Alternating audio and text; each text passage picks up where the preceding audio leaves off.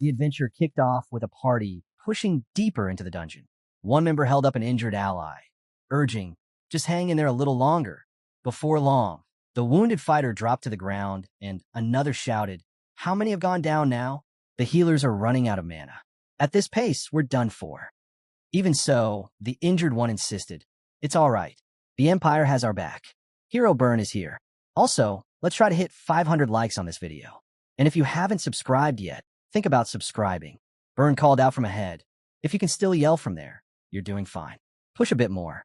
Another voice responded, yes, hero. Burn reflected on their situation. My team's starting to lose ground. We began with 74 people. Now only 43 remain. It's not that we lost 31. It's that only 43 made it. We just couldn't save those 31. Everyone did everything they could. After all, this place is one of the 7 cursed dungeons, the core of the ancient. Someone suddenly pointed ahead. Sir Burn, over there. Burn refocused. They had reached it. The final chamber, the heart of the ancient core. After everything they had given up, this was the end of their path. Countless treasures were said to rest here. Maybe even one of the legendary 36 virtuous masterpieces. And, of course, the lair of the dungeon's master. A low rumble echoed around them. Burn gave the command. Formation. Shields and blades up front. Mages, bring up the light. We need visibility first.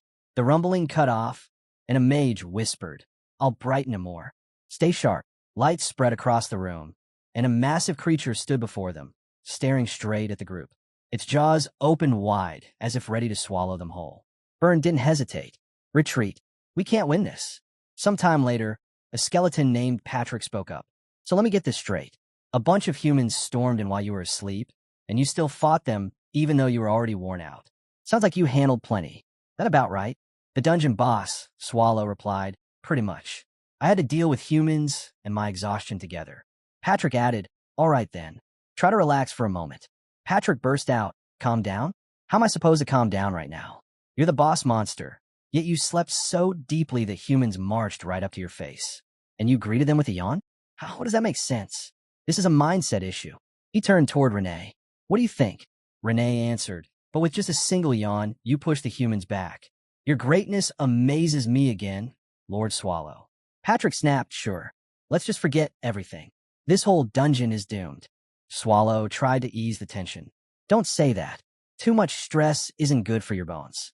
He continued, explaining the situation. This dungeon was one of the 7 malevolent dungeons, the ones humanity declared impossible to conquer. They were called the cores of the ancient. Normally, humans won most raids. They could attack whenever they wanted while monsters had to stand guard at all times, leaving the balance completely tilted. Endless attacks only wore down the dungeons. But back when dungeons were being created and destroyed non-stop, exceptions appeared. A handful of dungeons simply couldn't be breached. Humanity labeled these the 7 malevolent dungeons and put them aside as unraidable. Among them, the core of the ancient world stood as the most infamous. Monsters filled every corner, and 3 guarded routes led toward the depths. The red path on the left was guarded by the homunculus known as Blade Maid, Renee. The blue path in the center belonged to Patrick, the Death Knight. And the right path, overrun with filth, remained largely unknown, protected by countless tentacles. Over all of it ruled Swallow, the ancient monster rooted deep in the Empire's legends. Renee shut the book she had been reading. That's what's recorded.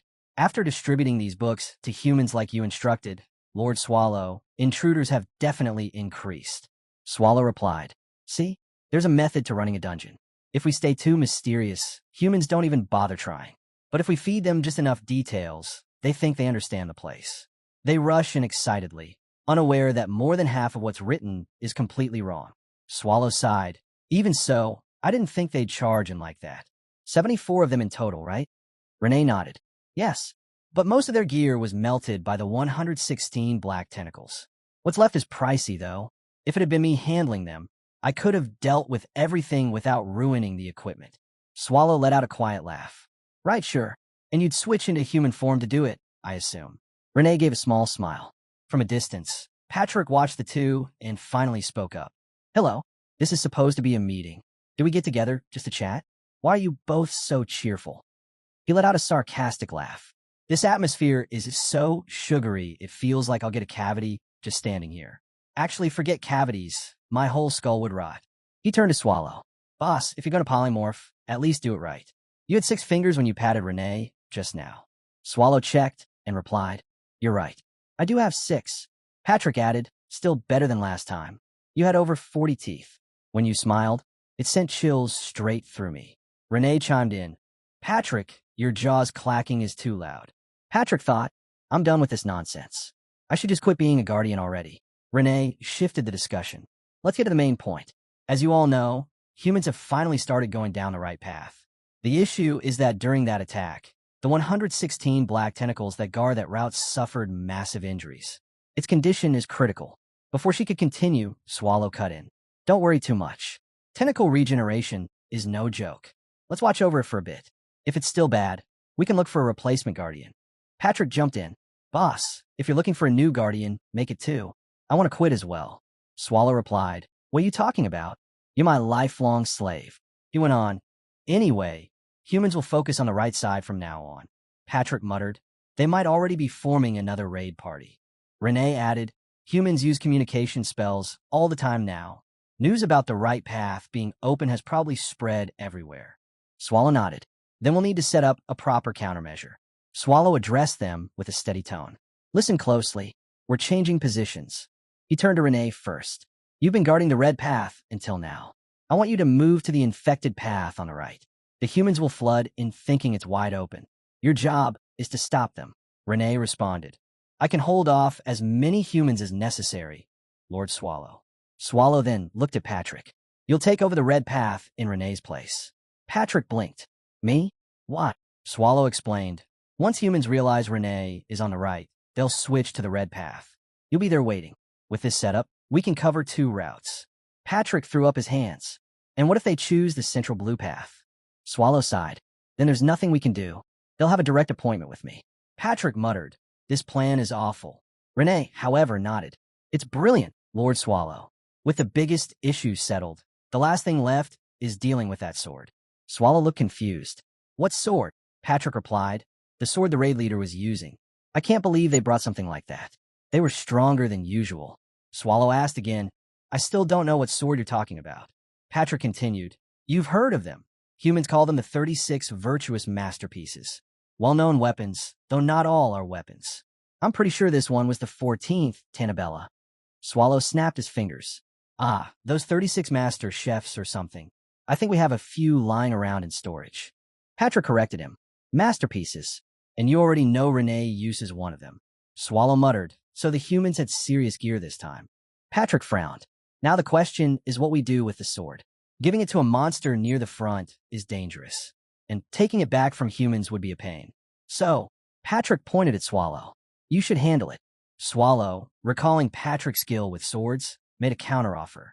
Why don't you use it yourself? Patrick stared. Seriously? Swallow nodded. Yes. Patrick let out a laugh. Well, guess I don't have a choice. I'll take care of it, just like you ordered. In the core of the ancient, home to a fierce homunculus, a death knight radiating gloom, and a massive ancient beast, Swallow quietly handed the sword to Patrick. His real intention was simple. He wanted Patrick to throw away that resignation letter stuffed between his ribs. Renee remained the ever-faithful sunflower, focused entirely on Swallow. Patrick was the dungeon's conscience and seasoned boss griller, and Swallow himself, the ancient monster who practically embodied laziness. Renee asked what they should do with the remaining loot. Swallow answered as usual. Use what's useful. Toss the worthless pieces as bait for future adventurers. Renee promised she'd sort out the distribution. Swallow accepted the plan. Renee then pointed out a problem. None of the dungeon's monsters needed magic items at the moment. Selling the mana stones would bring good money instead. Swallow wondered aloud if that meant he should visit the human village. Both Renee and Patrick froze at the idea. Swallow asked what was wrong. Patrick explained, it'd be better if Renee goes. You're terrible at human transformations, and your tail keeps showing. Swallow nodded. All right, bring back lots of tasty things. The next day, Renee stepped out into the clear weather, heading for the Adventurers Guild in the nearby town. A clerk looked at the mana stone she presented and said, we can't buy these. Renee asked why. He explained that the stones were larger than a mana stone. something an average commoner would need 10 years to afford. Only imperial magicians or high-ranking tower mages could handle stones like hers. Renee briefly considered heading to the capital or a magic tower, but decided she'd only go to a tower if it were for Lord Swallow. Finally, she announced she would be leaving. "Take care, kiddo," the clerk said. Then he noticed a stone she left behind. "Hey, kid, you forgot one." Renee replied, "That's a tip. Thanks for the information, human." He muttered, "Strange brat. You're human too, you know." When she arrived at the magic tower's wing, a representative greeted her. "So you're here to sell mana stones. In that case, the guild master is the one you should speak with. I'll take you to the office. Please follow me." As Renee walked behind him, she observed the layout. So the head of the tower stays at the very top. Renee compared the magic tower's structure to a dungeon in her mind, but her thoughts stopped when the guide said, "This way." Inside the office, the guild master greeted her warmly. "Thank you for coming all this distance. I'm Graumitz, head of this branch of the tower. And your name?" Renee noted the strong mana coming from him. "I'm Run," she replied. Graumitz continued, "I was about to dismiss you because you looked like a kid, but the guard told me you brought mana stones. You know our tower's reputation, right? I assume you brought stones suitable for high-ranking magicians." Renee simply said, "See for yourself." The moment Graumitz inspected them, his mind raced. These are A-rank stones, and the quality, they're at the highest level. A child shouldn't be carrying this. Who is she? He glanced at her silver hair and remembered one of the Empire's 8 great houses. Could she have run away from that family and brought these stones with her? That would explain everything. A noble lady in disguise. Graumitz immediately straightened up and apologized earlier. He praised the quality of the stones and stated the tower wished to purchase all of them. "We can offer 50 ounces of gold per stone and 80 for the exceptional ones." Renee narrowed her eyes. The guild clerk earlier said a single stone would take a commoner 10 years to save up for. Considering most people earned around 10 ounces of gold annually, the numbers didn't add up. Renee warned him, "Don't joke with me." Graumitz admitted the truth. "Even if we emptied our entire wing's funds, we still couldn't afford everything you brought." Renee offered, "Then purchase as many as you can." Eventually, Graumitz revealed they had 2,000 ounces total, their entire treasury. He then asked if she would accept valuable items along with the gold in exchange for all the stones. Renee asked about the quality and mentioned they needed to be easy to resell. Graumitz reassured her, "You won't have to worry about that," and invited her to a forbidden storage area deep within the tower. Graumitz laid out several items for Renee to look over. There was a tiara crafted from 4-carat diamonds set with mana stones, a living black pearl known for releasing soft cries whenever poison was close, and an alchemy piece. Renee gave each one a look, but showed no interest in any of them. Graumitz casually mentioned that alchemy tended to be seen as an unclean craft. Renee then asked about a gem called the Crimson Love Stone, said to turn one's feelings into reality. The idea held her attention. She faced Graumitz and asked if it had actually worked for anyone before. With absolute certainty, he explained that if she poured mana into the gem in front of the person she liked, the spirit inside would awaken and bind the two in lasting love. He then asked whether this was the kind of item she truly wanted. Renee replied that only this specific jewel would do. Graumitz let out a small laugh and admitted that although the other items were uncertain, this one was extremely hard to acquire. Its ability to capture even an emperor's heart made it beyond price. Slightly taken aback, Renee placed a new item on the table, surprising Graumitz. He questioned how a child managed to obtain one of the 36 virtuous masterpieces. Renee ordered him to gather every mana stone shown earlier, combine them with a masterpiece, and hand over the jewel. After Renee left, a green-haired man with glasses hurried to Graumitz, the guild master of the magic tower, speaking through her armor. He was alarmed that she had allowed the heart gem to be taken, insisting that letting the girl walk away with it could cost her life. Graumitz continued examining a jewel through a monocle and brushed off the warning. She cared nothing for the noble girl who made the trade and focused solely on the gem's worth. She coldly stated that both the girl and the one she liked were doomed, and that the curse would erase any trace of wrongdoing. The story then moved to one of the 7 dungeons Renee despised. A castle stood beneath a sky streaked red and black, with ash drifting through the air. Jagged towers overlapped like stacked blades, giving the place a threatening shape. Inside, a red woman armed with scissors and a comb prepared to cut Renee's hair. noting the damaged ends before trimming a small piece away. Renee apologized for arriving without notice and thanked her for the help. The woman, Ursabet Bathory, ruler of Chait Castle, responded that neighbors should support one another. She said she enjoyed having Renee around. Ursabet praised Renee's appearance, leaving her without a reply.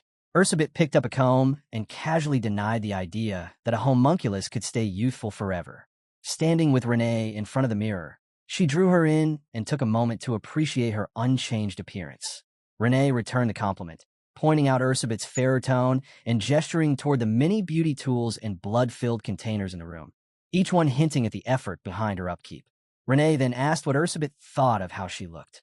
Ursabet told her she was the most striking girl she had ever seen and labeled her as level A. The words lifted Renee's mood. Ursa rested a hand on her shoulder, tapped her cheek, and told her that no one would be able to turn her down like this. Renee let out a light laugh. Curious, Ursabet asked why Renee was grooming herself so carefully, joking that she might be getting ready to confess to someone. Renee looked into the mirror, holding a heart-shaped ruby, and admitted she intended to confess. Startled, Renee spun around with a bright grin, clearly ready for it. Ursabet froze for a moment, suspecting she was teasing her. When she pushed for the name and heard Lord Swallow, she could hardly believe it. Still doubtful, Ursabet asked if this was some unusual homunculus humor. Renee insisted she was serious. Trying to understand, Ursabet asked what Renee even saw in Lord Swallow. In her mind, he was an unpleasant, messy man who picked his nose. But Renee described him as grand and strong, listing the qualities she admired. She didn't deny that he was lazy, oversized, greedy, and disorganized, yet none of that lessened her affection. At the same time, Lord Swallow lay collapsed on the ground, snoring and drooling, matching every flaw she mentioned. Even so, Renee said those issues didn't matter next to how much she liked him. Ursabet listened and slowly realized that Renee truly meant every word. Renee confirmed it again. Ursabet placed a hand on her shoulder and told her she hoped things worked out, though she also hinted Renee deserved someone better. She gave a small wink, offering herself as an option if Lord Swallow refused her. Renee thanked her and held the heart-shaped gem close, promising she would make her confession succeed. Meanwhile, in the Imperial Castle, within the Dungeon Subjugation Coalition, a blonde man delivered a report. The hero Byrne and his entire subjugation team were believed to have been wiped out. The report sent a wave through the meeting room. One person struck the table and declared it impossible. Questions followed quickly. The party had cleared the Guardian. So how could this happen? Doubt grew when they learned no bodies had been recovered. Some insisted that Sir Byrne could never fall to a creature, but another member quietly stated that by the next day, the truth would reveal itself. Now that 2 days had passed with no signal from Byrne, he concluded that Byrne was gone and that one of the 36 virtuous masterpieces had vanished with him. A sly smile crossed his face as he wondered where Byrne's weapon, Tannabella, had ended up. The blonde messenger explained that their communication spells had failed the moment Byrne's group reached the ancient heart's core. Without returning to that area, recovering Tannella was impossible. They began discussing their next move. Some suggested entering the dungeon to retrieve the lost masterpiece. Others warned against it, pointing out that if Byrne's skilled team had been wiped out, sending more people would only add to the casualties. A different voice countered that Byrne, known as a hero, must have landed heavy blows on the boss monster. If that was true, the dungeon might now be weakened. He argued that their main forces should push while the chance was open. At the head of the table, an older man struggled to process the losses. A hero from the imperial household and a virtuous masterpiece gone. He feared what another failure might bring, along with the response from the imperial family. He hesitated and asked whether it was possible that Byrne hadn't damaged the boss at all. If so, the dungeon might be impossible to conquer. His words hung over the group, leaving them silent. A new arrival broke that silence. A short-haired, purple-haired man walked in with 2 cloaked guards and declared that the dungeon was conquerable. All eyes shifted to him. The older man rose and demanded to know why the Imperial Magic Research Association, the Third Eye, was here. The newcomer gave a vague remark about the authority they served, hinting at involvement from the imperial family. The older man cursed internally at the intrusion. The appearance of the Third Eye unsettled everyone. The purple-haired man warned that their choices carried weight and that they might be held responsible for their failures. With a sharp glare, he condemned the old man and the others for their incompetence. accusing them of causing Sir Burn's death and losing one of the Emperor's treasured virtuous masterpieces. The old man at the table froze, unable to form a clear answer. The third eye placed a hand on his shoulder and told him there was a way to spare their lives, if they accepted his terms. He leaned closer and announced that the Emperor demanded another assault on the ancient core. The old man, shaken and doubtful, asked how they could possibly win when Sir Burn had already failed. The third eye cut him off and introduced Nifrim as the one who would make success possible. The name stirred mutters around the room, many recalling Nifrim as a troublesome hybrid. The third eye corrected them, insisting Nifrim had succeeded, not failed. He then asked why Burn's team had fallen. The reason, he explained, was simple. They lacked what Nifrim possessed.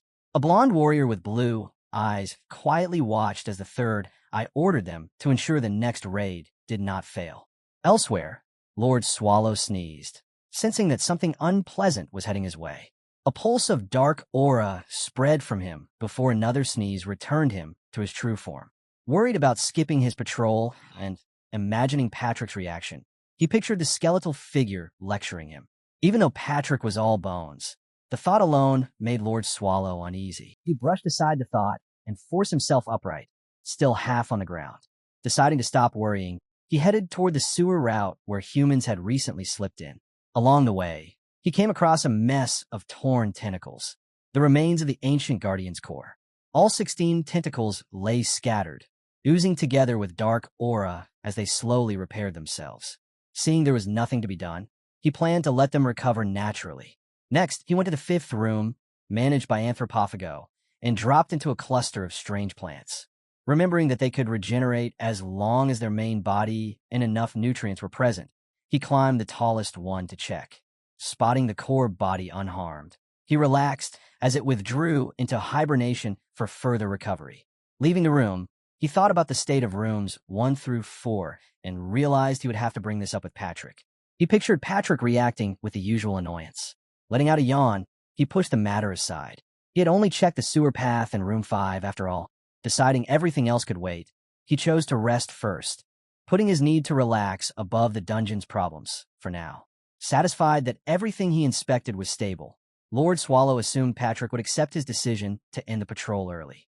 Convinced there were no major problems, he prepared to head back, unaware of a faint glimmer hidden deep in the cavern. Just as he turned away, a weapon shot past his cheek and buried itself in the wall. Swallow reacted instantly, releasing a wave of demonic aura as he prepared to counterattack. A voice rang out, dripping with hatred toward humans. A figure stepped from the shadows, a young girl carrying several knives, her hair charged with energy. Swallow faced her head-on, ready for a fight, until he realized it was Renee. His aura faded at once. Renee apologized, but Swallow waved it off and pointed out that she looked different today, noting her outfit as she posed lightly. Renee was delighted he had noticed and asked what he thought. Swallow, caught off guard, told her she looked dressed for something important. Privately, he worried she might be quitting, since she wasn't in her uniform. Playing with her hair, Renee confirmed it was indeed a special day and asked if he had a moment. Swallow agreed with a heavy feeling, hoping she wasn't about to deliver bad news. Renee guided him to a hidden corner of the lair where she had set up a small table with 2 chairs. She invited him to sit while she fetched something for him. Swallow, tense about the unknown reason for all this, sat down carefully. Inside, he begged for this not to be a resignation. Renee poured him a cup of smutty tea. Swallow, still braced for the worst, took a sip as she told him this spot used to be her private hideaway, but now it was something they shared. He nodded awkwardly, nerves running high. Then Renee shifted the topic and mentioned that it had been 8 years since he first brought her in. This pulled his thoughts away from his fears. He remembered the chaos of the dungeon raids and how she had risen in rank over the years. He asked about her right eye, showing real concern, relieved that she still hadn't said anything about leaving. Renee told him she was glad she had been able to protect him all this time. Swallow suddenly realized she had spoken in the past tense and panicked, taking it as a sign that she was about to say goodbye. Renee stepped closer, and Lord Swallow's worry surged as he braced for a resignation. Instead, she quietly confessed her feelings. The directness of her words stopped him cold. Unsure if he heard correctly, he stared at her in disbelief. Renee repeated herself, explaining that she had cared for him for the past 8 years. The weight of her confession paired with the dangerous lives they lived, made Swallow rise to his feet, his tail fidgeting behind him. He acknowledged her feelings, but reminded her of the constant threat surrounding them. He hinted that forming such a bond could bring loss and isolation. Renee trembled at his response, but said she had expected this possibility. She explained she could no longer keep her feelings hidden and that silence had become unbearable. Terrified of rejection, she acted out of desperation and revealed a heart-shaped gem, something she had obtained from the guild master of the magic tower.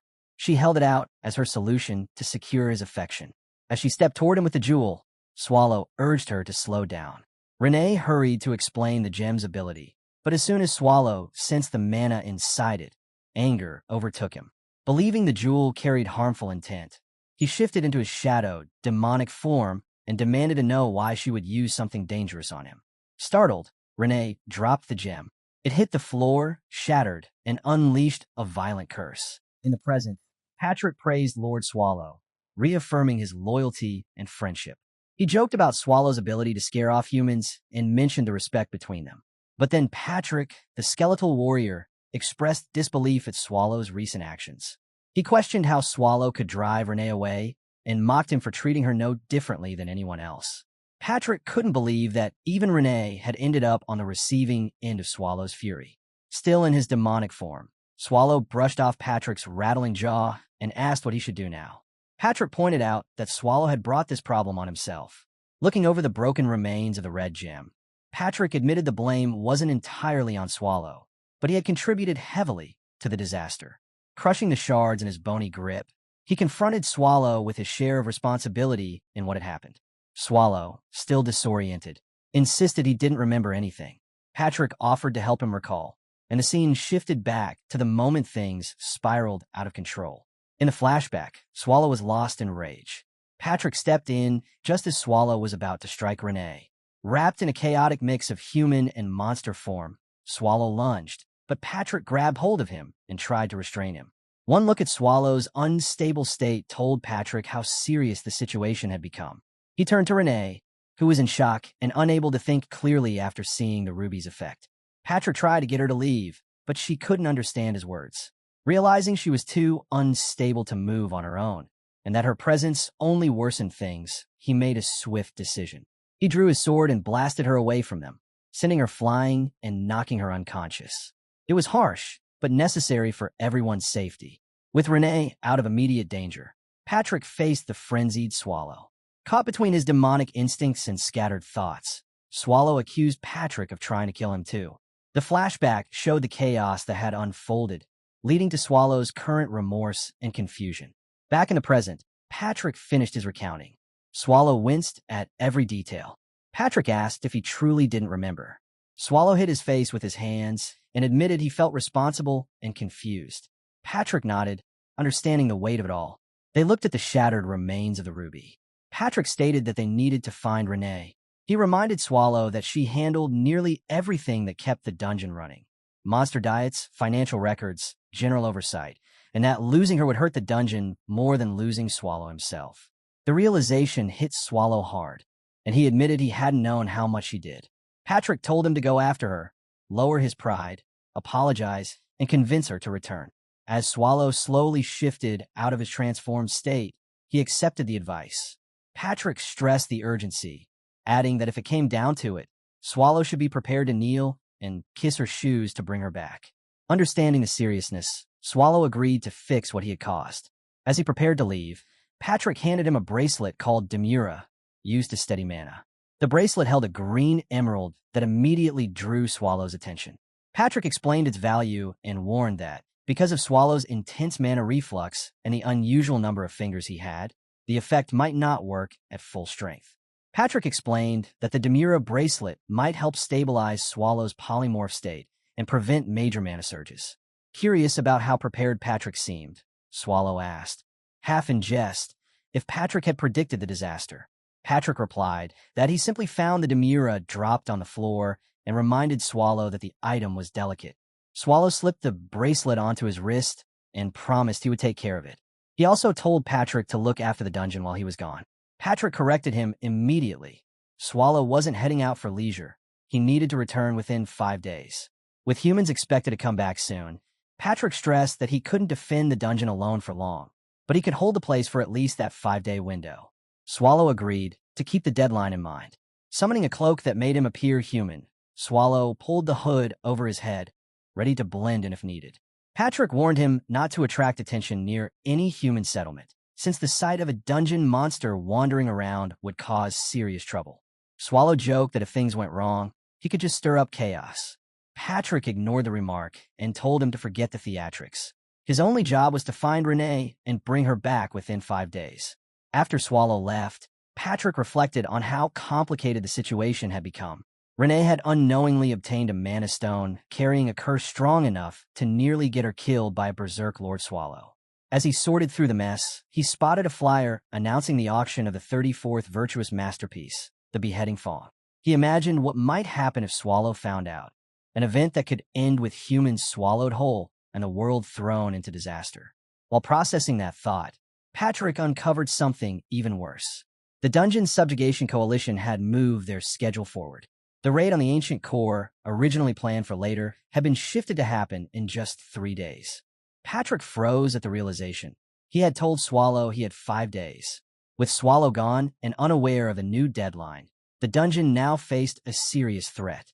Elsewhere, Lord Swallow lay deep inside a crater, completely unaware of how critical the situation had become. The scene emphasized how dangerous their situation had become, making it clear that if Swallow didn't return before the humans attacked, the dungeon could fall.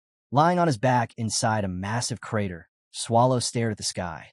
He sighed over teleporting himself by accident yet again and remembered Patrick's warning about his unstable mana and how using magic could go wrong.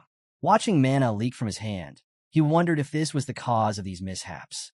Even so, he decided to try once more. Setting his hand on the ground, he focused on the place where Renee had gone to sell mana stones. Dark mana surged through him, lifting his body as a thick aura wrapped around him. A moment later, he disappeared.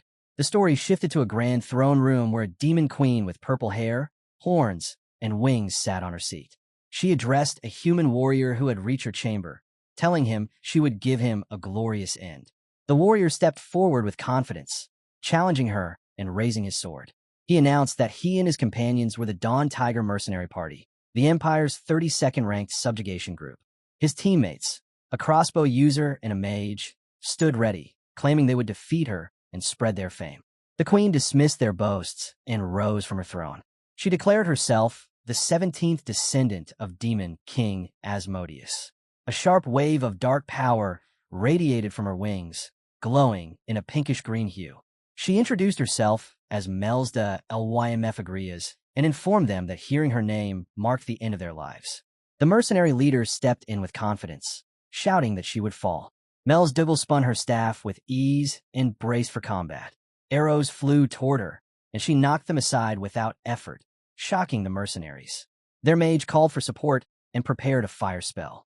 The demon queen declared their efforts meaningless and unleashed a blast of demonic flame. The long-range fighters behind the leader were struck first, and she then redirected the attack straight at him. Acting quickly, the leader drove his sword into the ground, pulling up a barrier of broken stone to shield himself just before the flames reached him.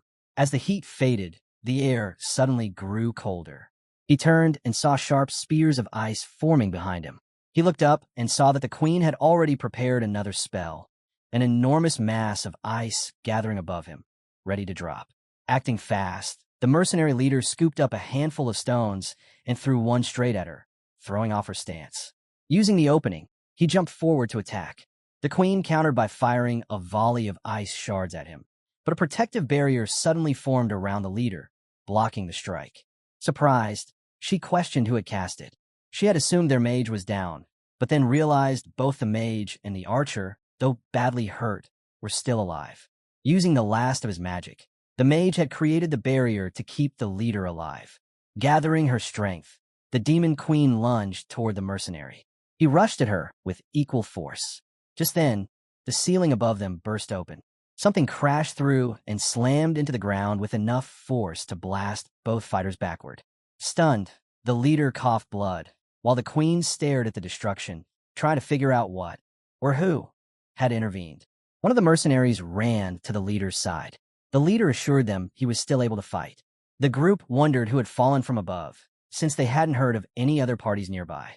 The queen, now steady on her feet, considered whether a stronger threat had arrived, someone capable of breaking into the Demon King's castle. As the smoke cleared, a figure stood up and casually asked where Harsten was. It was Swallow, who had teleported into the middle of the battle without realizing it, confusing both the mercenaries and the queen. The Demon Queen and the mercenary leader spoke at the same time, demanding to know what he thought he was doing. The leader warned him, saying that although Swallow looked human, he should stay away from the Demon King. Hearing this, Swallow turned and studied the queen. He muttered to himself that her aura felt completely different from the Demon Kings he had met before. The queen declared that no number of humans could defeat her and that they would pay dearly for damaging her castle. A mercenary called out that the support squad had arrived. The leader grinned and announced that they would bring down the Demon King together. Swallow interrupted, asking them to answer his question first. No one listened. They all charged back into battle while Swallow sat down, staring at the chaos. He thought to himself that he was tired of this, that he needed to find Renee fast, and that dealing with this group would make things impossible. Patrick would scold him without mercy if he wasted any more time. The mercenaries approached Swallow, urging him to move and join the fight. One of them muttered that he must be frozen with fear. Swallow snapped back with a sharp "shut up," then shifted into his demonic form. The mercenaries tried to flee, but he devoured them all in an instant. Seeing what had happened, the Demon Queen stiffened. Studying him, she asked what he had just done, calling the display incredible and wondering if he might even surpass her. She stepped closer and, with growing interest, asked for his identity, his name, and the source of his power. Swallow, overwhelmed by her barrage of questions, hesitated. Noticing his reaction, the Demon Queen steadied herself and introduced herself properly as Mels de Lymf Agrias, 17th descendant of Asmodeus and a renowned Demon King. She then asked again for his name. Swallow reminded himself that revealing his true identity would spread unwanted attention, exactly what Patrick had warned him to avoid. Deciding to keep things simple, he introduced himself as Swalso Raunier. Mels repeated it as Swaldo Rolliner and asked if she could address him as Lord Swaldo. Swallow allowed it.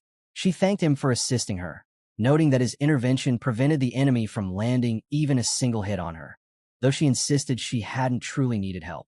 Since he had stepped in, she offered to return the favor and asked if there was anything he wanted. Swallow immediately asked if she knew the way to Harsten. Mels repeated the name thoughtfully. Hearing her say it aloud reassured Swallow that she at least recognized it. He congratulated himself on sparing her rather than the humans, thinking he was finally making progress toward finding Renee. But then Mels asked, "So, what exactly is Harsten?" Swallow paused, realizing she not only lacked the route, but didn't even understand what it was. He questioned if he had chosen the one person completely uninformed. Trying again, Swallow asked her the next simplest thing, the location of the nearest human settlement. The Demon Queen answered that the nearest human settlement was the city of Liège. Swallow immediately realized the issue. Liège, the imperial capital, was incredibly far from Harsten. Remembering that a human carriage took 2 months to travel that distance, he rolled on the ground in frustration, muttering that he had completely overshot his destination. Mels asked what was wrong, repeating his complaint about overshooting, and suggested that if he needed to travel such a great distance, he should use the teleportation hub. Swallow asked what that was. Mels looked surprised and explained that the hub was a human-made device combining magic and alchemy to forcefully transport people through space. When he asked where it could be found, she told him it was located in Liège. After arriving in Liège some time later, Swallow asked again if this was truly where the teleportation hub could be found. Mels confirmed that Liège was an excellent place to gather information. Swallow doubted Renee would be there, but since he wasn't even certain she had gone to Harsten, he decided this city would at least offer clues. When he described Renee as a silver-haired woman, Mels promised confidently that she would help him find her. Swallow questioned why she would leave her own castle to assist him. Mels replied that her authority wasn't tied to a building. Where she stood was her domain, and the demons who followed her were her soldiers. A heavy aura pulsed around her as she declared this. Swallow asked if this command over demons was a special power inherited from the Demon King bloodline. Mels confirmed it, though she admitted she had never tested it before. She remained confident she could match her father's capabilities. She casually added that her father's castle, now partly destroyed, was the reason she wasn't bound to it. Swallow apologized for damaging it, but Mel's brushed off the structure's importance, complaining about the repeated trouble caused by humans. As they moved through the alley, an unusual partnership began forming between them in their shared search for Renee. Swallow remained unaware that Mel's eagerness to assist him also carried a personal motive. Later, inside a lively tavern filled with noise and celebration, Swallow and Demon Queen Mel's sat together with 2 mugs of beer. Swallow studied the full mug in front of him, thinking over their situation, while Mel's enjoyed her drink and commented on how refreshing it was. Swallow, unsure why they were wasting time, asked why they had come to a tavern in the middle of their search. Mel's finished her sip and explained that human pubs were gathering points, places where adventurers and villagers shared news, rumors, monster reports, equipment tips, and raid updates. She said the trick was listening carefully and choosing the right conversations. As Swallow looked around, trying to understand what she meant by picking and choosing, something caught his eye, a wall covered in flyers. When he went to inspect it, Mel's joined him and explained that this was an information board. Swallow examined one of the sheets, and Mel pointed out that it listed subjugation parties active in various dungeons. The system prevented multiple groups from entering the same dungeon at once, since it caused fights over rewards and payment. Swallow took in the information, beginning to see why Mel's had chosen this place. Mel then commented on how strange humans were, risking their lives for money, and added that they had little chance of success unless they cooperated. Swallow muttered that this worked out better for them. Mel's paused at the word us and asked what he meant. Swallow stiffened. Mel's leaned in, suspecting something unusual about him.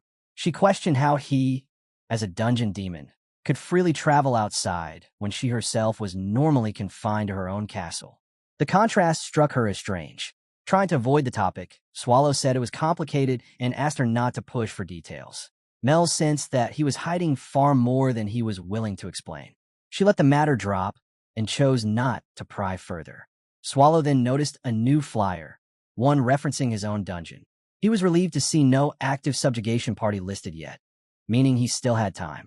Mel's, teasing him lightly about his height, demanded to see the flyer too. Annoyed but cooperative, Swallow handed it to her.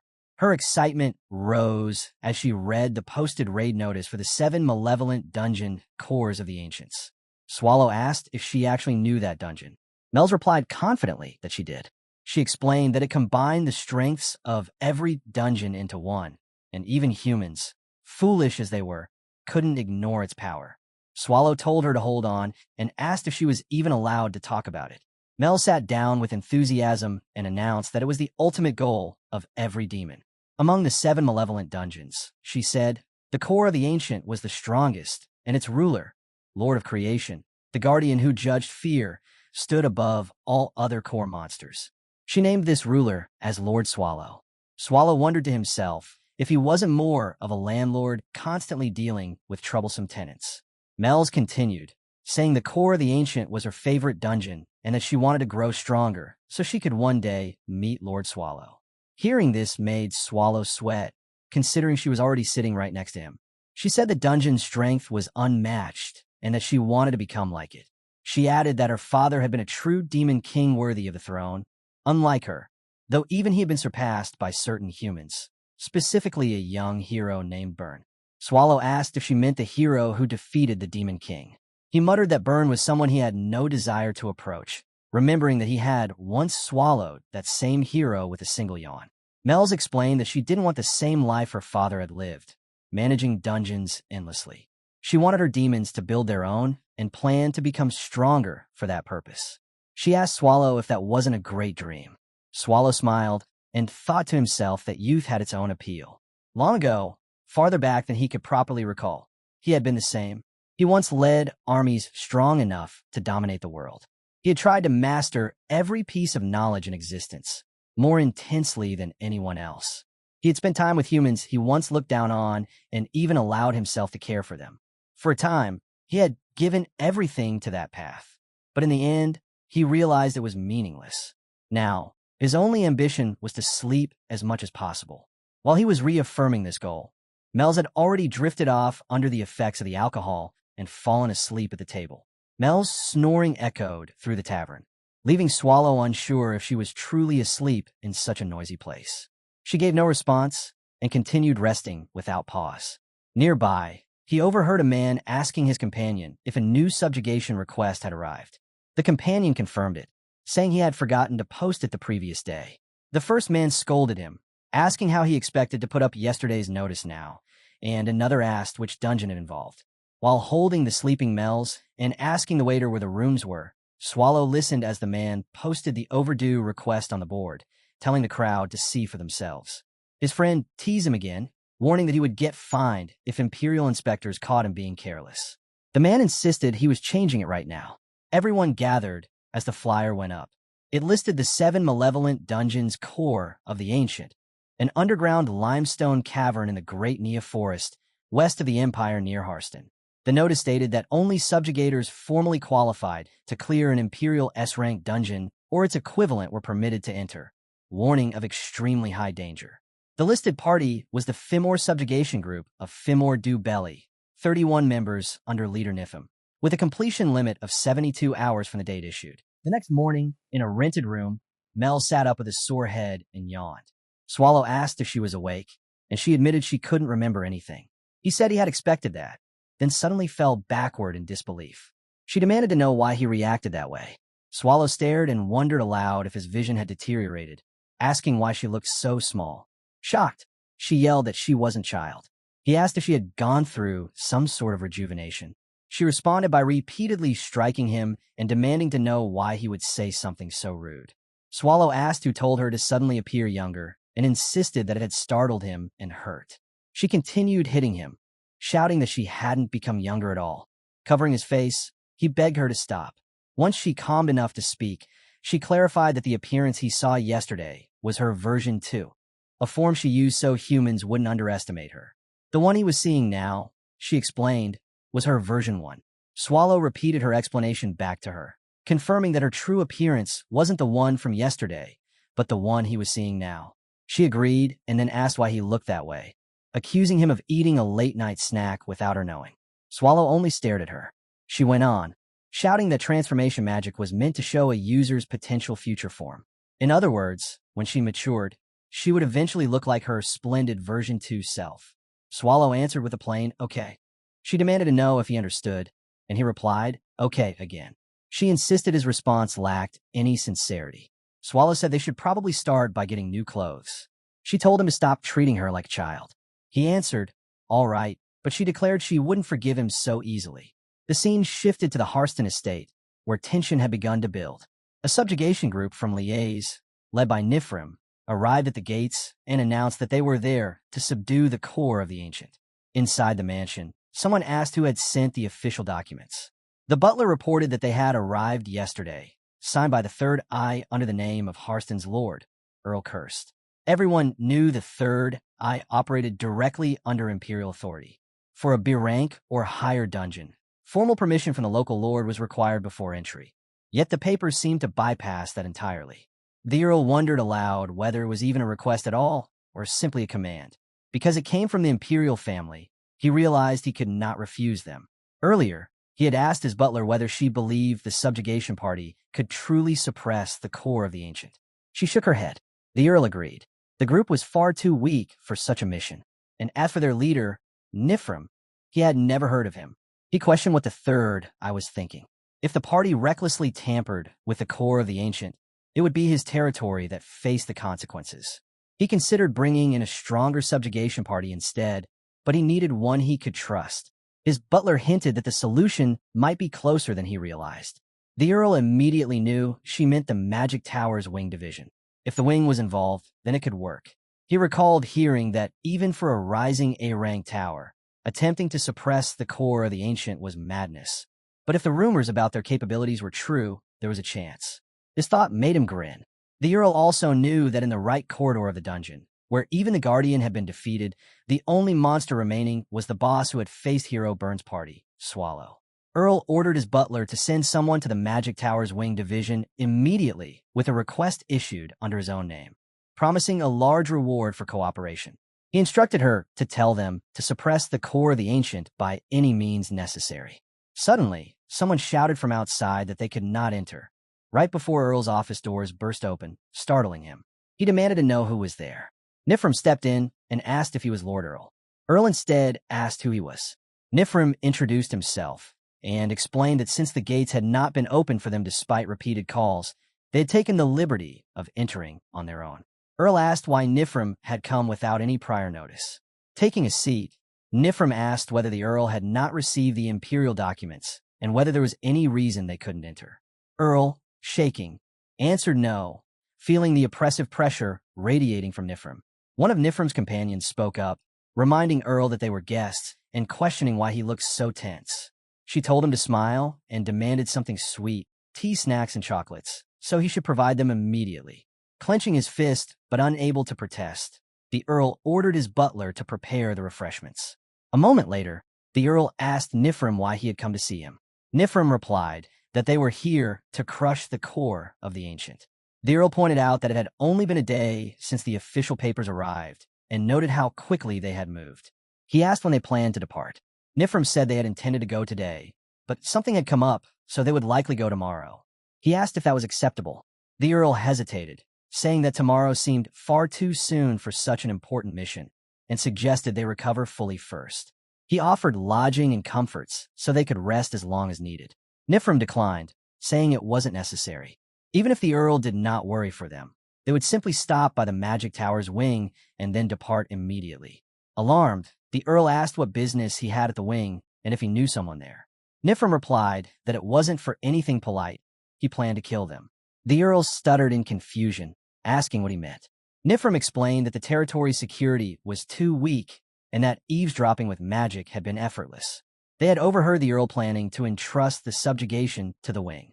Nifrim asked whether the Earl truly believed the wing would simply give up when they had also come for the same mission along the border. He believes anyone who could cause trouble should be eliminated.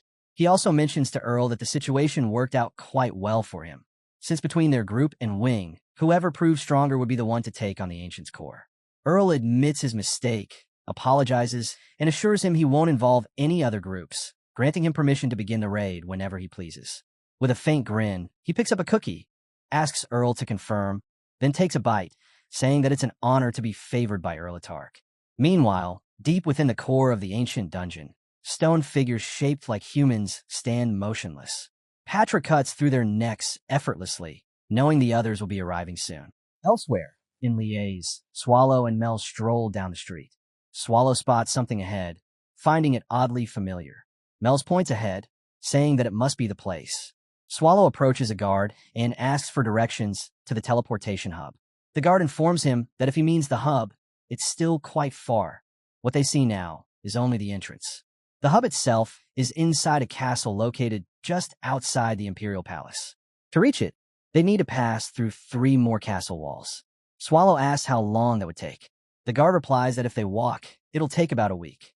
Both of them are stunned, leaving the guard puzzled as he asks if something's wrong.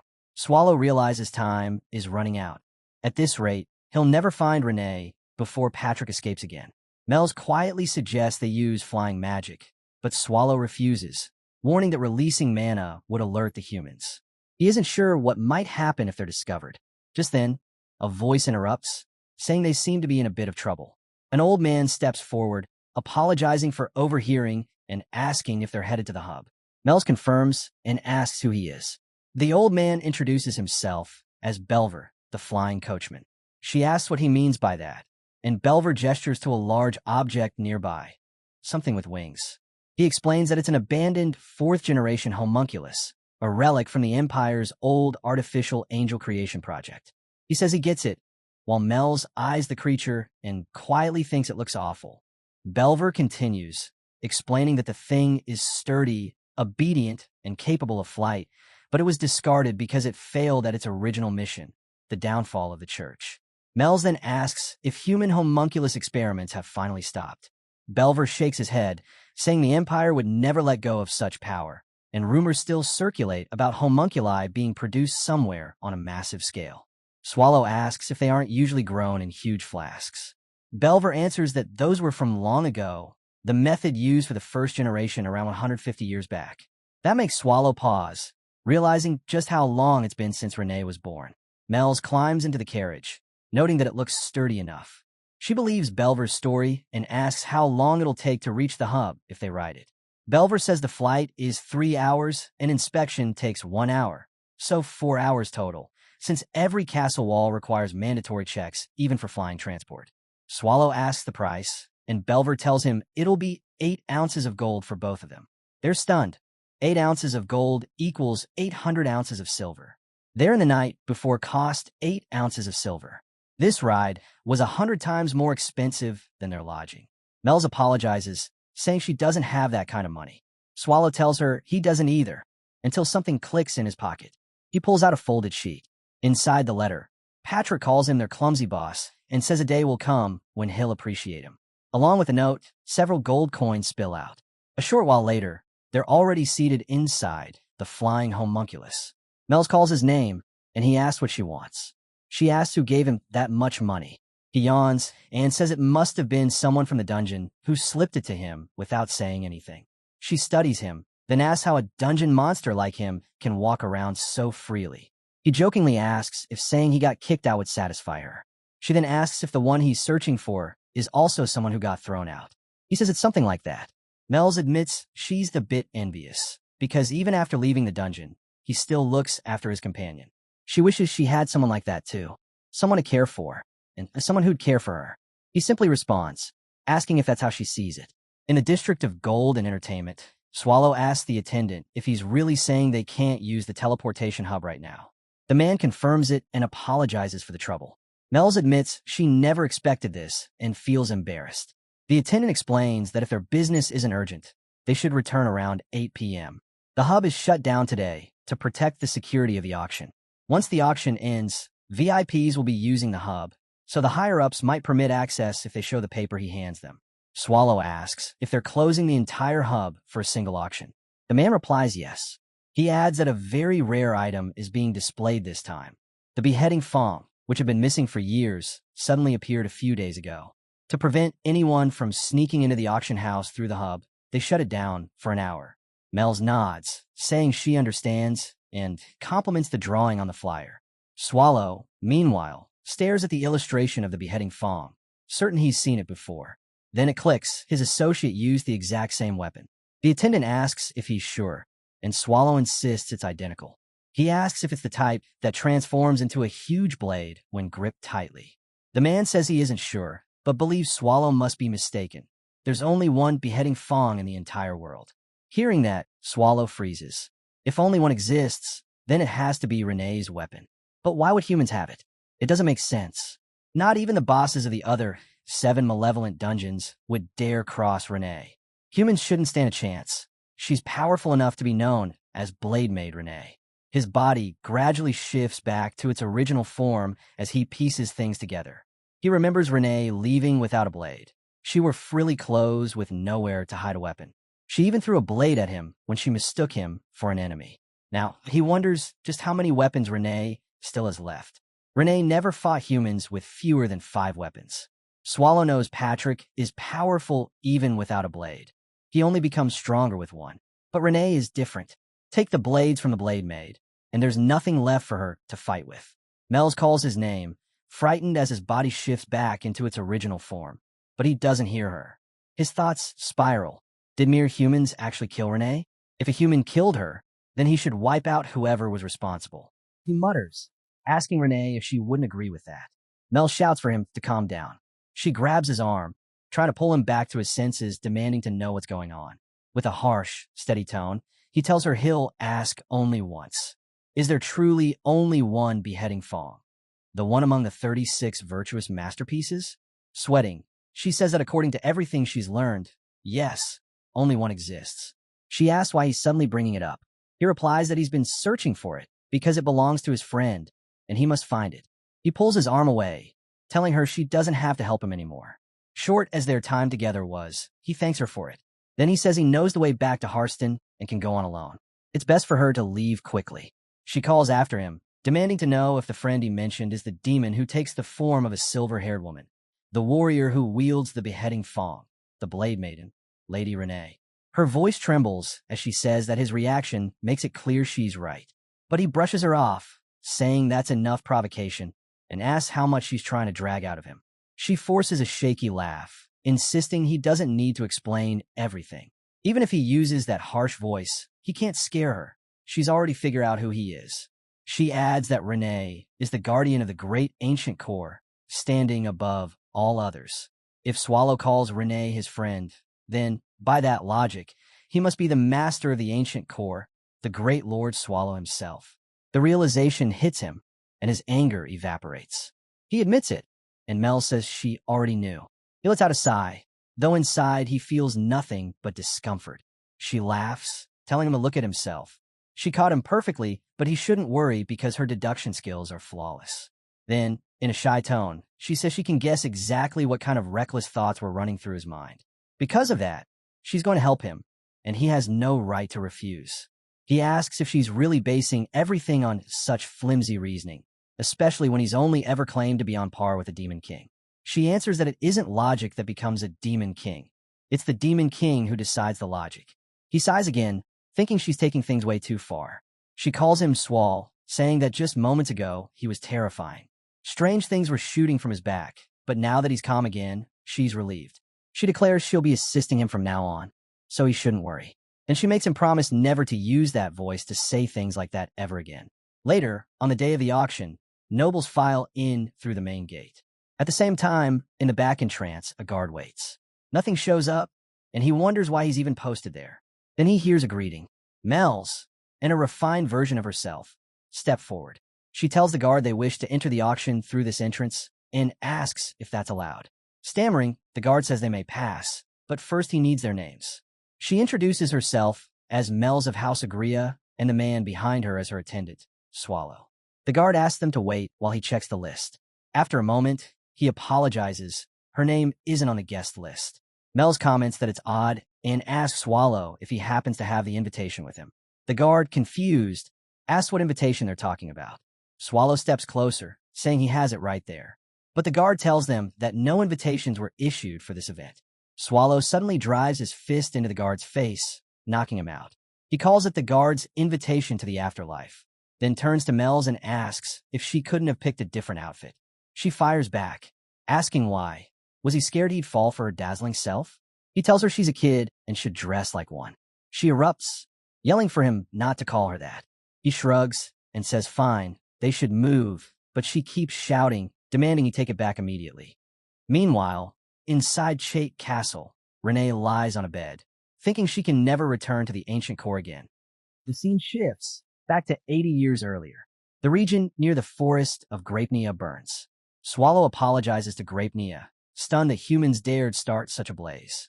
He wonders if the forest will recover and if its joy will return, especially since they took vengeance on the humans. Earth Spirit, Grapenia, the owner of the forest, sits on the ground, furious, holding the severed head of the human who caused the fire. Swallow considers the ancient core that lies beyond the forest and thinks about staying on Grapenia's good side. He asks if all the humans responsible are dead and assumes Grapenia's fury will fade in time. Yet he can't help being curious. If a homunculus, something humans created but not truly human, witnessed everything, should it be killed too? He turns to the homunculus and tells her that her master's final words were that she was free to leave if she wished. He makes it clear he won't help her escape. Whether she dies inside the burning forest or outside of it is her choice. The homunculus, named Lello, listens silently. Swallow mentions that Lello's master had been searching for a maid named Lello, and since there were no other maids present, it must be her.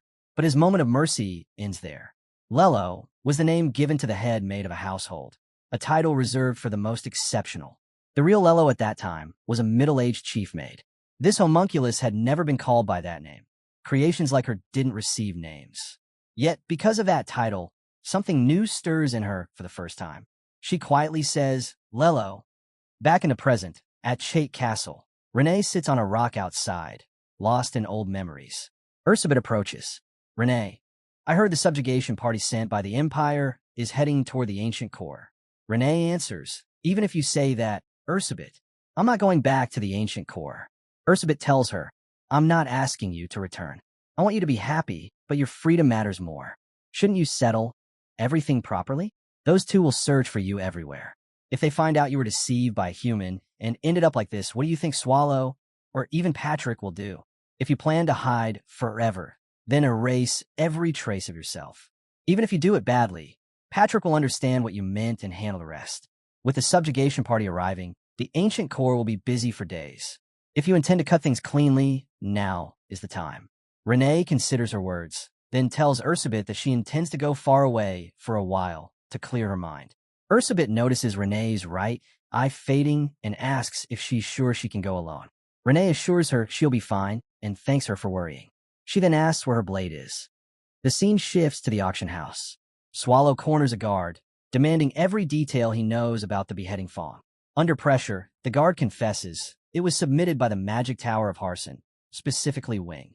He insists he knows nothing else and begs Swallow to believe him.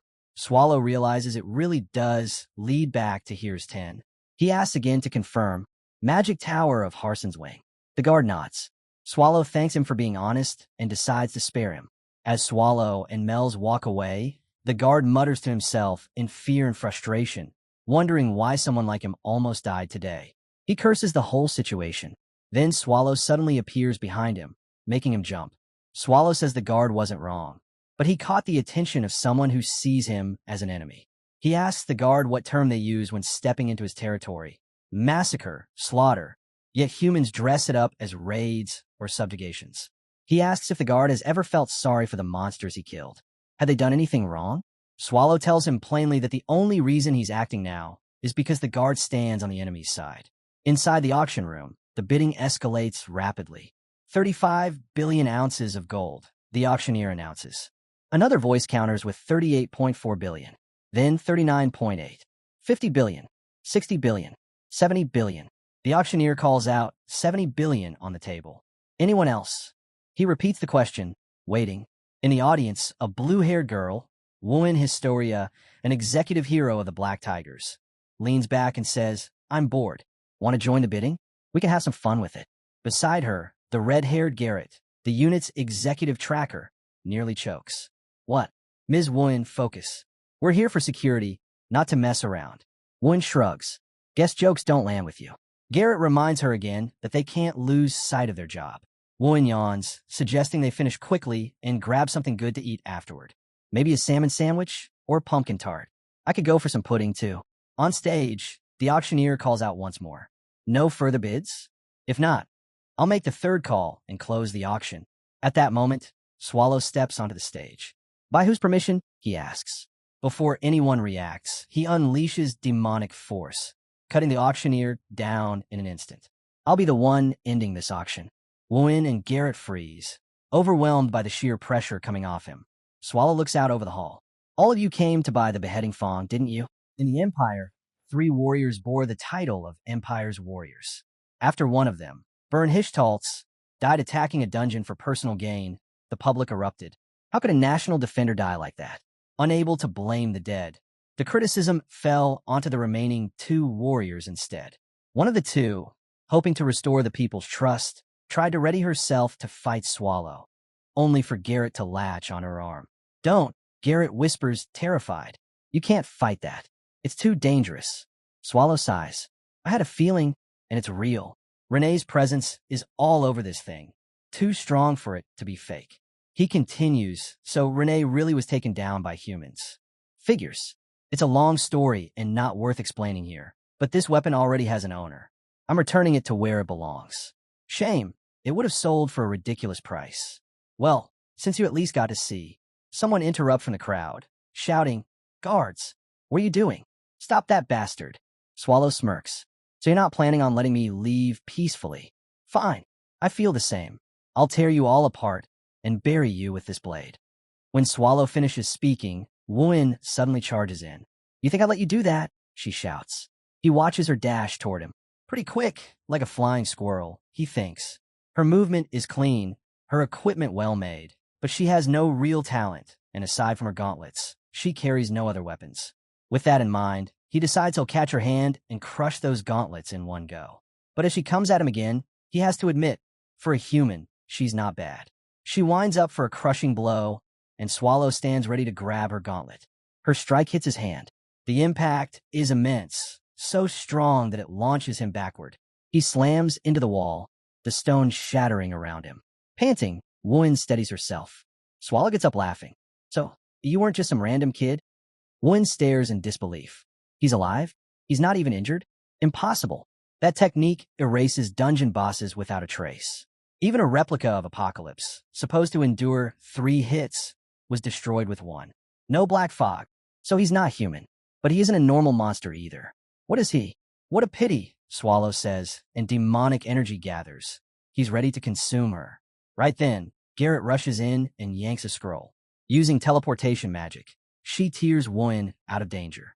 A moment later, Mel's runs up. Sir Swallow, are you safe? I was so worried. You give a casual nod. I'm fine. Are you really? I thought you died a helpless death just now. Swallow wonders the same. Am I actually okay? That attack. A human shouldn't be able to produce that. If it had hit my heart, it might have shocked me enough to break my polymorph. And if that happened, Patrick would know. I'd rather die than deal with that. More importantly, he realizes he misjudged them. There weren't just 1, but 2 flying squirrels. The redhead especially. While he focused on Woon, Garrett evacuated the crowd, layered protection magic on Woon, and escaped his magic all at once. Intriguing. Elsewhere, not far from the auction house, Woon reappears where Garrett teleported her. She collapses to the ground. An elderly passerby shouts, "Something fell over there." Another person hurries over. What in the world is going on? Someone's here. The old man bends down. Are you awake? She's badly hurt. Someone calls a guard. No, a healer. Woon thinks weakly. I'm a warrior, and yet an unknown monster defeats me in a single strike. Woon struggles to lift her head. Are the people in the auction house safe? What about Garrett? Garrett, she whispers. A voice snaps back. How am I supposed to hear you when you mumble like that? Woon's eyes widened. You're alive. Garrett exhales. Miss Woon, you should be thanking me already. If I hadn't been there, they'd be preparing your funeral. Then Woon notices the missing arm. Her face drains of color. Garrett waves her off. Don't make a fuss. It's not life-threatening. Tears spill from Woon's eyes. Because of me, Garrett, I'm a failure as a hero. I'm so sorry. Garrett cuts her off sharply. Woon Historia, get a hold of yourself. You're a hero of the Empire. Do you really want people to see you bawling like this? Woon lowers her voice. If it's just 1 arm, it's nothing. Garrett nods. Exactly. And do you even understand who you were fighting just now, Miss Woon? That monster was Swallow, the core of the Ancient. Woon stares at her. What? Don't joke. There's no way that monster would come here. Garrett replies, serious and unwavering. I'm not joking. I don't know why he's here, but I'm certain. That black calamity is the ancient monster Swallow. She adds, and on that monster's foot were fresh traces, tracks from hero Burn Hishtaltz. No older than a month. This is worse than we imagined. If this continues, the Empire may collapse. Woon gasps. If he's really Swallow, then we have to stop him. This is human territory. We have the advantage. Garrett interrupts. Miss Woon, this isn't something we can handle. You felt that power firsthand. We can't win. Not like this. She continues. We need help from the Demon Subjugation Coalition and must report this to the Imperial family. I'll move ahead first. In my condition, I can't teleport both of us. She places a hand over her wound and whispers a weak healing spell. Whispers of light, cure. A faint glow settles on Woon. This won't heal you fully, so don't move around. Stay here and wait for me. But we don't know when that monster will attack again. Woon protests. Garrett pleads, please wait. Just this once. And with that, she teleports away, leaving Woon alone with the echo of her fading magic. Inside the ruined auction hall, Swallow weighed his options. So troublesome. Do I chase the ones who got away? Or head straight to Here's 10? Removing risks might be smarter, but I've already secured the beheading fawn. I should leave it at that. And more importantly, I still need to find Renee's body. He turns to Mel's. Let's get ready. She answers quietly. Okay. He studies her. What's wrong? Nothing, she says. It doesn't look like anything. She hesitates before speaking. Sir Swallow, you really are strong. I thought I understood that when I saw you at the Demon King's castle. But the more I learn, the stronger you seem. You said you were Ms. Renee's friend, but you're far stronger than I imagined she was. Am I wrong? Or is Ms. Renee far stronger than I ever realized? Please, Sir Swallow, who are you really? He taps her lightly on the head. Brat, why sulk over something like that? I'm just Sir Swallow. When it's all over, I'll tell you the truth. Okay, Mel's murmurs. Swallow nods. Good. Now let's finish this. Time to show them the power of Demon Kings. Mel's throws off her hooded cloak and shifts into her second form. Understood, Sir Swallow. Then reconstruction magic erupts, an enormous explosion ripping through the building. Outside, people scream. What was that? That blast came from the auction house. In the middle of the capital. Are those creatures insane? Far away, Wuin staggers to her feet. That direction, the auction house. Damn it, causing that much destruction here. Don't they realize how many civilians live in this city? What should I do? Garrett's words echo in her head. Please don't move around. Stay here. Her frustration shows clearly until a child grabs her hand. Miss, my dad is over there. Wuin clenches her fist. It's all right. Don't worry. I'll handle this. I'm hero Wuin Historia. I won't run from a monster like that. Back inside, debris collapses around the shattered hall. Swallow steps out of the dust cloud and calls for Mel's. When she approaches, he asks, that magic you used, what do you call it? Mel's answers confidently, it's reconstruction, high-grade magic that collapses terrain. Then she asks, do you think everything's cleaned up now? Swallow stares at the wreckage. You really had nothing else you could have used? She defends herself immediately. How is this my fault? You struck a pose and said, let's finish things. So I picked the coolest, most dramatic magic I had. Now you're complaining? If you wanted something specific, you should have told me beforehand. He sighs. I trusted you to use your best judgment. She laughs awkwardly, and Swallow thinks this is getting troublesome. Then he asks, you remember the path to that hub, right? She nods. Perfectly. Good. Humans will gather there for sure. Handle it. I'll leave the preparations to you, so I could go to Harsten the moment I arrive. Got it, she says, then asks, Sir Swallow, you keep saying Harsten. Where's that exactly? Swallow turns to her. You know where the core of the ancient world is, don't you? She brightens. Of course. I always say it. My favorite dungeon is the ancient core. He cuts her off. It's the town closest to that. She freezes. To be honest, I only know the ancient core from books. It's fine. Let's move. As she walks off, she calls, leave the hub to me. I'll protect it. He waves her on. I'll be right behind you. A short walk later, Swallow stops. Already here.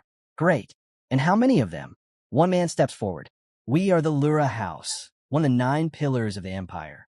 The Lura Blue Crane Subjugation Team. He identifies himself as the subjugation leader and demands, who are you? Swallow watches the others scramble into formation. Why do humans always do this? He wonders. Then the realization hits. Soldiers stationed here means they're guarding someone inside the rubble. He raises his voice. You want to know who I am? Do I really have to spell it out? Then he declares, I am your enemy. Far away, in the ancient core, Sylvia speaks in a hushed voice. If you enter that cave, there's no guarantee you'll ever return. Your soul could be stained and wander forever. Nif, it isn't too late to turn back. Nifrim snaps back at Sylvia, irritated. Stop messing around. But Sylvia only smirks. And what if I mess around? You're so boring. We found rooms full of monster corpses all the way here. So why is this room spotless? Nifrim's eyes widen as the thought finally hits him. He turns to the others. What do you think? The party begins murmuring among themselves. One wonders if the Hishtal subjugation team might have come ahead of them and cleaned up. Another suggests a smart monster could have done it. A third interrupts. Wait, rooms 1 through 5 were destroyed. The boss room was untouched until now. Are we really saying a monster cleaned everything? Why would monster clean another monster's corpse in the first place? As they speak, Nif shouts into the room. Hey, monster playing tricks. Cut out. Are you trying to fool us? A voice echoes lazily in reply. Patrick sighs. So loud. I swear my ribs are vibrating. Anyway, no, I wasn't deceiving you. I cleaned up. It was messy, so I tidied it. Guess we're coming, after all. But if you're going to start cursing at me, I'll get upset. Nifrim turns to Sylvia. Light it up. Sylvia nods. Illuminate. Light floods the room. Patrick shields his eyes. Ah, too bright. But fine. Since you worked hard getting somewhere this rare, welcome. Nifrim stares. Skeleton Death Knight. Patrick mutters, annoyed. Seriously? I even prepared an introduction. Spent all day thinking it up. And now it's worthless. Thanks a lot, you idiots. He raises his voice. Okay, enough. Your reactions are over the top. Calm down and put away your weapons. Mage Lady, staff down. You over there, lower your fists. Then he asks, "Did I say something weird?" The moment Nifrim lunged in, Patrick blocked him without even flinching, but Nifrim snarled anyway, spitting out his damn ends here. Patrick clicked his tongue, annoyed. No manners at all. Man doesn't even let a guy breathe.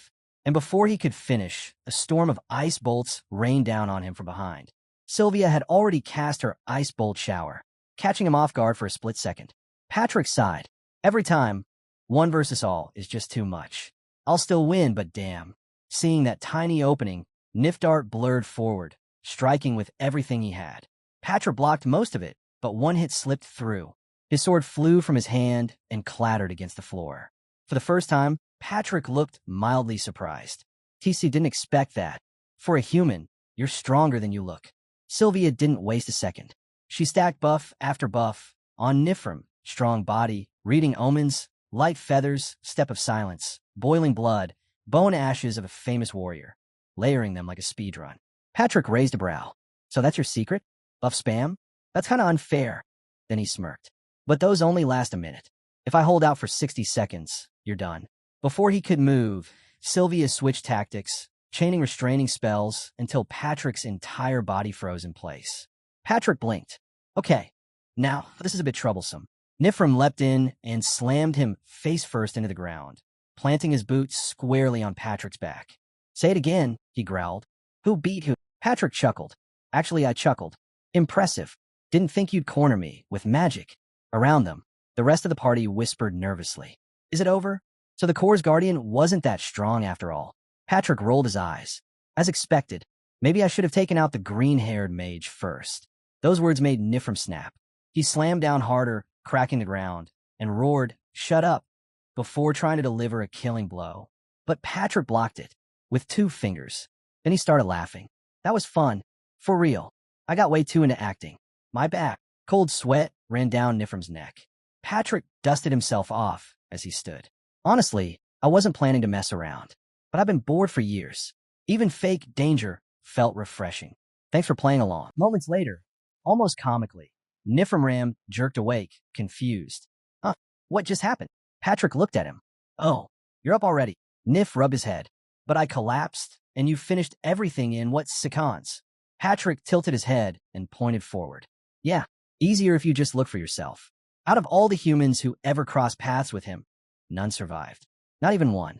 He thought he knew why. He assumed he remembered. But the truth was brutal. The only thing he really knew was his own name. He tossed the girl's body toward Nifrim and spoke casually, almost annoyed.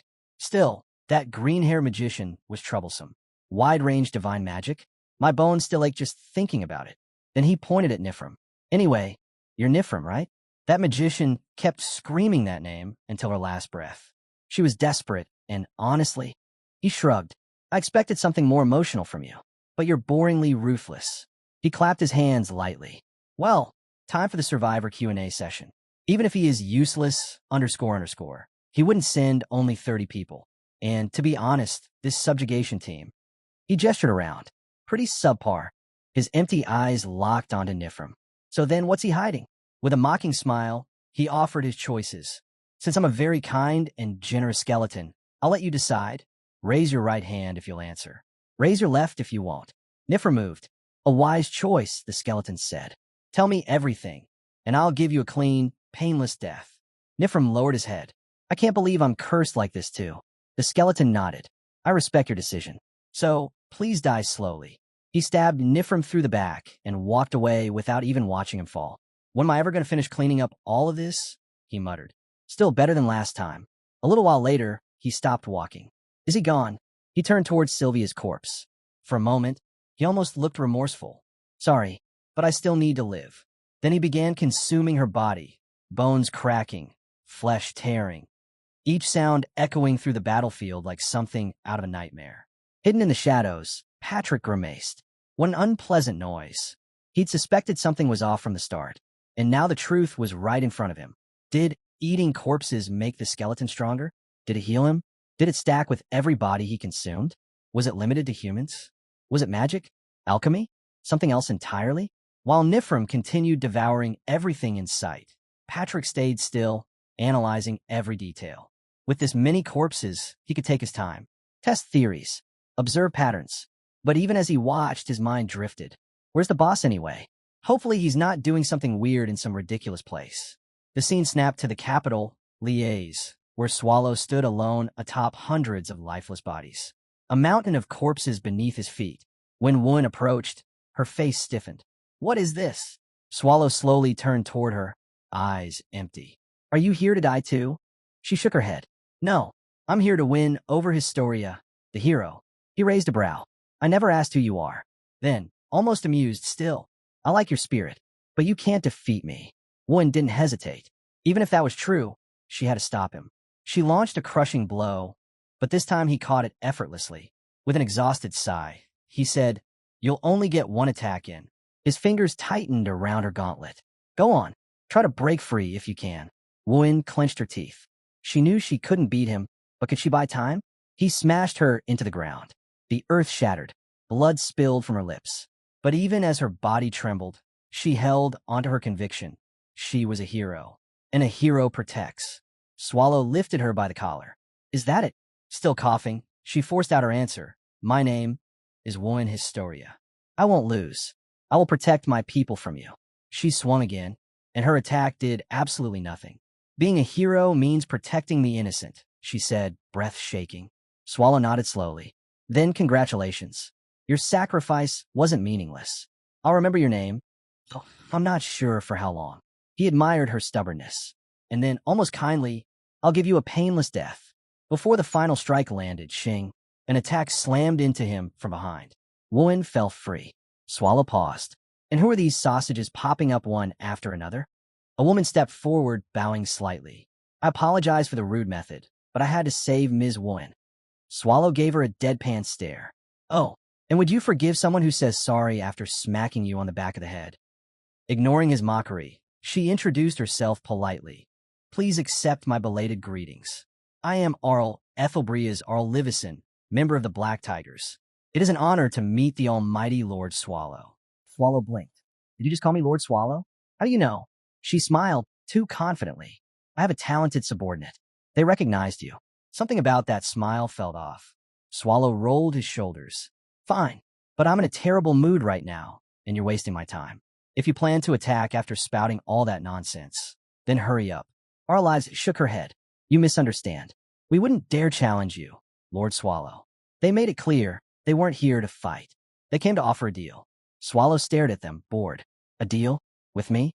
I've got nothing to regret. Better watch your mouth. Insulting me won't earn you an easy death. Our Lives swallowed nervously. She knew this was a gamble with the entire Empire's survival on the line. So she revealed her hand. The original owner of the beheading Fong is still alive. Swallow's eyes narrowed. She continued carefully. I assumed you didn't come all this way just to pick up a legendary artifact, Lord Swallow. We came to help you achieve whatever you desire. He tilted his head. And what if I told you I don't need anything? Still willing to assist me? A pause. Sweat. And what? He added with a cold smile. If I came here out of boredom, what if my real goal is to wipe out every human alive? Her face drained. So, your plan is destruction after all? Then, is it even worth helping you? Swallow stepped closer. You want to avoid destruction, right? Then find out where the owner of that relic is. She immediately bowed. Understood. She signaled someone behind her. Garrett stepped forward. Garrett approached respectfully. Yes, Lady Our Lives. Lord Arl. She reminded Swallow. He might have met me once before. To locate someone, I must track the traces they left behind on objects. So, with your permission, may I inspect the beheading Fong? Swallow's voice dropped to a threat. Fine, but if you try anything stupid, you won't lose just one arm. Understand, she said quickly. Garrett placed his hand on the Fong and concentrated. Then his eyes widened. Someone left an overwhelming amount of traces on this. They're too far to pinpoint, but they're heading west, opposite of Liar's Imperial Palace. West, Swallow muttered. That's toward Harsten. That was enough. Renee, you're still alive. For the first time in a long while, he exhaled in relief. Thank you, he said quietly. I owe you. Arl bowed. It was an honor. Swallow turned and began walking toward the teleportation hub. Move, he ordered anyone in his path. When he arrived, Our Lives spoke up behind him. Sir Swallow, you're a little late. He stopped. A sea of corpses lay piled in front of the hub. She gestured around. Look, I kept my promise. She had defended the teleportation hub, and the carnage proved it. With the battlefield finally quiet, our lives wiped the blood from her cheek and exhaled. With this, I think it's fair to say I've returned your favor. Swallow nodded. Yeah, that's enough. You worked hard. Thank you. He turned to the teleportation hub. Let's see, how do I use this thing? The coordinates were set for Harsten. All he had to do was infuse mana. The moment his energy touched the array, boom, the entire teleportation hub exploded. Swallow stared at the rubble. It couldn't handle my mana? Seriously? His polymorph should have stabilized the output. Unless, if I used Demir's mana suppression function, I could probably use transfer magic safely. But to use that, he had to undo his polymorph, which would announce his true form to every living thing nearby. He looked up at the sky, annoyed. Screw it. I've already crossed the point of no return. Too late to clean things up now. He removed Demura's mana stone and crushed the remains of the hub in one swing. As his body reverted to its true form, the air itself shuddered. Here's 10 Magic Tower Wing. That should be the exact coordinate. Harsten Magic Tower. A receptionist welcomed him with a polite smile. Welcome to the Magic Tower Wing. Please confirm your affiliation and house through a simple verification process. Renee tilted her head. Can I use transfer magic here? Oh no, the man replied. Our tower has a mana resistor surrounding the entire premises. You can't enter without proper verification. She smiled sweetly. Then it looks like you can escape death. Her blade flashed, and his head dropped to the floor before he even realized what happened. As she walked over his corpse, she mused. When I first came here, I had a feeling human magic towers really are like dungeons. Sure enough, a dungeon made by humans, filled with weak monsters. Minutes later, the entire first floor was filled with bodies. Only the top floor remained. Amr, the guild master, appeared with a refined smile. My, you prepared quite the mess downstairs. I wonder who your opponent was. Ah, perhaps that noble young lady. Her eyes narrowed. So you weren't human. She stepped forward. What's the location of the beheading fawn? Amr chuckled. That's already in my possession. No reason to tell you, though I am curious. How are you still alive? Renee shifted into her stance. Amr raised a hand to her mouth. Oh my, you're carrying a weapon that doesn't match that adorable face. A shimmering magic shield appeared around her. But really now, do you think you can fight the Magic Tower Guildmaster with nothing but a blade? And a normal blade with no attributes at that? What exactly? Crack. Her shield shattered. Renee's strike tore through Amr's defenses like paper. Amr's eyes widened. She broke my defensive magic in one blow. Renee stared forward, her expression tightening. Braddon knows this monster. Just how strong is she really? Even with that doubt gnawing at her, she had one advantage. This entire tower sat on top of a mana spring. If she tapped into all of it, victory was guaranteed. She took a breath. Where's the beheading fawn? Amr shrugged, almost bored. Oh, what a shame. It's not here anymore. Sold it at auction ages ago. Renee's face fell. Disappointment flickered, but only for a heartbeat. Then her eyes sharpened. Fine. If that's how it is, then I'll just end this. Mana roared around her as she stepped into her magic realm. The temperature shifted. The air twisted.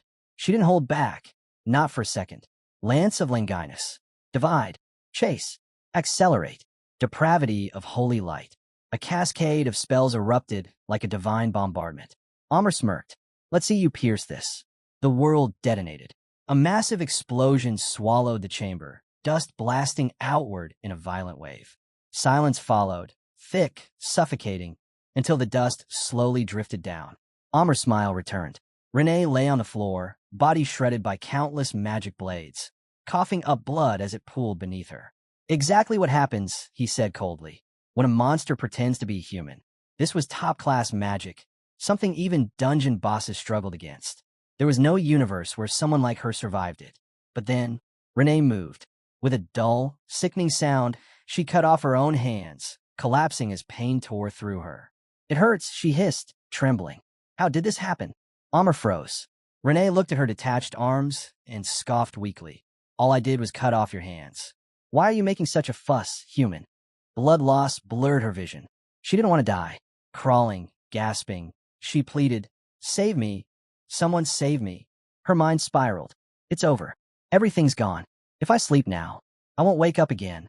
A voice cut through her fading consciousness. Leader. She jerked her head up. A green-haired figure sprinted toward her. Leader. What happened? Hold on. It's Hyam, right? She whispered. Just stay with me. You have to. It hurts, she screamed. Treat me. Or no, kill that bitch. Hyam turned, eyes widening as he finally saw the state Renee was in. Leader, calm down. You've lost too much blood. He held something up. Do you see this? I can't. It's blurry. It's a mana stone. High rank. Strong enough to let you escape this place. But I don't have enough mana to activate it. He pressed it into her trembling hands. You have to imbue your own mana. It's the only way. Her eyes widened. That feeling. It's the same as that cursed love stone. How could I forget something so disgusting?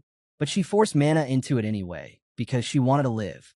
Amar's distant voice echoed through the collapsing room. Good, now she can survive. Renee pressed her mana into the stone and instantly regretted it. A violent curse surged out, ripping through her nerves like molten iron. She screamed, body arching as the stone devoured her mana and replaced it with agony. Hyam only watched, voice cold. She has too many enemies. For Ren to seek revenge even against her own blood within the grommets. How bad must it have been? He looked down at Renee, smiling with bitterness. The moment you acted suspiciously, your own family ordered your disposal. Isn't that right? He shrugged, and honestly, I should be thanking you. You handled half of my problems for me. His tone darkened. But now, someone like you might come after me. Isn't that right? He stepped back, the curse tightening around her mana circuits. So think of this as insurance. A little time for me to escape. He turned away. Goodbye, leader. Renee's vision dimmed, her right eye gone dark. Her body was broken. Her weapons were ruined. There was no chance of beating her opponent like this. But she didn't care. Pathetic? Fine. If this was where her story ended, she'd end it on her terms. She pushed herself forward, thoughts echoing with one final oath. Don't you dare try to cover Lord Swallow's scent. Not with those filthy hands. Not even if I die. With the last of her strength, she lunged, her blade plunging straight into her enemy's eye. Her adversary screamed, staggering back, thinking frantically if he finds out. Will Lord Swallow be sad that she died? And right then, space cracked open. Lord Swallow appeared in a burst of demonic mana, the shockwave collapsing the upper layers of the magic tower. His eyes locked onto Renee. Is she okay? It was almost the same as the first time he saved her, when she'd been drained, broken, and unable to find any meaning in life. Back then, the one who reached out his hand had also been Lord Swallow. Renee stared at him now, stunned, unable to comprehend why he was here for her again. He carried her down from the collapsing tower, landing on solid ground. The moment they touched down, he let her go gently. She slid off his arm, sitting weakly on the ground. Wait here, Lord Swallow commanded. Her vision blurred. Is this a delusion? Am I dreaming again? But no. He stepped forward, turning toward Amr, who writhed under the curse. How dare you, he growled. A deep, dangerous pulse of mana rolled off him. You really don't know who you were messing with. His form shifted, combat mode, demonic power flooding out like a tidal wave. He disappeared, then reappeared in front of Amr, fist slamming into her face with thunderous force. You don't know your place. Spears of pure demonic energy erupted behind him, shooting forward and impaling her, piercing through her body from every angle, glowing violently as they tore through her insides. Amr shrieked in desperation, trying to consume him, her body stretching and coiling around his arm like a cursed serpent. Lord Swallow didn't even flinch. Rage burned across his expression as he lifted her entire body with one arm and slammed her into the ground so hard the earth cracked apart beneath them. The battlefield trembled. The monster who thought she was hunting prey was now learning exactly what true fear felt like. Even after being smashed into the ground, Amr's mangled flesh regenerated instantly. And again, she coiled around Lord Swallow's fist like a deranged serpent trying to consume him whole. His expression twitched. Without hesitation, he slammed her into the earth a second time, the impact shattering stone and spraying blood across the ruined floor. Yet as her blood hit the ground, something clicked in his mind. So that's it. The tower's mana spring that was feeding her regeneration. Before he could act, she regenerated again and lunged toward him, reshaping her body to devour him completely. He didn't even bother moving. Well, that makes it easier, he muttered. His body shifted. Demonic energy surged. And in his original, monstrous form, he devoured her whole, swallowing the regenerating monster alive. A moment later, He wiped his mouth with disgust. Yuck, she tastes awful. Then he turned to Renee. Just seeing her collapse there made him suddenly nervous. He quietly sat down beside her, fumbling for words. There were a lot of things I wanted to say when I got here, he admitted, scratching his cheek. But now that I'm actually here, I can't remember a single one. Should have written it down or something. He sighed. Oh, and on my way here, I ran into a green-haired human. I killed him. That won't be a problem, right? Renee didn't respond. Silence stretched between them. He gently called out, Renee, I'm sorry for what I did a few days ago. Renee shook her head weakly. No, Lord Swallow has nothing to apologize for. Renee is the one without the right to face Lord Swallow. He frowned. But the core of the ancient needs a guardian named Renee. To me, you are a necessity. Her voice trembled. Isn't Lord Swallow resentful of Renee? I am not. Does Lord Swallow hate Renee? I don't hate you. He stood up suddenly, as if remembering something. All right, I brought something for you. He pulled out the beheading thong and placed it gently into her hands. Renee clutched it tightly. Her body shook, and then the tears spilled over. I was scared of being abandoned, hated by you. He leaned closer, voice soft but firm. I won't abandon you, Renee, and I do not hate you. He extended his hand. Let's go back to the core of the ancient. Renee lowered her eyes, and a memory rose inside her. The first time Lord Swallow brought her there. He had looked at her small body and instantly recognized it. A homunculus, he'd murmured. They had met before, during the arson case in Grappenia. But when he encountered her again in the lab, it felt like fate. So he had taken her with him. Patrick had been shocked at the time. Does this tiny body hold all the knowledge about homunculus research? And even more surprising, Renee had been completely unfazed in the core of the ancient's deepest room, a place feared as the lair of demons, drowned in thick, dark energy that broke ordinary minds. Yet she stood there as if it were nothing. It proved everything: her mental strength, her resilience, her unnatural durability. And now she stood once again beside the one person who never turned his back on her. Lord Swallow. Patrick leaned forward, squinting at the tiny homunculus girl. Boss, what exactly are you planning to do with this child? Lord Swallow shrugged casually, as if the answer were obvious. Well, he's gonna let her live here. She seems talented. First, we'll teach her how to fight. And if she's hopeless at that, then let her live peacefully. She worked as a maid, right? Maybe she can cook or something. Patrick blinked. Hard. Wait, boss, are you serious? Who's going to educate her? Swallow pointed a finger straight at him. You. So cheer up. Patrick looked betrayed by the universe. Why me? Swallow waved a hand dismissively. Don't play hard to get. You were bored anyway. Patrick groaned internally. Being a homunculus, her physical abilities will be insane. And she might still have hidden resentment toward humans great. Then he asked, so boss, what's the child's name? Swallow scratched his cheek. What was it again? I definitely heard it when we first met. Renee tried to speak, her tiny voice trembling. Lello. Patrick frowned. Lello? Is that her entire name? Nothing else. Swallow tilted his head. Do I need more? Patrick sighed. Boss, you're a master. Why not give her a proper name? Swallow thought for a moment, then nodded to himself. Renee. How about Renee? Patrick snapped his fingers. Nice. Then, Renee Lello. And just like that, Swallow fell asleep, standing up. Patrick threw his hands up.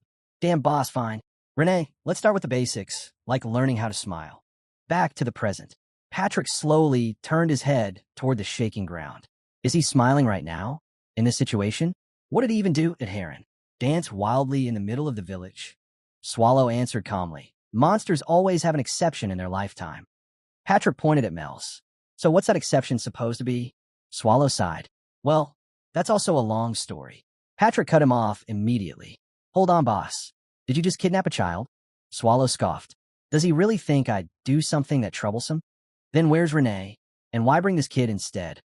Swallow replied. He saw Renee at a human village. Patrick's eyes widened. So you didn't meet her. Was she injured? Swallow shook his head. She just looked exhausted, probably being restricted, limited. Patrick glared at him. No. If she rejected you, just say she rejected you. Why are you describing it like a tragic poem? Swallow blinked. Well, from now on, he'll have to wear a maid costume and manage the dungeon.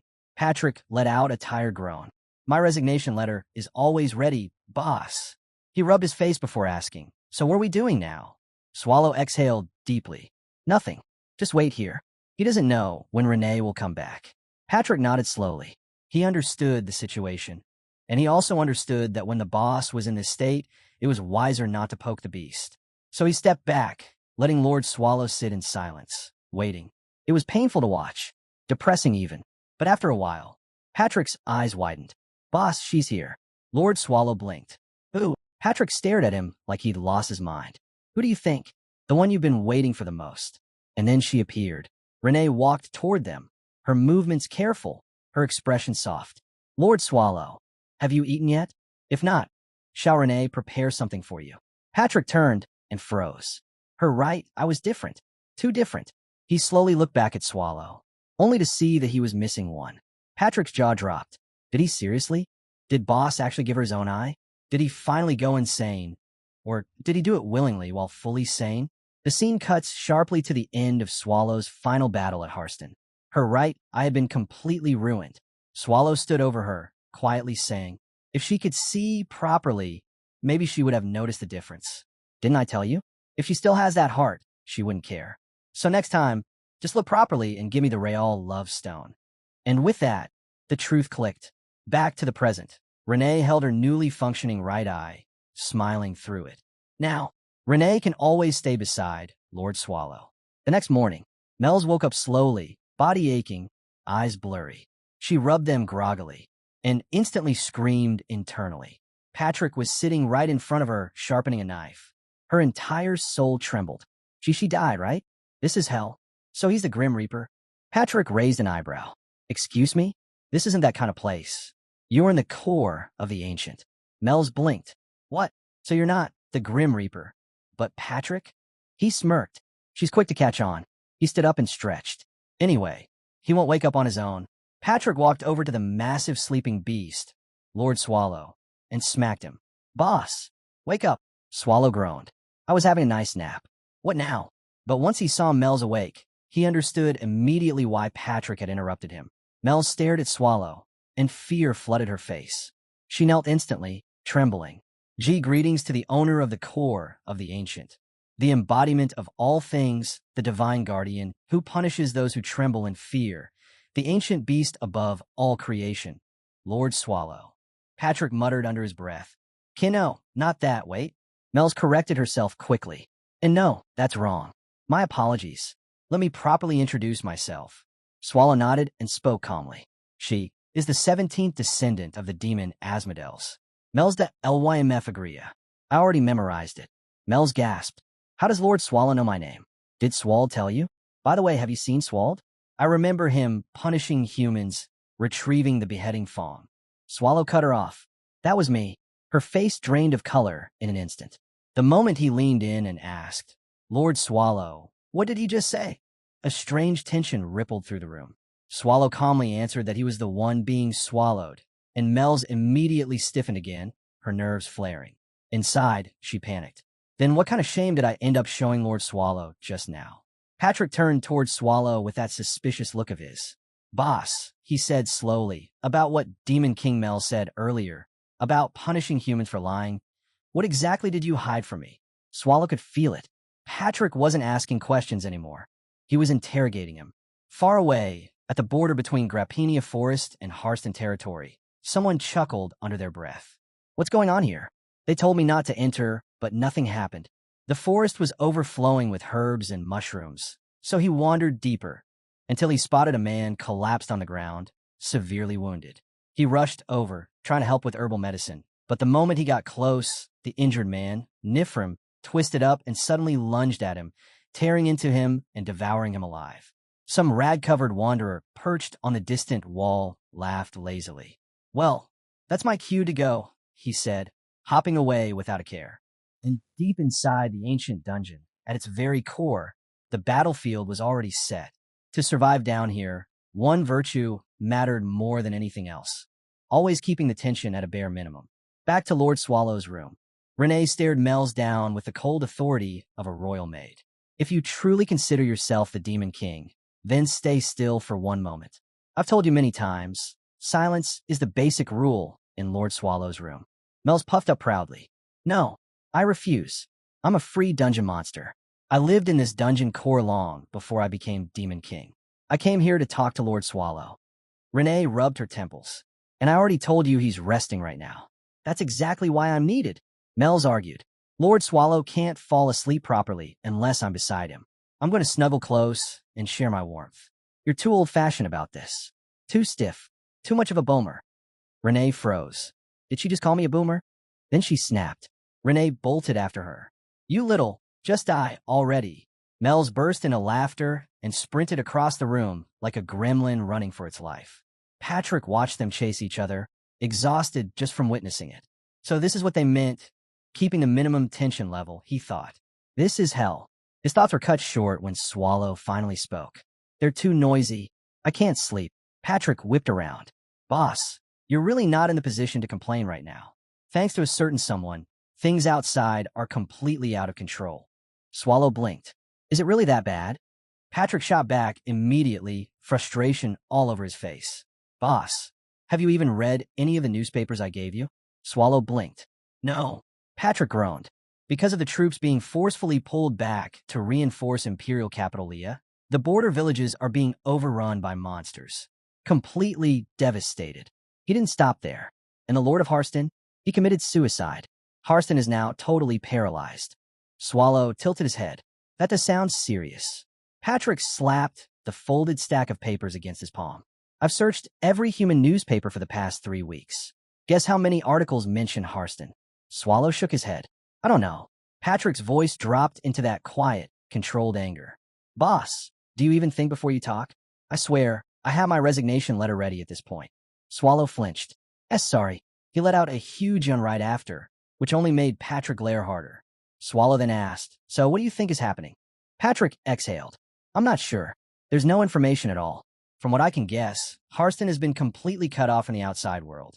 Probably because someone destroyed an entire village. Swallow looked away. Patrick remembered the destruction he caused. The silence after such a disaster. It wasn't a good sign. But the ancient dungeon's core relied on Harsten. If they kept watch there, they'd know the size of the subjugation party, and when the humans planned to strike. A sense of urgency hit him. He needed to go. Waiting any longer might be dangerous. I'll head to Harsten right away, Patrick said. Swallow nodded and replied gently. Be careful, and don't push yourself too hard. Inside, Swallow whispered mentally, yes, go. If he leaves soon, I might finally get some sleep. Patrick added, I'll return as soon as possible. Swallow perked up, his tail wagging just a little. He's going to leave quickly? Perfect. I just have to tell him to go, and, finally, I can rest. But Patrick crushed that hope instantly. But I don't think I should go alone. It'll be tough. It's better if someone accompanies me. The Swallow froze. He slowly turned around to choose someone, only to see Renee and Mel's locked in a full-scale brawl, screaming and clawing at each other. Mel's was his first pick, but he immediately rejected the idea. She was basically walking with explosion magic. If she used even half of what she used back in the capital, Harsten would disappear from the map. Then he looked at Renee. She was calm, composed, and extremely competent. And also, in his mind, far more dangerous than explosive magic. If she went, something horrifying would definitely happen. If she stayed, the world would be safer. Please, just stay still, Swallow begged internally. Patrick noticed the hesitation. So, boss, he said casually, how about you come with us? Since we don't know how long the mission might take. Swallow's eye twitched. His plan for sleep evaporated instantly. Swallow realized it the moment Patrick looked at him like that. He'd walked straight into Patrick's trap. There was no escape. It felt like he was being dragged away by invisible chains. Trying to salvage the situation, Swallow mumbled. Well, I guess I will be the best option for this mission. But, sadly, I can't use polymorph right now, since I broke the Dame Lara, something bracelet. Patrick froze, then nodded. Without the bracelet, you can't travel with me. Swallow's eyes lit up inside. It worked. Yes. I don't have to go. I can finally sleep. But a little while later, Swallow reverted to his human form, looking absolutely miserable. I'm going to die painfully. Patrick, in full-plated armor, laughed from behind his helmet. You already died once, boss. And after all that effort I put into cursing you, you'll be fine. Swallow narrowed his eyes. So you do have that side to you. Patrick crossed his arms. Didn't you say earlier that you couldn't go because you didn't have the Demer bracelet? Meaning, if you did have it, you'd be able to come immediately, right? Swallow snapped. That's not the point. You freak. Arrival at Harsten Village. Patrick lifted his visor. We're here. Harsten Village. He scanned the ruins and sighed. You really outdid yourself, boss. The damage is worse than I imagined. He then raised a finger like a veteran instructor. There are 4 simple ways to tell if a human village is active. Swallow blinked. What are they? Patrick began listing them out. First, check the market. A lively village always has crowds. Swallow looked around. Empty. Not a single soul. See? No one. Let's go back. Patrick ignored him. Second, check the chimneys. A functioning village always has smoke around dinner time. He glanced at the rooftops. Nothing but cold, dead air. We're too late for dinner, so we missed it, Patrick said. Swallow nodded vigorously. Great. Since we missed it, can we go back? Again ignored. Third, check how many adventurers or mercenaries are gathered at the subjugation request board. Patrick shrugged. Harsten doesn't have one. So, moving on. Swallow pleaded. Let's just go back, please. Patrick continued, unfazed. Lastly, the inn and the pub. These 2 places never lie. Today, we check here. Swallow had already walked ahead. What's the holdup? Come on, Patrick muttered. Just don't expect much from this place. Swallow pushed open the inn door. Hello, any rooms available? The answer greeted them in the form of destruction. Shattered furniture, dried blood, silence thick as fog. Patrick clicked his tongue. Worst case scenario. This village isn't functioning at all. Scene shift, deep in the ruins. A pile of corpses lay in the darkness. An undead sorcerer hovered his hands above them, chanting. Green light burst across the bodies as they jerked, twisted, and slowly stood up, reanimated. The sorcerer grinned. You've all worked hard. Once we break through Harsten, we head straight to the Empire's capital, the heart of our enemy. Humanity is at its weakest under the Black Calamity. There will never be a better time to erase the Empire. At the inn in Harsten, Swallow froze for a moment, eyes widening. This is serious. I didn't think the place would be this empty. Patrick scanned the hollow-looking building and nodded. Harsten looks completely isolated now. A man approached, and Patrick asked, Who is he? Someone answered quietly, The owner of this inn. The owner's tone hardened as he asked, For what reason have you come? Patrick stepped forward. He's a knight from the Puppeteer Black Dog subjugation team of Natch Range. We only need a simple meal and a place to rest. That's all. But Patrick could already sense it. The guy thought they were suspicious. The innkeeper bowed slightly, awkward. Sorry, but we don't have any food left to serve a knight. And truthfully, it's not just here. There's nowhere in this entire village where he'll find a meal. Patrick narrowed his eyes. Is it because of the Black Calamity? The owner blinked, surprised he knew. Yes, so I trust you understand. And we don't even have a room prepared. Forgive us. Patrick sighed internally. In times like this, even water costs more than a night's stay. He flicked a gold coin through the air. Take this. The moment that gold hit the owner's palm, everything changed. The man straightened instantly and bowed. Please, right this way up the stairs. Patrick smirked. See, Swallow? But the owner's eyes drifted past Patrick. Sorry, but who is the one behind you? Patrick didn't even blink. He's my slave. Even though he's a slave, he's extremely helpful. That's why he treats him well. So he'll be staying in the same room. The innkeeper nodded repeatedly. Of course. And the room for you and your slave is right here. Swallow stepped inside and lit up. This is way better than I expected. This bed is mine. And honestly, this is way better than the dump I stayed at with Mel's and Lies. Patrick laughed. Right? It's a good room. Swallow sat on the bed, thinking, Wait, slave, that was all you could think of for me. Patrick shrugged, like it was obvious. Of course, boss. The clothes you're wearing right now are the most comfortable you own. If you kept walking around in those ragged things, people would treat you like a beggar. And beggars get into trouble fast. Anyone can pick a fight with them. He leaned forward. But a slave? A slave is someone's property. Nobody can touch you without thinking twice. And since you can't be bothered to change clothes anyway, this was the safest option. Aren't you the one who wants to move as little as possible? Swallow blinked, then nodded slowly. Now that actually makes sense, master. Patrick stretched his arms and said casually, Boss, I'll step out for a bit. You get some rest. As he moved toward the door, Swallow frowned. I don't recommend pushing yourself this hard on day one. Patrick waved it off with a grin. No need to worry so much about me, boss. It's nighttime, plenty of places to wander without trouble, right? A little later, Patrick stood alone at the city square, staring at the empty space where the black calamity had descended. His mind drifted. So that's why the imperial family threw a fit. They needed someone to blame for their repeated failures in subjugating the ancient's core. Someone to sacrifice. And before the imperial hand could tighten its grip, Harsten's lord, Count Etar, died. Patrick tilted his head. Then who's the new lord now? He'd been wondering about that since arriving. The royal family clearly missed their chance to seize control. Their fury would probably fall on the Count's remaining family. But would his descendants actually inherit Harsten Castle? Patrick smirked. Well then, let's go see this new lord's face. He approached the castle entrance, then immediately stopped. Security was far tighter than he expected. He could kill them or knock them out without much effort, but that would only turn into a massive headache by sunrise. He exhaled. No need to rush. There's another place I came for anyway. Humans couldn't sense it, but he could. The thick, rotting stench of corpses lingering somewhere nearby. It practically called out to him. Let's start over this way, he muttered and slipped into the shadows. Meanwhile, back at the inn, Swallow stretched across the bed with a satisfied sigh. A cool dungeon bed is nice, but this isn't bad once in a while either. Just then, knock knock. Swallow groaned internally. They never let me sleep in peace. The owner's voice rang out. Sir Knight, are you inside? Swallow answered no. Master went for a night walk. I see, the owner replied. Then please come downstairs. I prepared a meal. It's a bit earlier than usual, but starving a customer is unacceptable. And since Sir Knight paid so generously, I must repay his kindness properly. The door creaked slightly as the owner added, almost shyly, by the way, I haven't introduced myself yet. My name is Novan Hedeker. Please feel free to call me Mr. Novan. Swallow nodded politely. I'm Swald. Mr. Novan smiled back. Right, Swald. I hope you won't be disappointed. I could barely prepare anything. Food is scarce. Swallow leaned forward. Is the situation in Harsten really that bad?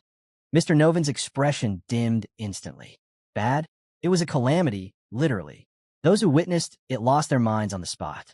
The Lord took his own life right after, and once that happened, the entire region was sealed shut. No traffic in or out. Outside the castle walls, the bodies of the starved are lined along the streets. He shook his head.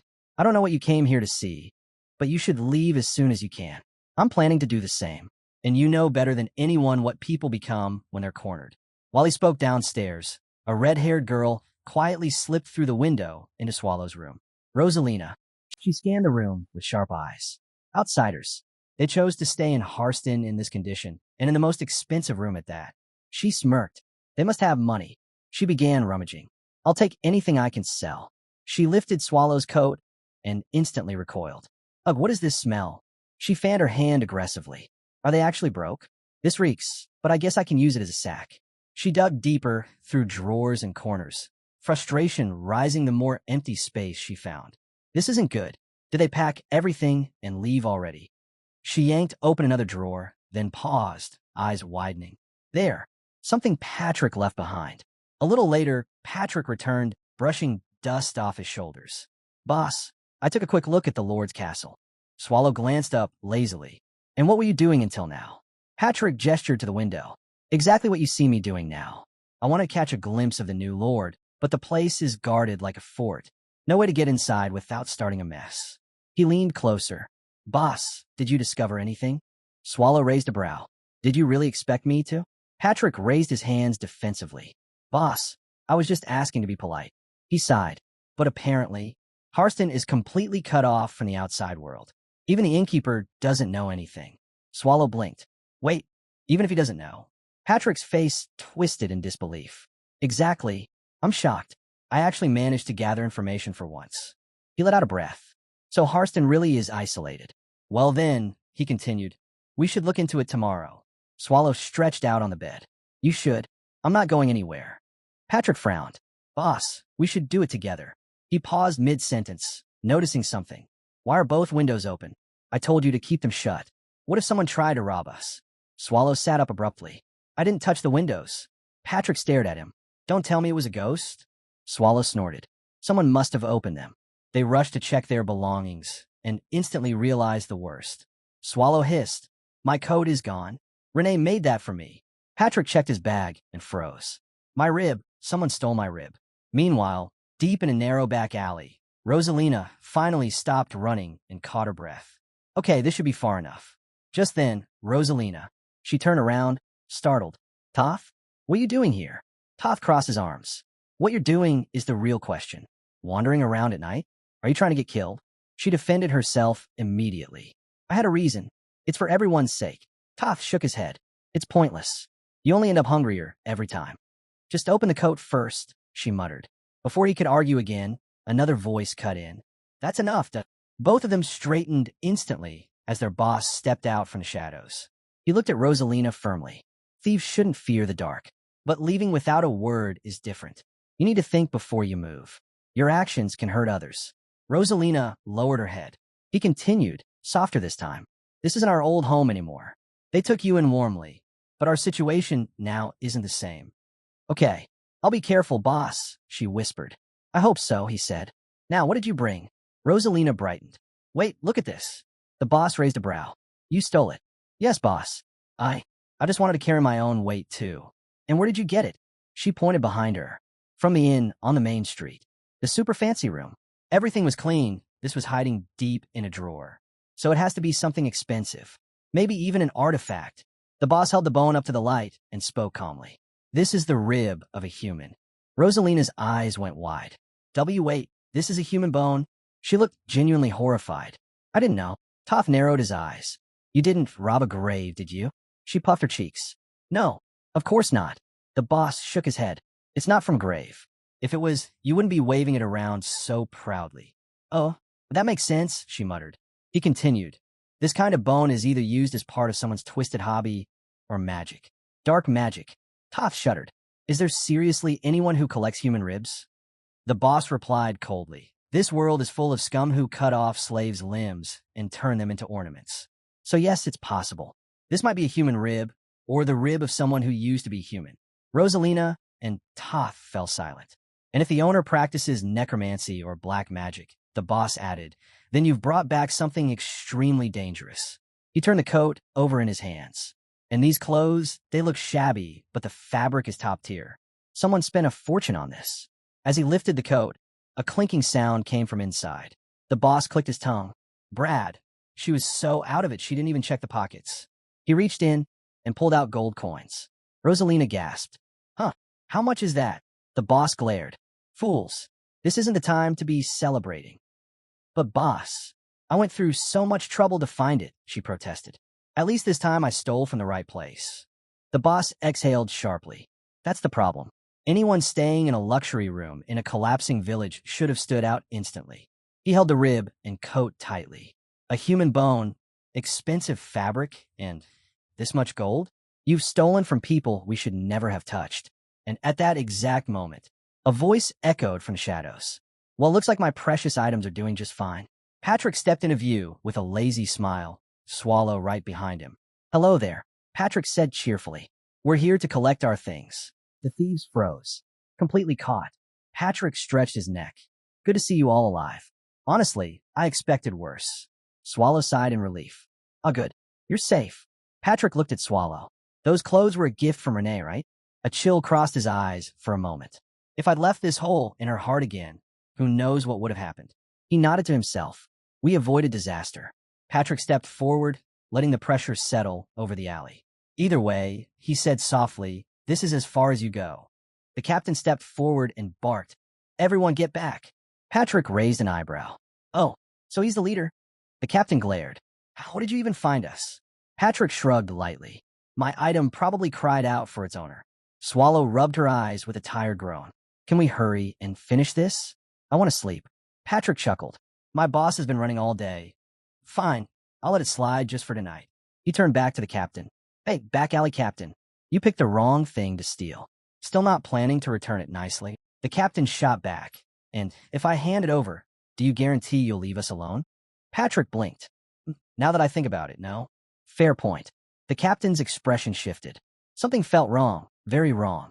Even if Rosalina left tracks, they found us way too fast. In the darkness? Impossible unless. He checked the rib bone again, mind racing. Dark magic? Could they be?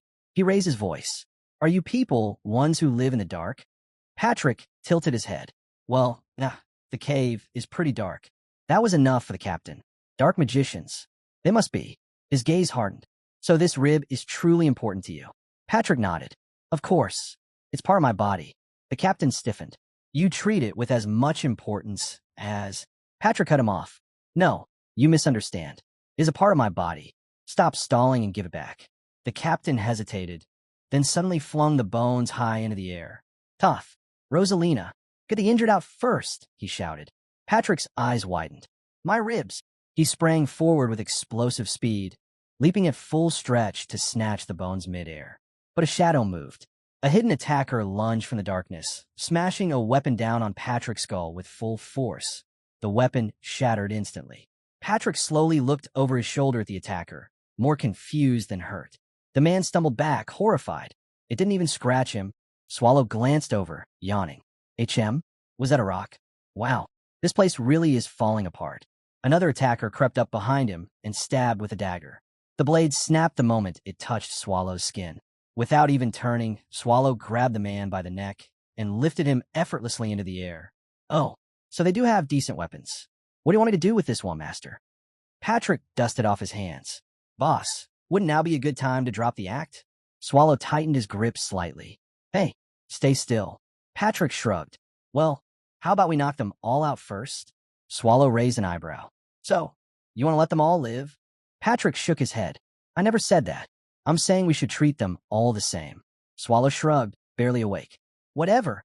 I'm so tired, I don't even know if I can control my strength right now. Patrick sighed. Well, wouldn't it be fine if you just try?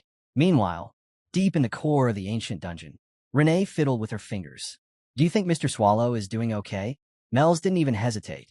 Of course. But it's already been over half a day since he left, Renee murmured. Mel's blinked. Half a day? That's nothing. Renee lowered her voice. Nothing should have gone wrong, right? I mean, is it okay for just the two of us to relax while Mr. Swallow might be starving somewhere? Mel sighed hard. Renee, you are overthinking again. Why would someone like him ever skip a meal? And how many times are you going to bring this up? Renee flushed in embarrassment. Why, yeah, you're right. I'm worrying too much. They're just in a human village. Nothing dangerous could possibly happen. Mel's buried her face in her hands. Please, just stop. You're talking about the ancient monster, the ruler of all things, and the death knight of death itself. And you're worried they're hungry. Back in Harsten, Patrick rubbed his forehead. Boss, this is getting more troublesome than I expected. Swallow, on the other hand, he happily slipped back into his reclaimed coat. Finally, Patrick let out a low whistle. Not bad. A human actually managed to surprise me for once. I thought thieves would at least carry a map, but looks like I overestimated them. He stretched his neck. No point dragging this out. Might as well end it quickly. He turned toward Swallow, then froze. Boss, don't lie down already. Swallow waved lazily from the ground. You should try it too. It's cozier down here than you think. Their conversation was cut short by a trembling voice. I'm sorry. I'm the one who stole it. Please, take me instead. Just don't involve the others. Patrick and Swallow turned. Rosalina was kneeling, her whole body shaking. Toph stormed up behind her. Get up. Do you think I'll let us off with just that? The captain. Toph, she whispered desperately. The captain. They're not going to spare us. Not even a little. Swallow let out a slow breath. So they know. He looked at Patrick. Take care of it. Patrick nodded and stepped forward, his presence shifting instantly. All right, he said as he approached them. Let's settle this. Toph stepped forward, trembling with fury. Don't come any closer. I'll kill you. Patrick didn't even slow down. He kept walking, eyes locked on them. Rosalina panicked and yanked out a pendant. She clasped it tightly and began praying. Mana spiraled around the pendant in a sharp whirl, glowing eerily in the dark. Patrick's expression changed. Just for a moment, he trembled. He rushed forward, grabbing her wrist. Where did you get this? He stared at the pendant. A phoenix-shaped rosario twisted like a reverse cross, and mana was leaking out of it. Surveillance mana. Magic to monitor someone from afar. And someone had placed it in the hands of a girl from the slums. Patrick's thoughts sharpened instantly. He spun around and sprinted to Swallow. Boss! Swallow raised a brow. What now? Patrick held up the pendant. The people of Harsten are being watched. Someone's spying on them. He pointed at Rosalina.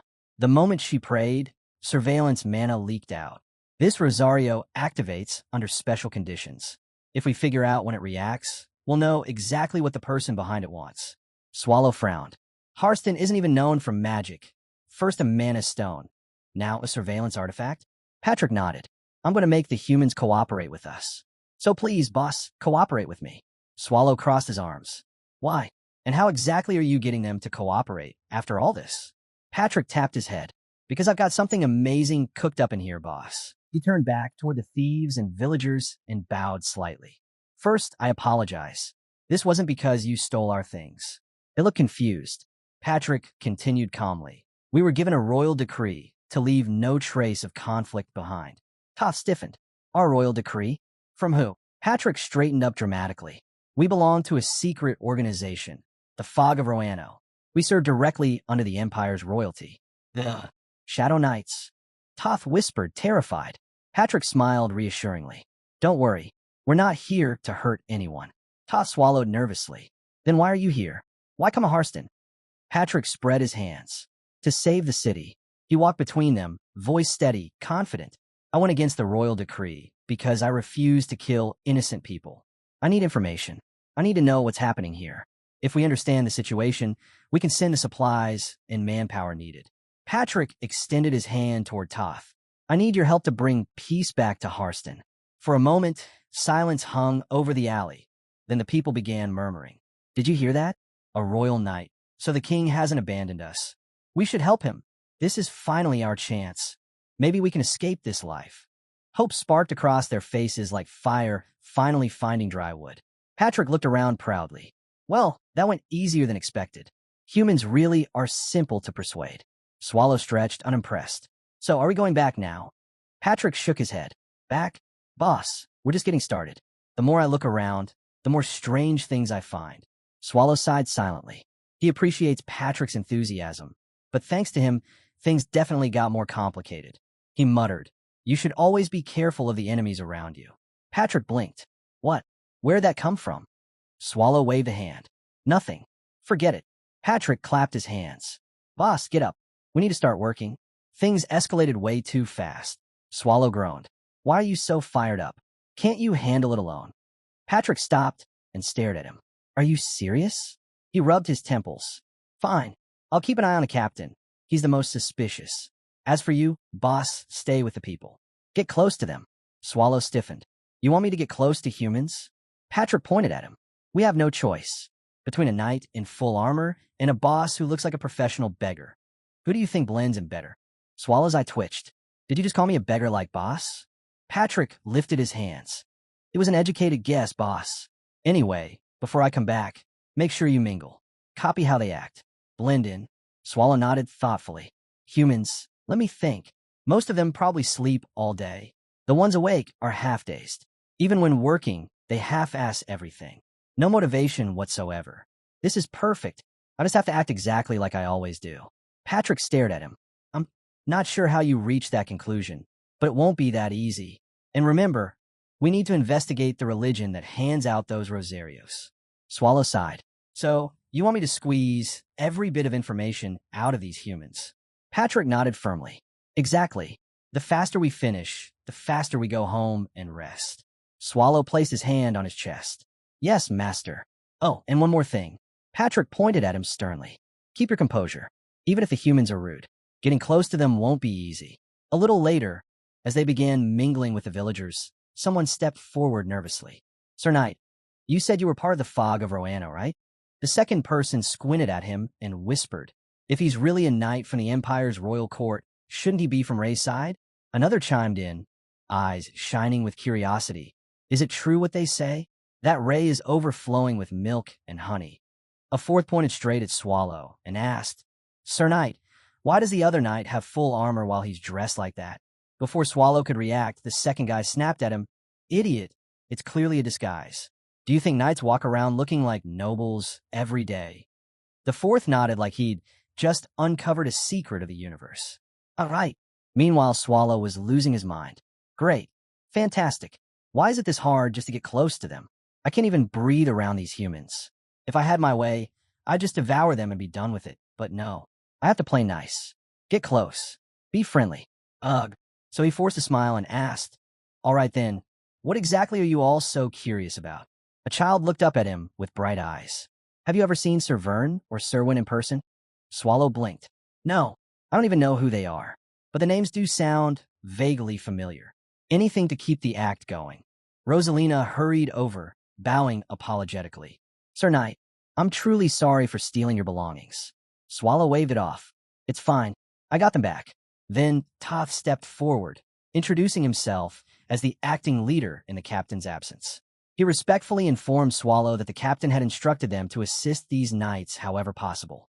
They believed Swallow had arrived to help rescue Harsten. Swallow nodded. Yes, that's right. Toth then asked if he wanted to understand the village's current condition. It's faster to see it than hear me explain. If you're willing, I can guide you right away. Swallow thought, why now? Why the sudden tour? But staying here meant drowning in even more pointless questions. So he nodded. Good idea. Lead the way. A short while later, Toth gestured forward. Let's start with the residential area. Swallow frowned. The streets were silent, eerily silent. Where is everyone? It looks deserted. You'll understand when you open this door, Toth said, pushing it open. Inside were bodies. Villagers who had starved to death, thin as paper, collapsed where they'd last sat or slept. Toth's voice was heavy. There's no food left. Not enough to steal. Not enough even for envy. Those still alive don't know when their turn will come. Swallow stared at the scene, the reality of Harsten sinking into him. Starvation wasn't just a threat here. This place had already stepped beyond desperation. Ever since he arrived, he'd wondered why things felt so wrong. Usually in a famine, rage explodes toward the lord who rules the land. But here, there was only silence, despair. Something far darker simmered beneath it, and he was finally starting to see the shape of it. In any normal village, hunger this severe would have already sparked chaos. The desperate would grab pitchforks, torches, anything, and storm the lord's manor in blind fury. That's how humans usually were. Push them to starvation and they bite back. But here in Harsten, nothing. The black disaster had dragged this land right to the edge of famine. Yet the villagers weren't rising. They were quietly dying. One by one. No screams, no riots, just a quiet collapse into despair. Toth finally broke the silence, explaining that it had been over a month since the black disaster struck.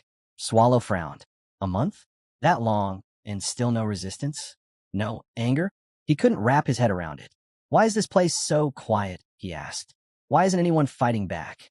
Why aren't they angry at their lord? Toth turned to him with a strange glint in his eyes. Sir Knight. The scene snapped away to the present, deep inside the dungeon's core. Mel's was pouting again, arms crossed as she complained, It's so boring here. I want to go to Harsten with Mr. Swallow. Renee didn't even look up from her cleaning. Mr. Swallow entrusted the dungeon to us. There's nothing more important. And besides, he trusts me more than you, she added, with her usual sharp tongue. Unlike a certain thieving cat. Mel's froze. The worst part? She couldn't even deny it. Renee was right. Renee continued. We have to stay alert. Humans could invade at any moment. I am checking. Mel's protested. I even used a mid-rank observer's eye. That was when she suddenly stiffened. Hold on, someone did invade. Just one person, judging by the reaction. They're heading straight here. Renee immediately set aside her cleaning rag. Then get ready. We don't know who it is. A moment later, a storm of red aura burst into the chamber, swirling like a blazing vortex. The intruder stepped through it with casual confidence and asked, Why are you two so tense? Renee's eyes widened. Mel's blinked. Standing before them was none other than the boss of Castle, the master of the great evil dungeon. Elizabeth Battery. Renee, have you been well? Elizabeth asked, smiling lightly. Renee quickly bowed. If I knew you were coming, I would have prepared something. Elizabeth laughed. Oh, if you really want to prepare something, you could give me some of your blood. No, Renee replied instantly. A shame. Elizabeth pouted before turning her sharp gaze to Mel. And who might this be? Someone new. Mel's puffed up proudly, hands on hips. I am the ruler of the monsters, the 17th descendant of the Demon King. Asmodeus. Mel's degree. She announced it like a trumpet blast, absolutely confident, absolutely dramatic, exactly as she felt a ruler should. And Elizabeth just raised an eyebrow, amused. Renee finally realized her slip and said, Ah, she forgot to introduce her. Mel, this person is the boss of Castle, Lady Elizabeth. Elizabeth gave Mel's a once-over and smirked. A young demon king. Huh? No wonder your aura is so interesting. Mel's leaned closer to Renee, whispering excitedly. If I stay here forever, will I get to meet all the dungeon bosses? Renee stared at her like she'd grown a second head. Lady Mel's, you really say the funniest things. Talking about freeloading here permanently, truly shameless. Elizabeth's ears perked up. Oh, freeloading? Are you implying I'm the one being mooched off? Does that mean she's not officially part of Primordial Core yet? Her gaze sharpened. Then where are Patrick and that dull guy? Renee answered calmly. They stepped out for a bit. Elizabeth's expression instantly tightened with worry. At a time like this, why would they leave now? Renee frowned. Did something happen? Elizabeth let out a slow breath. The villages near the castle were wiped out. Everything drenched in blood. Not a single human body left. All gone. She shook her head. Humans didn't do that. The blood was all flowing in one direction, as if something dragged everything away. And the trail ends at Harsten. Mel shivered. All the corpses disappeared. Could it be the undead? Possibly, Elizabeth admitted. But only high-tier undead could pull off something like this. Regular ones lack intelligence. The ones who can are titled elders. Her voice dropped. An entire army moving as one means someone is leading them. And the most suspicious is the lord of the undead, immortal King Irivos. Mel slapped a hand over her mouth, trembling. King Irivos. Elizabeth crossed her arms. I can't prove it yet, but this is bad. Patrick needs to hear this immediately. Do you have any monsters that can send long-distance messages? Renee shook her head. No, the dungeon is empty right now. There must be something you can use, Elizabeth pressed. There isn't, Renee replied simply. But Mr. Swallow's judgment is absolute. I trust him. Elizabeth looked away, thinking to herself, trusting someone like that. How unfortunate. Still, she sighed. Good thing Patrick is competent. Someone has to warn him. What should we do? Renee asked. Mel's puffed up her chest dramatically. Obviously, it's time for this great one to take action. She placed a hand over her heart, nodding proudly. It can't be helped. I shall step up. Back in Harsten, Toth continued guiding Swallow through the silent ruins as he explained how everything began. The Black Disaster. That was the spark that burned this place down. Right after the disaster struck, someone set fire to the fields. Fields full of crops ready for harvest. The flames swallowed everything in minutes, leaving only scorched earth behind. Then came the rumor, the one that killed this village faster than starvation ever could. People started whispering that the crops exposed to the Black Disaster were cursed, that anyone who ate them would suffer unimaginable pain. And just like that, Harsten was branded a forsaken land. When word spread that even the emperor had abandoned them, the villagers' last bit of hope finally snapped. But out of that despair came a single ray of light. A wealthy commoner couple stood up and began distributing their own untouched crops to everyone. People praised them, trusted them. Some even suggested putting the couple in charge, hoping they could lead Harsten into something better. But that tiny spark of hope died overnight. The couple was found murdered in their own home, brutally, violently. And when panic spread, everyone assumed the worst, that someone starving had killed them out of greed. After that, trust evaporated. No trust meant no cooperation. And without cooperation, the village turned on itself. Everyone hoarded what little food they had, fighting alone until they withered and died. Only the people in the back alleys managed to scrape by, thanks to the same rumors that ruined everyone else. Swallow quietly asked, but those rumors were false, weren't they? You all ate the crops, and nothing happened. So far, yes, Toth admitted. Swallow's thoughts hardened. There's no way crops that never even touched me could be contaminated. Someone intentionally spread those lies. Someone wanted this village to collapse. Toth motioned for him to follow. Let's move on. A little while later, they stood before something far worse than the burned fields, a mass grave. Dozens upon dozens of bodies piled together inside deep pits. At first, Toth explained, everyone believed the disaster would pass quickly. But when corpses started piling up, they worried about insects, diseases, so they dug holes and threw them in like this. Swallow stared grimly. They don't burn them? Toth shook his head. Many families couldn't let go. Others just didn't want to deal with the burden. Swallow glanced at him. Couldn't they assign someone to handle it? Toth hesitated, then lowered his voice. I didn't mention this earlier, but the couple who was killed had a daughter. Swallow turned sharply. And that daughter is Rosalina. Her parents are somewhere in this pile. Swallow exhaled slowly. I see. His gaze shifted to the soldiers standing stiffly in formation nearby. Do those soldiers stand guard here all the time? Yes, Toth said. 2 shifts, day and night. Guarding the dead? Toth's expression darkened. Not guarding, controlling. And with that single word, everything about Harsten's eerie silence made a lot more sense. Swallow narrowed his eyes at the soldiers. Controlling the gates at a time like this, they're not protecting anything. They're following the Lord's orders. His thoughts sharpened.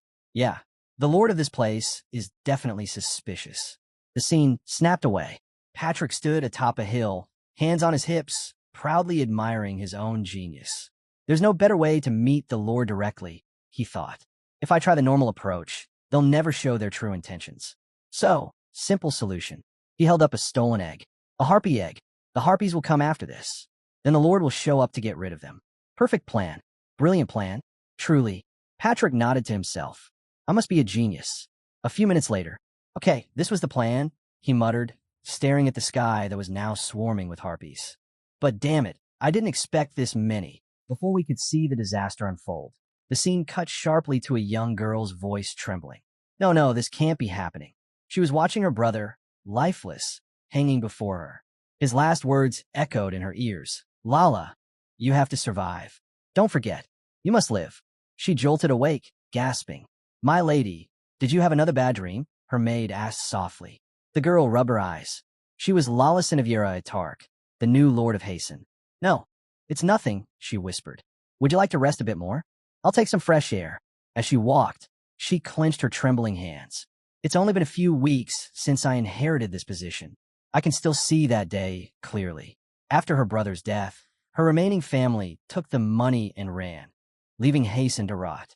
In this ruined land, she had only one path to survival: restore Harsten at any cost. Later, in the throne room, she turned to the man standing before her. What about the salvation you promised? She demanded. The man, the Hummel, smiled calmly. Of course. I haven't forgotten. She gestured at the window. Then look outside. Is this what you call salvation? I keep my word, my lady, Hummel said without wavering. Soon, I will put all of Hasten's problems to sleep. Every last one. You need only wait. Lala bit her lip. He never explains anything. He never gives details, but right now I have no one else to rely on. Hummel bowed lightly. Everything is proceeding according to plan. Just continue living comfortably, as you have been. Soon, all troubles will vanish. Fine, she said quietly. I'll trust you a little longer. Just then, her maid rushed in. My lady, there is urgent news regarding the security of Hasten.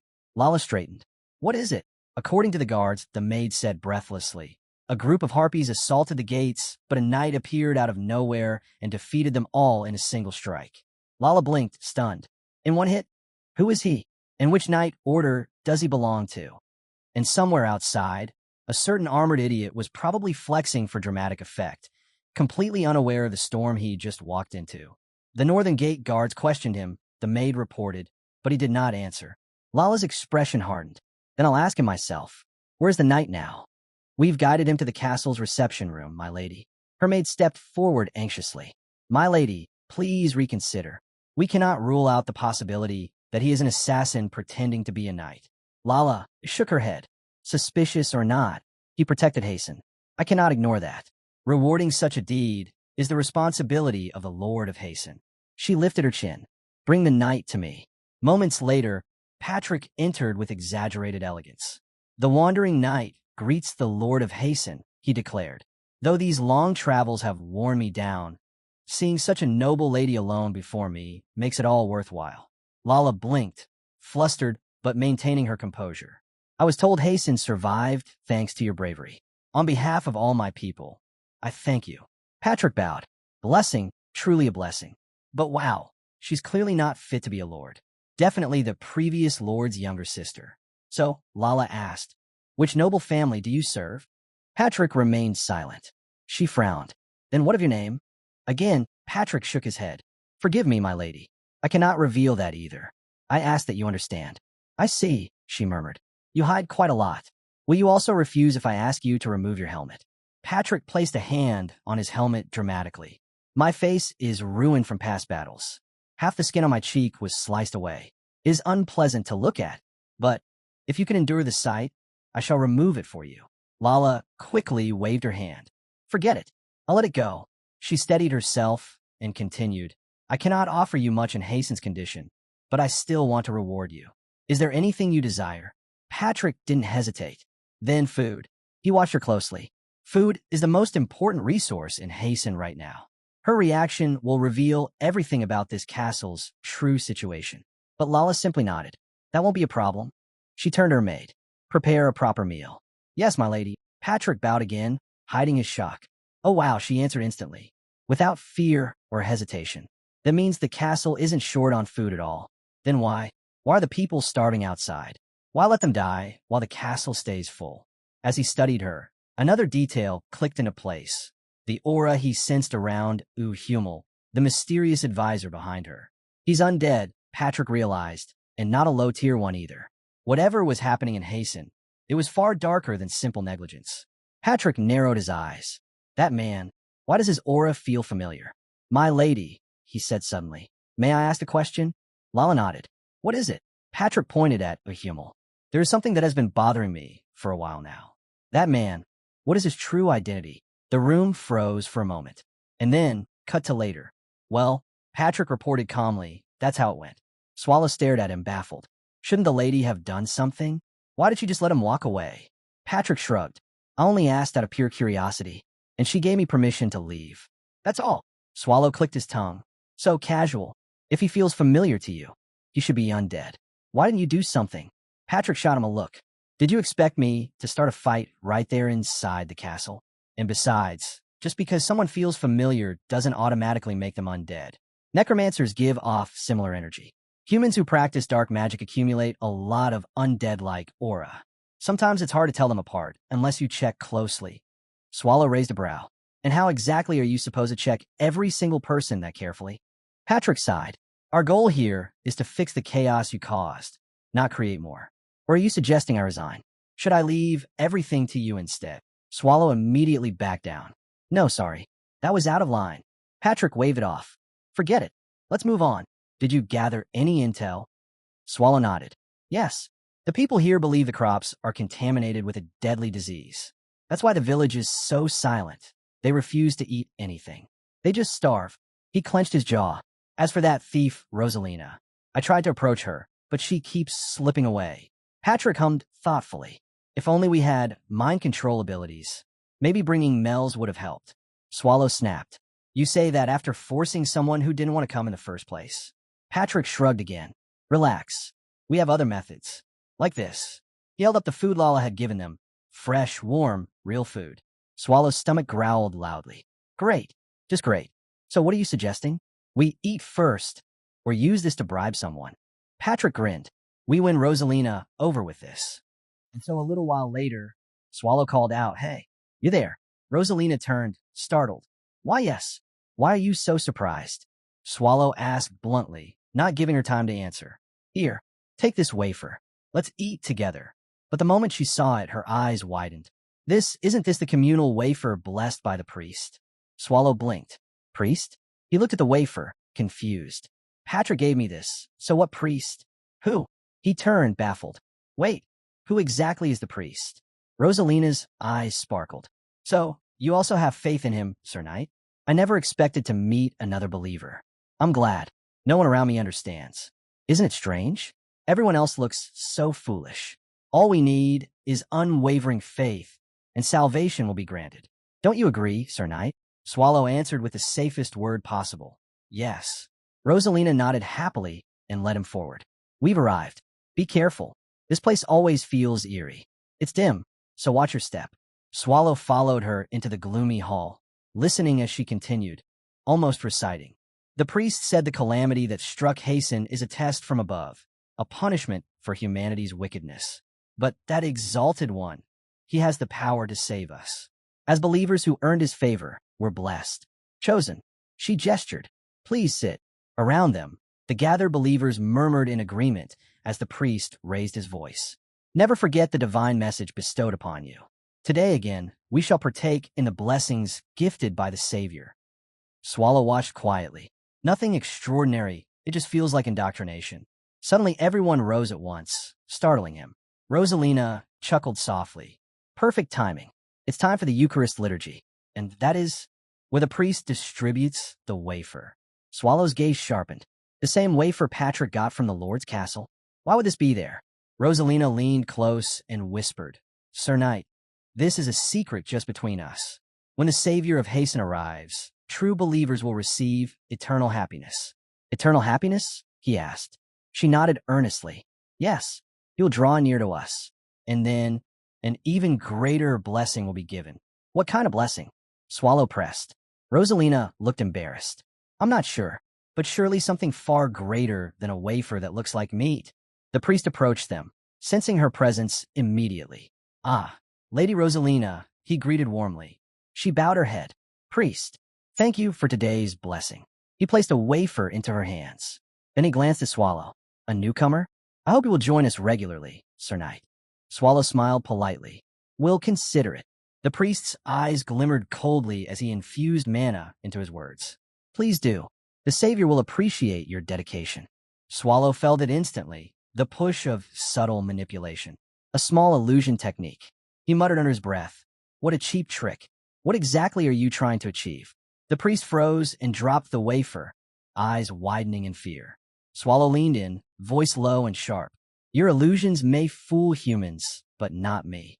Don't overstep. Stay out of my affairs. I'll tolerate your little games. His eyes narrowed. But don't test my patience. The priest trembled, realizing he'd just tried to manipulate something far beyond his understanding. The priest trembled violently, his voice cracking. Why you? You're not human, are you? Swallow leaned in, whispering softly, almost kindly. Your memory might be faulty, but you will remember me. The priest went pale. Rosalina hurried over. Sir Knight, are you all right? Swallow straightened, his tone instantly calm. It's nothing. I was simply thanking him for the meal. Let's go. Rosalina nodded gratefully. Thank you for today. Get home safe, Swallow replied. As he walked away, his thoughts sharpened. Too many suspicious signs. At this point, I don't even need solid evidence. A cult leader suddenly appears in isolated Hasten, using strange mana to brainwash villagers, carefully observing them all. And on top of that, an undead-like aura sitting right beside the Lord. Everything fits together too perfectly. Someone big is behind all of this. A little later, Mel's appeared beside him, tilting her head. How did you know? As expected of the great Lord Swallow. What's wrong? She added when she noticed his expression twisting. Swallow sighed. My annoyance is getting worse. Mel's grinned sheepishly. I was wondering how bad it would be, since you literally said you destroyed it. But honestly, the view up here isn't even that bad. Swallow pinched the bridge of his nose. You didn't come here just to look at scenery. Why are you here? Mel's puffed out her cheeks. Lady Ursabet came to the primordial core. She said, Harsten will face the undead soon. Swallow turned sharply. Ursabet said that. That's right. Mel's continued. Mel's wasn't finished. She also said the most likely culprit is Erivos. Swallow frowned. Erivos? That's her guess, right? No confirmation. Mel's nodded vigorously. But I thought about it seriously. Isn't it normal for places taken over by undead to be swarmed, completely overwhelmed, by numbers? Probably, Swallow agreed. And Hasten is already in terrible condition, right? It would have been easy. She crossed her arms. So, why didn't he choose numbers? Why this slow, sneaky method instead? Swallow narrowed his eyes. What are you implying? Mel's pointed at the ground beneath them. If my guess is right, he used the flow of mana. She activated a low-rank spell. Mana detection. Her expression hardened. I knew it. It's exactly as I suspected. At that same moment, far away, the priest approached the massive pile of corpses. His skin cracked. His robe twisted. Mana surged from his body. His human appearance melted away. He revealed his true form. Lich Simon Magus, the gatekeeper of decaying corpses from the evil dungeon. Dark mana billowed from him like smoke. It twisted, condensed, shattered, then burst into a flock of black crows. The crows swirled together, wings beating like thunder, and merged into a single towering figure. The manifestation of Lord Erivos, the hidden puppeteer of Hasten, had finally shown his shadow. A dark voice echoed through the void as the towering figure formed fully from black mana. It appears you've arrived, Erivos murmured, addressing the kneeling figure before him. Simon Magus, his loyal, rotting shadow. Simon bowed, so deeply his forehead nearly touched the corpse soil. Lord Erivos, sovereign of the undead, I have come to deliver my final report before your descent upon Hasten. Irivos nodded with cold approval. I shall not overlook your dedication. I have exerted myself fully in your service, Simon said, trembling with pride. Allow me to continue. What news do you bring? Irivos asked. Simon's voice dropped. An unforeseen party has interfered. Coincidentally, Wimo sent a similar report. Irivos' presence sharpened. The same individual? Yes, Simon confirmed. But he detected no undead aura. He wasn't even wearing armor. Yet something dark emanated from him. A being wrapped in darkness, Irivos muttered, eyes narrowing. Curious. Simon Magus hesitated. My lord, could it be significant? Irivos dismissed the idea with a slow shake of his head. No, it is unlikely for him to act. Even if something has changed, our goal remains unchanged. Hasten must fall. This land is the key to our dominion. Simon bowed again. I offer no excuses for the delay. I will ensure the plan proceeds smoothly. As Uhumel requested, Irivos continued, I have dispatched Massam. He will reinforce the underground cells beneath the Lord's stronghold. Do you require assistance with this uninvited guest? Simon's expression sharpened. No, my lord. I can handle him. If the need arises, I will request aid. Very well. Irivos slowly faded into the shifting mana. I entrust the judgment to you. Yes, my lord, Simon whispered. As Irivos vanished, Simon clenched his decaying fists. It won't be long. Once the undead rise to the surface, no one will stop us. Unless that monster intervenes, no one can. Meanwhile, Swallow was deep in thought. He turned to Mel. Can you find a caster of this spell right now? Mel shook her head. No way to know exactly. But a giant magic spell like this, covering all of Hasten, uses the natural flow of mana on the surface to stabilize itself, meaning the caster might be nearby to maintain it. That's one possibility, Mel said, but not the only one. They could also be using a medium, something that constantly redirects mana for them. Swallow frowned. A medium that is powerful can't just be buried anywhere. Exactly, Mel snapped her fingers. To support a spell this massive, the medium would need an absurd amount of mana. Something like that can't be hidden in the dirt. She pointed toward the center of Hasten. The most suspicious place is obvious, the Lord's castle. If something is being used to channel mana forcefully, it would be hidden there. Swallow exhaled. You're not 100% sure? Mel shrugged. Just a guess, but a strong one. Swallow rolled his shoulders, eyes narrowing at the distant castle. Whatever they're plotting, if I flip that place upside down, they'll come running out. His expression twisted into something between annoyance and vicious confidence. And I'm tired of waiting. Swallow stretched his neck and looked toward the distant castle. Patrick should be on that side by now. And you're not busy at the moment, right? Mel's puffed up proudly. Of course not. Good, Swallow said, cracking his knuckles. Then let's go to the castle together. Mel's blinked. Huh? What? But before she could finish, she froze. Just by looking at Swallow's expression, her whole body trembled. Swallow smirked. Isn't it about time? One of the 7 evil dungeons gets replaced. Mel's pupils shrank. She knew exactly what that meant. Meanwhile, Patrick was already deep inside the most suspicious part of the castle, the underground prison.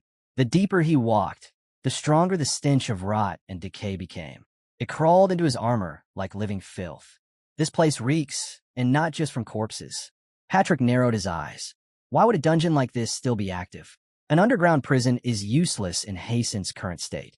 From the dark corridors, unsettling noises echoed, scraping, gnawing, something wet being dragged. Well, Patrick muttered, it's been a while since I met a cleaver. A grotesque creature stood there, chopping at something in the darkness. Patrick cleared his throat. Apologies for interrupting your work, but I must ask, who is your master? The creature twisted its head unnaturally, then lunged. Patrick stepped back, unimpressed. That attack does suit your appearance, but it's far too slow. He parried easily. Is that all your strength, even with both arms? Disappointing. And the fact it was openly roaming here, unrestrained, could only mean one thing. Doing this inside the Lord's own prison, Patrick muttered, means the Lord and that person are working together. With a flick of his arm, he severed the creature in one clean motion. Revolting, he said flatly. He barely had a second before another attacker surged from behind, its blade slamming into his helmet, knocking it clean off. Patrick clicked his tongue. Goodness, a Dullahan? Here of all places? What are you doing? Patrick raised a hand casually. Hey, you. Whose orders are you following by guarding this place? No answer. Instead, the Dullahan charged, its sword dripping with a corrosive, shadowy substance. Patrick blocked with his armored arm, sparks flying. Then his eyes widened slightly. Wait, that sword. The evil sword. He chuckled. Well, that explains the corrosion. That thing destroys any weapon it touches. Far stronger than a normal Dullahan. Patrick tried diplomacy first. Listen, why don't we talk this out? We're both undead.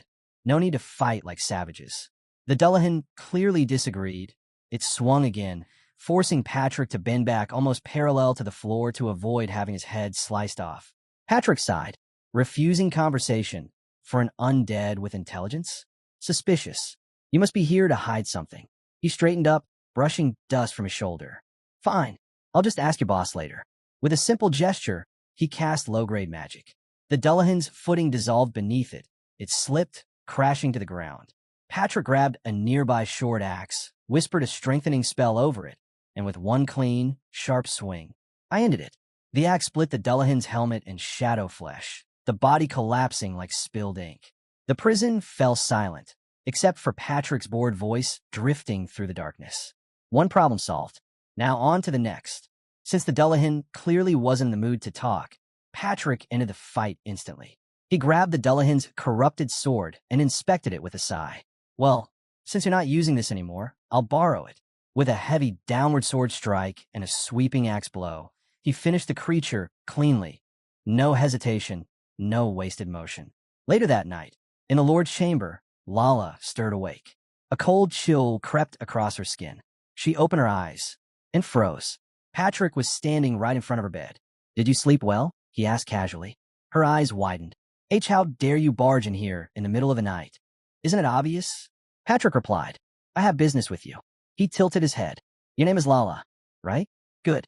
Then let's not waste time. I'll give you exactly 5 minutes. Call the man who was with you earlier. 5 minutes later, Patrick stood in the center of the room, empty-handed, until he calmly placed something onto the table. A Dullahan's severed head. Lala's face turned pale. What is this? Patrick raised an eyebrow. You truly don't know? He tapped the helmet lightly. This belongs to a Dullahan, Lady Lawlison of Yera Tark. Now tell me, why are undead walking freely under your command?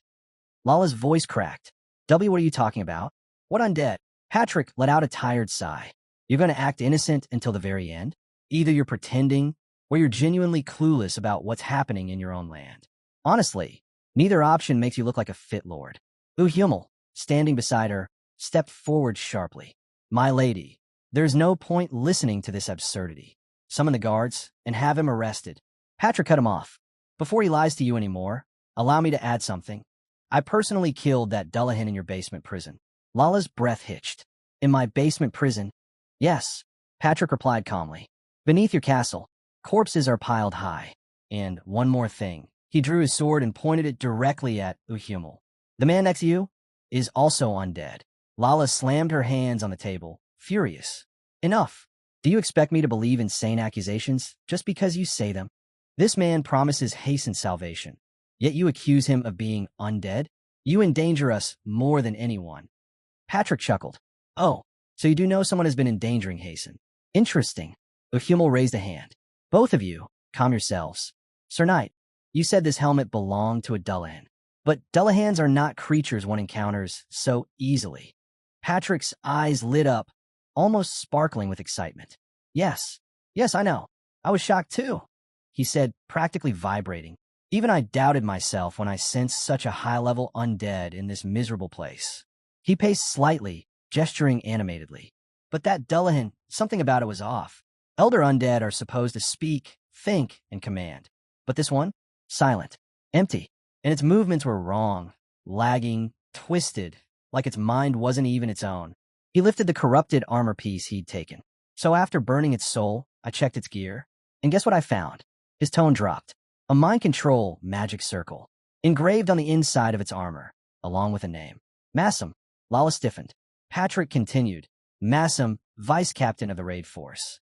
30 years ago, he and the Harda brothers led a raid against a brutal undead. A terrifying one. People said Massam was one of the strongest knights of that era. He tilted his head, and then he vanished. Patrick's eyes narrowed. Now, then, Who do you think was the brutal undead they were trying to kill? Lala swallowed. W who? Patrick redirected his sword toward a hummel. Fine. Let's ask in a different way. You answer for her. He stepped closer, voice dropping to a razor whisper. Where can the brutal undead, known as Unling, be found? Mr. Undead pretending to be human. Lala's skin went cold. Wait. Isn't that the name of a boss from one of the evil dungeons? Before she could finish, Uhummel began laughing. A slow, bubbling, almost delighted laugh. Lala's eyes widened. Aren't you supposed to save us? Save me? Save Harsten. Uhummel. No, the thing wearing Uhummel's face grinned with a warped, sinister expression. Of course, the plan has changed slightly, but it can't be helped. The atmosphere shattered. A peaceful resolution is now impossible, Patrick muttered. Lala backed away. What are you doing? Uhummel ignored her and began casting a large spell. Mana twisting, warping, gathering like a vortex. But Patrick lunged in first. One swift slash, Uhummel's arm flew off. Stay still, both of you, Patrick warned sharply. Lala trembled. Is it true? He's undead. The torn arm shriveled, mana spilling like blood. Then Uhummel's body melted, shadows folding inward, bones cracking, flesh unraveling. And the creature revealed its original form. I am human, it hissed mockingly. A human who will eliminate you and everyone in this territory. I will turn Harsten into a land of the dead.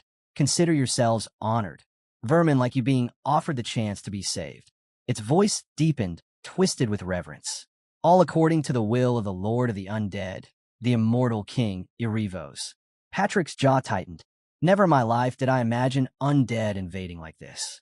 Not hordes, not chaos, but organized, strategic, coordinated. This is on a different level. The monster smirked. I was intrigued the moment I saw you. You exceeded expectations by defeating Massam. Patrick snorted. First time I've ever been complimented for killing someone subordinate. Fascinating indeed, the creature said. You're undead just like me. Why don't you serve Lord Irivos? Lala's head whipped toward Patrick in shock. Wait. He's also undead like you? Patrick simply smiled, and the room dropped into deadly silence. Patrick could tell from the shift in the undead's gaze. His identity might have been exposed. Still, he smiled lightly. They still need a lord to run this territory properly, Patrick said. I had no intention of harming her. But then the creature's mood changed, malice leaking through its cracked facade. Patrick sighed, swung his sword, and sliced off the Dullahan's remaining arm. Cooperate, he warned. It's in your best interest. The undead sneered. Do you think threats work on an undead? Not on an undead, Patrick replied calmly. But on a human? The consequences should be clear. He pointed his blade. Especially when the person with me is far, far stronger than you. Strong enough to crush your entire plan by accident. Uhummel's eyes flickered with amusement. Oh, that could pose a threat to humans as well. Patrick rolled his eyes. We're not on the human side either. Stop wasting time and talk. Now, what about your superior? Uhummel tilted his head. Before I answer, a question. Do you know how an undead elder is born? Patrick pressed the sword closer. Just talk. Don't try anything clever. Uhummel finally spoke. Becoming an elder is rare. Impossible without a miracle or overwhelming hatred. Those who succeed can fight 1,000 zombies alone. Lord Irivos can create elders using magic. Patrick narrowed his eyes as Uhummel continued.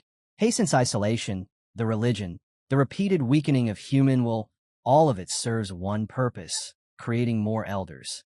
Humans with weak souls make perfect seeds. A broken spirit becomes the foundation for undead evolution. Religion accelerates it. Patrick muttered, so that's it? I finally understand. But why, he asked. Are there so many corpses in the underground prison? Uhummel smirked. To create more elders, of course. With enough of them, the empire will fall. Patrick frowned. If the empire collapses and everyone becomes undead, Irivos' power will explode. Then the 7 evil dungeons will be his next targets. Uhummel chuckled darkly. Realization always comes too late. Dark mana swelled from his body. You thought cutting off my arms would stop me? Uhummel hissed. Fool. I can cast with words alone. Patrick laughed. Impressive. Speaking only spellcasting. Rare for an undead. Uhummel sneered. Did you truly think I'd tell you the truth?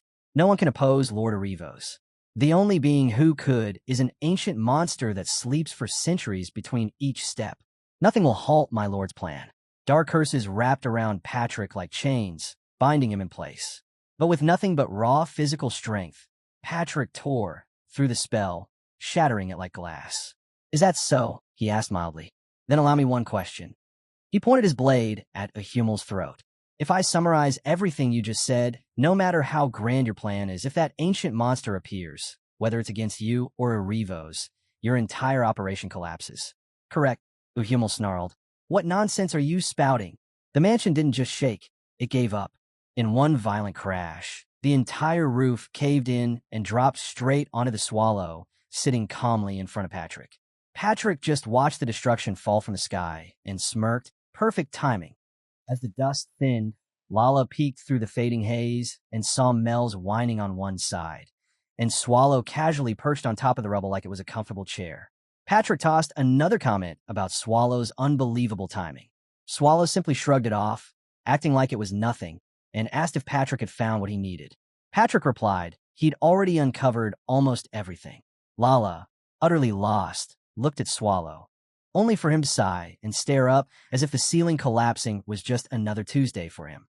Before anyone could breathe, O'Mel's hurled a spell straight at Swallow. But Swallow didn't even flinch.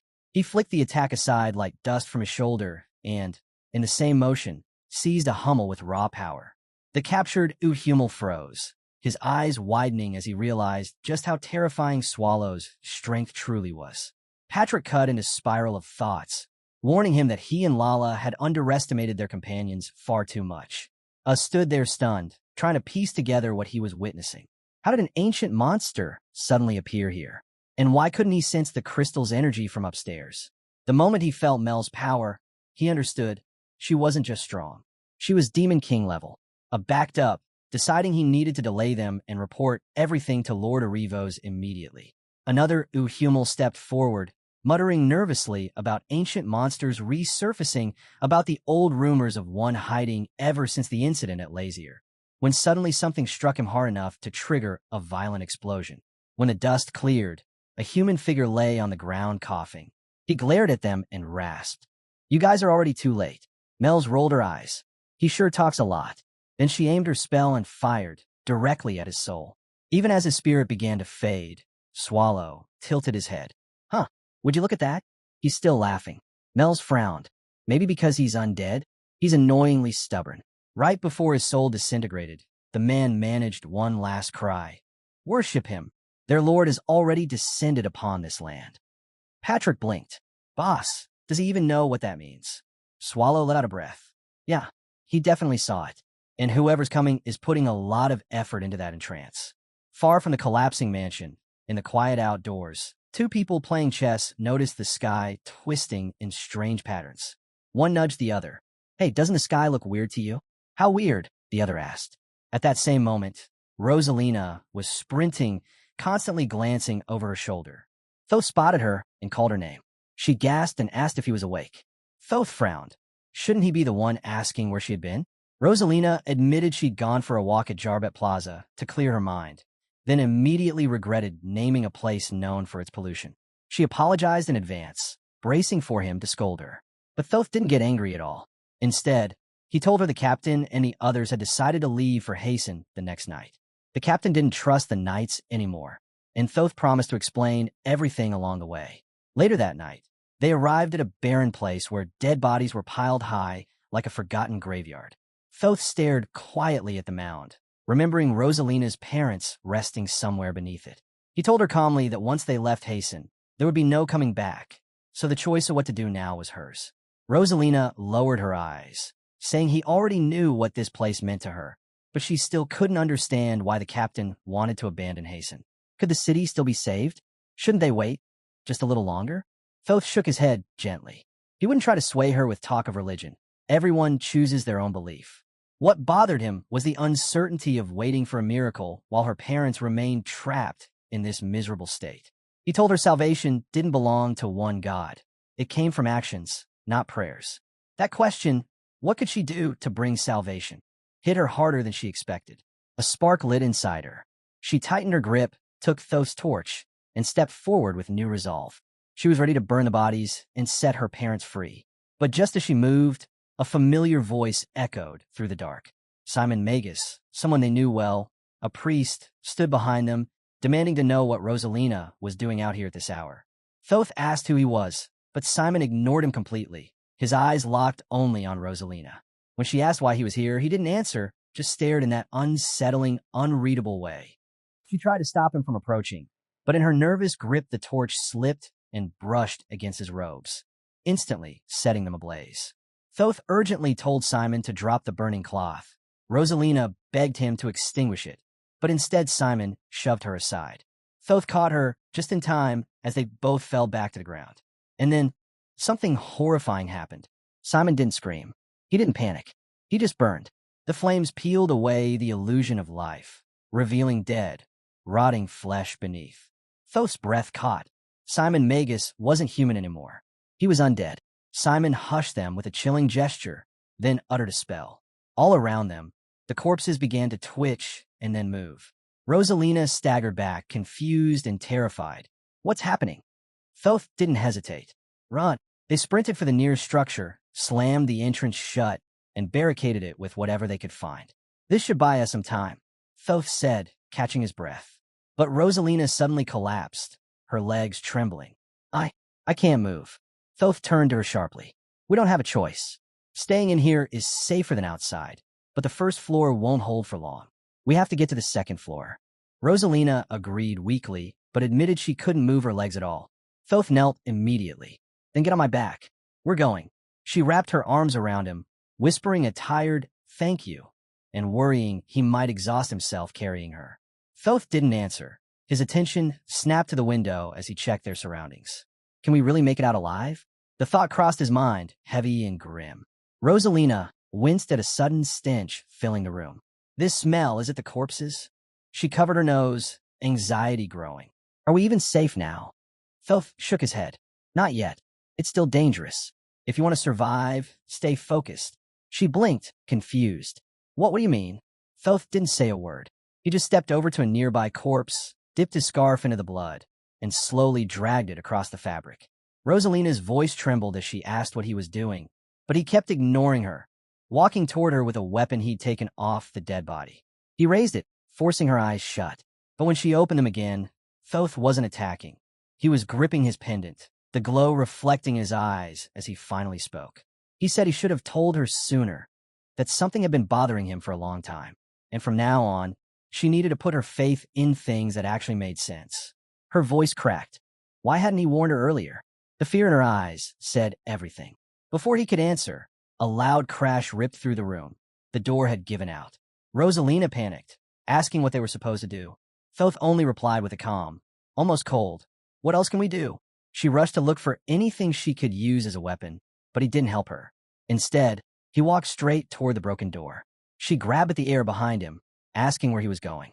Thoth turned, gave her a small, gentle smile, then stepped out of the room. He wrapped his blood-soaked scarf around the doorway, sealing it as best as he could. His thought was simple. If the stench of fresh blood covered the area, the zombies might not detect Rosalina at all. She froze. What are you doing? Don't leave me. Please, don't leave me here. Thoth sighed. How long was she going to rely on others? She'd been a burden for far too long. He told her to listen carefully. No matter what she heard, she must not make a sound, must not move without thinking. Rosalina slapped both hands over her mouth instantly. Good, he murmured. She's finally listening. To him, this was better than dying together. Then he burst forward toward the incoming zombies, whispering an apology for teasing her all this time, before the hall filled with a sickening, bone-shattering crack. Outside, Simon Magus raised his hand and ordered his followers to attack. Meanwhile, the people of Harsten gathered in groups, marching toward the Lord's mansion under a sky stained in eerie red. They muttered among themselves. This had to be because of the new Lord. She hadn't shown her face in weeks. Something was wrong. The heavens must have been furious. Their chatter was cut short by a scream. A man stumbled toward them, warning them that it was dangerous, but his words were slurred, broken. People crowded around, asking if he was injured, if he needed help. A blue-haired young man stepped forward, offering to take a look. Someone recognized the crest on his cloak and asked if they were from the Magic Tower. He nodded, explaining he was a trainee from the tower's wing guild. The trainee began to cast a healing spell, only to stop midway. eyes narrowing in shock. He whispered, "He's not bleeding, not from any wound." The trainee's eyes widened as he realized the blood on the injured man wasn't even his. Before he could say anything, someone at the front yelled, "Guys, more are coming." Another voice behind him shouted that anyone who could still move should have already gathered by now.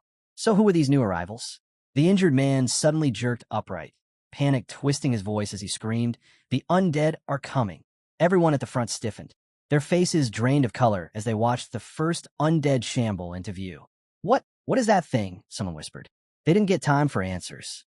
The undead lunged fast, but a knight burst forward, slicing it down in a clean, brutal motion. He turned back to the crowd, voice steady despite the chaos. "Listen well, undead aren't as strong as they look. So choose, are you running or standing here to fight?" Without hesitation, the trainee mage spoke up. He and his remaining companions chose to fight. The knight narrowed his eyes. "Who are you people?" The trainee bowed his head respectfully. "We were trainees of the Magic Tower's Wing Guild. On the day of the Black Disaster, we were on assignment outside the tower. We survived by chance. Even if we're late, we want to be of use now." One by one, others stepped forward, agreeing to fight the undead. The knight's voice boomed out as he took command. "All who can fight, weapon in hand, front line. The rest of you, start building a perimeter defense. We defend Harsten, to the last man." Time passed, just enough for the tension to coil tight in everyone's chest. Then the knight froze. Footsteps. Lots of them. "They're coming," he barked. "Mages, prepare your spells." The air crackled as magic circles flared to life. And with a unified roar, the mages unleashed their spells. The blast shook the ground, an explosion bright enough to light the bloody sky. From afar, Novin clenched his teeth. "Damn it, what's happening out there?" His eyes scanned the area desperately. "Thoth! Rosalina, where did you two run off to at a time like this?" Then he saw her. Rosalina, slumped against a wall, trembling. He rushed to her side instantly. "Rosalina, are you okay? What happened?" Her voice broke. "Thoth, he told me to stay put, but I couldn't. I was scared. I ran. And now, Captain Thoth is dead. Because of me." Novin shook his head firmly. "Did Thoth resent you when he died?" "Of course not. He isn't that kind of man." She looked at him with wet eyes, unable to speak. "You survived because of him," Novin continued. "Remember that, not the guilt." Then her expression twisted with urgency. "Captain, those things weren't normal undead. We need help. We need the knights. They're probably still at the Lord's castle." She faltered, noticing him rummaging through his gear. "Captain, what are you doing?" she whispered. "You barely have the strength to stand," Novin replied, pulling out a small vial. "Drink this, then get moving. You need to reach the knights." "What about you?" Novin tightened his grip on his sword, resolve written all over his face. "I'm the captain," he said quietly. "I can't abandon my comrades in the middle of a fight." "Rosalina, go. Bring those knights," Novin said, pushing himself to his feet as the distant screams grew louder. "We'll hold the line here. The inner castle should still be safer than this place." He clenched his fist.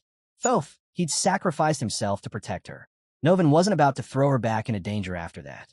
Meanwhile, somewhere else within the chaos, Patrick clicked his tongue. "Wow, they really made a mess of things this time. Boss, you should take a look. It's no joke." Mel's crossed her arms, watching the battlefield from a distance. "They're struggling out there." Swallow didn't even bother to turn his head. "Why would I look? It has nothing to do with me." Patrick shot him an annoyed look. "It does have to do with us. And you're already lying down like you've given up. Classic. Trouble pops up, and you immediately lose motivation." He glanced back at the battlefield. "But looks like the humans actually have the advantage right now. They're not doing bad." Swallow yawned, bored. "How long do you think they'll last?" "Not long," Patrick replied. "They've got weapons, and their makeshift barricades aren't bad considering they threw everything together in minutes. But if this is all they've got, fatigue will crush them. They'll be swallowed by thousands of undead eventually." He lowered his voice. "And if Humel's information is right, there's an elder class undead hiding among them. Irivos really went all in preparing this." Patrick gave him a sideways look. "Boss, think it's about time we started repaying that favor?" Swallow stretched lazily. "We will. But first, there's something I need to do." Patrick's eyes widened. "What are you planning?" "Boss, don't do anything stupid." Swallow smirked. "You told me to get off my ass and do some work, didn't you?" He stepped forward, heading straight toward the Lord of Harsten. The terrified woman flinched as he approached. What's your name? He asked casually. She swallowed hard. Lala Sinavier Atark. Lala, something. Good. I'll remember it. He pointed at her with his thumb. Name Swallow. And I only need to know one thing. You want to live, right? Patrick nearly choked. Boss, what are you saying? We need to kill her. Swallow shrugged. That was the plan at first. But I changed my mind. Patrick stared at him like he'd lost his sanity. What are you thinking? Hasten is already past saving. Swallow leaned closer, eyes narrowing. Think, Patrick, why were we about to give up on Hasten in the first place? Because of the undead, obviously. Exactly. Swallow grinned. So, if all the undead in Hasten disappeared, and the Lord followed our instructions obediently, there'd be no reason to abandon this place, right? Patrick blinked. I thought you were about to say something insane, but that's actually worth considering. He rubbed his chin thoughtfully. Using the Lord instead of killing her might not be a bad idea after all. Then his face tightened with doubt. But humans, they talk too much. Doesn't that make this risky? Mel's crossed her arms and nodded. Exactly. Humans aren't the type to keep their mouths shut once they learn the truth. There's no way they'll stay quiet. Swallow shook his head lightly. I don't think they're all like that. His gaze shifted toward Lala. This one has a reason to stay alive. Even when she saw me, my real form, she didn't look away. Didn't run. For a mere human, that's impressive. Patrick let out a low whistle. Yeah, for a normal human, that's insane. But Swallow wasn't done thinking. Does she have something special? Every hero he'd crossed paths with had some spark, some innate resilience no amount of training could fake. Something woven into their very existence. And this Lord, she stood in front of him, trembling but still sane after witnessing a monster up close. That alone said something. That's right, Lala whispered, voice shaking. I have a reason to live. Swallow nodded slowly. Then I doubt a human like you is going to go out of your way to die. Right? Patrick raised an eyebrow. That's all you're basing this on? My gut, Swallow replied bluntly. Patrick sighed. Can you please base your decisions on something more tangible than your gut? Seriously. He rubbed his forehead. But, well, what can I do? If the boss is set on this, I'll deal with whatever mess comes after. Swallow shrugged unconcernedly. I'll think about it. Then he turned back to Lala, his tone shifting. You get the idea now. Everything here ends the moment you say the words. Please save us. Lala swallowed hard. And what happens after I say that? It's simple, Swallow replied. We chase away the undead. And until Hasten is stable again, Patrick will stay behind to help. Patrick flared up instantly. Boss, are you selling me off? She forced her trembling voice out. Then what do I have to do in return? Swallow tapped his chin. What should I ask for? After a moment of casual thought, he said, let's keep it simple. Just offer up everything you have. Her eyes widened. Everything? What are you saying? Everything. Swallow repeated with a cold smile. Offer all to us. Her mind spun. If she refused, she would die, either ripped apart by this monster standing before her or torn to pieces by the undead outside. If she accepted, she would lose everything she ever owned, every right, every shred of control. Would her brother have taken his own life if the Black Disaster hadn't happened? If he had lived, would he be standing here as the Lord of Hasten instead of her? Would she even be in this nightmare? Her silence hung heavy. Patrick finally sighed and turned away. All right, she's not answering. Let's just kill her. Now, where did I put my sword? Swallow lifted his head the moment he heard footsteps. Someone's coming. Mel's adjusted her stance. How do you want to handle it? I can block them with magic. Forget it, Swallow said. Just open it. Got it. Mel's flicked her fingers and the gate creaked open. Rosalina stumbled in, eyes red, breath shaking. Yet she still managed to force out the words, They're really here. Please help us. The village is overrun by undead. Everyone is fighting with everything they have, but it's too much. We need your help. Thoth, he died. And the captain, he said he would be waiting for me. Everyone is holding on as best they can. So please, help us. She lifted her head and froze when she saw Patrick. A skeleton. Patrick shrugged. Yes, I'm a skeleton. Unfortunately, the situation has slipped into the hands of that human over there. Rosalina turned around and finally noticed who he meant. Behind her, Lala's voice trembled. Are the people of Hasten dying? Patrick scratched the back of his skull. Oh, right. They should be reaching their limit about now. Ms. Mells, can I ask a favor? Mel smirked. Of course. I'm curious too. She snapped her fingers, summoning a demon from a swirling cloud of magic. Go to the city center, she ordered. The demon flew off, and moments later, a shimmering screen materialized in front of them, showing the battlefield. The chaotic clash of humans and undead filled the image. Screams, blood, bodies. Rosalina staggered back. Lala covered her mouth. Both were horrified. Patrick pointed at the screen. Ah, ghouls too. I hate those things. They smell awful. It doesn't look like humans can hold out much longer. The sight shattered something inside Rosalina. She remembered the faces of those who had already died, one by one, right in front of her. Tears streamed down her face as she screamed. How can you just stand here when you have the power to stop this? Aren't you strong? Please kill them all. Please save us. She spun toward Lala. And you? What were you doing while everyone was dying? Lala's shoulders trembled as she stepped forward. Swallow, please save us. Please save those still alive and hasten. Swallow sighed, hands in his pockets. Fine. It's not like it's hard. Why not? He motioned for the others to move out. On the battlefield, a wounded man collapsed, exhausted. Damn it. Who said these things were weak, he thought. We're dropping like flies. Is this really how I die? An undead raised its claws to tear him apart, and Mel's landed on its head with a loud, sickening crunch. She grimaced. Ugh, that was disgusting. I should have landed on the roof instead. More undead immediately swarmed toward her. Annoyed, she raised her hand and summoned a blazing spell that incinerated them instantly. The man stared at her with awe. Hey, are you an angel? Mel's froze. Then her eye twitched. Bad choice of words. She kicked him across the street without hesitation. You useless human. What nonsense are you spouting? If you value your life, get lost. The man scrambled away, tripping over his own feet as Mel's glared after him. How dare he compare me to an angel? She hissed. Damn humans. Can't believe I ended up helping them. Before she could complain further, a voice slithered up behind her.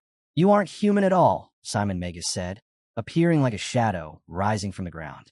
A demon wearing a human form? And to hold that much mana? You must be either a demon king or a dragon. So why? Why side with the humans? Mel's whipped her head toward him, annoyed rather than alarmed. I'm doing whatever I feel like doing. And an undead like you shouldn't open his rotten mouth in front of a king. Simon Magus laughed, a disgusting, echoing rasp. He'll figure everything out once he rips off your flesh. You are a fool. Throw away your humanity, become an undead, and maybe you'll evolve into a strong variant. What do you think? Mel's blinked at him. I have no idea what you're rambling about, but you might just be the most annoying undead I've ever seen. Simon hissed back. I serve the commander of Undead Darkness, one of the 10 evils. Do you think I, Simon Magus, would lose to a demon king like you? Mel smirked. Oh, you misunderstand something. I'm not the one fighting you. Simon paused, then felt it. A presence behind him. A hand clamped down on his shoulder. I found you, you bastard. Swallow's voice dropped like a hammer, followed by his fist. He hauled Simon forward and smashed him into the ground so hard the earth cracked beneath the impact. Swallow dusted off his knuckles. Told you I'd remember you. Not a bad feeling at all. He studied the crumpled undead. If I'm guessing right, this guy's the gatekeeper of the undead army. One of the gatekeepers of the 7 great dungeons. Then he nudged the fallen corpse with his foot. Hey, you're not dead from one punch. Get up. Mel stared wide-eyed. Taking down something like that with just a punch? And he was holding back. Did I see that right? She walked closer. You seem to have a grudge against him. Someone you know. Swallow thought back to earlier. A few hours ago, he tried to peek inside my mana without permission. He shrugged. I just don't like him. Might hit him a few more times. He looked around the burning town. Anyway, we shouldn't linger here. Nothing good will come from hanging around. He turned to Mel's. Do you think Arivos is in this village? Probably not, Mel's replied. That barrier isn't meant to keep enemies out. It's meant to trap everyone inside. Swallow squinted up at the sky. So that thing really is a barrier. I just thought the sky turned crimson. Mel's crossed her arms. The caster's probably outside. No idea what they're planning, but I doubt I can break something like this. Swallow sighed. Figures. Guess I'll handle it myself. In the meantime, can you take care of the extras? She blinked. Extras? You mean the undead? Yeah. Minimize the casualties if you can. It might be a little late, but this village still needs a functioning population. Mel's stretched her fingers, magic crackling between them. It won't be perfect, but if it's only that, I can handle it. As expected of our demon king. You're amazing, Swallow grinned. I'll tidy things up and then go have a one-on-one with Arivos. Mel snapped to attention. Leave it to me, sir. She looked out across the sea of undead and asked, Sir, how long will you be gone? 15 minutes. 20 max. She smirked. If it's only 20, I can hold out just fine. Reliable as always, Swallow said. Have a safe trip, sir, she replied, bowing slightly. Swallow turned toward the town center. All right, let's wrap this up. Behind him, Simon Magus slowly rose, eyes narrowing. I have my suspicions. Are you an ancient monster? Swallow shrugged. Who knows? You're halfway right, Simon hissed. Then who are you? Swallow pointed a thumb toward himself. Probably Patrick's slave. Simon sputtered. What nonsense? Ancient monster or not? Did you think I'd sit around unprepared? I am Simon Magus, one of the pillars of Lordo's forces. I have never failed Lord Arivos. I'll use this chance to reach him. But the moment he faced Swallow again, his confidence shattered. Swallow cracked his knuckles. This guy, he keeps getting on my nerves. Chapter 37. Impossible, he's not injured at all. The great evil dungeon, Swallow. If this keeps up, I'll die here. I need to tell Lord Arivos. Now, Swallow lunged in, jaws wide as if ready to swallow Simon whole. But Simon was faster than expected. A sudden flash of mana, a warped ripple through the air, and he vanished using teleportation. TSH, Swallow clicked his tongue. Try to eat him in one bite would have been easier. Guess I didn't get all of him. He rubbed his jaw, annoyed. It'll be a pain to chase him. But I can't let him run either. He remembered his promise to Mel's. Finish everything within 20 minutes. He couldn't waste time. That bastard probably ran, crying to his mommy. So he should be somewhere near the walls, right? Swallow muttered. Whatever. Blasting the whole area in the direction he escaped should take care of him.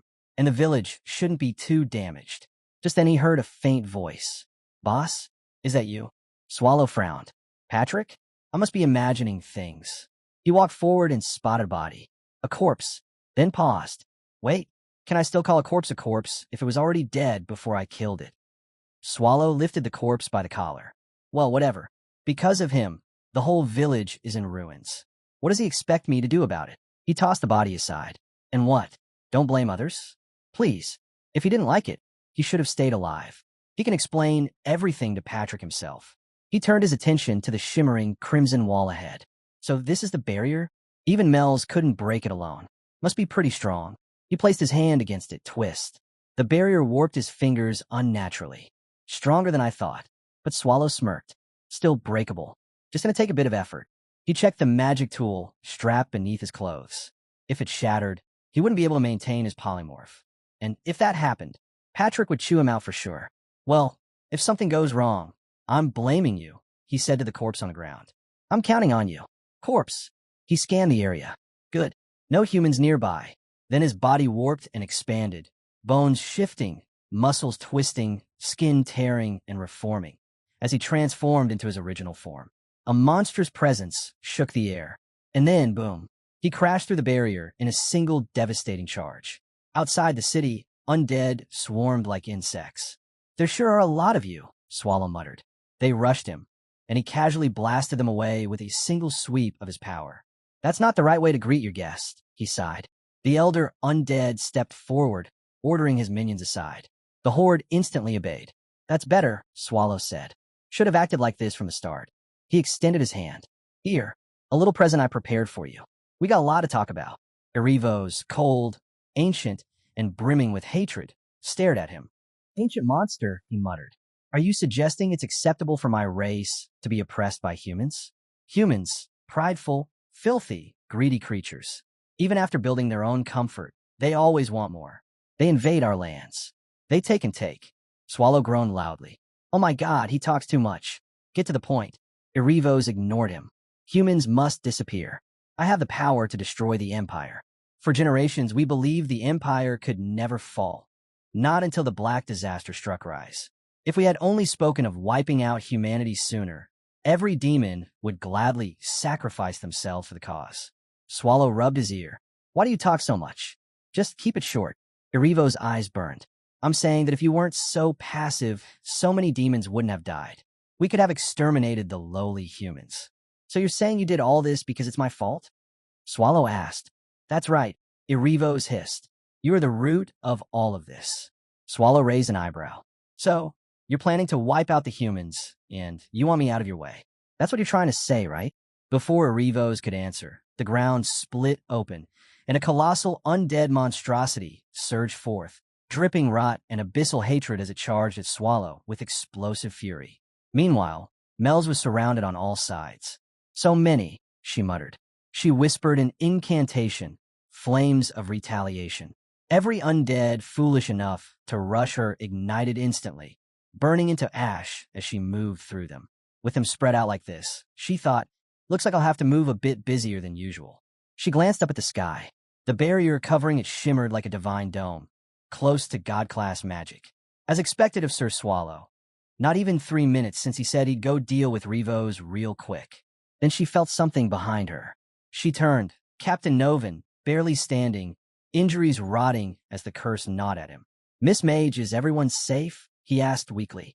Mel shrugged. If you're talking about the humans, most of them are burning in that fire over there. Novin flinched. Are you a companion of the Knights? Companion? Me? Mel scoffed. No way. I'm just a servant. I can't be compared to their greatness. Oh, so you know them. Then you must be with them, Novin said with relief. Good.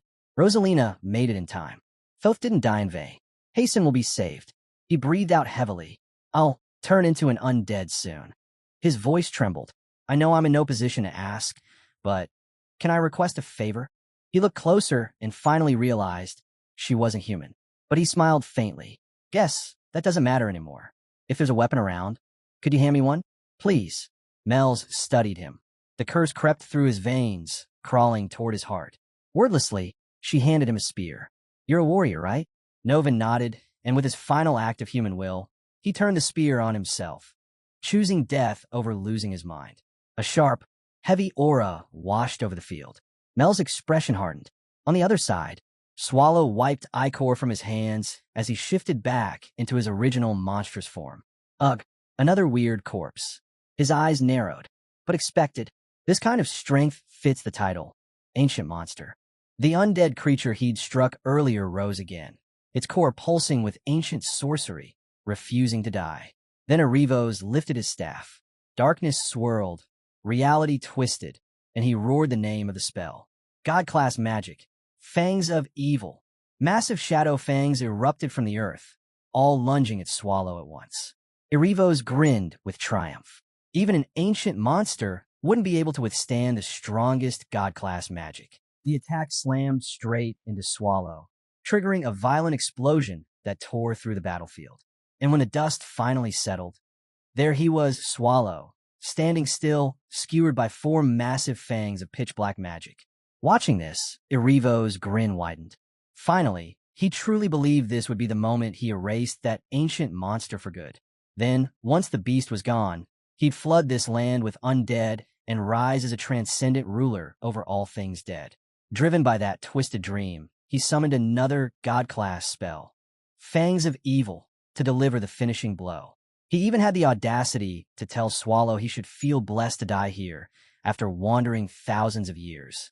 But just as the spell was about to hit, Swallow moved. Darkness erupted around him, raw, crushing power, and he shattered the god-class fangs like they were cheap toys. Arivos froze, unable to process what he was seeing. Swallow just groaned, clutching his chest. Damn, that hurts. It hurts so much I'm not sure how long I can keep letting you hit me. That one line snapped Arivos back to reality. Letting him hit him? No way was he intentionally taking the attacks. He panicked, slamming his fist into a nearby tree. The entire trunk snapped and crashed to the ground. Swallow glanced over, annoyed. Why are you taking it out on the tree? He sighed. Anyway, that was your strongest magic? Really? Nothing stronger. Now only 2 fangs remained. And on the other side, Arivos was spiraling. Did he let me hit him just to test the power of god-class magic? I need to retreat. I came in too fast. I need distance, space, anything. But Swallow stomped on his panic before it could turn into a plan. Hey, I'm talking to you. Don't get weird ideas. If you got something stronger, use it. If not, I'll assume this is all you've got. Swallow flicked the last 2 fangs aside like dust. Desperate, Arivos used the distraction to cast another spell, chains of restraint wrapping around Swallow's body. Swallow rolled his eyes. Why do all of you act the same? Like you're following some script. I hate this spell. Is this supposed to be another one of those God-class whatevers? And why is this thing so stupidly sturdy? Before he could break free, a massive monster lunged at him. But Swallow instantly shifted into his polymorphic form, slipping past the attack without a scratch. That's disgusting, he muttered. But if it's this big, guess I should get a little serious.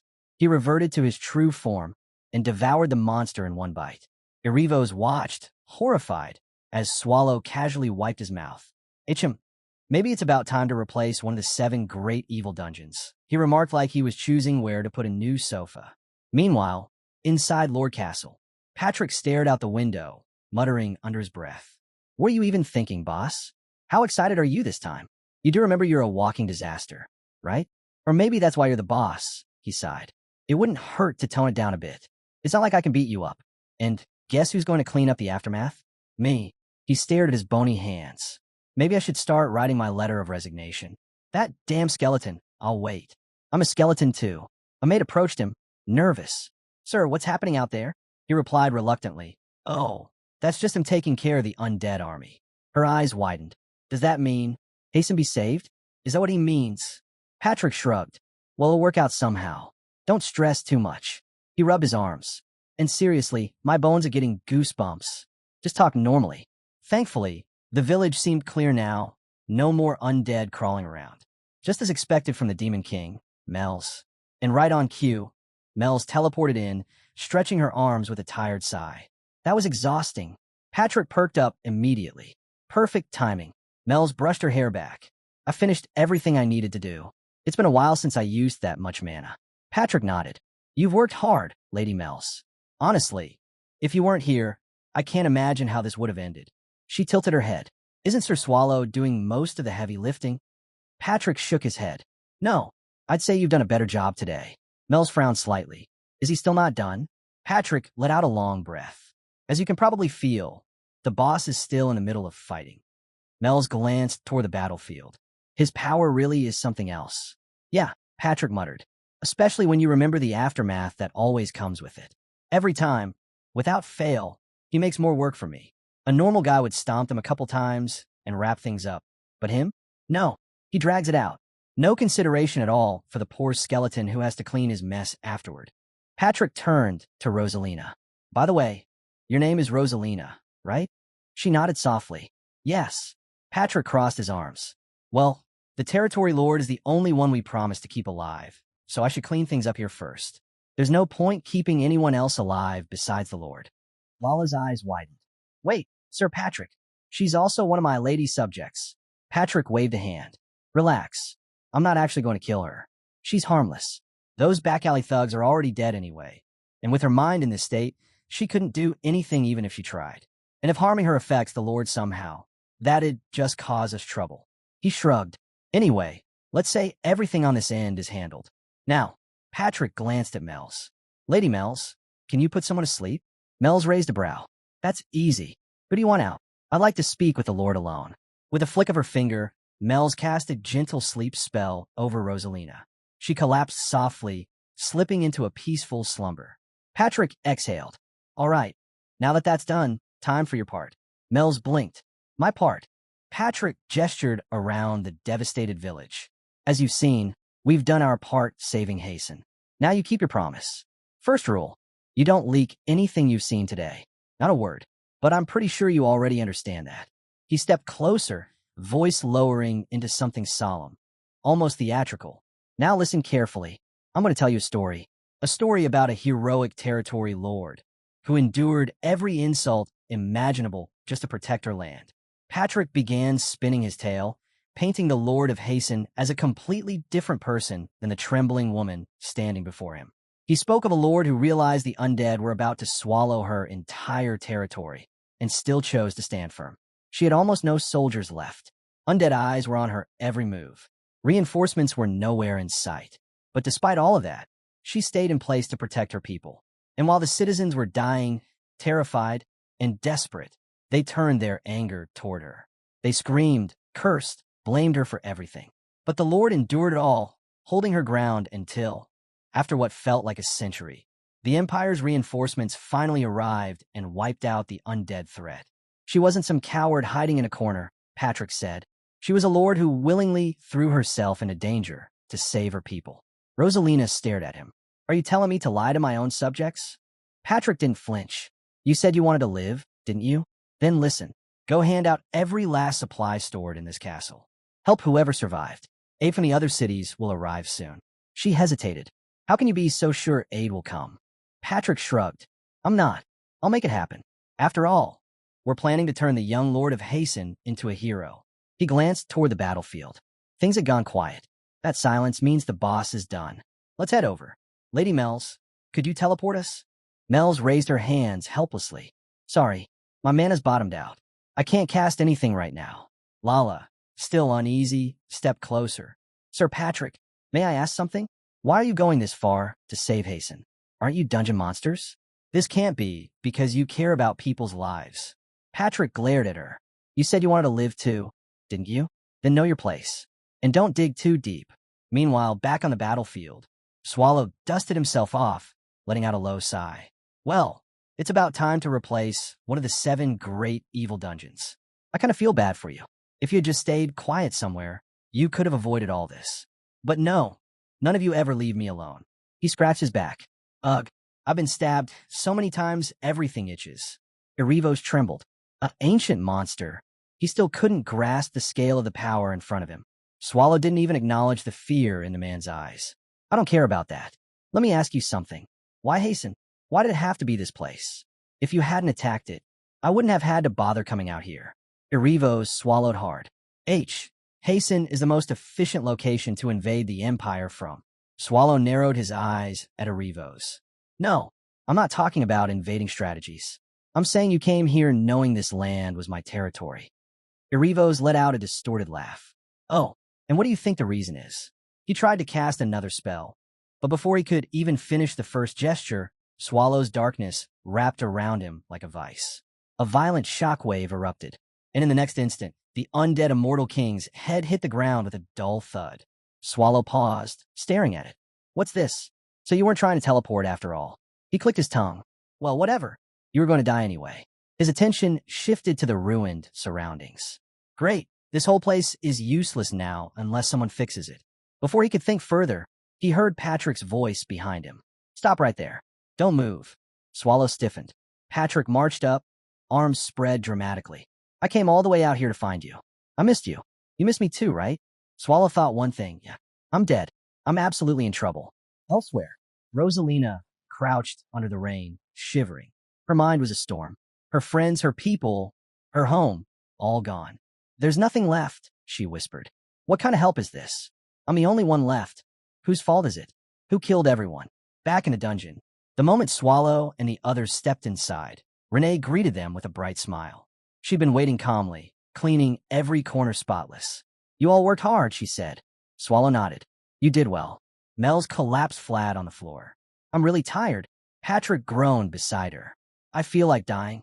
Renee approached Swallow, eyes sparkling. Mr. Swallow, you must be exhausted. Would you like dinner first or a bath first? Swallow answered instantly. I'll drink the bath water. Patrick's soul left his body for a full second. What the hell? What has he been teaching her while we were away? Ursabet Bay stepped forward, uneasy. So, did everything go well? Swallow waved her off. Can I go? I want to leave. Patrick sighed. Well, if you count the humans who starved and the ones eaten by undead, we're sitting at around 3,000 deaths. Oh, and don't forget how our boss here blew up the whole town. Other than that, things went pretty well. Ursabet blinked. What exactly did he do out there? Patrick shrugged. He cleaned up the undead. She pressed on. He only cleaned up the undead. He cleaned them up perfectly. She stared, unimpressed. What exactly did he clean up perfectly? Swallow stepped forward and set something on the table. Irivos' severed head. Don't bother him, Swallow said calmly. He's going to sleep. As Ursabet examined the head, Swallow lifted the bowl and actually drank the bath water. Ursabet froze. Wait, this is just the shell. Patrick and Renee jumped back in shock. A bit later, Swallow lazily added, oh yeah, I used a bit of magic at the end. Patrick stared at the severed head on the table, rubbing his skull in frustration. No matter how I look at it, this is bad work, boss. You did a terrible job cleaning things up. Leaving the Lord alive, the one who saw everything, was already a huge risk. But now even Arivos was technically still alive. Patrick groaned. What were you even doing in Hasten? Swallow lazily muttered. Ursabet said Arivos probably lost 70% of his life anyway. Patrick nodded. Yeah, sure, but that doesn't change the fact that now the great evil dungeons might, but heads again. You really need to be more careful. Rivos won't be able to move for a while, so we're safe for now, but don't get complacent. He crossed his arms. As I've said 100 times, even if you handle the mess at Hasten, accepting new monsters into the dungeon is something you need to do. So stop slacking already. He turned around. Are you even listening? Swallow was already asleep. Patrick let out a dead, skeletal sigh. Meanwhile, Rosalina made her way through the village ruins, where survivors huddled under makeshift shelters. The air was heavy, filled with murmurs of grief. A green-haired man spoke first, voice hollow. 3 days of rations, and what's the point? My wife and kids are gone. I don't care about food. A blue-haired man snapped back. What? You want us to praise the Lord for this? Are things fine just because we're eating? Green hair clenched his fists. Better to join my family in death than suffer like this. Blue hair retorted, fine, but at least eat before you die. Then they noticed Rosalina standing nearby. So, are you giving up too? He asked. At least fill your stomach before you leave. Rosalina shook her head slowly. Where would I even go? Her voice trembled, but she didn't back down. Of course I'm suffering. I want to run. But why do we have to be the ones to run away? What did any of us do wrong? Why do we have to die? The crowd went silent. She glared at them, tears forming. Think about it. Who was really at fault? Who slaughtered everyone? This is unfair. So unfair. Don't aim your hatred at the wrong target. She stepped forward. There's no point in dying meaningless deaths. If we're going to die anyway, then we should take our revenge on the one who put us here. Their eyes widened. What do we have to do? They asked. Rosalina answered without hesitation. We kill the undead. All of them. Meanwhile, in the king's palace, the scene shifted to a grand, towering hall draped with banners. Royal guards stood lined up, unmoving. Arl Ethelbria's Gal Livison knelt on one knee before the throne. The king finished his long speech and looked down at him. Edalus Givine. Even after all that, you didn't zone out. Impressive. Arl bowed his head deeply. I wouldn't dare, your majesty. The king leaned back, gaze sharp. Good. The lives of the entire raid force rest on your shoulders. I expect great things from you. Arl didn't hesitate. I will meet those expectations. He left the throne room with measured steps, accompanied by Garrett, an executive tracker from the Black Tiger Order. The moment they stepped outside, Garrett spoke. So, did you receive full authority to lead the dungeon raid? Arl nodded. Yes, and the arrest warrant for Paymore has also been issued. Garrett clicked his tongue. He's running, but with his wealth and old noble connections, he probably has people backing him. The warrant won't be as effective as we'd like. Arl responded calmly. That doesn't matter. Its existence alone is enough to keep him on edge. As they walked, he glanced over the troubled city streets and reflected on the past month. The black disaster that struck Royers had shaken the Empire's upper nobles to their core. Heads rolled from mishandling it. Entire families lost power overnight. A lot has changed since then, he murmured. Before long, they reached their destination.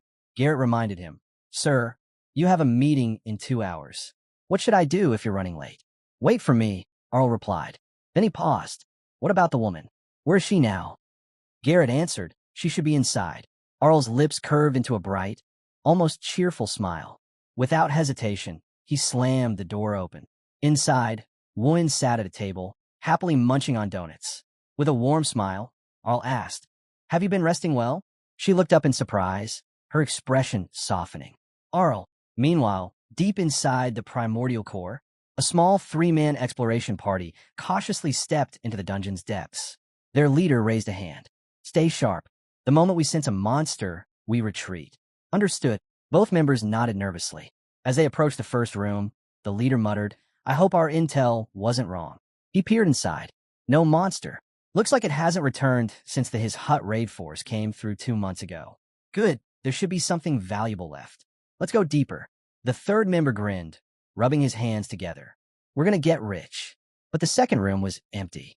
And the third room, also nothing. The second member frowned. Is our information wrong? Maybe other raid forces already cleared this place out. There's nothing, absolutely nothing. The third member shook his head violently. No way. The core shouldn't be empty. The second member looked ahead uneasily. Are we even in the primordial core? We've come all this way and haven't found a single thing. The leader pointed toward the next chamber, lowering his voice as the walls grew tighter around them. The fifth room.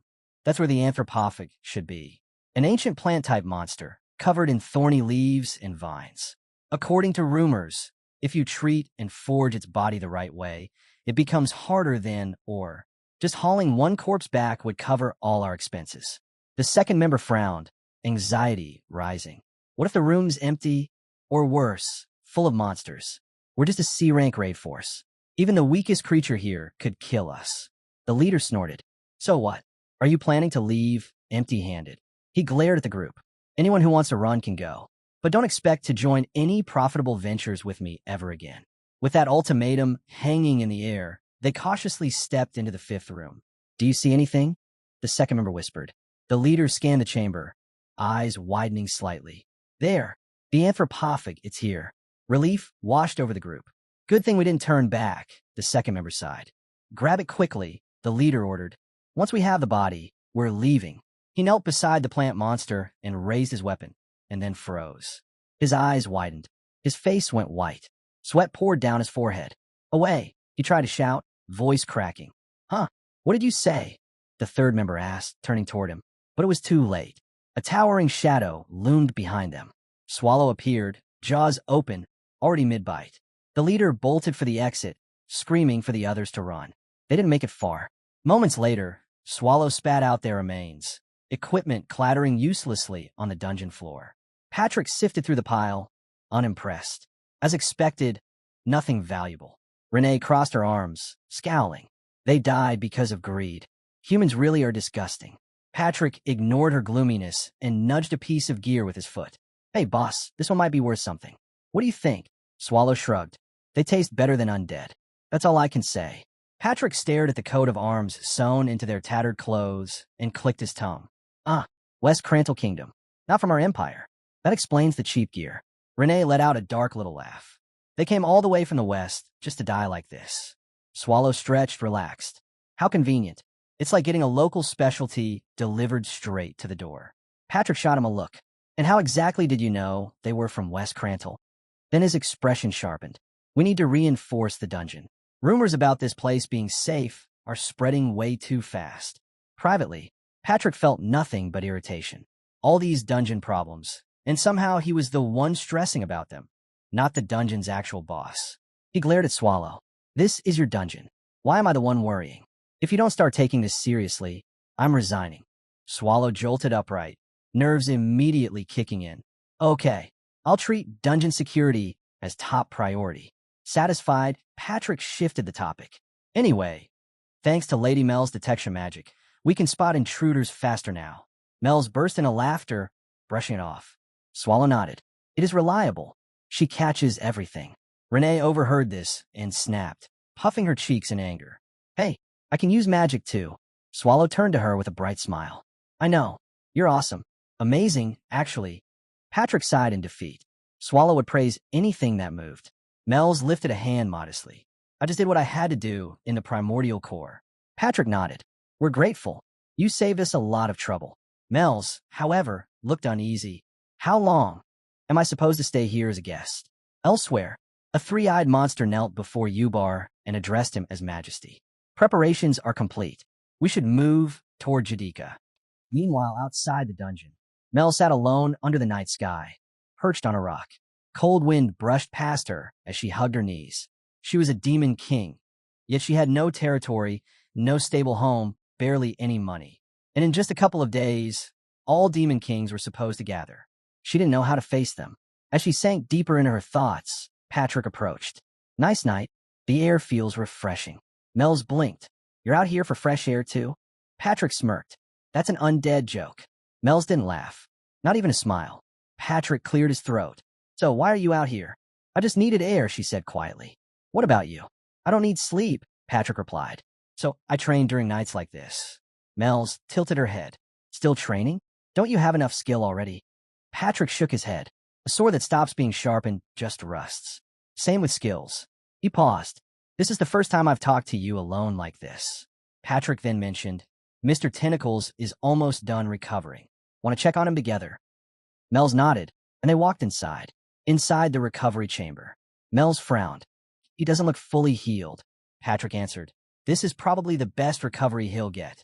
Honestly, it's miraculous he made it this far. Renee suddenly dropped down from above. I counted 68 tentacles. His recovery is slow. Don't expect more than 5 to grow back. Mel stared at Mr. Tentacles, heart heavy. Did he fight the His Hut Tall trade union? Patrick nodded. Yes. Your Demon King castle near Ria's. You were involved with them, weren't you? Mel's lowered her eyes. Yes. They're the raid force that killed my father.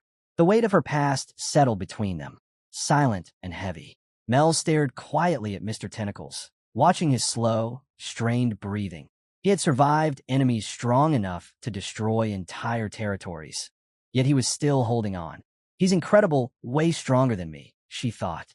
And in that moment, her doubts resurfaced.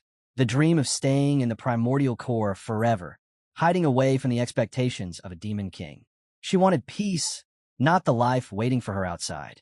Patrick broke the silence. Since he's almost recovered, we should think about recruiting more monsters for our core. Renee shot up immediately. Then recruit only male monsters, like those golems in the storage room, strong and loyal. Mel's opened her mouth to object, but before the argument could break out, Mel stood up sharply. I've decided. I'm going to Jadika. Everyone quieted. Meanwhile, Garrett inspected Woon's bandaged arm. These wounds, if people see you acting too lively, they'll get suspicious. Pretend you're still recovering. Woon grimaced. Fine, but it's annoying. Or I'll check the cupboard. We have snacks. Should I make tea? Woon shook her head. No, I need to prepare for the meeting. Arl blinked. Oh right, the meeting. By the way, has the maid come by today? Woon frowned. I don't know. I left to buy snacks. Arl nodded and turned serious. Garrett, Woon Historia, go to the meeting room first. I'll finish the paperwork and join you. Garrett sighed. Please hurry. The meeting needs you.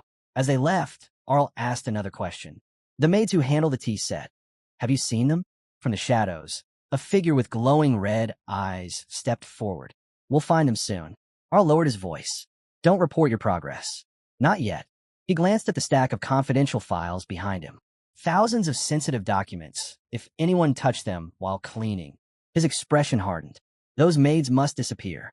4 days from now, no mistakes. Later, in the meeting room, Arl stood before the assembled commanders. Thank you all for coming despite your busy schedules. Today we discuss the Black Disaster, the threat that endangers the Empire's peace. Squad leader Cardi immediately challenged him. The royal court clearly announced the Black Disaster isn't Swallow. Are you going against His Majesty's statement? Arl answered calmly. That announcement was to calm the citizens. But I saw it with my own eyes. He pointed at Garrett. Swallow fought the heroine directly. Garrett lost an arm that day. Garrett scoffed. Ridiculous. I never heard any report like. Then look, Arl cut him off. Garrett's missing arm. Woon's tense expression. Cardi's face fell. So it's true. Inside, he felt a chill. If Woon couldn't stand against him, then Swallow is far more dangerous than we imagined. Arl continued. That's why we need to prepare. Swallow appeared without warning once, and he can do it again anytime. The room fell silent. Everyone finally understood the weight of his words. After Arl dropped the truth about Swallow and the desperate need for the 36th masterpiece, the entire hall froze. Not a whisper, not a breath. Everyone felt it, the weight of a disaster creeping toward them. Then Duke Rolthos finally breaks the silence, his voice sharp and bitter. So what's the plan? How exactly do we stop Swallow? Because whatever defenses we've built, they're nothing in front of that monster. Arl doesn't flinch. They're useless, he admits bluntly. Every wall we raise, every soldier we train, it all breaks against Swallow. Only the 36th masterpiece can turn the tide. The Duke exhales, defeated. We've been searching for years. Found nothing. But inside, Arl knows the truth is far uglier. Even when they did find things, rare relics, ancient treasures, they somehow ended up in Swallow's hands. Compared to that creature, the Empire's brightest talents were nothing but flickering candles in a storm. Without the 36th masterpiece, they weren't fighting a battle. They were marching toward execution. Arl's gaze darkens. That artifact is the only bridge between us and the power he wields. He shifts the topic. And the Pope, he's moving again, spreading nonsense, claiming Swallow is God's punishment on the Empire. A chair scrapes violently. The dark blue-haired girl shoots to her feet. That's absurd. Arl only nods. Of course it is. But when your religion is suppressed for generations, people cling to any narrative. Her eyes narrow dangerously. Watch your words. That borders on treason. Arl smiles calmly, too calmly. I'm only speaking the truth. She snaps. In a heartbeat, she grabs him by the collar. But her world freezes when a shadow man appears behind her, blade pressed lightly against her neck. One wrong twitch and her life ends. Arl raises a hand. Enough. The sword withdraws instantly. The girl stiffens, embarrassed at how quickly the situation flipped on her. Arl's voice turns cold. This isn't the time for pride. If we ignore the Pope's faction now, the Empire will split. Deep inside, another truth gnaws at him. The Pope's faction already holds 3 of the 36 masterpieces, their so-called holy relics. Taking them back would mean war. A great holy war.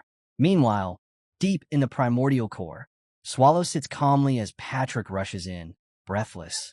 Lady Mel's left, Patrick reports. Swallow tilts his head, unfazed. I know. And Patrick's eye twitches. That's it? That's your reaction? He grabs Swallow's hand hard enough to make even Swallow wince. Do you not understand? She might not come back. Swallow clicks his tongue at the sudden pain. You're doing that thing again, using strength for no reason. Inside, Swallow can't help thinking how bizarre Patrick is. Out of all times to turn into a muscle-brained brute. He chooses this. Patrick keeps going, voice rising, frustration spilling over. I noticed it earlier. Lady Mel's has been acting strange long before she even mentioned going to Jadika. Renee stiffens beside them, realization hitting like a cold wave.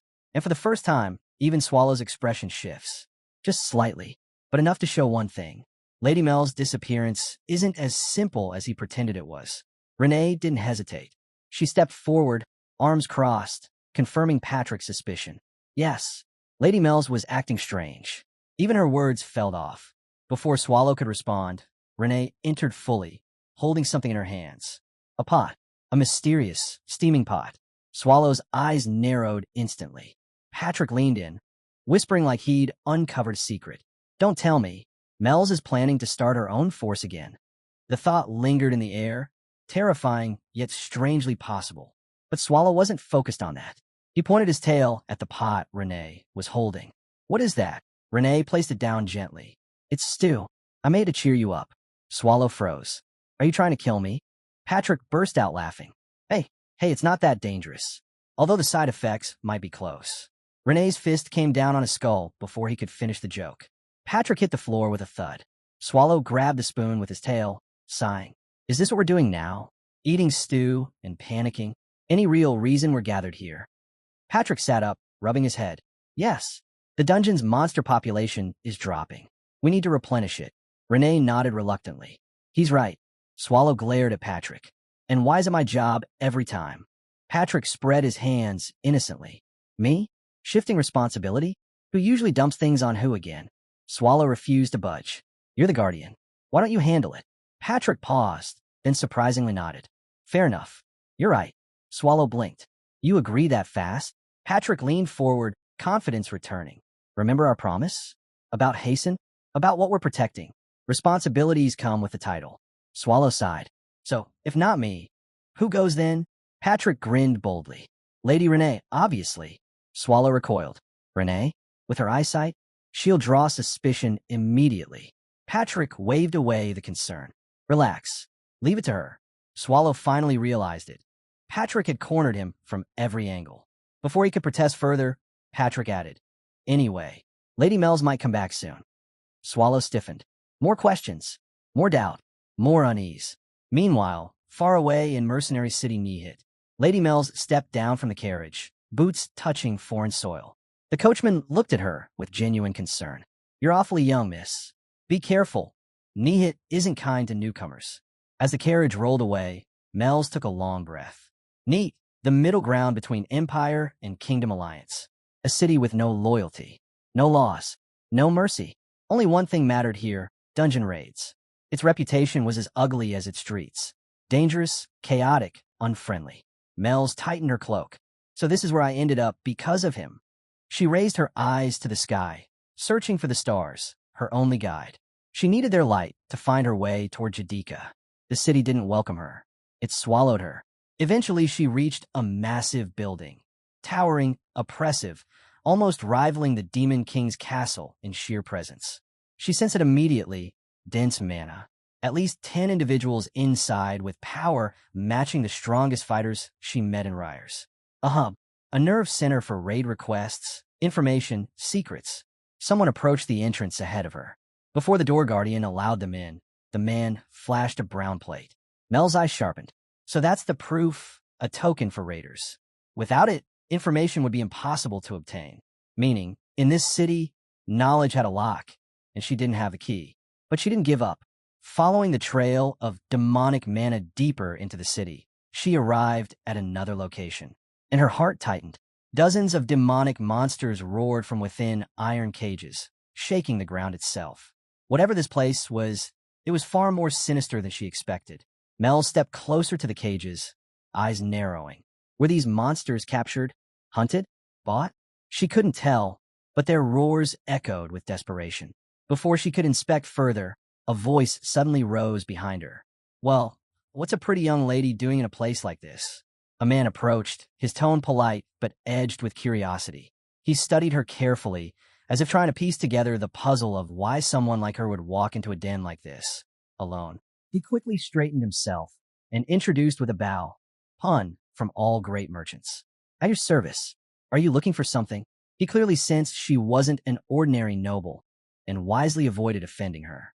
Mel's met his gaze without hesitation. "I'm Mel's. Tell me, what is this place?"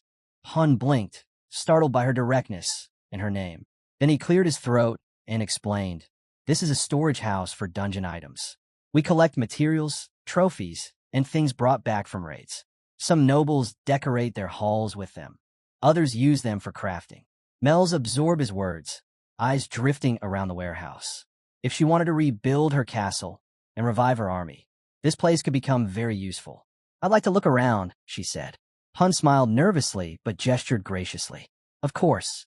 Everything here is for sale, Lady Mel's."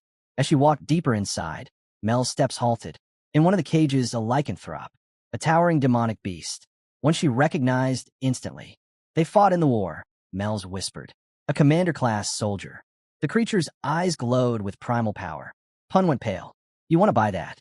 "Lady Mel's, that monster nearly destroyed our entire expedition. We had to sacrifice 4 B-class raiders just to capture it." Mel's didn't flinch.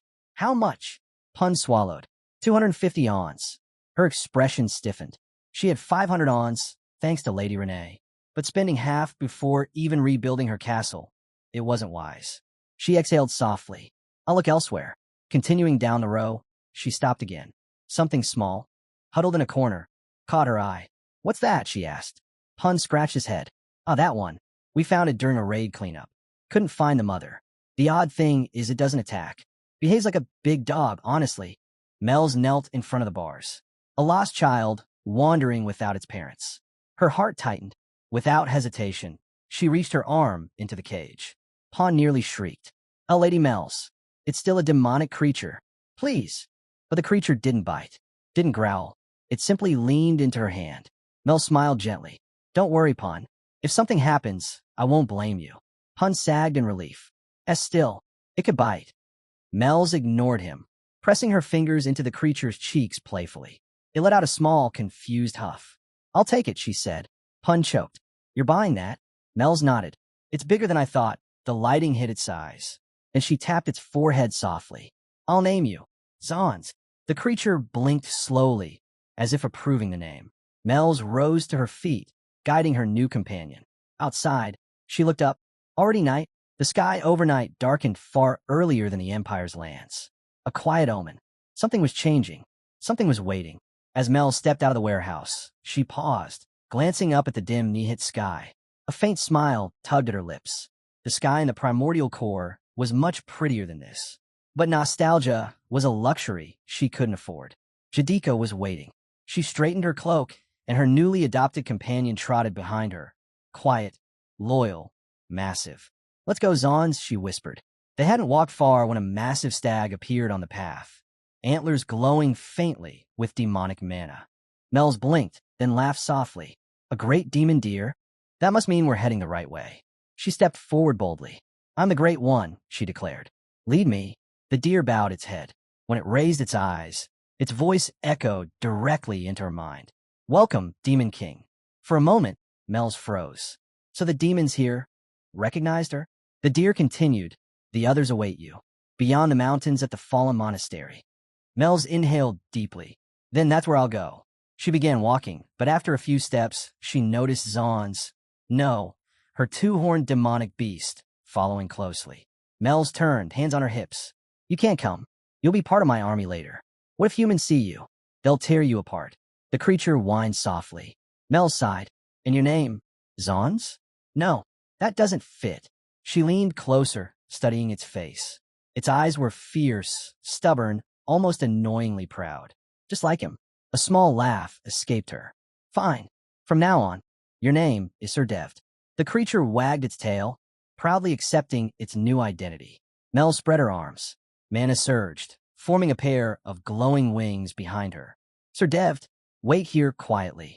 I'll come back for you, she whispered under her breath. I hope Swallow forgives me for stealing his name. I probably won't see him again for a while. And with one powerful flap, Mel shot into the sky, heading toward the fallen monastery and her fate as a demon king. Meanwhile, back in the primordial core, Swallow is furious. I'm not forgiving him. Not this lifetime. Not the next. I hope Patrick doesn't die peacefully. Patrick raised a brow. Your curses get longer every century. Impressive consistency. Swallow glared. I hope you get osteoporosis.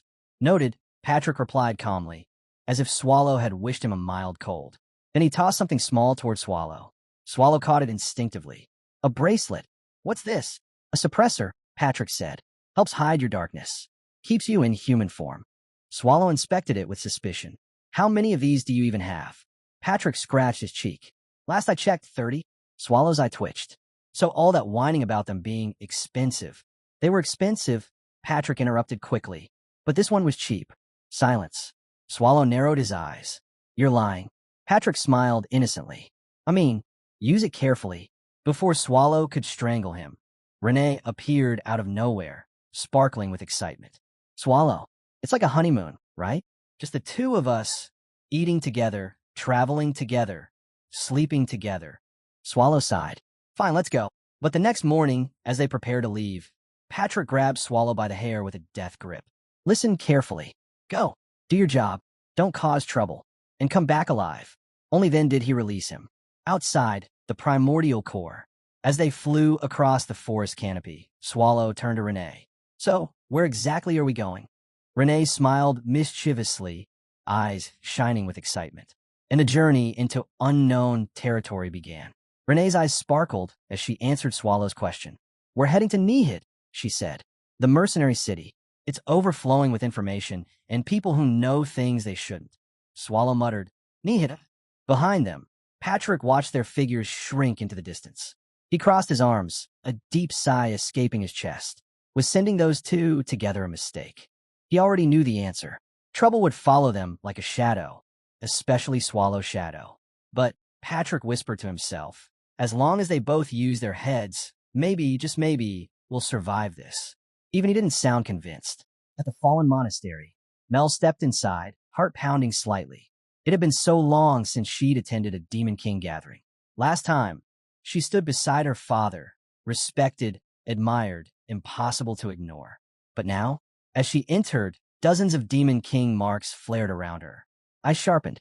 Whispers spread like wildfire. Is that her? Did she really come? She looks weaker than before. Mel's clenched her jaw and moved toward the table. She reached for a drink to steady her nerves, and someone slammed into her shoulder. The cup tilted sharply, splashing across her face. Mel's froze. She turned sharply. He wasn't a Demon King, not even someone important, just nobody who dared touch her. A cold fury rose within her. You dare. She readied herself to strike, mana flaring. But the man turned back, smiled faintly, and walked away without a word. The smile stopped her fist midair, and like sharks smelling blood, the Demon Kings around her started laughing. Look at her. She can't even defend herself. Is she really a Demon King? Pathetic. Mel's forced the rage down. If she retaliated now, her weakness would spread through the entire realm. Endure. Build an army. Then crush them.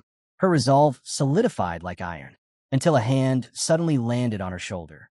Mel's temper snapped instantly. Who dares? She spun around and stopped dead. Standing there was a woman with soft emerald eyes and a smile that lit the dusty hall. Marmolia? Mel's whispered. Marmolia nodded eagerly. Yes, it's me. Before Mel's could react, Marmolia threw her arms around her in a crushing hug.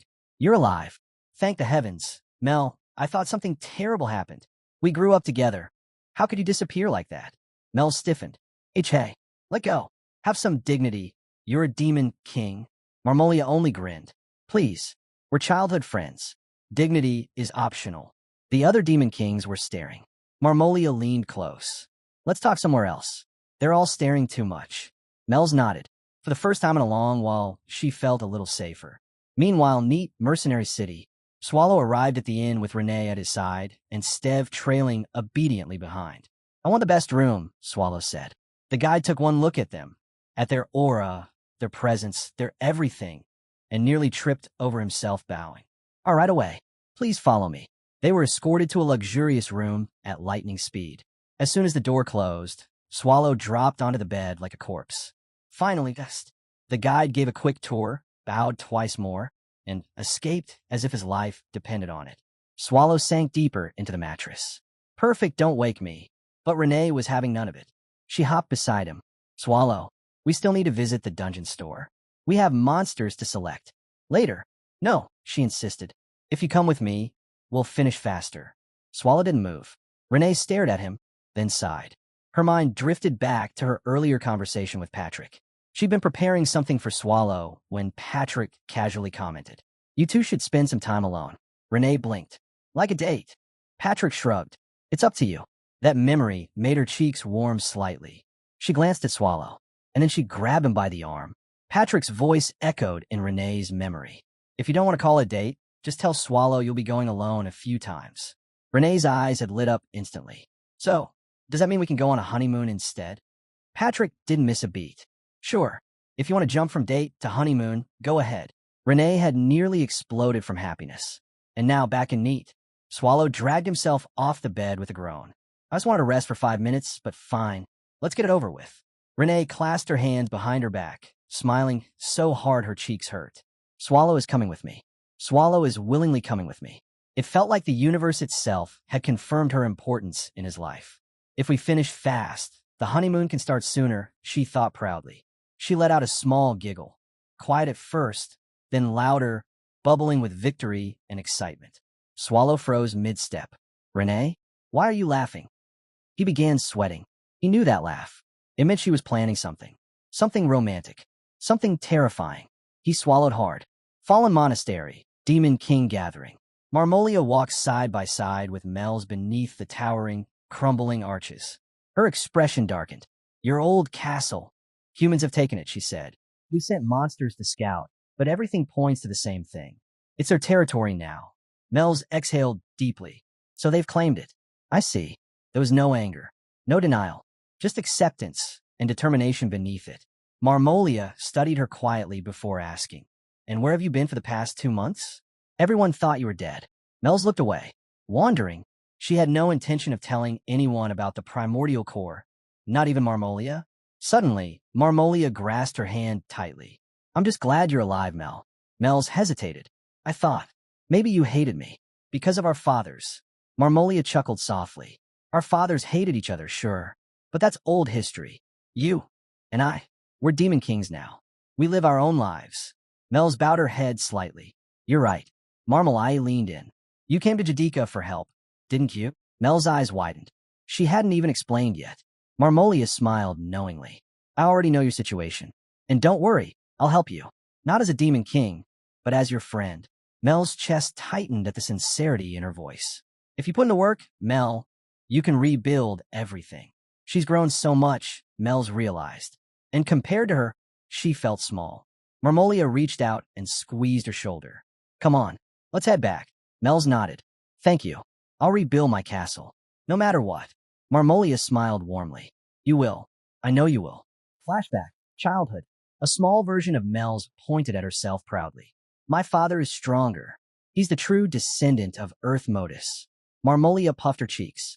No way. My father is stronger. His horn looks cooler. Even back then, they were fighting.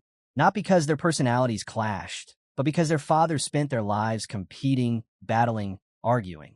Yet somehow, they were friends. And so were Mel's and Marmolia. Then came the day everything changed. Little Mel's magic burst out for the very first time. A single spell, a single spark. The entire castle wall exploded outward, shaking the entire mansion. Every adult froze. Every child stared wide-eyed. That day was the beginning. Of fear, of awe, of distance, of Mel's transformation into someone others looked at differently. Present, Marmolia gently guided her deeper into the monastery. And Mel's followed, ready to face whatever came next. Marmolia urged Mel's forward, practically dragging her by the wrist. Mel's wiped her forehead nervously. I feel childish. Marmolia blinked. Why would you say that? It's nothing, Mel's muttered quickly. Where are we going? Marmolia's tone softened. You can't rebuild an army alone. But there are some demon kings who share our goals. Before Mel's could ask what she meant, they stepped into a large hall. And Mel's heart sank. Dozens of demon kings stood inside, all glaring, all furious. Her breath hitched. What is this? Before she could whisper a single word, Marmolia bowed deeply. I have brought Mel's. Mel's nearly choked. I'm still too young for this. Marmolia hasn't changed at all. She's still reckless. Marmolia turned, smiling brightly, and whispered, Loser. Mel's eye twitched. Mel sat alone in the center, surrounded by towering thrones. Ubar, the demon king presiding over Jadika, sat above them, all like a judge. Mel's the Lymphagria, he said coldly. I am disappointed. Mel swallowed hard. Marmolia stood beside her, marked and solemn. You honestly believe Jadika would welcome a demon king who lost? She asked, voice sharp enough to cut stone.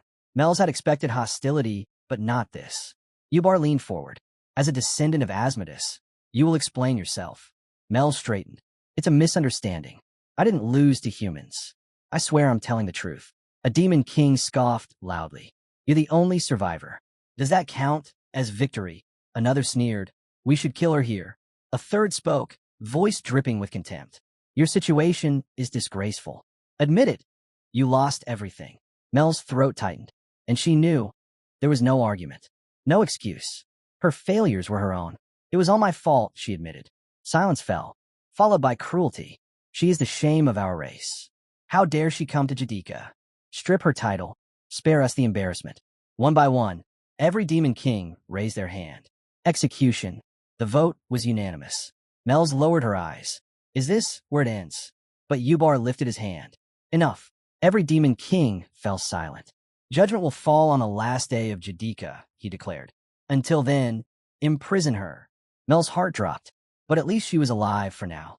Meanwhile, in Nihit, Swallow and Renee approached a massive structure shaped like a demon castle, the same building Mel's had seen earlier. A guard stepped forward. Halt. Restricted area. Insignia required. Swallow glanced at Renee. Got one. The guard scoffed. You two? A beggar and a dizzy maid? Don't waste my. Renee calmly reached into her bag and pulled out a golden insignia, one belonging to an A-class raider. The guard froze. His face was drained of color. See this.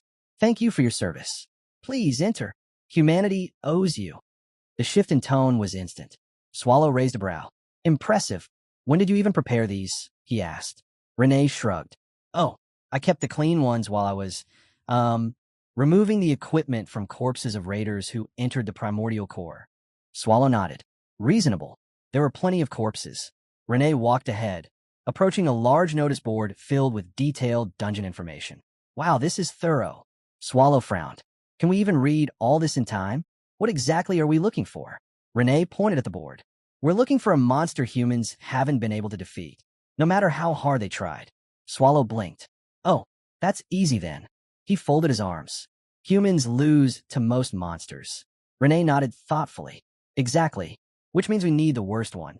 Swallow tapped his chin thoughtfully. Should we just drag something out of the great evil dungeons? The very suggestion made the nearby staff twitch, but Swallow dismissed it with a sigh. No, that won't work. He turned to Renee. Let's try monsters one level below them. Renee nodded after thinking it over. That should work. But before they could continue, a staff member hurried over. Excuse me, you'll need to leave now. We have to start cleaning. Renee blinked. Already? Can't we stay a bit longer? I'm sorry, the staff member said apologetically. Everyone else has left. We can't keep the place open just for you. Swallow clicked his tongue. Great. If we come back tomorrow, it'll ruin Renee's plans. He briefly considered using violence to extend business hours. But Renee stepped in before he could commit a felony. Wait, she said sweetly. Do you have more raid requests? The staff member stared at the huge mountain of papers already on their table. More? Why would you? Over there, Renee pointed. A moment later, Swallow and Renee were buried under a fresh pile of request papers. They sifted through them, frustration growing with each sheet. Nothing useful. Trash. Another farming request. This one's just chickens. Swallow groaned. This is hopeless. Renee stopped on one paper. Ancient metal slime? Swallow perked up. Oh, that sounds good. Renee nodded. It is strong, but the dungeon is too far. Swallow dropped his head. We should have recruited Mel's instead. Renee shrugged. I thought about it, but she looked weak. I figured she'd be better as a room manager. Swallow stared at her. A room manager? Renee continued, serious. I mean, she'd hit her limit in 3 years anyway. Humans are out there challenging great evil dungeons. And Mel, she just looks like she'd do better organizing rooms. Swallow blinked slowly. Weren't you the one who said she was the most impressive demon king? Yes. No hesitation. Yes, Renee repeated firmly. She looks impressive in that specific role. Swallow sighed. Well, she did help us get you home. Then he grimaced. Though I did destroy her castle. Renee nodded. I was going to mention that. Swallow stared at the papers. I might have done something terrible. But responsibilities came first. How long is Jadika? He asked. 2 days, Renee replied. We have to get there before it ends. Swallow clenched a fist. 2 days. We'll make it, Renee added quietly. You can only find Jadika by reading the stars. Demon kings learn that skill. Swallow smirked. I know how to read the stars. Renee squinted at him. Really? I said I know how. Meanwhile, far ahead of them, the deer demon from earlier froze suddenly, ears twitching. Something approaches. Swallow approached, ignoring its raised warning. Stop, the deer demon barked. Beyond this point, only demon kings may pass. Swallow continued walking. The demon snarled, and its calm form twisted, muscles expanding, antlers reforging into jagged blades of mana. I am Bamit, servant of the great Ubar. Turn back, or die where you stand. Swallow blinked. Ooh. Mel sat alone in her dim, cold prison cell. The air was heavy. Her heart is even heavier. The door clanked open. Marmolia appeared, hands on hips, smirking. My, look at you, she said. Enjoying your new room? Mel's glared. Don't tease me. Marmolia walked closer, lowering her voice. You look better than I expected, honestly. Mel's clenched her jaw. As your friend, Marmolia continued. I tried to stop them from killing you on the spot. A cold chill slid down Mel's spine. You're welcome, by the way, Marmolia added with a wink. Mel stared at her, torn between gratitude and wanting to throttle her. Marmolia leaned closer to the cell bars, her expression twisted with cruel amusement. They didn't kill you, you know, she said lightly. Instead, they decided to strip you of your horns and fangs. She smiled wider, almost gleefully. Just imagine it, Mel. How many demons will sneer at you? How many will look down on you once you lose the very symbols of our race? Her voice dropped to a mocking whisper. You'd be nothing but a weakling pretending to be a demon king. Mel stayed silent. Marmolia clicked her tongue. Oh, come on. Say something. She flicked Mel's forehead through the bars. Or has reality crushed your spirit already? Still, Mel's didn't answer. Marmolia sighed dramatically, then grinned. Well, in that case, want to be my underling? If you bow your head and wag your tail obediently, maybe I'll even give you a better position someday. But only if you're a good girl. Mel's expression didn't change. Her silence seemed to irritate Marmolia even more. TCH, you really won't talk. But before she could continue, 2 guards arrived. Lady Marmolia, one said, we are ordered to take the criminal Mels to court. Fine, Marmolia waved lazily. She's all yours. They unlocked the cell and dragged Mels to the courtroom. The grand hall was filled with demon kings glaring down at her, like executioners waiting for permission. A demon king slammed his staff against the floor. Let the trial begin. He pointed directly at Mel. Mel's the Lymphagria. You lost the trust of your soldiers, failed your duties, and tarnished the honor of the demon king title. His voice thundered across the chamber. As punishment, We will cut off your horns and pull out your fangs. He paused. Unless you have something to say in your defense. Mel's closed her eyes, her voice steady but distant. In that cell, I kept thinking about strength and weakness. She raised her gaze. Why do the weak die while the strong live? Isn't that how it has always been? My soldiers were weak. I was strong. They died. I survived. That's all. The hall exploded with outrage. You dare. Arrogant child. How dare you speak of your army that way? Mel's lifted a brow. So you're saying I abandoned them? Is that it? She stepped forward slightly. Do any of you even understand how we lived together? How we fought together? Her words cut through the room. The demon kings fell silent. Until Marmolia burst out laughing. Oh, Mel, you've lost your mind. Bold words from the girl who got her entire army wiped out and now stands here in rags. Do you think anyone will take you seriously? Mel's ignored her. I haven't lost my mind. I finally see clearly. Her eyes hardened. Why am I on trial? I committed no crime. You're already discussing my punishment before deciding my guilt. What kind of trial is this supposed to be? Marmolia visibly stiffened. The other demon kings murmured. Mel's looked directly at Yuba on the throne. Isn't that right, Sir Yuba? The word Sir echoed like a slap. Marmolia gasped. You address Lord Yubar casually? The hall erupted. Disrespect. Cut out her tongue as well. Strip everything from her. But Yubar remained calm, unmoved by the chaos. He looked at Mel's with lifeless eyes. A demon who has lost everything, he said softly, cannot affect me. Mel's shoulders relaxed. Not in relief, but in resignation. So this is what they call demon kings. A faint smile touched her lips. They really don't know anything, she murmured. How laughable. Even with punishment hanging over her head, Mel's felt something unexpected stir inside her. Relief. Perhaps because everything had already been taken from her, there was nothing left to fear. The leading demon king slammed his staff. Begin the punishment for her insolence. A brutish demon approached, holding a bladed tool designed specifically for cutting horns. He grinned wickedly. Don't cry too hard, Mels. This will hurt exquisitely. Enjoy every second of it. Mels didn't flinch, but just as the blade neared her horn, a loud noise echoed through the sacred hall. Bow wow, bow wow, dog barking. Inside Judika, the court erupted in confusion. What was that noise? One demon king shouted. Marmolia crossed her arms, annoyed. Seriously? Dogs? Now, this is Judika, the sacred land. Dogs don't just appear here. The announcer demon trembled. And no dog can enter this sanctified place. It's impossible. But Mel's froze. Her breath halted. No way. He couldn't have come all the way here, right? The thought was ridiculous. Impossible. Swallow had no reason to be here. And yet, her chest tightened painfully. She turned, eyes already wet despite herself. Please don't give me hope. Then, a familiar, lazy voice cut through the hall. Yo, Mel. Mel's heart dropped. Swallow looked at her with mild concern. Are you having a rough time? She couldn't breathe. It was actually him. 900 years ago, the scene shifted. Bodies of demon kings lay scattered like broken dolls. All defeated, all crushed. Swallow stood at the center, dusting off his clothes. And these are supposed to be demon kings? He muttered. Pathetic. Titles really mean nothing. One demon king still twitched weakly on the ground. Swallow tilted his head. Oh, someone's alive. He approached, kneeling down and grabbing the child by the horn. That's a good-looking horn. Pretty well grown. I think. Hard to compare to humans. The trembling demon lifted his head. My name is Wayuba. Swallow grinned. So you can speak. Nice horn, kid. Present. Judika court. The now-grown Yuba, seated on his throne, broke into a cold sweat. He stared at Swallow, older, unchanged, seated lazily. The same man who defeated every demon king 9 centuries ago. His hand shook.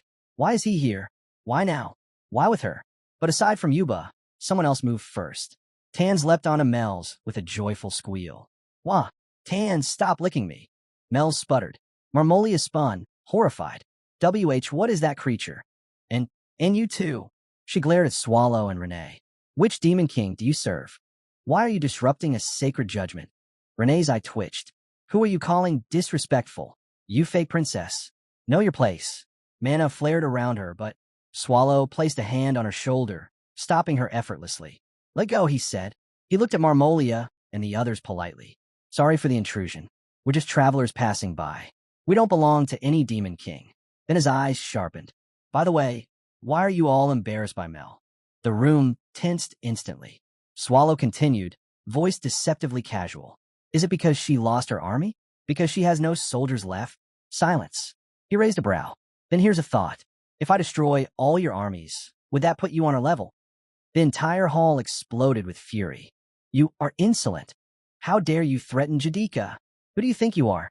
Vimin, a towering demon king with surging mana, stepped forward. You've crossed the line, traveler. You insult us, and you threaten Lord Yuba. He pointed his weapon at Swallow, trembling with rage. You will regret speaking such arrogance. The court was seconds away from erupting into war. Vimin's fury erupted like volcanic fire. You insolent worm. I'll tear you apart so completely that not even your corpse will remain. Weapons behind him trembled, then lifted into the air. Spears, axes, swords, and jagged blades hovered like a metallic storm around him. With a roar, Vimin unleashed all of them at once, hurling a murderous barrage straight toward Swallow. The air cracked under the pressure. Demon kings flinched. Even Ubar tensed. But in the center of the chaos, Swallow simply yawned. So loud. Annoying, he muttered. Vimin's weapons closed in. Shatter. A blinding defensive spell burst between them. The entire court shook violently. Vimin was thrown backward, slamming into the stone floor, coughing blood and staring in disbelief. His weapons fell around him in broken pieces. Gasps erupted through the hall. What just happened? Who used magic? Swallow didn't even move. Swallow scratched his cheek lazily. Don't look at me. I didn't do anything. All eyes turned to Yuba. The demon king who once knelt trembling before Swallow now stood with his hand raised, mana fading from his fingertips. Lord Yuba, why did you interfere? Yubar lowered himself calmly. I cannot allow anyone to raise a hand against a being like Sir Swallow. His words silenced the entire hall. Marmolia's eyes widened. Sir Swallow? You mean the Swallow? The one from the primordial core? Whispers spread like wildfire. That's Swallow. The nightmare from the forbidden depths. The being who killed entire armies alone. Vimin, groaning on the floor, lifted his head weakly. Why, Yuba, why? Why stop me? Yubar sighed internally. This idiot. If I didn't stop him, that maid behind Swallow would have killed him instantly. And then, the rest of us. He forced a polite smile. You were about to die. I merely saved your life. Recognition across 900 years. Swallow tilted his head. You look familiar. Where have I seen you? Yubar stiffened. Swallow snapped his fingers. Oh, you're that kid from 900 years ago. Yubar bowed deeply, sweat dripping down his chin. Yes, because you spared my life, I was able to grow stronger and rise to this position. It is all thanks to your benevolence. Sure. You can stand now, Swallow said dismissively. I'm not here for formalities. But Yubar couldn't help trembling, because in his mind, he still remembered. 900 years ago, Swallow appeared from nowhere, killing every demon king in sight with casual boredom, then walking away as if he swatted flies. He'd never forgotten that terror. And now, Swallow looked down at him with the same indifferent eyes. Relax, Swallow said. I didn't come here to cause problems. Yubar blinked. Then what are you here for? Swallow pointed at Mel. I'm here for her. Mel's heart stuttered. And me? Renee stepped in with a bright smile. Yes. After talking it over, we agreed. We need you in the primordial core. Mel's breath caught. Primordial core? Renee placed a hand on her shoulder. Mel's, we want you to become a member of the primordial core. Mel's eyes widened. Me? You mean me? Her voice trembled. For the first time in the entire trial.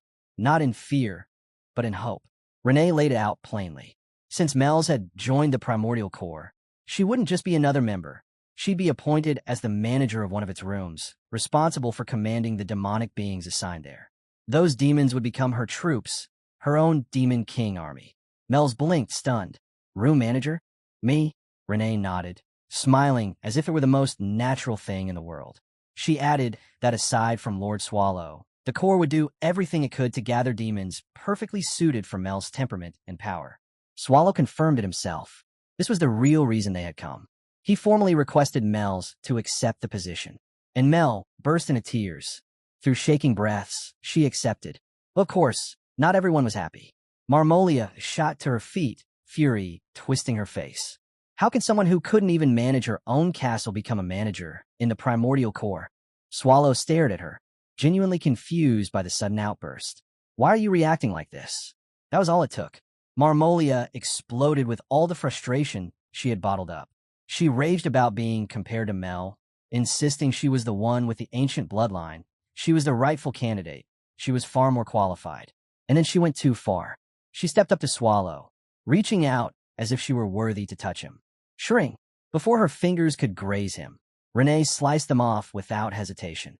Don't you dare touch Sir Swallow with those filthy hands. Marmolia screamed, clutching her bleeding hand. Ubar apologized immediately and assured Swallow he would handle matter. With one command, his servants dragged Marmolia away. Even while being hauled off, she kept shrieking threats at Mel's and Swallow. Swallow just yawned, bored by the commotion. Renee turned back to Mel's with a raised brow. Do you regret it? Not asking us to punish the Demon Kings? If you had said one word, Swallow would have wiped out every single one of them. Mel shook her head. Killing them all wouldn't benefit the primordial core. Keeping them alive, using them later, that was the smarter move. Renee acknowledged it.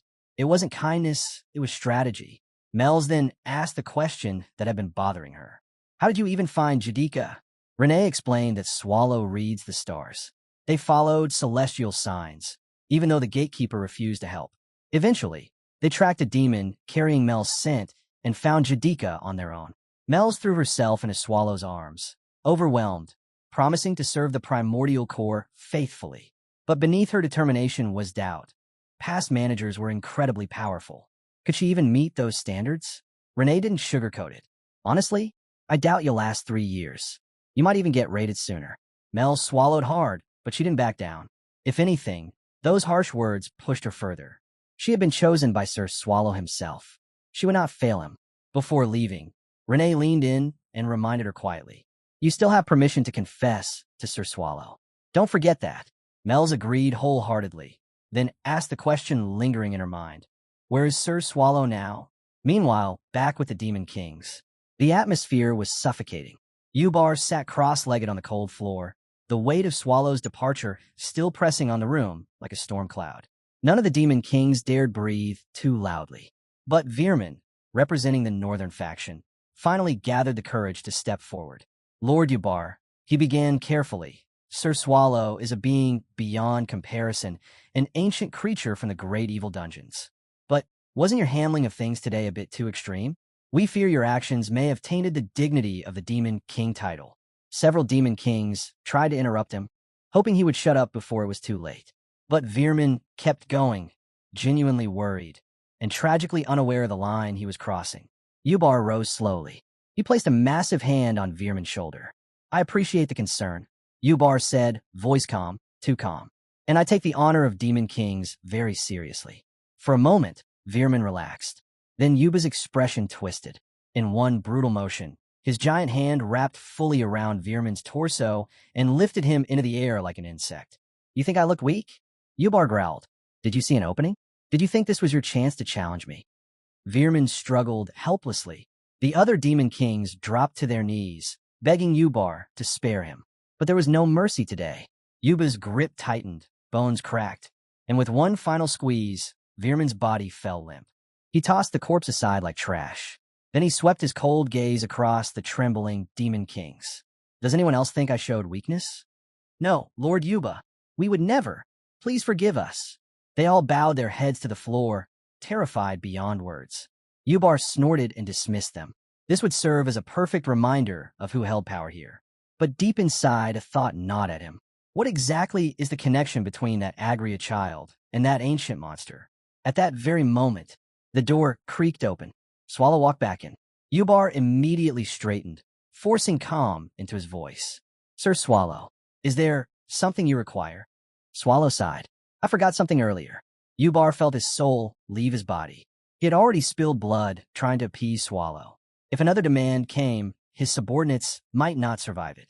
But Swallow wasn't looking at the corpses or the trembling Demon Kings. Instead, he pulled out something else entirely. A raid request. The moment he said it, Yuba's eyes widened in recognition. The Demon Kings flinched again. Outside the fallen monastery, Renee exhaled, stretching her arms. Well, that meeting was something. Swallow nodded. Their reactions were more dramatic than I expected. These Demon Kings are strangely friendly. Renee laughed in disbelief. And you took the lead today. I'm surprised and honestly happy. Swallow shrugged. As long as you're safe, there's nothing for you to worry about. Inwardly, he thought letting the Demon Kings handle certain problems themselves wasn't just practical. It was efficient. Just then, Mel's hurried over to them, standing tall with her newfound determination. I've finished everything, she reported proudly. Since I'm now a member of the Primordial Corps, should I carry the luggage? Help with anything? Renee waved her off with a gentle smile. No need, Mel. We're done here. Do you need anything from this place? Mel shook her head. About everything I need. I'll become a strong Demon King once we return.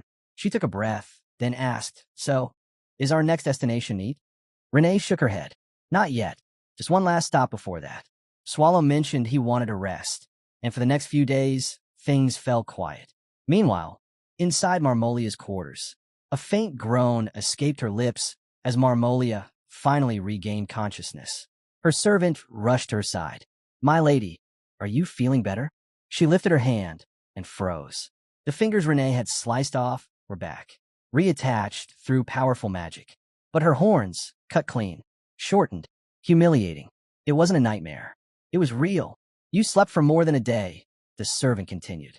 Are you all right? Marmolia clenched her jaw. I'm fine. Where's Mel?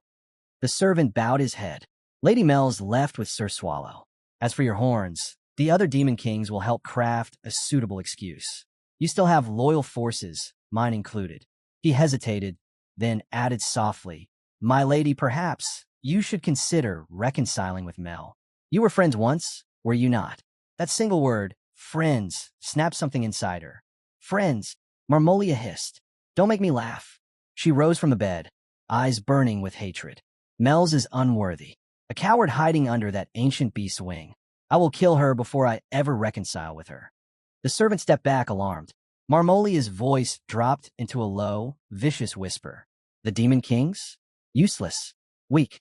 I need someone stronger, someone who can stand against the Primordial Corps itself. Her lips curled upward into a twisted smile. A manic laugh echoed through the room. Yes, I found someone. Someone who can even challenge them.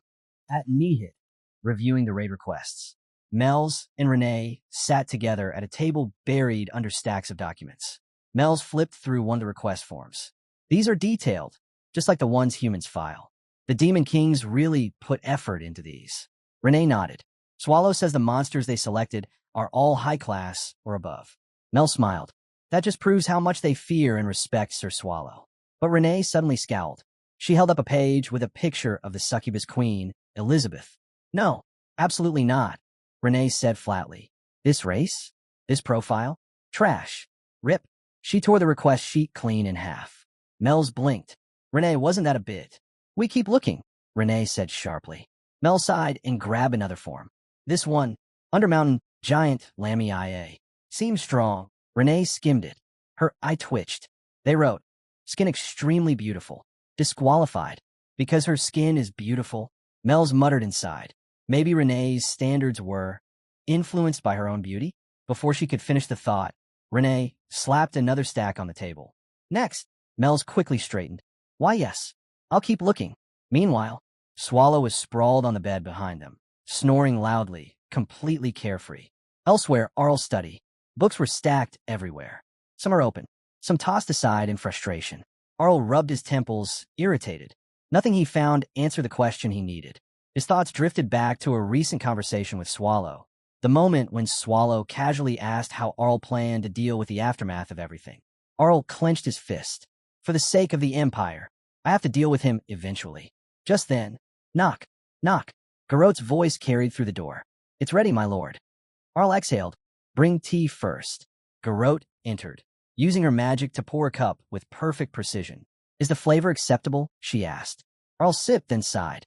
The only half-credible information I found was about the Primordial Corps, and we already knew that. He set the cup down, eyes darkening with new resolve. Whatever came next would not be simple. Arl flipped through another stack of ancient records, irritation tightening in his jaw. The deeper he dug, the more wrong the pieces felt. Garot leaned forward. My lord, what exactly is troubling you? Arl closed the book with a heavy thud. It's the gatekeepers, he said quietly, and the dungeon itself. He tapped the cover, his expression dark. We can ignore the tentacles. They're an anomaly. Their origins are unknown, so they're useless as clues. But the gatekeepers, there should be records, mentions, legends, something. Yet every book I checked was blank. And the dungeons, purpose? No documentation, no history. He leaned back, thoughts churning. It didn't make sense. Other major evil dungeons always had one thing in common: expansion. They bred monsters, raised armies, and corrupted land. But the primordial core? Nothing. No expansion, no recruitment, no movement, just silence. And the worst part, Arl murmured, eyes narrowing, Swallow's goal is completely unknown. Before he could continue, Garrote suddenly raised a hand. My lord, before you say more, I have urgent news. Arl straightened immediately.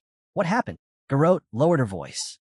The third, I sent an emergency message. Demon King Marmolia has requested a private meeting with you. A few days later, meeting with the third eye. Footsteps echoed. Marmolia entered. She paused the moment she saw him. Young, composed, handsome. Era. The human leader looks nothing like I expected. Arl rose politely. Arl, as stated in your message, you were to come without bodyguards. Marmolia smirked. And yet, you didn't come alone either. I can feel them. Hidden. Watching.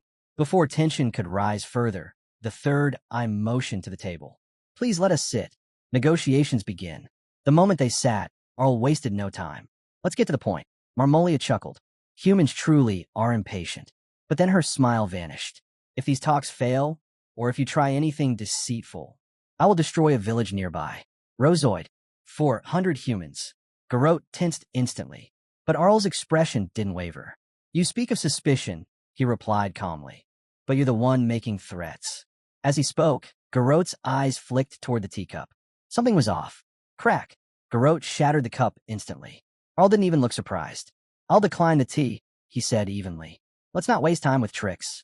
Marmolia laughed softly. Impressive. I tested you. I sensed no mana or aura from you, so I wondered how careful you truly were. Turns out very. Arl leaned forward. The test is over. Continue. Marmolia crossed her legs, her tone shifting into something cold and calculated. I want you to kill a demon king. Garrote's eyes widened. Arl's didn't. Marmolia continued, unfazed by his reaction. Her name is Mel. She'll be leaving Nihit soon. Do this, and I'll pay you handsomely. The experiments your little rogue scientist needs? I'll provide all the demonic bodies he desires. Arl didn't even blink. No. Marmolia tilted her head. No? Is the payment too small? It's not the payment.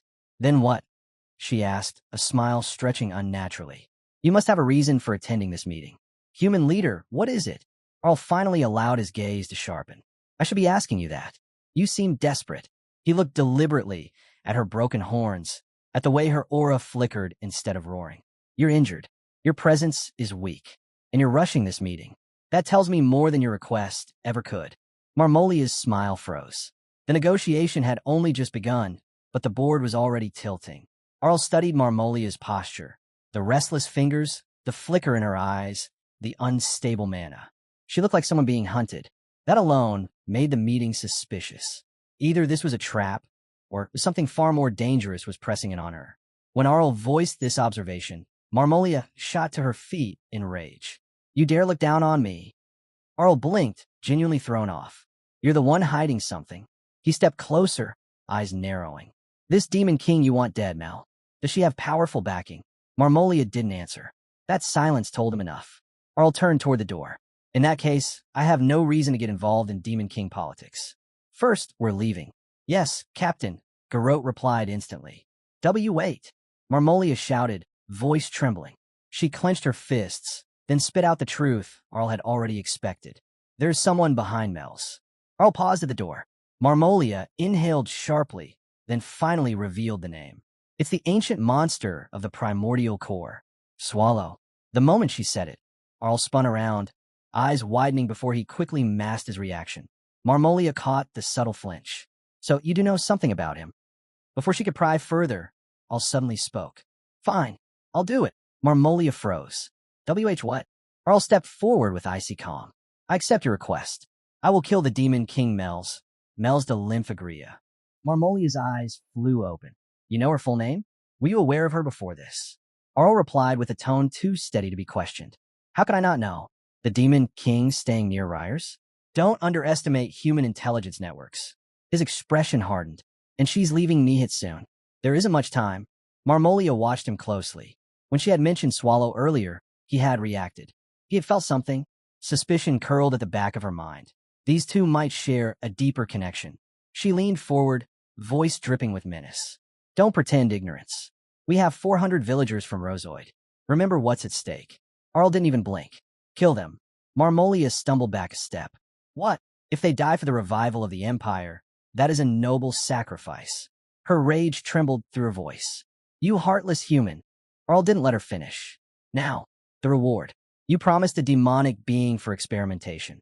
He pointed straight at her, and the perfect specimen is already here. Her servant immediately moved to block him. Show respect. Lady Marmolia, get behind us. Marmolia clenched her fists, her patience snapping like a brittle twig. First that girl, now a human. Why does everyone insist on provoking me? Her lips curled into a vicious snarl. Fine, if this is how you want it. Kill them all. Meanwhile, Nihit. Renee pushed at Swallow's shoulder. Wake up. It's morning. Swallow's muffled voice rose from under the covers. 5 more minutes. Renee sighed. You said that 3 hours ago. Swallow peeked out with one eye. Does morning even matter for people like us? Renee crossed her arms. The day was already starting, and with everything happening in the shadows, they had no idea how quickly things were about to escalate. Renee's patience finally snapped. If this keeps up, I'm using that spell. Mel's eyes widened. The forbidden one. The one that can erase everything. Renee folded her arms. Yes, we're out of options. Mel's took a breath, lifted her staff, and began chanting. A blinding light burst forth, radiant and scorching, as if tearing open the air itself. Swallow jolted awake, hair a mess, eyes still half closed. Hey, stop. Stop. Why are you casting holy magic? Mel's froze. It's not holy magic. It's called genocide. A radiant spell. Swallow blinked. Radiant or not, why does a demon know that? Before he could question more, Renee smoothly switched gears and held out a plate. Breakfast. Swallow stared at the roasted goat meat and steamed vegetables. Then at the cooking pot. Why does the pot look like a harmonious? Renee frowned. What's a harmonious? Never mind, Swallow muttered. Renee brightened. Oh, and we got a reply from Mr. Patrick. Remember the pigeon I sent after we returned from Jadika? Swallow perked up. What did he say? Renee handed him a small piece of glass. Swallow squinted. What is this? A mirror? Is he telling me to check my face? Mel's leaned over. It's a communication shard. Here, just pour mana into it. Swallow did, and the glass shimmered to life. A face popped into view. Patrick, practically nose first into the screen, shouted. Hello, is this thing working? Swallow stared at the image. Why do your nostrils look so huge? Patrick jumped back. Why do you start with a fight the moment you appear? But he cleared his throat. Good, you can hear me. I contacted you because Lady Renee's pigeon said Mel's has been working hard. So I'm here to help with monster recruitment. Swallow lifted the shard. Where did you even get this thing? Oh, borrowed it, Patrick admitted. It's a fragment from the mirror in Miss Tori's room. Swallow froze. Ursabit just gave it to you.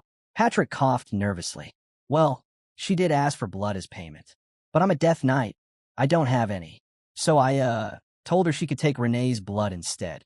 He gulped. Is Renee there? Renee's killing intent flooded the room. I am, right? Here. The connection instantly cut out. Then flicker back on. Patrick bowed awkwardly. HLO. This is the real Patrick. Not the previous one. Totally different person. Renee unsheathed her blade. You've already sealed your fate. Mel's nodded solemnly. Yes, it might be too late for him. Patrick screamed internally, but continued. Anyway, I reviewed the extermination request you sent. Honestly, the monsters listed were unimpressive. He pulled up another sheet. So I prepared additional monster candidates myself and attached the details. Renee blinked. Attached? I didn't see any. Mel's flipped the letter over. There's something on the back. Renee snatched it, eyes widening. More monsters. Strong ones. One's not in the original list. Her blade lowered slightly. Fine, he's useful. For now. Patrick let out a visible sigh of relief through the shard. Patrick's voice came through the shard again, sounding far too proud of himself. It took some time to compile everything, but the monsters I listed, while unimpressive individually, are incredibly strong when grouped together. They use the cave terrain as if it's their own weapon. I've observed them for quite a long time. Then he started laughing to himself. Swallow narrowed his eyes. A long time meaning before we even started recruiting monsters? Patrick froze. Connection lost. Bye. Click. The shard went dark. Mel's blinked. He really cut it this time. Renee nodded. Yeah, he ran. But Swallow clenched the shard so tightly it cracked. That damn Death Knight. He thinks he can run from me. The room trembled with his anger. Elsewhere, Third Eye Organization. Stacks of restrained monsters filled the underground facility. The Third Eye clicked his tongue. Demons truly can't be trusted. They sent us far too many soldiers, all barely alive. He pointed at one creature, twitching weakly. Sir Arl, may I take that one? It still has a heartbeat. Arl nodded. Do it. Then he turned to Marmolia. Now for your part of the deal. Compensation.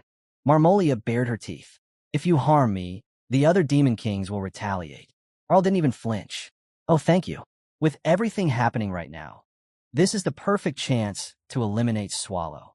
Marmolia choked back a laugh. Arl frowned. What's so funny? Marmolia wiped a tear from the corner of her eye, amused beyond belief. You humans really don't understand. Eliminating Swallow? Impossible. You don't grasp what that ancient monster is. The Third Eye waved dismissively. Lady Marmolia isn't worth the irritation. And besides, this material is invaluable. Arl narrowed his eyes. Can you truly use it? A wicked smile curled across Third Eye's lips. Of course. Using a demon king as the base, we'll craft the ultimate homunculus. High in the mountains, aboard the one-eyed demon. A giant one-eyed demon bird, summoned by Mel's magic, carried Swallow, Renee, and Mel's through a cold mountain wind. Swallow stared out at the landscape, expression tense. We had an enemy in our ranks all along. He remembered Patrick's lecture about loyalty, how a lord must personally oversee recruitment, ensure trust, ensure obedience. Swallow sighed. He'd been played, manipulated. Mel's pointed forward. Sir Swallow, we've arrived. Swallow nodded. It's about time. He recalled Patrick's earlier note. Top priority recruitment target. The guardian golem protecting their horde. A monster that could regenerate endlessly and gather stone after being destroyed. Perfect for dungeon defense. Mel's gestured toward the rocky field below. This is where the guardian golem should be. Renee squinted. So that big lump of rocks over there is the one Patrick mentioned? Mel's nodded. Yes. If it's a magic stone golem, it will regenerate infinitely as long as the core magic stone remains intact. Swallow stepped closer, eyes narrowing with interest. So we just take the core stone. Problem solved. Renee frowned. That's great and all, but even if we take it, can that walking mountain even fit inside our cave? Swallow stared at the towering mass of regenerating stone. Now, that was a very good question. Swallow shrugged at Renee's concern. If I can fit inside the cave, he said lazily, then this rock pile can too. Mel studied the massive guardian golem, its stone plates grinding as it moved. It looks incredibly strong. I'll restrict its movement first. Then we can steal the magic stone before it regenerates. She raised her staff, mana gathering at the tip, but Swallow casually tapped her shoulder. No need. Thanks for bringing me here. I'll take care of it. And before she could argue, Swallow jumped. The golem reacted instantly, its enormous stone fist swinging toward him. Boom! The punch connected squarely with Swallow, shaking the entire mountain. Mel's gasped. As Swallow. Renee didn't even blink. He's fine.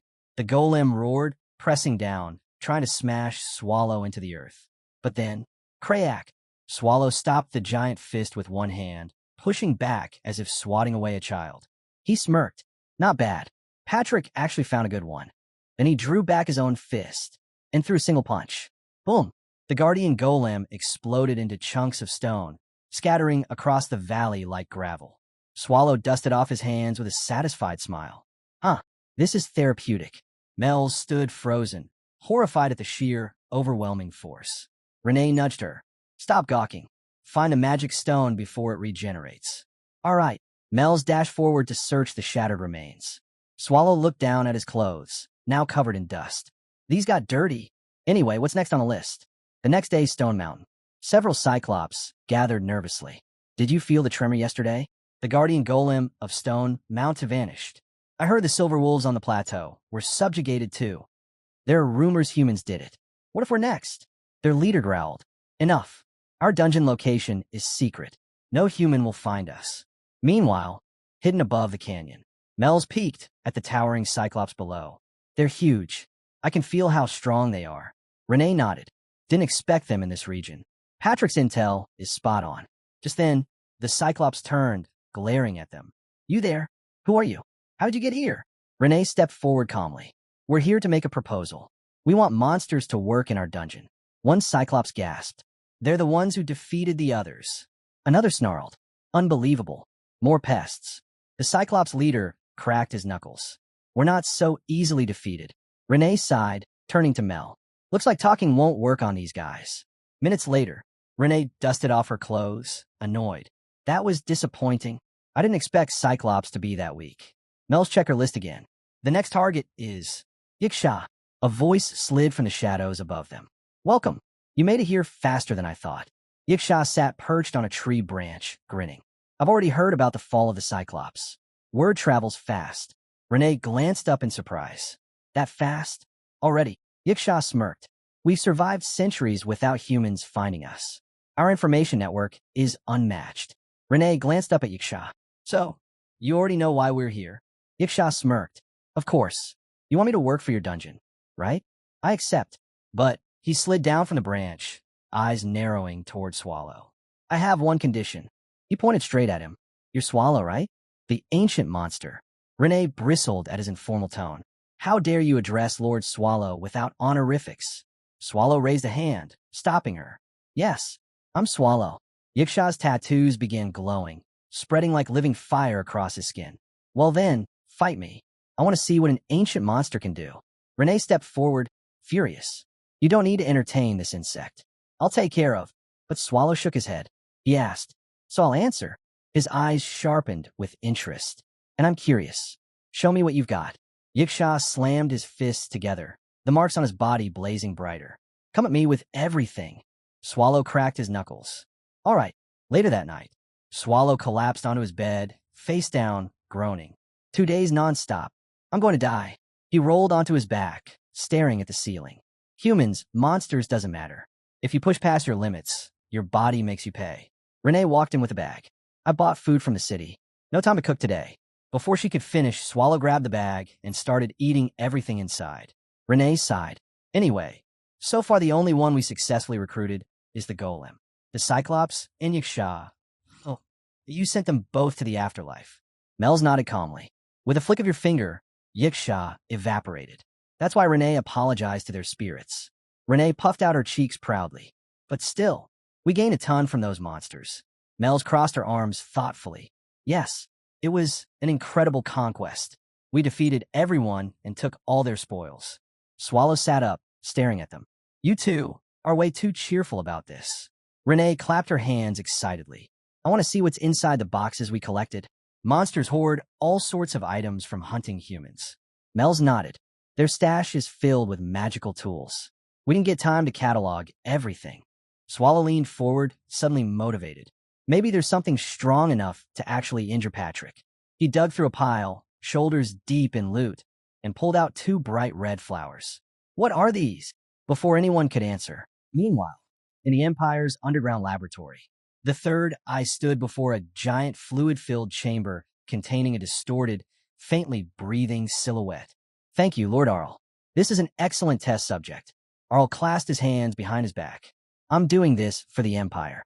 Inside the chamber floated Marmolia, her body partially transformed, eyes closed, drifting in the viscous liquid. The third, I admire the scene. Unexpected. Her body is in far better condition than anticipated. Arl smirked. Appearance doesn't matter. What we want is the result. The third eye nodded. If we were to remove the body now, it would begin deteriorating within 2 days. But for the experiment, this timing is perfect. Arl gave a single approving nod. That's all we need. The chamber hummed ominously, and Marmolia's eyes twitched faintly beneath the surface. The third eye adjusted a dial on the chamber, watching the fluid ripple around Marmolia's suspended form. I'm still not entirely certain the mental suppression will remain stable, he admitted. Arl didn't even turn his head. It doesn't matter. The third eye blinked, then nodded slowly. Yes, whether the suppression holds or collapses is irrelevant. The experiment's outcome will manifest either way. Arl's gaze hardened as he watched Marmolia floating lifelessly. A demon king's body, adaptable, durable, versatile. I've already decided what she'll become. And with that, he left the chamber, humming ominously behind him. Swallow held up an odd trinket shaped like a cracked ornament. Mel, is this one also a magic tool? Mel's examined it gently. Yes, but it's dead. Only the preservation spell remains. Whatever power it had is gone. Renee leaned in, admiring the delicate red flower they'd found earlier. It's beautiful. Mel's nodded. It really is. But Swallow suddenly froze, then turned to Renee with a strange intensity. Hey, stay still. Huh? Renee stiffened. What are you doing? Just don't move. Swallow grabbed her head, very seriously, leaving Mel's watching them in confusion. A moment later, he placed the red flower into Renee's hair. There. Looks good. Renee blinked in shock. Swallow studied her quietly, noticing something different about her since they'd arrived in Nihid. How she pushed herself harder, how her gaze lingered on him more often. Maybe she wants something from me, he wondered, and come to think of it, I've never given her a gift before. Mel's beamed.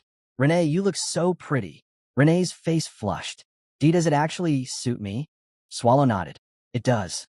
But if you don't like it, I'll get you something better. Renee shook her head quickly. No, I love it. Really? Swallow stretched lazily. All right then. Our work's done.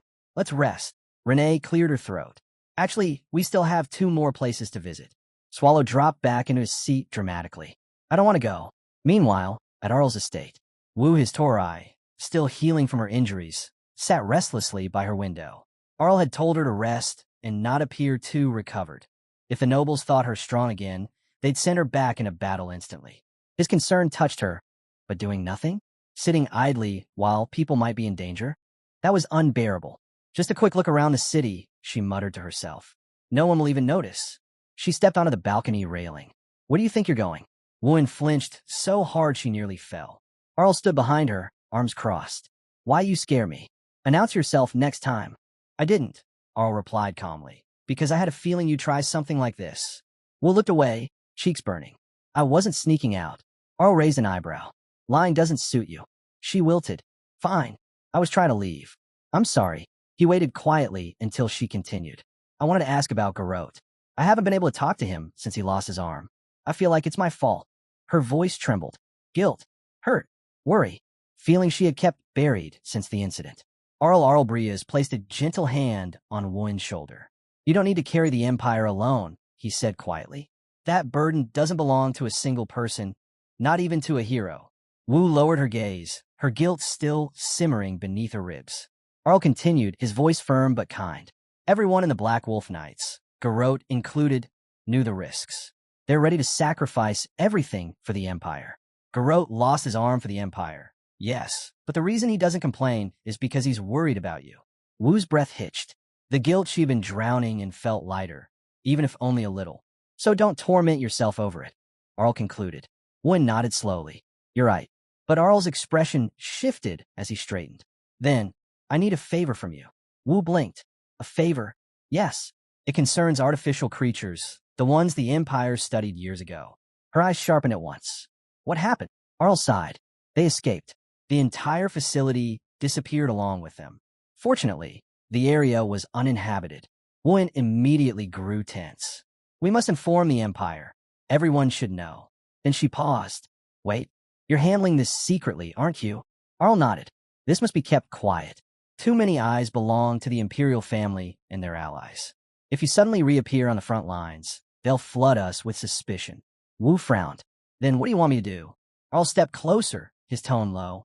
I've already arranged everything with the security division at the palace's Westgate Teleportation hub. They have your coordinates. Arrive there in exactly 3 hours. Wu nodded sharply. I'll prepare right now. Good, Arl said. 3 hours. Not a minute early, not a minute late. He finished his tea in one gulp and rushed to leave. 3 hours would pass in the blink of an eye. But when he opened the door, someone stood there. Pope Euronisia, 3. A warm smile stretched across the Pope's face. Oh my, how nice of you to open the door for me, Arl. It's been too long. Arl's eyes narrowed. Should I call you Pope?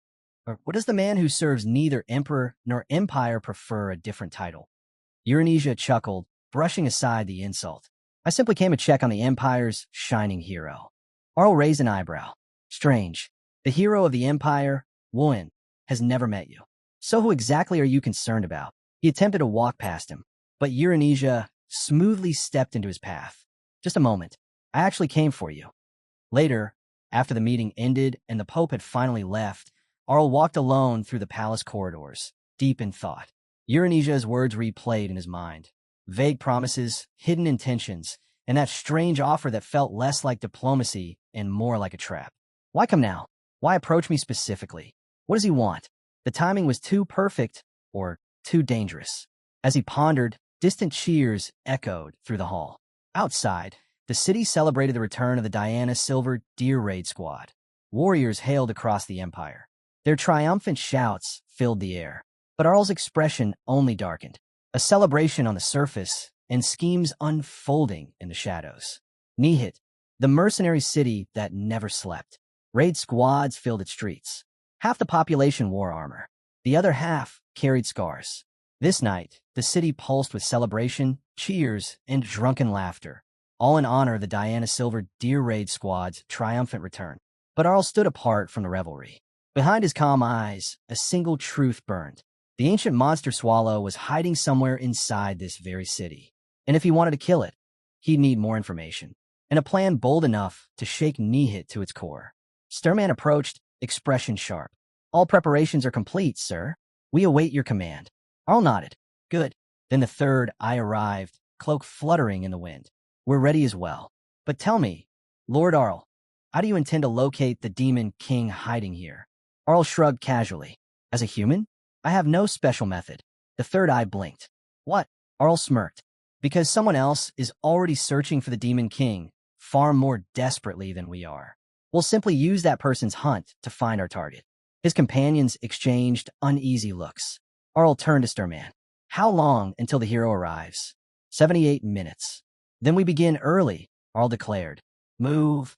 As they advanced through the moonlit streets, Arl's mind churned. Mel's can summon demon kings, and demon kings will always reveal the path to the ancient monster behind her. Tonight, we witness history. Later, inside a rowdy pub, the Diana Silver Deer Raid Squad drank until the tables shook. Man, what a dungeon. I thought we were dead for sure. But we all came back. It's a miracle. Laughter erupted again. Barizik stood, wobbling slightly. Going outside. Too much booze. He stumbled into the cool night air, clutching his stomach. Ugh, shouldn't have drunk that last bottle. A strange sound echoed nearby. A wet, tearing noise. Barizik frowned. Someone puking? He walked toward the sound, then gagged, covering his nose. The smell of rot slapped him in the face. When he turned the corner, he froze.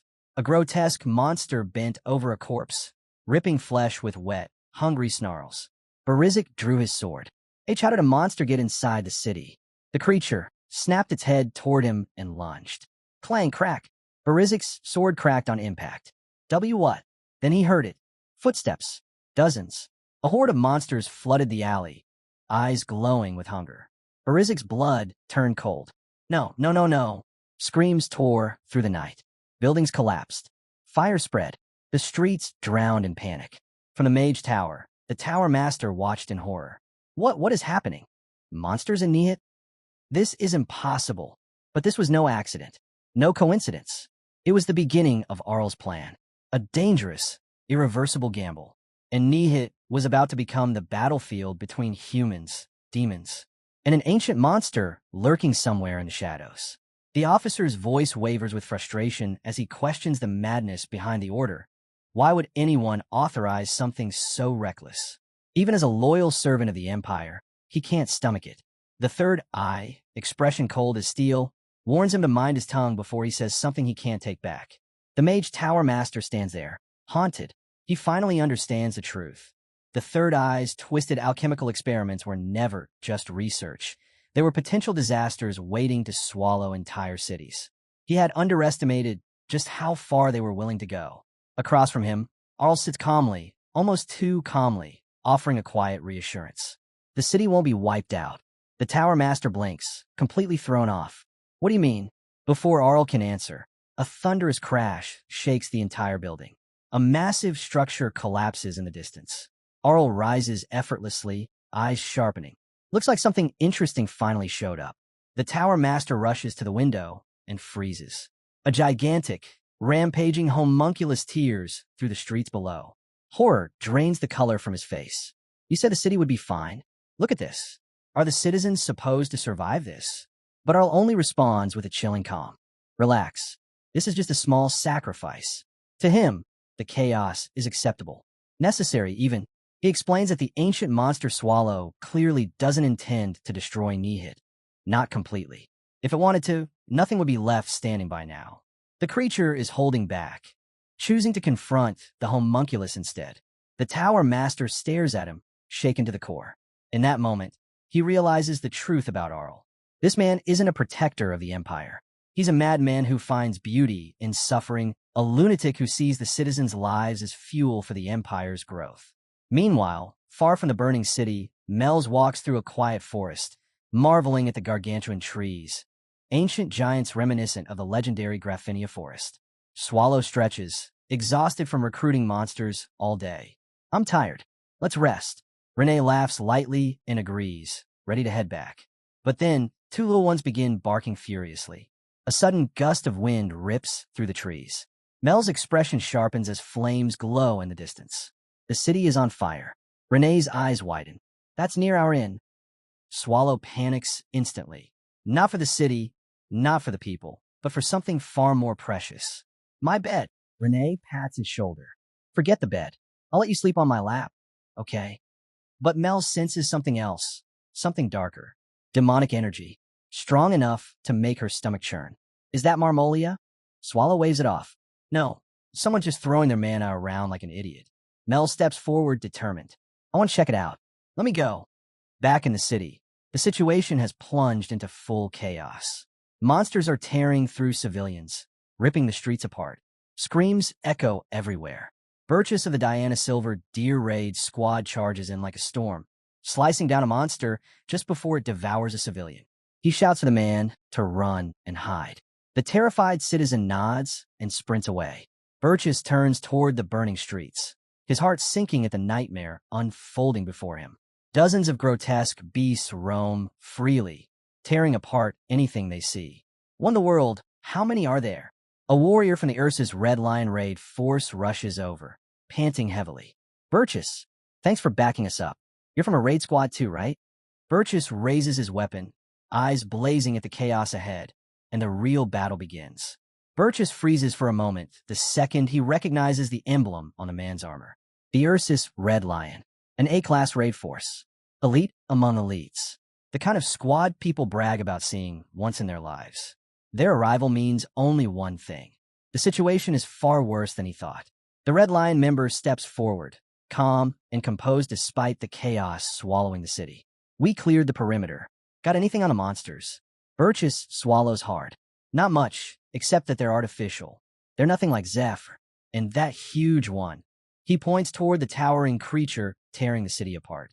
That thing is the center of all this. The Red Lion member nods. Yeah, we're headed there too. Burgess immediately stiffens, trying to steady his voice. Then I'm coming with you. I'm an A-class too. But the man's expression hardens. That's exactly why you shouldn't. He leans in. If you get close, you die. Simple as that. He rests a hand on Burgess' shoulder, and Burgess suddenly realizes something chilling. The Red Lion member isn't the one shaking. He is. The man sighs. Listen, on my way here, someone was calling your name, yelling for you. Whatever's in front of us isn't normal. Prioritize your life. Protect the people around you. Leave this one to us. The words hit harder than any monster's roar. Finally, Burgess nods. Fine, I'll leave it to you. The Red Lion member gives a small, confident smile before sprinting toward the colossal monster. And the moment they disappear from sight, Burgess collapses to his knees, exhaling shakily, because now he truly understands just how hopeless this situation is. Meanwhile, the Ursus Red Lion raid force stands before the massive creature, an abomination towering over shattered buildings. One member rubs his ears. Why is it so damn loud? My ears are ringing. An older member's brows knit together. No, this feeling. Something's messing with our eardrums. Magic. They all stare at the monster, its body pulsing with unfathomable mana. What even I asked that thing? The older member speaks up, voice low and grim. It's the core of this entire disaster. Don't underestimate it just because it looks stupid.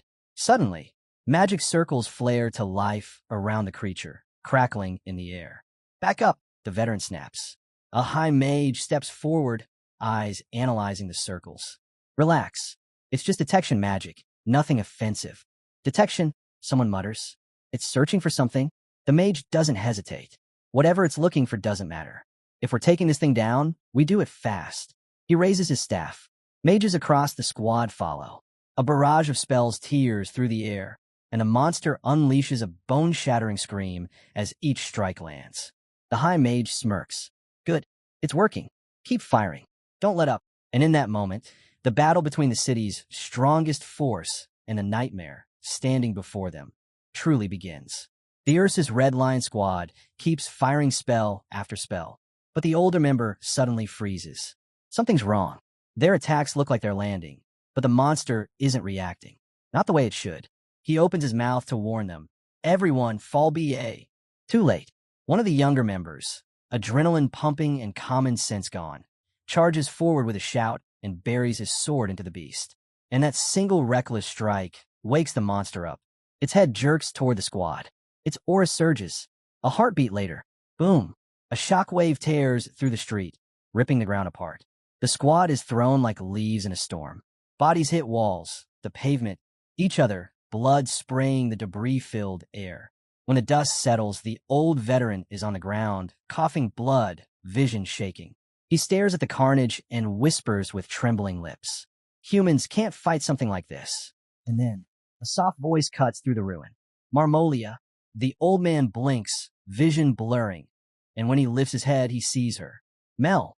For a moment, in his dazed state, she looks like an angel descending into hell. The monster, Marmolia, slowly turns its head toward her, recognizing the voice. Mel's clicks her tongue, eyeing the creature's battered form. You look awful.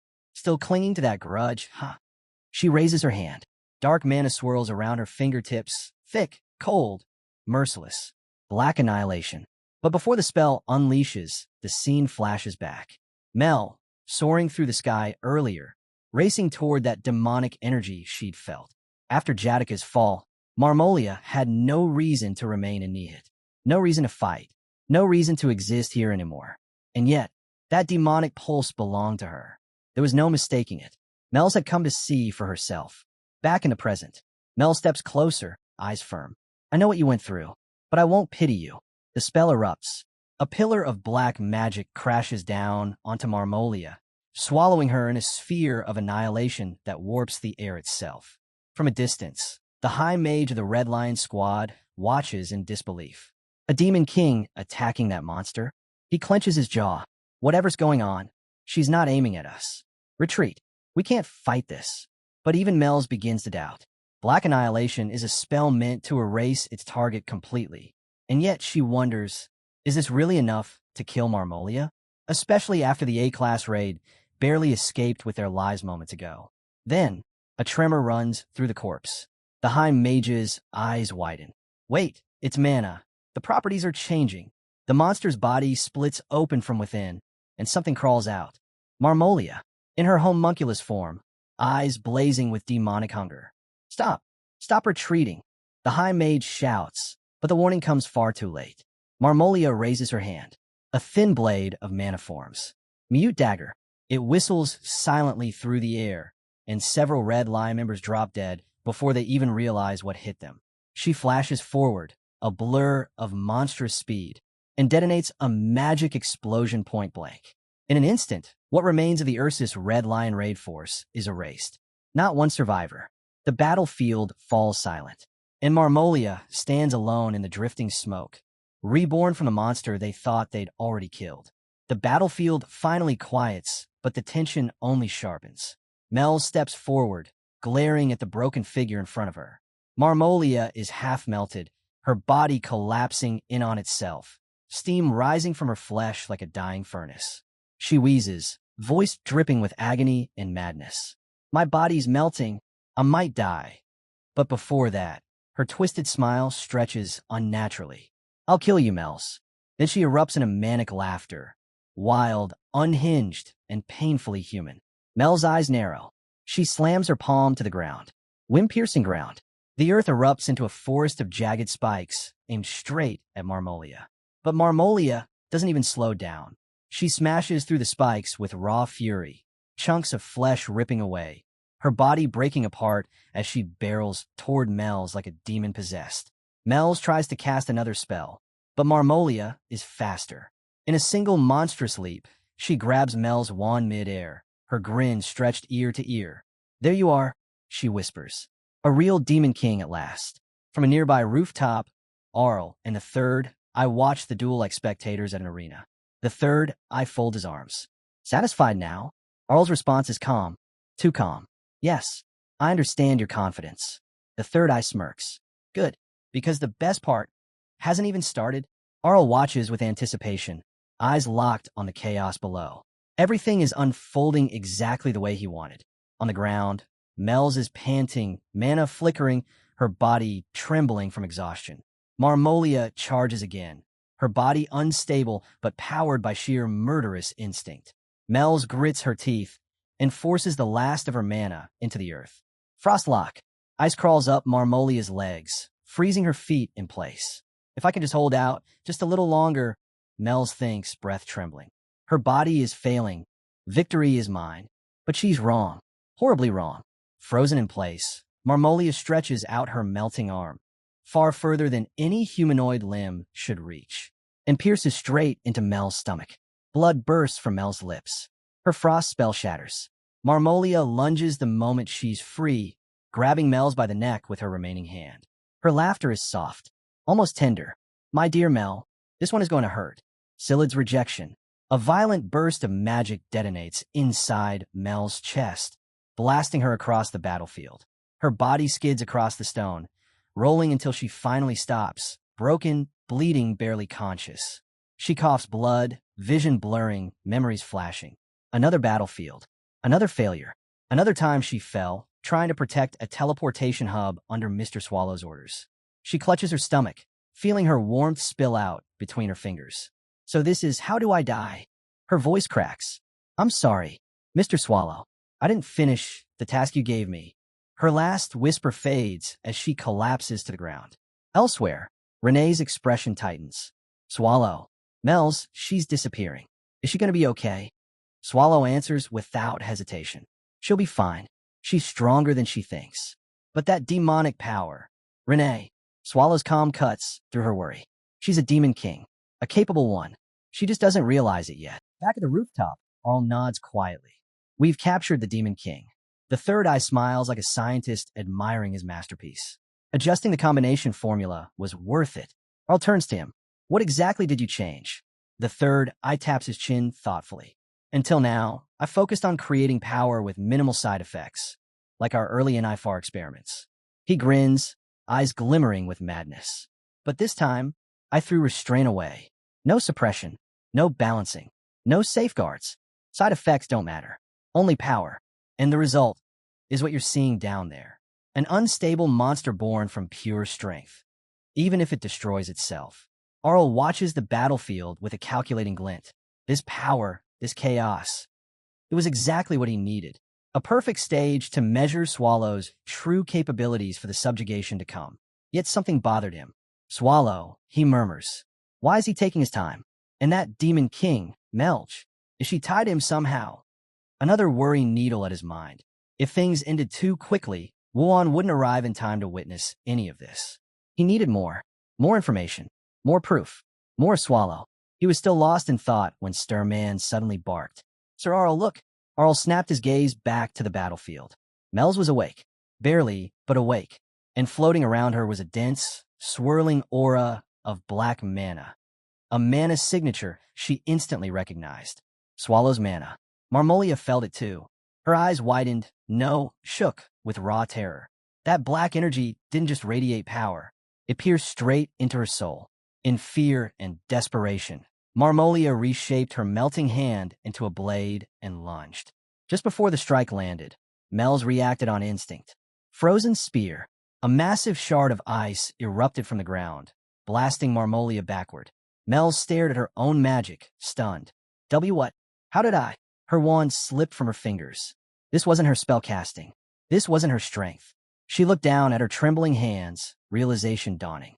Mr. Swallow's mana, it's still inside me. It was healing her, replenishing her, giving her strength she shouldn't have. Her mind flashed back to Rise. Had Swallow intervened without telling her? She decided she would find him and demand answers. But first, Marmolia. Mel's cast a life detection spell on the frozen corpse. Silence. No movement. No mana. It's over, she whispered. But her victory was short-lived. Blood splattered from her lips. The recoil of overusing Swallow's black mana ripping through her body. Her knees buckled. I need to get back to him. I can't last like this. She turned to leave. A whisper. A voice behind her. Mel spun around. Nothing. Must be exhaustion. But then, the ice cracked. Something began crawling out of Marmolia's frozen body. Mel's eyes widened as she sensed it. The thing was absorbing Marmolia's remaining mana, growing stronger by the second. A new threat. A new monster. But she clenched her fists. I've done everything I could as her friend. I don't have to deal with this. She planned to hit it with a cheap distraction spell and teleport away before it even noticed her. But the moment she took a step, her body betrayed her. Blood poured from her mouth again. Her legs gave out. She collapsed. The mana corruption inside her was eating her alive. She tried to push herself up, breath shaking. Move, move, move. Before that thing finished absorbing Marmolia. Before it noticed her. Before it came for her next. But the monster struck first. A shadow lunged toward her, and a wire snapped taut. Renee. She shot in like a bullet, wrapping her wire around Mel's and yanking her out of the monster's path before hurling her toward another figure. 2. Mel's gasped as she landed in their arms. Relief washed over her in an instant. She wasn't alone anymore. Renee landed beside them, panting. Sorry we're late. I didn't expect you to be fighting something that terrifying. Mel's forced a weak smile, her vision darkening. But at least now, she had allies by her side. Mel's weakly apologized to Renee, but her mind was racing. If 2 and Renee were here, then Mr. Swallow couldn't be far. And right on cue, a yawn echoed across the ruined battlefield. Swallow strolled in, half asleep, rubbing his eyes like he'd just woken from a nap instead of walking into a war zone. You're late, he muttered toward Mel. I was almost asleep waiting for you. Mel's choked on her breath. He was scolding her. Her, the one who nearly died 5 times today. Swallow then turned to Renee. That wire thing you just did, can I do it too? Renee shook her head gently. If you try without practice, you'll probably kill someone, sir. But I believe you could learn. That only made Swallow more nervous. He coughed and quickly looked away, focusing on the monster still swelling with mana. It's getting bigger. This is a bother. Renee stepped forward. I'll finish it quickly. But Swallow's voice suddenly hardened. No, I'll handle this myself. The monster lunged, tentacle whipping toward him like a guillotine. Crash! Swallow raised one hand. Just one. The impact shook the city block, gusts of wind blasting debris away. Swallow stared flatly at the monster's tentacle pressed against his palm. What? You want a handshake? The monster trembled. It wasn't fear, it was pure instinct. A prey animal recognizing the apex predator it had challenged. Meanwhile, Renee casually poured tea. She turned to Mel. Would you like a cup? Mel's blinked. At a time like this, a maid must always be prepared. Mel's didn't argue, but she couldn't look away from Swallow. Because the real fight had just begun. Swallow grabbed one of the monster's tentacles and lifted it like a rope, swinging it overhead. Then he slammed it into the ground. Boom! The earth split open beneath the impact. Cracks spiderwebbed across the street as he whipped it down again. Boom! Again! Boom! Mel's jaw dropped. Renee, is this okay? Isn't this cruel? Renee didn't even look up. Don't worry. It's Mr. Swallow. The monster's tentacles couldn't endure it. They shattered like dried branches, scattering across the battlefield. Swallow tossed the remains aside and walked straight toward the main body. Let's end this. He placed his hand on the monster and poured a flood of mana inside. A heartbeat later, kaboom! The monster exploded like a burst balloon filled with gore and black sludge. The sky itself seemed to shake. Renee let out a long sigh and popped open an umbrella with perfect timing. What a mess! Monster blood rained down like a disgusting waterfall. Renee didn't get a single drop on her shoes. Mel stared at her in disbelief. When did you even bring that umbrella? For emergencies, Renee replied calmly. But Mel's amusement faded. Her expression darkened as she processed what they had just fought. That thing was stronger than most dragons. maybe even stronger than several demon kings. Just what kind of abomination had they been dealing with? Swallow returned, yawning like the fight meant nothing. Ugh, I'm tired. Sir, Renee grabbed his cheeks. Don't yawn. What if this filthy air gets in your mouth? Two approached, holding something. A squishy chunk of the monster's remains. Mr. Swallow, look. A sample. Swallow recoiled with pure disgust. Take that away from me. Why are you bringing garbage to my face? Mel stepped forward, breath still shaky, and pointed at the chunk of flesh too was carrying like a dog toy. That's Marmolia. Renee's eyes widened. The vulpine woman from before? This belonged to her. Swallow scratched his cheek lazily. Yeah, I think I vaguely remember her. Mel's gaze drifted away as the memories resurfaced. Her first meeting with Marmolia, that strange, almost uncanny beauty twisted by something unnatural. And then the creature that crawled out of her body, a hungry monster that seemed to devour her alive. It wasn't just a mutation, Mel's whispered. It acted like a parasite. Renee nodded thoughtfully. There are many types of parasitic beings. It's not impossible. Two, meanwhile, was still shaking his head back and forth, the flesh dangling from his mouth like he was playing fetch. Mel's panicked. Two, stop. Don't eat the...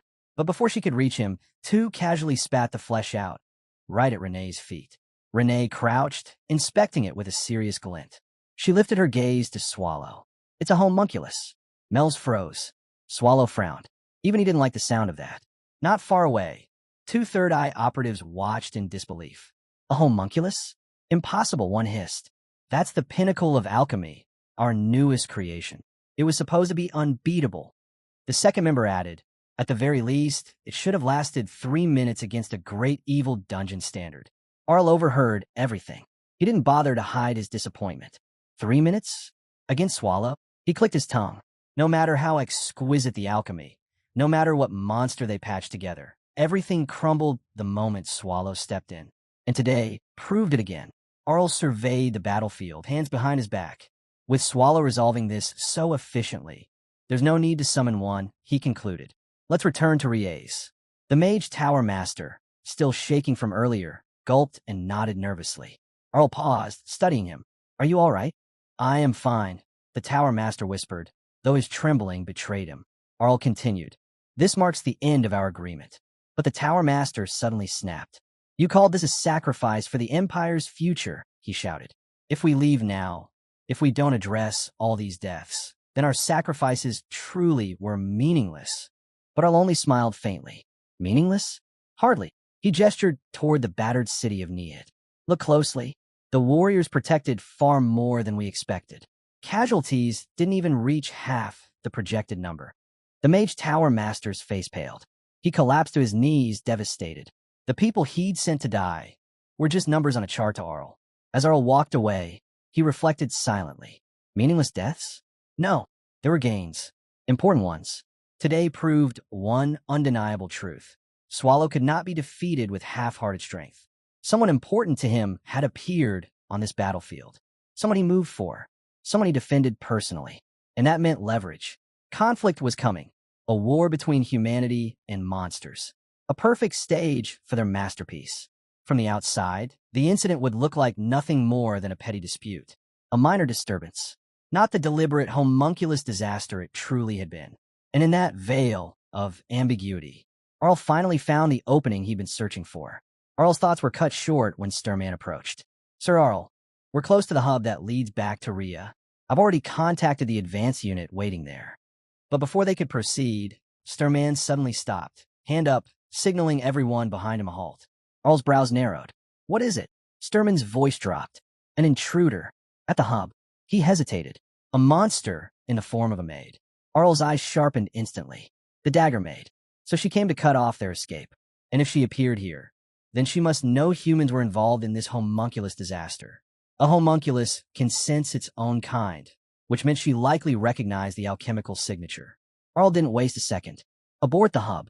Return to the Mage Tower. We'll create a temporary gate there. The mana around it should allow long-distance teleportation. They turned to retreat. Whoosh! A dagger tore through the air. Clang! Gwyn intercepted it, slicing it away, but a wire hidden behind the blade wrapped around his sword, yanking it violently as the dagger maid reeled him in like prey. Gwyn's eyes hardened. Sturman, take the captain and get out of here. I'll handle this. Sturman bit his lip. I can't leave you behind. You must, Gwyn snapped. This is urgent.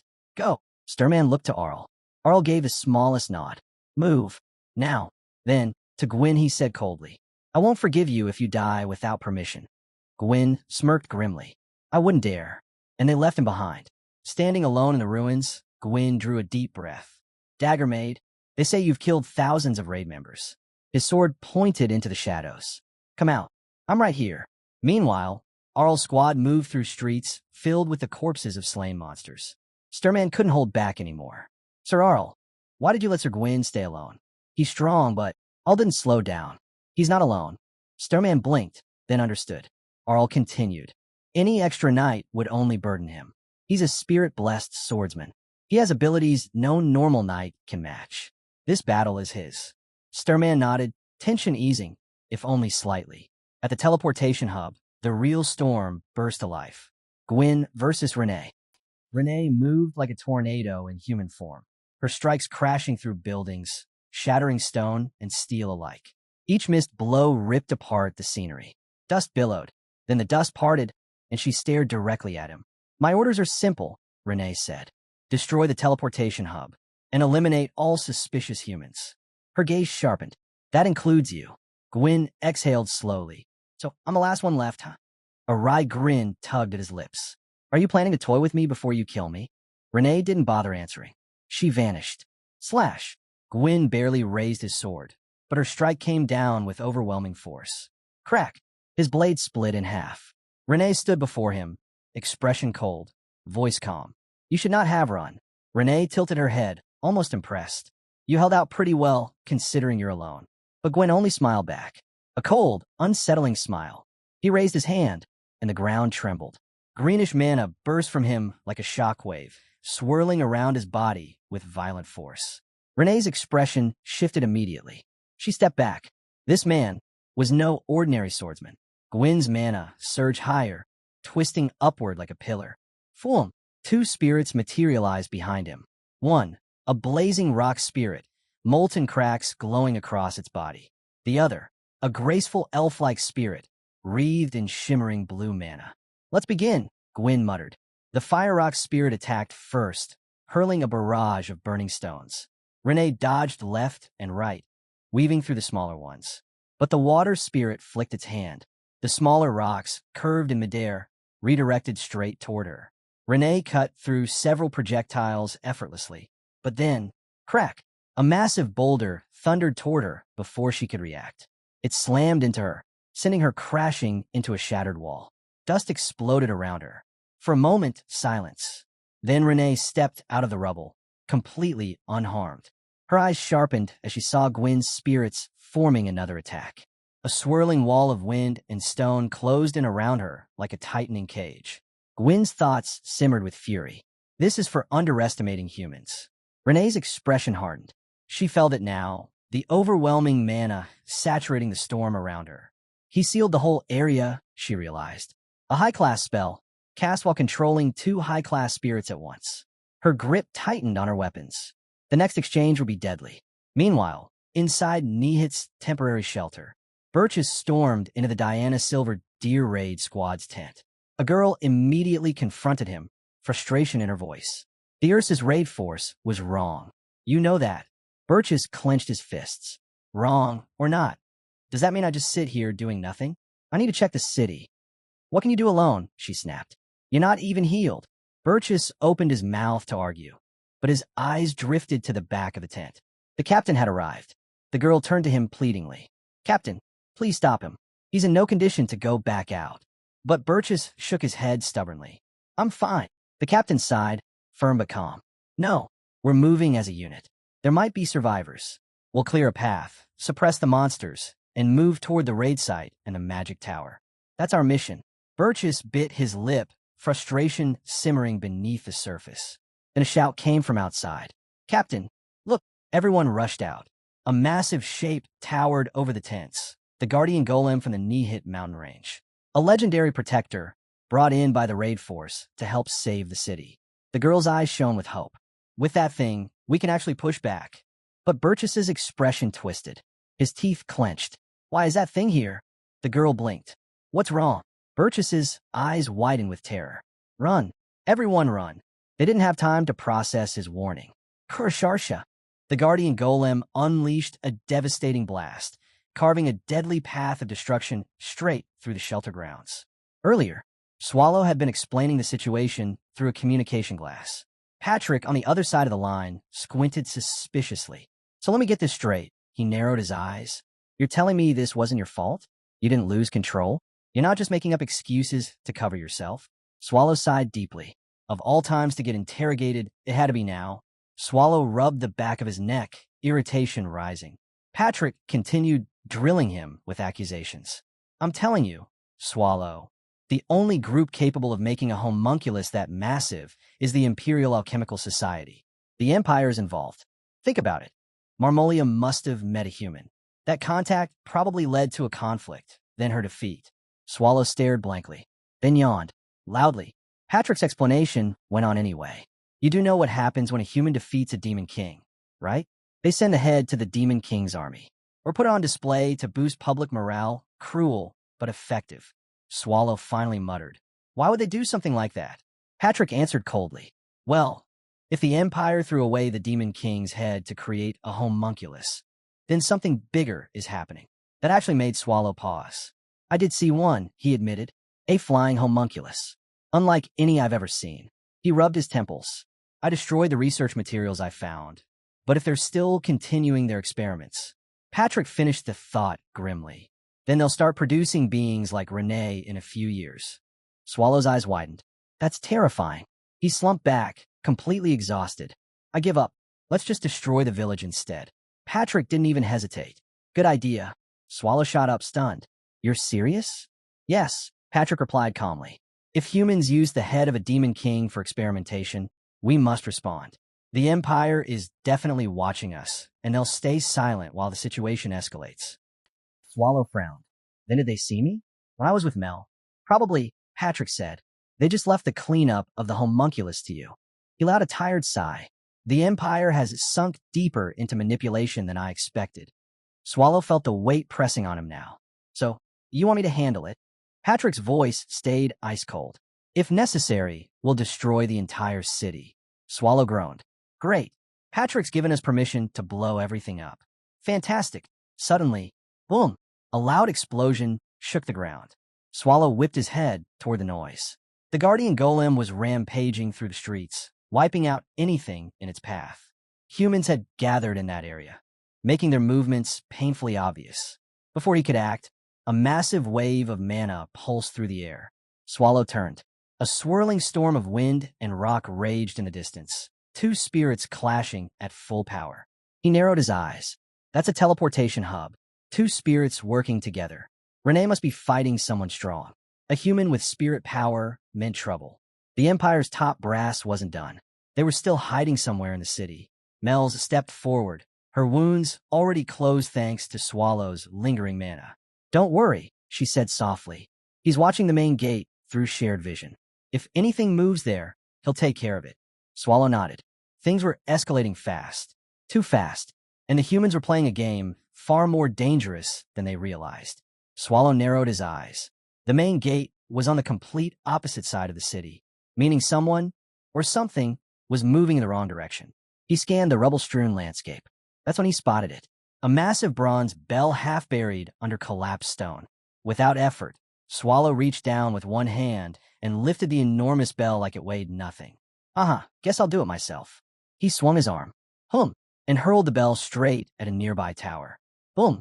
The entire structure began to tip, groaning as it leaned, directly toward Arl's party. Far across the battlefield, Arl and his group were gathered around a huge blue crystal. The sudden formation baffled them.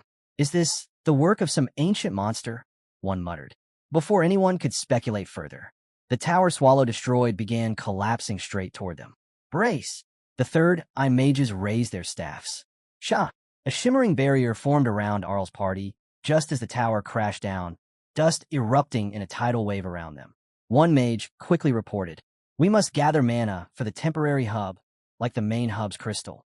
But with the tower down, We'll need 10 more minutes to stabilize it. Arl's jaw clenched. He turned to Sturman. How long until one arrives? 5 minutes. Arl's eyes widened. 5 minutes. His mind raced back to the destroyed hub.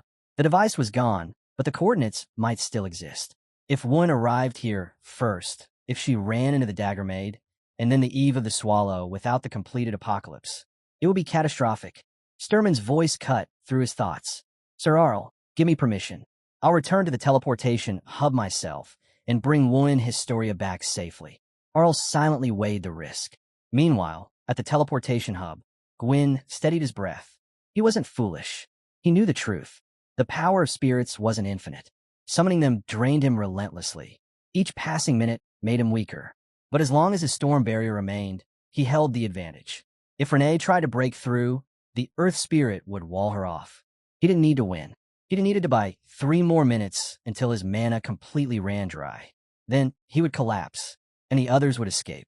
That was enough. But suddenly, his footing vanished. Gwyn fell. He didn't even have time to react. Above him, a blade hovered in the sky, long silent, falling. It looked small at first, but grew and grew as it descended. A memory flashed, a childhood story about the 36 masterpieces. He recognized it instantly, the Fong of the guillotine. Why does a monster possess that? He never finished the sentence. SCHHHHK.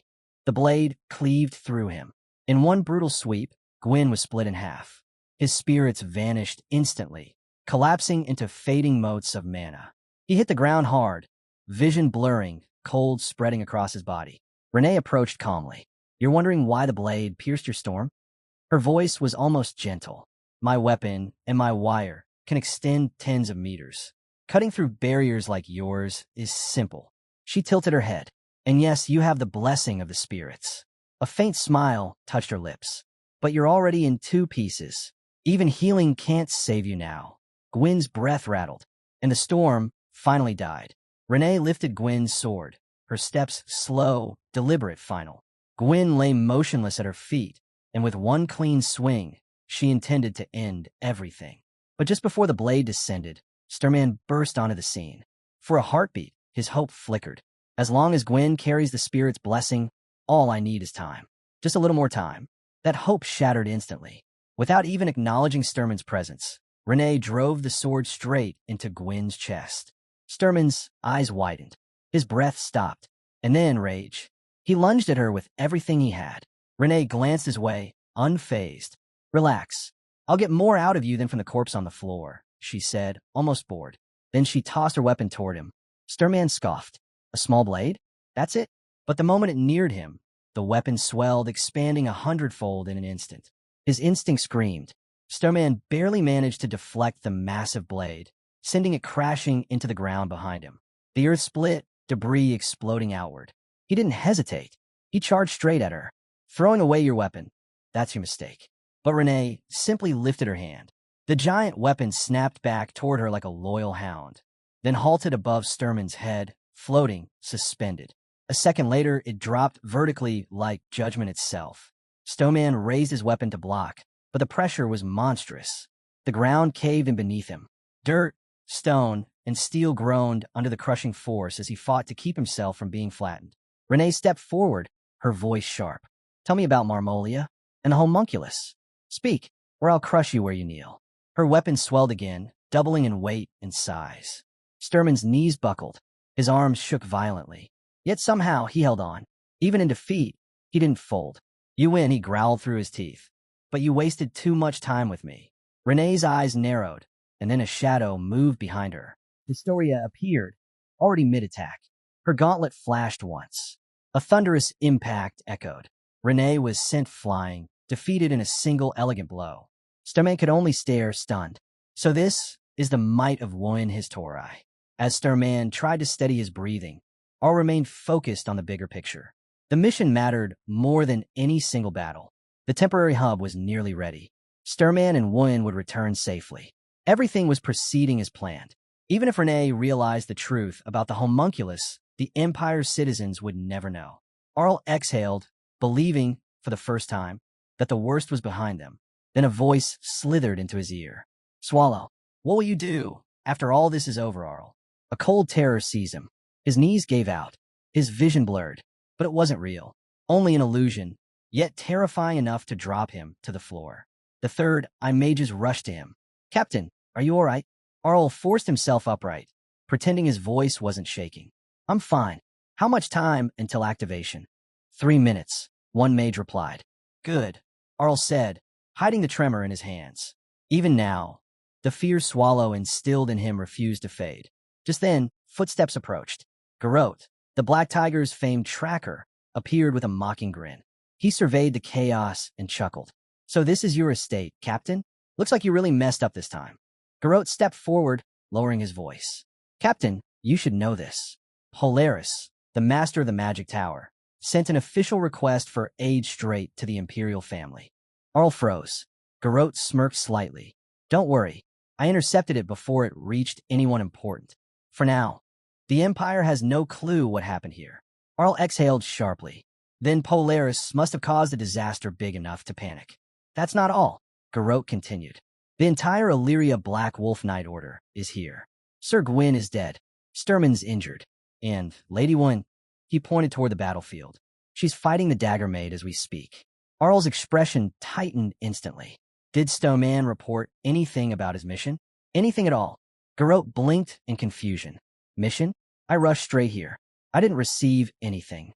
Arl didn't wait another second. He turned, panic creeping into his voice. "Then move. The Night Order must evacuate this area immediately." Garrote, baffled, called after him. "Captain, where are you going?" Arl wiped sweat from his forehead, his voice trembling despite his forced calm. "Somewhere safe. We need to leave. Now. Elsewhere. Far from safety." Mel spread her hands, her magic circle flaring to life. "I've located them," she reported. Swallow's smile curled in satisfaction. "Good. Then we proceed." Back at the teleportation hub, Renee staggered to her feet, fury burning in her eyes after Woon's blow had sent her flying. The Black Wolf Knight Order assembled before her, blades drawn, formation tight. Sturman hissed. "We cannot fight her. Pull back." One knight frowned. "What? With Lady Woon here? And the entire Knight Order? She's just one monster. Follow the captain's orders." Stoneman snapped, sweat dripping from his jaw. "You don't understand. She's not someone we can handle." Before anyone could argue, someone shouted, "Lady Woon, fall back." Woon didn't even glance back. Her grip tightened on her gauntlets. "I can take her down. Just give me one more minute." She stepped forward, ready to unleash another barrage. But Arl arrived like a cold wind cutting across the battlefield. "That's enough. Stop." Woon froze mid-step. "Captain? Why? This is our chance. Renee guards the primordial core. If we kill her now, it is a good chance," Arl admitted. "But it is not the right time. We retreat. Another opportunity will come." Woon clenched her fists. A few seconds passed. Then she exhaled, shoulders falling. "Understood," though the disappointment radiated openly from her eyes. "Everyone, to the temporary hub," Arl ordered. But before they could move, a shadow descended. Boom! Renee's gigantic weapon slammed into the ground, blocking their path. She walked out from behind it, calm and deadly. "None of you are leaving," she said. "Mr. Swallow entrusted me with stopping every last one of you." Her gaze drifted to Arl. "You look like the leader. That complicates things." Woon immediately stepped between them, her aura flaring. "Garrote, take the captain and teleport him out. I'll hold her off." Renee tilted her head, studying Woon with refreshed interest. "So you're the one from earlier? The human who can unleash that much destruction with a single burst?" Her smile sharpened, almost thrilled. Renee lifted her weapon, eyes locked on Woon. "I'll kill you first," she hissed. Woon didn't flinch. He smirked instead. "Oh, do monsters even have names? Or do they just scream and drool?" The insult hit Renee like a blade to the heart. Behind them, Arl tried desperately to intervene. "Woon, stop. Fall back. We don't engage here." But the damage was done. Renee's fury ignited. "How dare you?" she roared. "Mr. Swallow gave me my name. You dare mock it?" Before anyone could react, shimmering butterflies filled the air, dozens of them drifting across the battlefield like quiet, glowing omens. Garrote's face drained of color. "Everyone, brace yourselves. That spell, it's him." And then the voice came. Smooth, cold, ancient. "Renee, I came searching for you." A pressure fell upon the battlefield, an overwhelming, suffocating presence. And out of the drifting butterflies, Swallow appeared. Arl froze, almost forgetting to breathe. The ancient monster himself standing before them. Swallow's gaze swept the area, then paused on Arl. "Ah, you again," Swallow murmured. "Humans live such short lives. Yet here we are, meeting once more. Out of the millions in this empire." Arl's blood ran cold. If he came to investigate instead of destroying the city outright, then he's looking for something specific. He dropped to one knee instantly. "It is my highest honor, Lord Swallow, that you remember me." Swallow waved the greeting aside with thin annoyance. "This mess, I assume it's your doing." Arl shook his head, keeping his voice steady. "No, my lord. We are uninvolved. We came only to resolve the situation." Swallow's eyes narrowed. "You're tied to the Empire's capital. Don't insult me with half-truths." Arl forced a respectful tone. "If you seek the true culprit, we will aid you. Everything we have is at your disposal." Swallow exhaled, bored. "I'm not interested. Renee, we're leaving." "I'm tired." Renee bowed quickly. "Yes, sir." But then Swallow noticed the blood on her clothes. "You're injured?" His tone sharpened.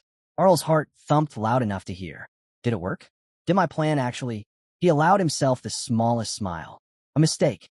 Swallow turned, and in the next instant, he was right beside Arl. No sound, no movement, no warning, just darkness at his ear. "Why?" Swallow whispered. "Are you smiling?" Arl collapsed backward, scrambling with pure terror. How did he move so fast? Swallow released a wave of oppressive power, black smoke curling around Arl like a serpent. "You think I'd let this pass? Did you truly believe I wouldn't notice?" The Black Wolf Knight order stiffened, panic visible in their eyes. Even Wooin clenched his fists. Swallow's aura was crushing. "Arl," Swallow growled, "don't forget what you owe me for Rise. And now look at you, pathetic." He pointed at the trembling captain, mocking him openly. Just then, whoosh, arrows streaked across the battlefield, fired by one of the Black Wolf Knights. They struck Swallow, or rather, reached him. Swallow flicked a hand. Every arrow shattered midair, but the archer shouted, "Lady Wooin, now, initiate the plan." Wooin didn't hesitate.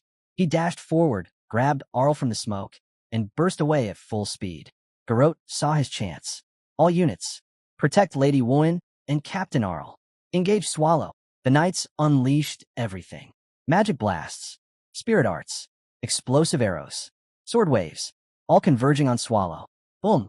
A colossal explosion swallowed the battlefield. The explosion cleared, and there he stood.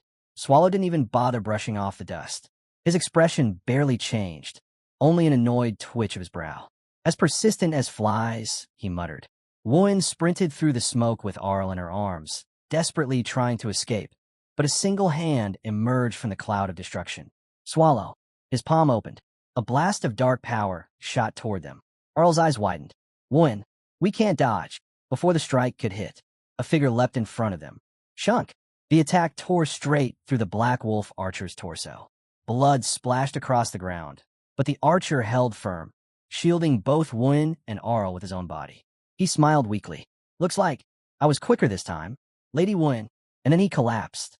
Wooin froze mid-stride. Shock, rage, grief, all burning behind her trembling eyes. She turned, ready to hurl herself straight into Swallow's jaws. "I'll kill." But Arl grabbed her wrist, voice cracking with urgency. "No, don't. Wooin, you cannot fight him." "Why?" she screamed. "Why are you stopping me again?" They're killing our people." Meanwhile, Garrote watched the unfolding disaster, sweat dripping down his chin. The air had turned heavy, black mana choking every breath, warping the world around them. Its pressure crushed their lungs, and worst of all, it was disrupting teleportation calculations. "We won't escape at this rate. We need time." "Anner," Garrote shouted. "We're going with the plan. Buy me a few seconds." Anner, already moving, nodded. He sprinted toward Swallow, only to see the monster gathering black spears behind him, hundreds of them forming like a storm of death. No time left. He had to force the black mana back. Anner summoned his shield, the Walled Heart, one of the 36 masterpieces. Its golden surface gleamed with ancient power. But before he could plant it, a blade flashed. Slash! Renee appeared at his flank, severing his arm cleanly. "Don't get ahead of yourself," she taunted. "As long as I'm here, you don't stand chance." And then the black spear struck. Thud, thud, thud. Anner's body was pierced again and again. He hit the ground instantly, lifeless. Wun's eyes went wild with grief. No, Annie. Tears streaked down her face as she roared, voice breaking. I'll kill all of you. But once again, Arl held her back, this time shouting with everything he had. Wun, listen to me. Don't throw your life away. Live, please. No matter what happens, you must survive. Their desperation echoed across the battlefield. Swallow watched them with mild curiosity. What are you two doing? Sturman rushed forward, grabbing Anner's fallen shield. He activated the walled heart, slamming it into the ground. A golden dome erupted around them, its light pushing back Swallow's black smoke.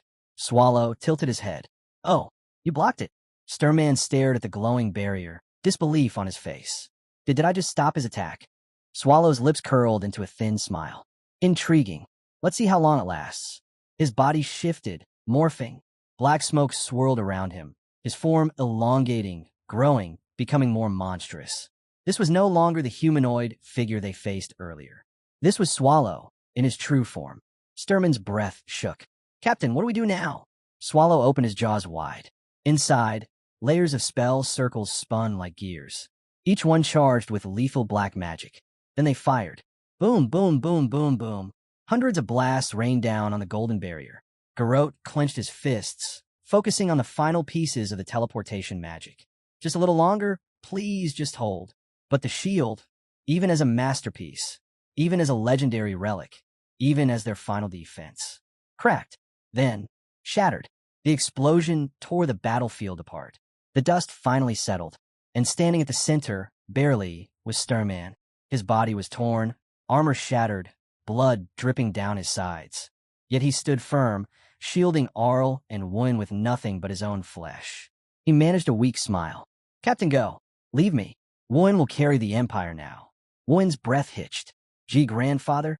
Sturman reached out, brushing a trembling hand against her cheek. It was the greatest honor, escorting you. Then his arm went limp. His body collapsed. Wun froze. Her voice broke. Grandfather, no. She screamed his name, her grief ripping through the battlefield. Swallow raised an eyebrow, genuinely surprised. Oh, you survived that. Wun wiped her tears, her expression hardening into pure resolve. She stepped forward towards Swallow, her aura rising like a storm about to erupt. Arl grabbed her arm in desperation. Wun, you can't fight him. You're not. It doesn't matter, she shouted, eyes blazing. I'm a hero. If I don't protect everyone, then who will? Swallow watched her approach, amused by her defiance. The chaos faded, replaced by cold silence. Renee knelt among the ruins, carefully gathering the shattered pieces of a blue crystal, fragments glittering with faint magical light. She placed them into a carriage along with other valuables. She lifted one shard toward the light, mesmerized. Mr. Swallow, look. They're so sparkly and so pretty. Swallow let out a casual. Renee chuckled. Well, it wasn't our main prize, but we didn't walk away empty-handed. Swallow nodded. It went well enough. The golem I sent into the village did its job. Mana ran out too soon, but we'll recharge it later. Renee smirked. You sure took your time revealing your real self today. Swallow shrugged lazily. A quick death is a reward, something they didn't deserve. Slow fear suits them better. A quiet wind blew across the burial grounds. Historia, Wun, knelt before the graves of her fallen comrades. She placed a single blue flower on the mound of fresh soil, her shoulders trembling. Her chest tightened with sorrow as memories of the battle replayed in her mind. Barasikic stepped beside her. Lady Wun, I know this pain. Remember the burn raid force? Those who challenged the primordial core. He placed a gentle hand on her shoulder. This time, we lost only 4, and a masterpiece was saved. Because of your leadership. But Wun only shook her head, her voice cracking. I understand, but I can't accept it. I failed them. Garrote approached quietly, her expression soft. What a beautiful flower, she said. Your comrades, they'd be grateful. No, Wun whispered, tears streaming down her face. They would hate me. I wasn't fast enough. I wasn't strong enough. I couldn't defeat Renee, couldn't kill Swallow. Her voice collapsed into sobs. I couldn't save them. Her knees buckled. Garrote reached out and pulled her into a firm embrace. Wun, listen, she whispered. One day, you'll defeat Swallow. One day, you'll be strong enough to protect everyone. And until then, we'll fight together. Wuin clung to her friend, crying harder, caught between loss and determination, between grief and the faintest spark of hope. Garrote held Wuin tightly, urging her to breathe, to let the grief pass, if only for a moment. But Wuin continued to cry in her arms, her anguish raw and unfiltered. Even so, Garrote's warmth softened the edge of her pain, giving her something to cling to in the darkness. Arl sat alone beneath the flickering candlelight, his hands clasped, his mind drowning in questions. He should have died. Swallow could have erased him with a thought. Yet he lived. Why? He replayed every moment. Wuin leaping in front of him, the teleportation magic circle completing at the last possible instant, Swallow's words echoing in his skull. You only have 6 months left. Nothing about it felt like mercy. Everything felt intentional. But Arl wasn't alone. The invisible eyes lurking around the palace, the political tension, the fragile aftermath of disaster. He knew he couldn't act recklessly. For now, he would handle reports, delay the investigation, pretend nothing was wrong. He sighed quietly. He hadn't even been able to attend his subordinates' funerals. Their faces lingered in his mind. Sturman, Anner, the fallen archer. The guilt was suffocating. Arl picked up a candle stand and moved toward his desk. Then, a sudden burst of white-hot agony exploded inside his skull. His vision blurred. The world twisted. His knees buckled. Is this exhaustion? No, it's worse. Much worse. He stumbled toward a mirror and froze. Staring back at him were Swallow's eyes. Cold, predatory, watching him from inside his own reflection. The candle stand crashed to the floor as Arl collapsed, unconscious. Hours later, Garrote found him sprawled on the ground. Captain, wake up. Arl blinked himself back into reality, disoriented. How long was I out? Garrote's expression hardened. You're bleeding. She immediately called for the medics. As they tended to him, Arl pieced the nightmare together. No, Swallow didn't spare him. Swallow marked him. 6 months. That wasn't a threat. That was a diagnosis. Garrote's eyes moved across the room and landed on the shattered mirror pieces scattered everywhere. She exhaled and muttered. So the hallucinations are getting worse. Arl nodded, exhausted but steady. Yes, but I'm used to it now. At least I can still recognize humans.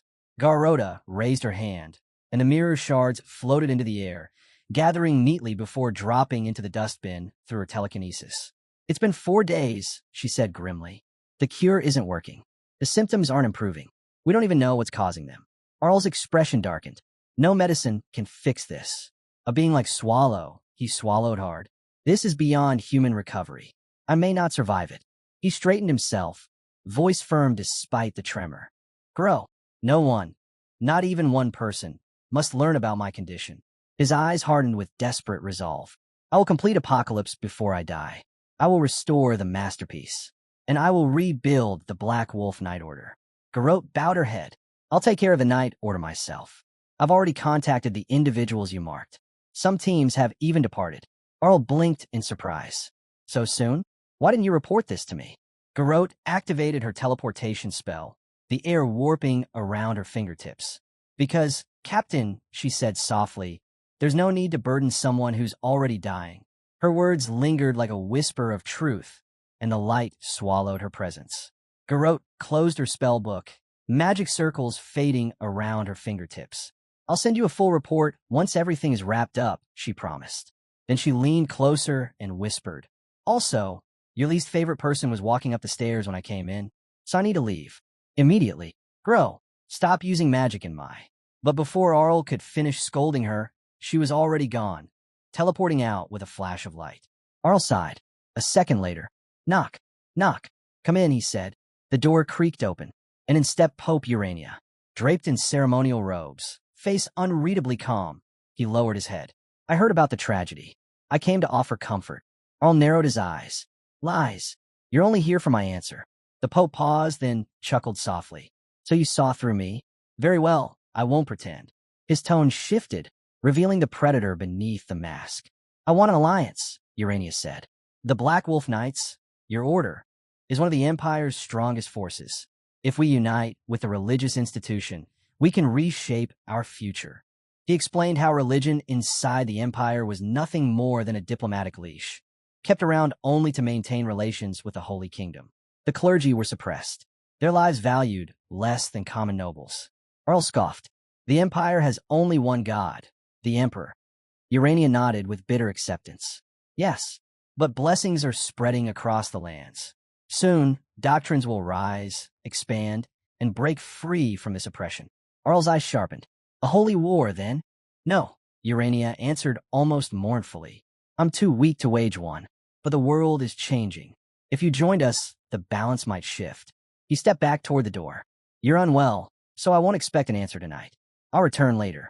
Urania departed, leaving silence lingering like smoke. Arl clenched his fists. Next time, I won't respond the same way. Meanwhile, in the primordial core, deep underground, in a labyrinth of ancient stone and demonic energy, Swallow and his group finally reached the heart of their domain. Mel, Patrick said, guiding her down the corridor, this will be your room, the fourth chamber. You and the demonic dog will manage it. Mel's bounced with excitement, literally hopping like a child. It's perfect. I love it. Oh, I'm already imagining decorations. Patrick wiped sweat from his forehead. Well, at least one good thing came out of destroying Nihid. He turned to Swallow. I told you she'd be thrilled. Swallow grunted in agreement. Patrick continued, pointing at the demonic dog sitting dutifully by the door. That beast is invaluable for guarding this room. In Mel's unconventional naming sense aside, she's very good at recruiting. Swallow muttered. She still doesn't know its true identity. She will eventually, Patrick said. Just then, Renee entered with meticulous precision. I've finished deploying the golem in the third chamber. The magic stone, the power source, is hidden in the walls. No ordinary human will ever find it. Swallow nodded approvingly. Good work. Patrick threw up his hands. Great, wonderful. She's perfect, we get it. Can we please move to the actual issue now? Swallow blinked. What issue? Patrick looked exasperated. The other great evil dungeons are furious. You destroyed an entire city. They think you're becoming a problem.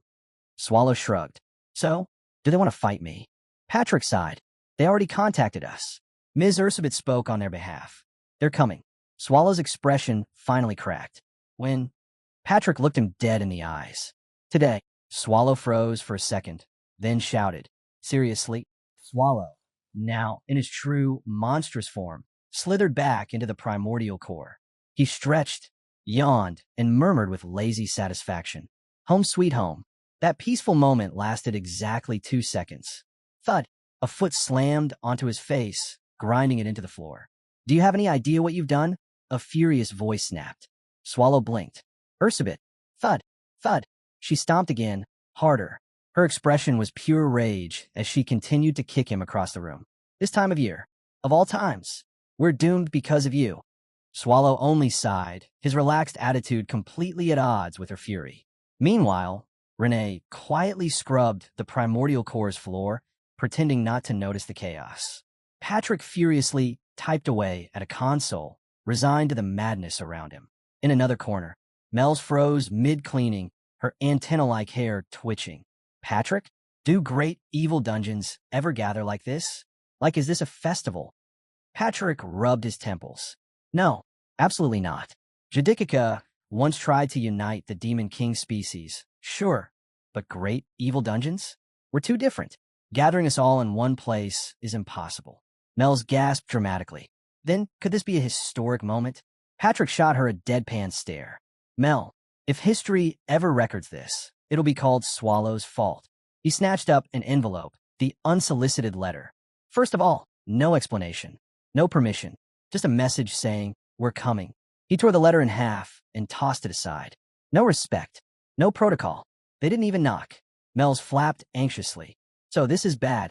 This is Swallow, Patrick said. So yes, very bad. Suddenly, beep, beep, beep. Mel's detection spells lit up like fireworks. Her eyes went wide. An intruder? Patrick pushed her toward the exit. Inform Swallow and Renee. Now, I'll handle the intruder. If it's who I think it is, we have bigger issues than angry letters. She teleported away in a panic. Patrick marched forward. Long before its doom, the desert had been the primary trade route connecting all 5 kingdoms. A lone carriage creaked across the dunes until the sand trembled. Something massive surged upward. Crack, crunch. The carriage, horses, and passengers disappeared in an instant, devoured whole.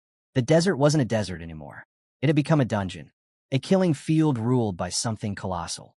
The five kingdoms mobilized their elite troops, assuming they were up against oversized insects. They were wrong. When the soldiers entered the dungeon, screams, shadows, then blood. The monsters swarmed with overwhelming numbers, led by a force so terrifying even elite warriors broke ranks. The commander, torn and dying, gasped. It wasn't an army of insects. It was an army following her. His eyes dimmed. The ruler of the desert revealed herself. Mother of all insects, the devourer, Hexable, a force of nature that consumed hope itself. The desert fell to despair. Back to the primordial core, Patrick sprinted down the corridor. A shadow emerged from the darkness, calm, towering, and unervingly serene. Not all of my children have recovered yet, she said softly. Patrick froze. Mother Hexable, boss of the great evil dungeon, Sandhell. She stepped fully into the light. I assume this visit will be productive. The air went cold, and Patrick realized this was only the beginning. Patrick froze. Something about Hexabel's voice. It didn't sit right. Insect-type monsters could mimic human speech after devouring them, and Hexabel's tone had that eerie smoothness only perfected after consuming many humans. Is she testing our defenses? No, she's testing the strength of the primordial core itself. Patrick's hand went to his weapon, posture shifting into an attacking stance. But before the tension could peak, "Oi, you two making out or something?" Swallow arrived at the worst possible moment, tilting his head with a bored, almost amused expression. Patrick nearly choked. Renee and Mel skidded onto the scene right behind him. "Swallow, stay back." Patrick barked. Swallow blinked. "Why?" Before Patrick could answer, Hexable turned toward Swallow. Her lips curled into a soft smile. "It's been a while. Teacher, I'm happy to see you again." Swallow's eyes widened. "Oh, you've grown a lot." Hexable giggled, fluttering her fingers near her face. "Teacher, you should be more careful complimenting a lady." Swallow shrugged. "I've heard about your fame lately." They exchanged a brief, almost nostalgic moment. Patrick and the others stared, dumbfounded. Swallow casually waved a hand. "This is Hexable. She used to be the gatekeeper of the primordial core." Before Patrick, Hexable bowed elegantly. "I was the gatekeeper of the blue path long before Sir Patrick arrived. And earlier, what I said about monsters not being restored yet, it was concern for the dungeon's safety. I hesitated because I was shy." Patrick summarized under his breath. "She was shy." Swallow smirked at her. "So that whole dramatic entrance earlier, that was just your shyness?" "Teacher," Hexable said sternly, cheeks reddening, "please stop teasing me." Patrick snapped. "Swallow, you could have told me she used to work with you."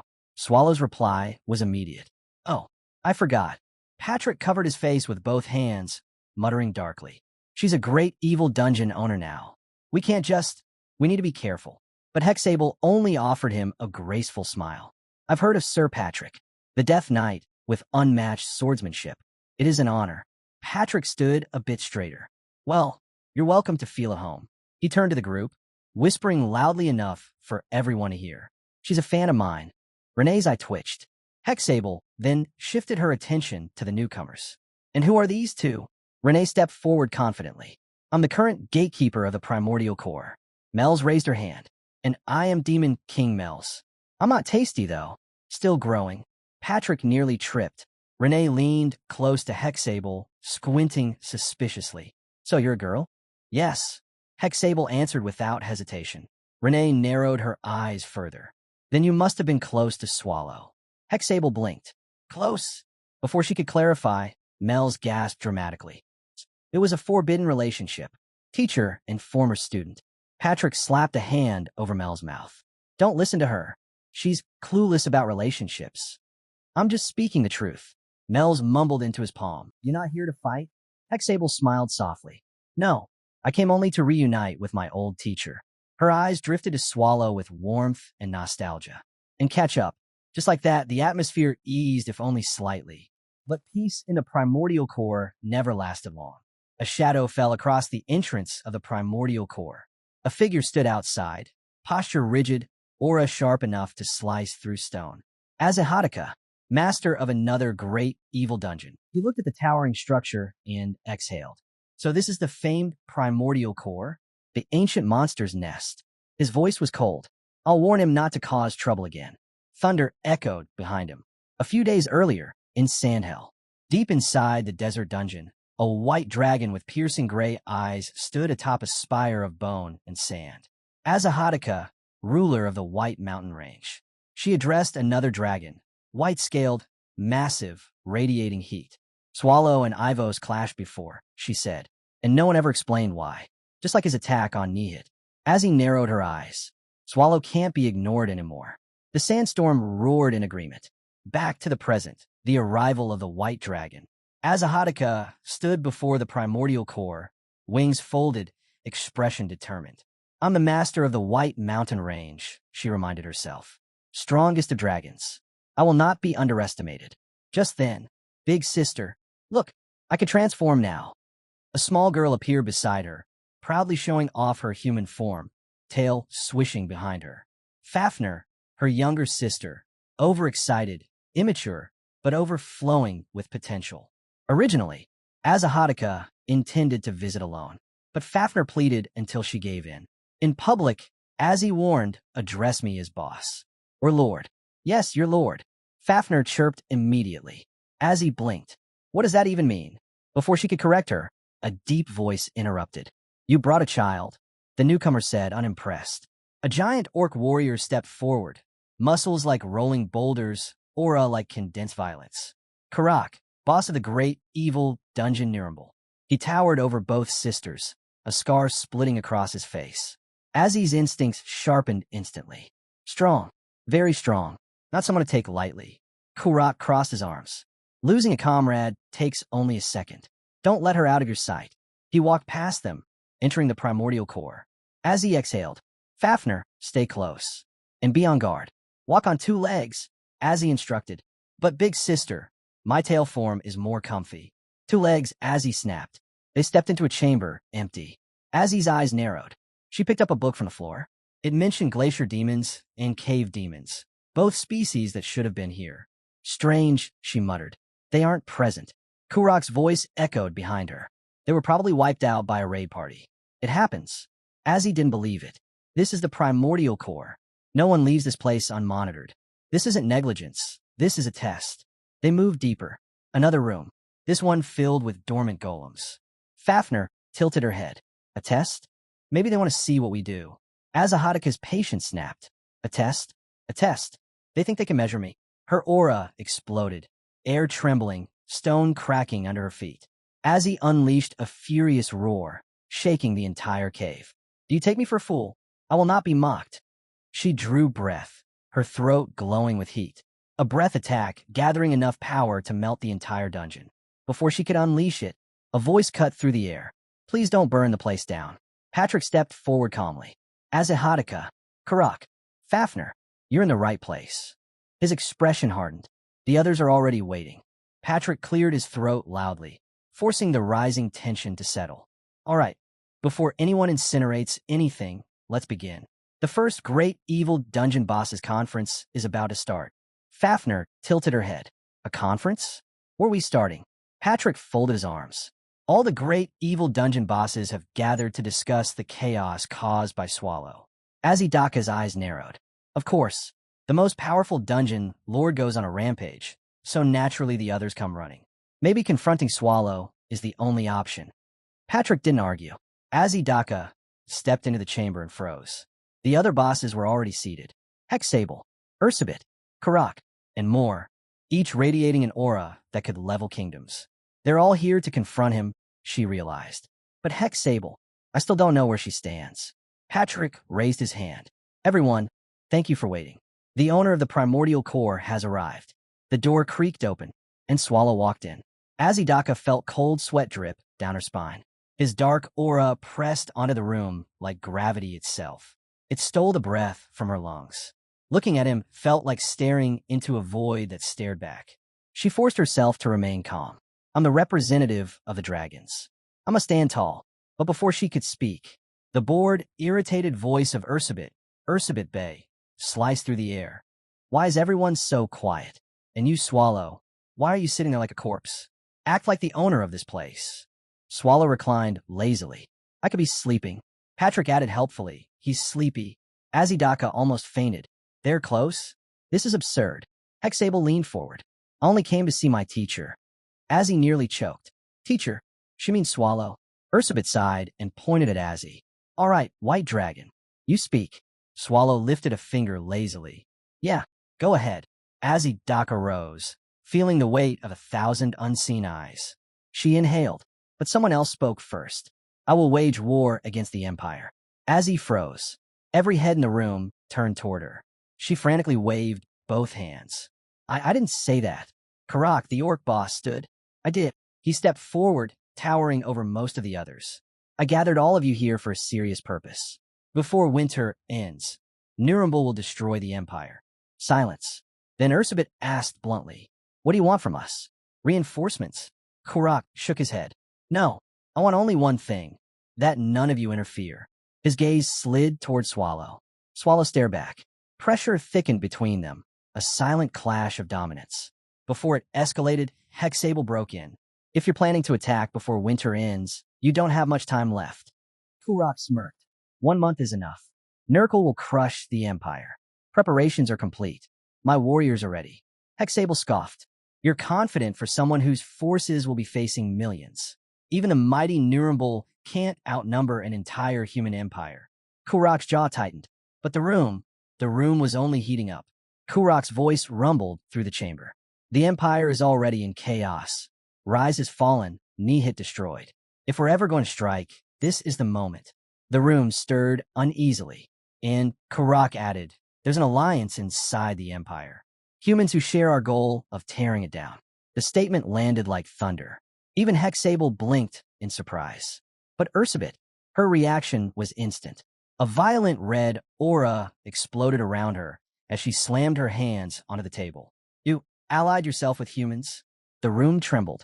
Her aura grew hotter, redder, like a raging inferno ready to devour Kurak whole. Kurak remained unfazed. Ursabet snarled. Are you truly so low you'd sell your pride as a monster to them? Her killing intent crackled, but before she could lash out, Swallow stepped forward. Take it outside. His voice was quiet, but final. This is my home. Don't make a mess. Ursabet clicked her tongue, glaring from Kurak to Swallow.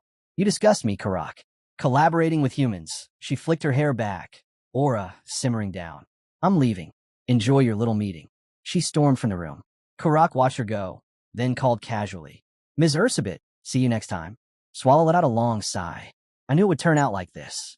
Later, in Swallow's room, Patrick walked in, arms crossed. Well, you managed to send everyone away in one piece. Congrats. Swallow shrugged. I didn't do anything. Patrick sank into a chair. Kurak's confidence, it means the alliance he mentioned is no joke. Swallow yawned. Wanting to topple the Empire isn't new. Monsters and humans dream about it every year. Patrick frowned. Only you would be so relaxed about world-ending war. Swallow waved him off. It's not time yet.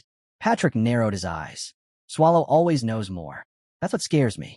The white mountain winds swirled around the sisters as they left the primordial core. Fafnir hopped beside her, tail flicking. Big sis, do you really think Karak will try to destroy the Empire? Azzy's expression hardened. Humans push boundaries far too often. Eliminating them wouldn't trouble me. But an empire isn't toppled that easily. She thought back to the meeting, Kurak's steady gaze, the unspoken fire behind his words. There was more to him than he revealed. As they walked, Azzy spotted something in the distance. Hexable and Kurak talking alone. Strange. They left separately. Why are they meeting now? What are they planning? Azzy narrowed her eyes. This was becoming far more complicated than she expected. The sun barely peeked over the rooftops. Inside a quiet restaurant, empty except for 3 people. Woon sat silently, staring at her untouched food. Historia, Barizik, and the girl drowning in her guilt. Barizik tapped the table. You haven't taken a single bite. Why? Woon's voice was faint. I lost my appetite. Barizik sighed. Well, we're the only customers anyway. It's still early. He leaned forward. Not eating won't bring the others back. Woon's fist tightened. Barizik continued, more gently this time. Garot probably sent me because everyone else is searching for Sion. Woon lifted her gaze slightly. Barizik smirked. Or maybe you're curious about him. A second hero, same rank as you. Maybe he's hiding somewhere in disguise. Woon's eyes narrowed sharply. Barizik laughed. Ah, hit a nerve, didn't I? Her silence said everything. Barizik's question hangs in the air. Is it even possible to bring our comrades back? Wun doesn't answer immediately, but the look in her eyes says she already fears the truth. Barizik finally sighs. If we can find them, maybe we can speak to them. But don't get your hopes too high. This mission just got a lot more complicated. Then he points at her plate. And you, don't move from this table until you finish eating. With that, he walks off. Barizik approaches the restaurant's chief. Golden hair, blue eyes, and a calm face that didn't match the tension building in the room. Have you seen this person? He holds out a poster. The chief studies it, then shakes his head. I don't remember every customer. Maybe I've seen him, maybe not. Barizik doesn't buy it. Without warning, he draws his blade and swings. Steel flashes, but the chef blocks it instantly with a kitchen knife. The impact rattles the tables. Barizik's eyes narrow. That reaction. You look way too similar to the man we're hunting. The chef frowns. You're mistaken. No, Barizik says coldly. You're Rashmare, the former hero, hiding in plain sight. The chef laughs it off, but Barizik presses forward. Blocking a sword with a kitchen knife? That alone exposes you. He demands cooperation. The chef refuses, shoving Barizik backward like swatting away an annoying fly. Barizik only grins, red veins crawling across his skin as Bloody Mary awakens in his hand. A blood-colored aura spirals upward, snarling like a beast. Garot predicted this, he says, voice thick with excitement. Told me exactly what to do if the former hero resisted. Rashmare remains calm, expression unreadable. I said I'm not that man. Bloody Mary screeches, a steel-grinding howl that fills the room. Barizik raises the blade. Barizik of the Black Wolf Knights. Remember the name. The chef exhales, unimpressed. So noisy, I don't even know what that sound is supposed to intimidate. Scene shift. Barizik lunges, but the chef moves first. A single strike, clean, brutal, drives straight into Barizik's stomach. The knight's body folds, then shoots backward like a broken arrow, slamming against the wall hard enough to shake the entire restaurant. Dust explodes everywhere. Rashmare winces. Oops, I really have to control my strength better. Almost cracked the wall. Barizik would have hit the floor, but Wun Historia flashes in, catching him midair with a speed that even Rashmare's eyes follow in mild surprise. Barizik groans. You don't have to catch me like that. Rashmare smirks. Fast one, aren't you? Wun steps forward, bowing slightly. It's an honor to meet a hero from the previous generation. Rashmare waves a hand dismissively. Why are kids these days obsessed with old has-beens? Wun ignores the jab. Her voice sharpens. We came here because the Empire is in crisis, because of the death of Server. Rashmare's expression darkens. The rumors, he finally admits they're true. Wun steps closer. Then will you join us? Rashmare doesn't answer right away. Instead, he lifts his kitchen knife, the weapon he chose over a sword. I use this now because this era should be peaceful, he says quietly. But the Empire still sends kids to die in dungeons. Meanwhile, Rise prospers more than ever. And you still call this a noble mission? Wun narrows her eyes. So you're rejecting the Empire's duty? Rashmare smirks. Sharp gaze. What now? Planning to arrest me? Wun doesn't speak. She simply removes her cloak. Her new gauntlets gleam. If you won't come willingly, she declares, then I'll subdue you and take you myself. She charges. Rashmare casually steps aside. A youth. So much energy. Wun attacks again. Harder, faster.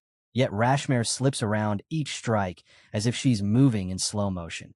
Tables explode behind her from missed blows. Her eyes widen. Why isn't anything hitting? From the corner, Barizik watches, jaw clenched. He's treating her like a kid. Wun growls, accelerating even further. But Rashmare taps her with his wooden kitchen knife. The impact blasts her backward like she was hit by a cannon. Rashmare sighs. Your attacks reflect your personality. Stiff, predictable, easy to read. That won't work against anyone equal to you or stronger. Wun freezes.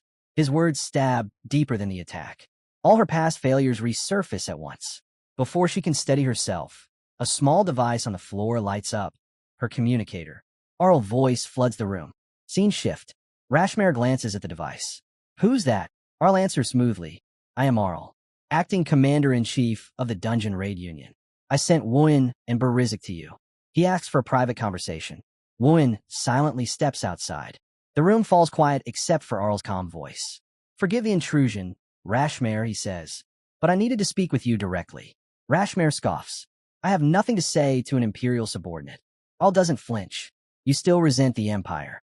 That much is clear, and it has to do with the incident from your past. Rashmare's eyes widen. That's a name he hasn't allowed himself to remember for years. Arl continues, unfazed. Jacob, Brenda, Arnold, Kenneth, Wig, Reinhardt. Rashmare's breath catches. The air in the room turns heavy. How do you know those names? Arl's voice drops to a grave whisper. There were 8 in total. 2 you never learned about. Rashmare's aura explodes. Red, violent, trembling with fury. Say their names, he demands. Arl does. Calmly. Precisely. Confirming the truth Rashmare had buried deep. The former hero stands frozen, shaking with disbelief and rage. Scene shift. Somewhere far away, at the primordial core. Swallow yawns loudly. Working sounds annoying. Let's just do the bare minimum.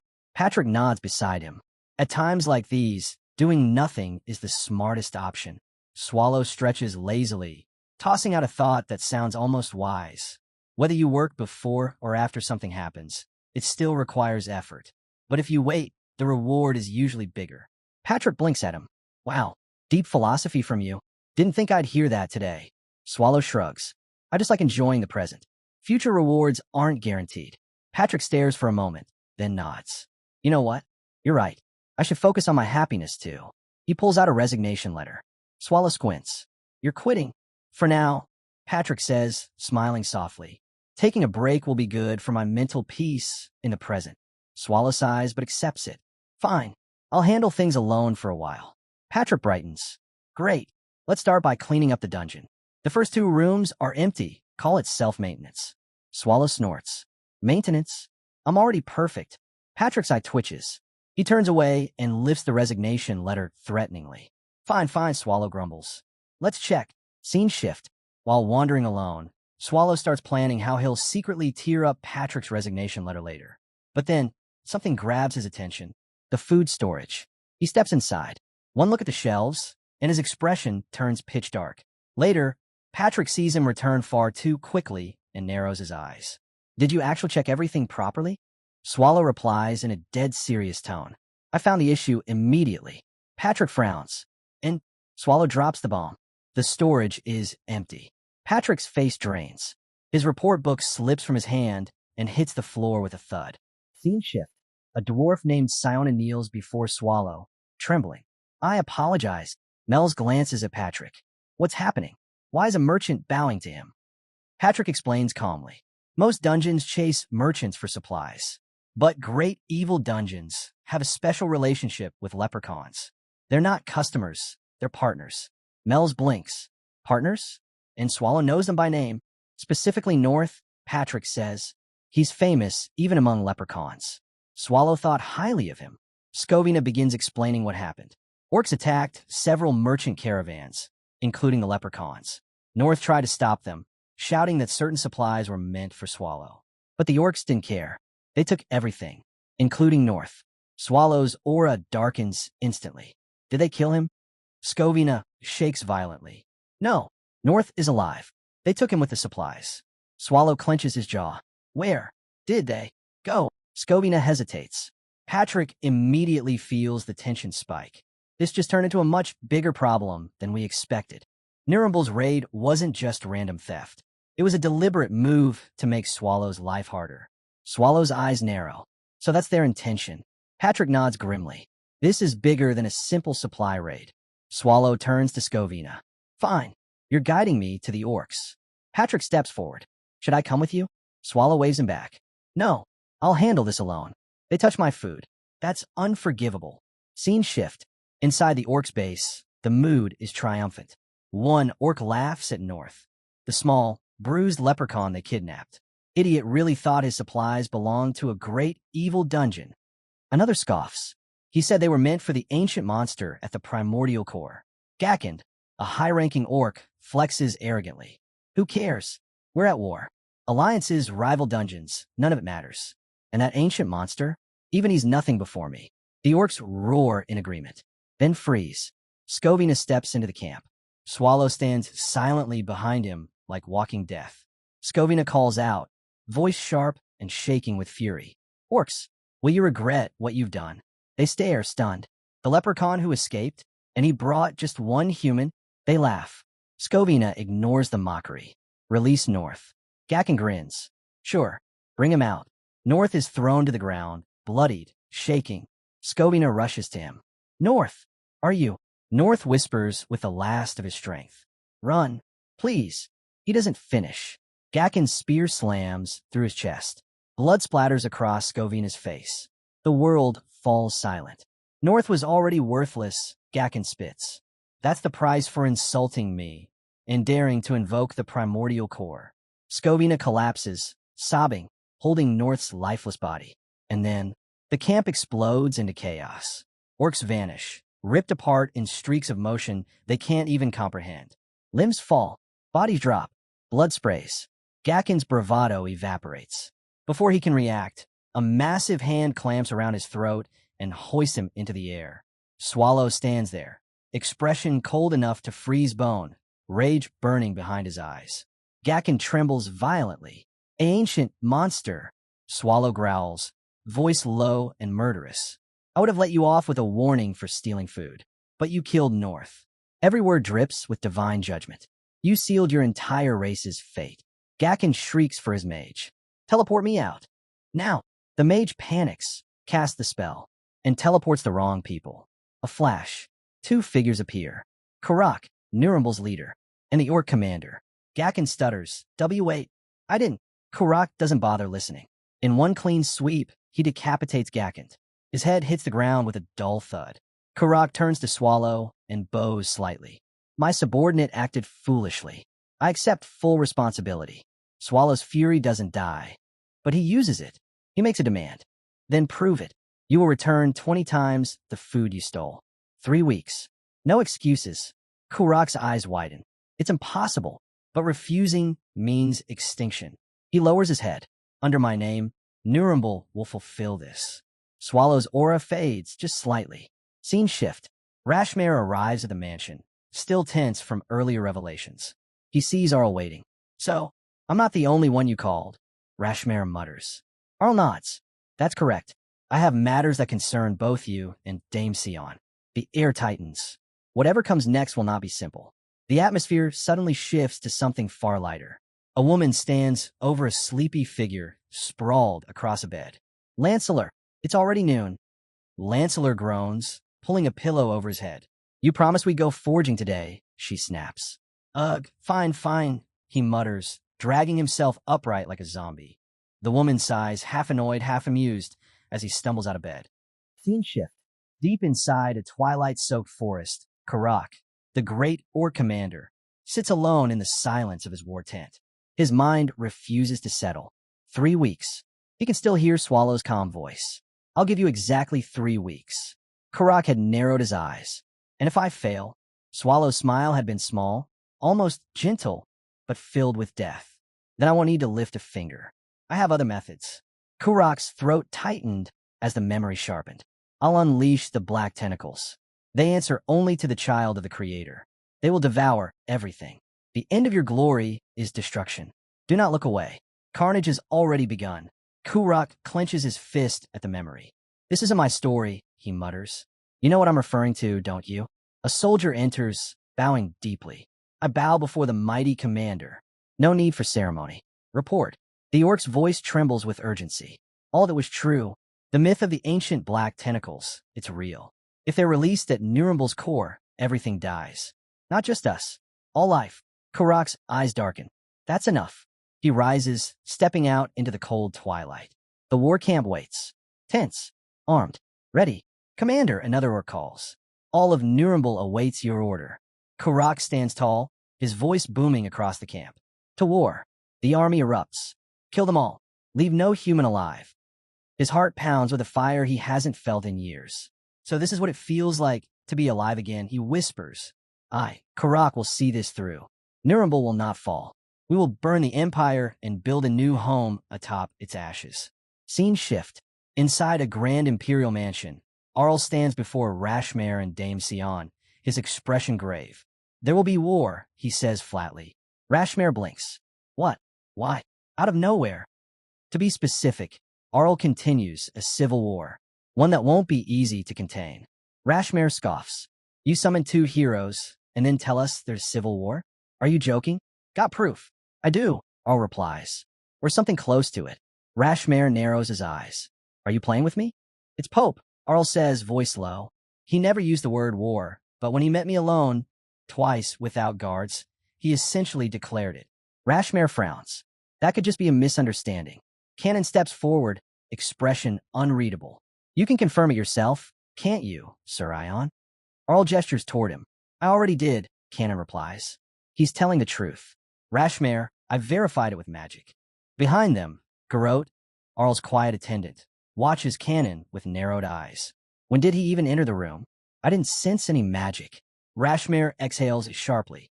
So what? You want us acting as peacekeepers? Arl shakes his head. Of course not. I love the Empire. I didn't summon you for something that pointless. Rashmare snaps. Anger surges as he grabs Arl by the collar, teeth clenched. You little bastard. I didn't come all this way for your jokes. But he freezes. His eyes lock onto Arl's right eye. That cursed scar. Swallow did that, didn't he? Arl gently pries Rashmare's hand away. Calm down. I haven't forgotten what I promised you. Here. He hands Rashmare a sealed letter. These are the 2 names you could never find. Everything is written inside. Rashmare takes the letter, breathes deep, and bows his head. I lost my temper. My apologies. It's fine, Arl says softly. I understand. Canon's voice cuts in, firm and direct. Can we get to the real point now? What do you want from us? Arl answers without hesitation. As I said, the war has already begun. I want you to fight for the Empire during the civil conflict. Canon frowns. But the Pope's faction doesn't look anywhere strong enough to stage a coup. I agree, Rashmare adds. Arl's thoughts tighten. He won't even look me in the eye. Out loud, he continues. He may have outside allies. Based on what we know, most likely the Holy Kingdom. But we don't have solid proof yet. Rashmare crosses his arms. If it's treason, why not just execute the Pope? Arl shakes his head. We don't know who stands behind him. If outside forces are moving, killing him may change nothing. Canon sighs, already done with the conversation. He steps into a teleportation circle. So you just need more firepower. Understood. I'll go prepare. He vanishes in an instant. Rashmare scoffs. That guy always disappears without warning. I'll never understand him. You 2 weren't close? Arl asks. Not really. He always worked alone. And once things quieted for me, I was busy mentoring that kid. Burn. Arl lowers his voice. I'm sorry about Sir Burn. Rashmare shrugs with a distant expression. It's fine. He died during the Swallow subjugation. It was bound to happen. Arl's tone shifts. There's something else about Swallow. Rashmare immediately stiffens. Don't tell me you want to kill him. No, Arl replies. But for humanity's future, I want you to train Hero Historia. Rashmare's voice turns cold. She'll never beat him. I know, Arl admits. But she still needs to grow. Even if the gap is impossible to cross, she has to try. Because I love the Empire. Scene shift. Later, Arl walks slowly down a narrow hallway, supported by Garrote. In the flickering candlelight, Garrote finally speaks. In the end, you convinced everyone. Just as planned. Garrote's voice wavered as they walked. War is coming, Arl said. Is there truly no way to stop it? Garrote asked quietly. There isn't, Arl replied. So we must win. Garrote hesitated. Sir Rashmare got that list too easily. Now that he has the names, will he still help us? Arl shook his head. We have to earn his trust. If we hid the truth, he would have uncovered it on his own. Lies would have destroyed everything. We can't risk that. They stepped into a grand ceremonial chamber, illuminated by towering candles. At its center, a coffin, enshrined like a relic of ancient royalty. Arl approached, knelt, and whispered, Please, for the coming war, for the Empire's future, grant us peace. Scene shift. Patrick stared at Swallow with uncomfortable intensity. What? Swallow asked. I haven't done anything wrong. Yet, Patrick scratched his chin. It's nothing. My ears feel itchy. You don't even have ears. And yet they itch, Patrick insisted. Feels like someone's calling me. Maybe my mana is waking up. Swallow sighed. You already know magic. Yes, but if I could cast huge spells like Mel's, that'd be more fun. Patrick puffed out his chest. I might become the next Avos. Swallow deadpanned. Want me to crush your skull before that happens? Scene shift. A dim room. Metal. Blood. Restraints. A bruised patient muttered through cracked lips. I end your freedom. One doctor leaned in. Did it just say something? Probably a hallucination, another replied. Ignore it. Continue. But inside the patient's broken mind, a voice echoed. Do you envy freedom? Who's there? Freedom is beautiful, but it is dangerous. Still want it? I do. Then let's make a deal. For your freedom. The patient, shaking, tortured, half dead, was Nifrim. Nifrim jolted awake, drenched in sweat. I'm going to throw up. He stumbled out of the cabin, collapsing onto the cold earth as memories crashed back like waves. The forest was quiet. His mind was not. Screams, blood, crunching bone, and Patrick's emotionless voice. How much can you regenerate? If your limbs are severed, can you just eat and heal? What are you doing? Eat. There's still 2 people left. Go on. Nifrim trembled violently. I ran after abandoning them. No, after eating them. His stomach twisted. His mind shattered. Cannibalism. The word hit him harder than hunger ever had. I never wanted that. But another voice inside him, the one born from trauma, survival, and hell, whispered coldly. You ate to survive. That skeleton tortured you. You had no choice. I had no choice, Nifrim whispered. Then he broke. A scream tore from his throat. He dropped to his knees and vomited onto the soil. I'm sorry, he cried over and over, forehead pressed into the dirt. I'm sorry, everyone. I'm so sorry. Time blurred. Tears dried. Then, the smell of warm food drifted through the air. Inside the small wooden cabin, the old woman who saved him gently set a bowl before him. Eat a little, the old woman whispered gently. Even if you throw up again, your body still needs something.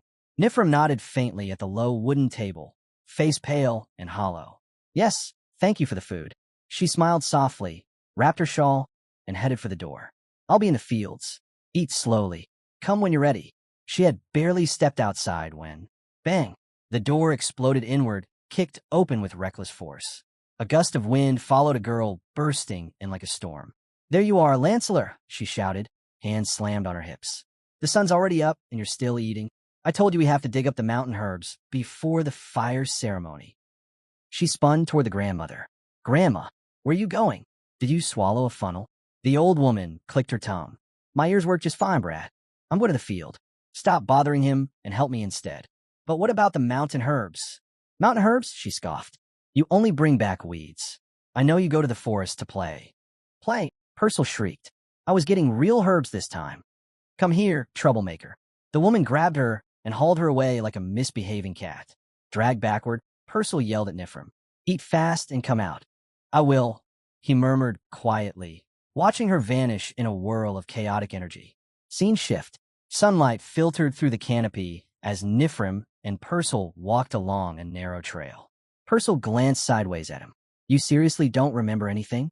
Your name, your past, anything? Nifrim shook his head. No. You were weird when Grandma found you, she continued. Armor, sword, you looked like a mercenary. Maybe, Nifrim muttered. I don't remember. But maybe. It's fine, Purcell said brightly. You'll remember. Eventually, as they climbed, a villager appeared ahead, dragging a freshly hunted deer over his shoulder. Hey, what are you two doing out here? He asked. Purcell gasped. Whoa, mister, you caught that just now? Yep, the man grinned. Thanks to the guardian god, hunting's been easy lately. Animals are pouring out of the woods. Guardian god? Purcell echoed. Yeah, ever since the monsters stopped coming near the village, it's been a blessing. Even that big troll hanging around the barrier, dead. No clue what killed it. But folks are saying the guardian god did it. He winked. Don't tell your grandma, I said that. Really? Okay. Purcell beamed. The man headed down the trail and waved. Come back before the fire ceremony, you too. Nifrim watched him disappear, then lifted his gaze to the treetops. Something was wrong. He felt it, a faint pressure. Heavy, oppressive, monsters nearby. He couldn't see them, but he knew they were there. Purcell noticed his expression and frowned. Should we keep going? Nifrim turned to her. Purcell, do monsters normally come this close to the village? She blinked, confused. Not really. It's dangerous around here, so monsters usually avoid the village, Purcell explained. But lately, yeah, there's been more activity in the woods. Still, like the mister said, I haven't seen any for a while. That's a relief, Nifrim murmured. Purcell smirked. What? You remembering something from your mercenary days? I'm not even sure I was a mercenary. Then stop worrying about it, she said, tugging at his sleeve. Come on, you glutton. Let's go back. Scene shift. Fire roared across the dry field, devouring the harvested earth. Villagers tended the burning soil with calm routine. Nifrim stood at the edge, watching flames dance with quiet awe. A villager walked up beside him. "You look surprised, Lancelot. Never seen a burn like this." "No, I haven't." The man nodded. "We do this every harvest. It's not the smartest method, but it's all we have. Burn the ground. Let the ashes feed the next season." Nifrim watched the smoke drift into the sky. "And when the soil dries?" "We move," the man said. "Start again, somewhere new." He paused, then smiled warmly. "Say, even if you get your memories back, how about staying with us?" "Staying? Yeah, you work like the rest of us. And Purcell, well, that tomboy is pretty fond of you, even if she nags nonstop." Nifrim gave a small smile. "I'm the one constantly being helped. That's her charm." The man chuckled. "She's a chatterbox, though. Speaking of, oh look, here she comes again." Purcell came sprinting down the slope like a demon unleashed, waving her arms and shouting nonsense at the top of her lungs. The villager patted Nifrim's shoulder. "I'll leave you to it. Good luck." As he walked away, Nifrim remained at the fire's edge, watching embers crackle. "Lancelot, that's the name they gave me. I ran. I fled the ancient core. And these people, they took me in. They never questioned anything. They're kind. Too kind." His eyes drifted to Purcell's small figure bounding downhill. "But they're weak. Vulnerable. They can't even kill a troll. This Ember Village, they need a guardian god. That's why, every night, Nifrim disappeared beyond the barrier, silently slaughtering the monsters lurking in the dark. Once they're safe enough, I'll leave." Scene shift. Cold winds screamed across a blood-stained slope. Dozens of troll corpses lay mutilated across the rocky terrain. Massive bodies torn apart with disturbing precision. Not one survived. A squad of orcs in dark leather and bone armor surveyed the carnage. At the center stood their chieftain, face hidden behind a flayed wolf's red hide, a grotesque trophy that radiated authority. One orc stepped forward cautiously. "Chieftain, what now? Do we press on?" The chieftain didn't answer right away. He studied the corpses, each killed in the exact same manner. No chaos, no struggle, just efficient annihilation. Finally, he spoke. "What do you think?" he said coldly. "This isn't just a massacre." He knelt beside a troll's bisected torso, fingers tracing the clean wound. "No one in this entire region can kill trolls like this." His eyes narrowed beneath the wolf mask. "Someone, or something, is hunting here. No creature did this," the chieftain said quietly. "This is the work of a human. A single one." The orc beside him blinked in disbelief. "A human? How? No human could do this." Kneeling beside a troll's mangled corpse, the chieftain ran his fingers along the wounds. His voice was low, analytical, almost impressed. "They're smaller than the average troll, but each kill was precise. Bladed weapons. Dual-wielding, most likely." He tapped on the cuts. Legs were taken out first. Crippled. Allowed to bleed, then finished with a single clean strike. He stood, every wound deliberate, efficient, methodical. He looked around at the dozens of identical corpses. This wasn't a rampage. This was a hunt. The orc swallowed, nervous. "The great general ordered us to march forward." "We will," the chieftain said, rising to his full height, "but not in a straight line. We'll take a detour." He turned and froze. In the distant sky, a new pillar of smoke rose, dark and heavy. The chieftain narrowed his eyes. "There," he said with icy certainty. "We found him." Scene shift. Nifrim crouched on a rocky ledge overlooking the treeline, senses sharpened. The distant smoke from the fields drifted upward like a warning signal. "I expected it to draw monsters," he thought, scanning the shadows. "But it's been quiet, too quiet. Monster activity has been rising lately. Too much for simple winter hunger." Then he saw it. Another smoke plume. This one rising from the mountains. His expression hardened. "That smoke, what's happening up there?" Scene shift. Back in the village, Nifrim approached a hunter casually skinning game. "What was that smoke earlier?" "Up the mountain." "Probably nothing," the man shrugged. "Maybe the village down there." "There's another village?" "Yep, 3 times larger than ours. If they've got that much smoke, it's probably a festival." Before he could say more, 2 villagers lunged in, slapping their hands over his mouth. "Anyway," one said with forced cheer, "nothing serious. Smoke happens." Nifrim nodded politely. "Right. Thanks. Good luck on the hunt," Lancelot the man called. "We already caught stuff. Just letting it drain. Big feast tonight." Oh, and Purcell was looking for you. Okay, Nifrim replied, though unease gnawed at him. Just ordinary smoke, right? Scene shift. As soon as Nifrim stepped inside, children swarmed him like excited puppies. Lancelor's hair is so soft. He's cute. Nifrim blinked, overwhelmed. What's going on? Purcell rolled her eyes, crossing her arms dramatically. It's your welcome party, dummy. We couldn't do one earlier because everyone was busy. The adults wanted it to be a surprise. She jabbed a finger at him. But now you know. So if you snitch, I'll kill you. That's an order. Nifrim smiled softly. I won't. The moment one of the kids opened his mouth, the entire room shifted. Sister Purcell and Lancelot are getting married. Purcell froze. Color exploded across her face. What? Who told you that? Mommy and Andy, the child said with the innocence of someone dropping a bomb without knowing it. They said if you like someone a lot, you have to marry them. Purcell flailed like she'd been stabbed. No, that's not. It's not like that. Another kid tugged on Nifrim's sleeve. Are you marrying Sister Purcell? She loves you so much. Purcell erupted. Hey, it's not like that, you little gremlins.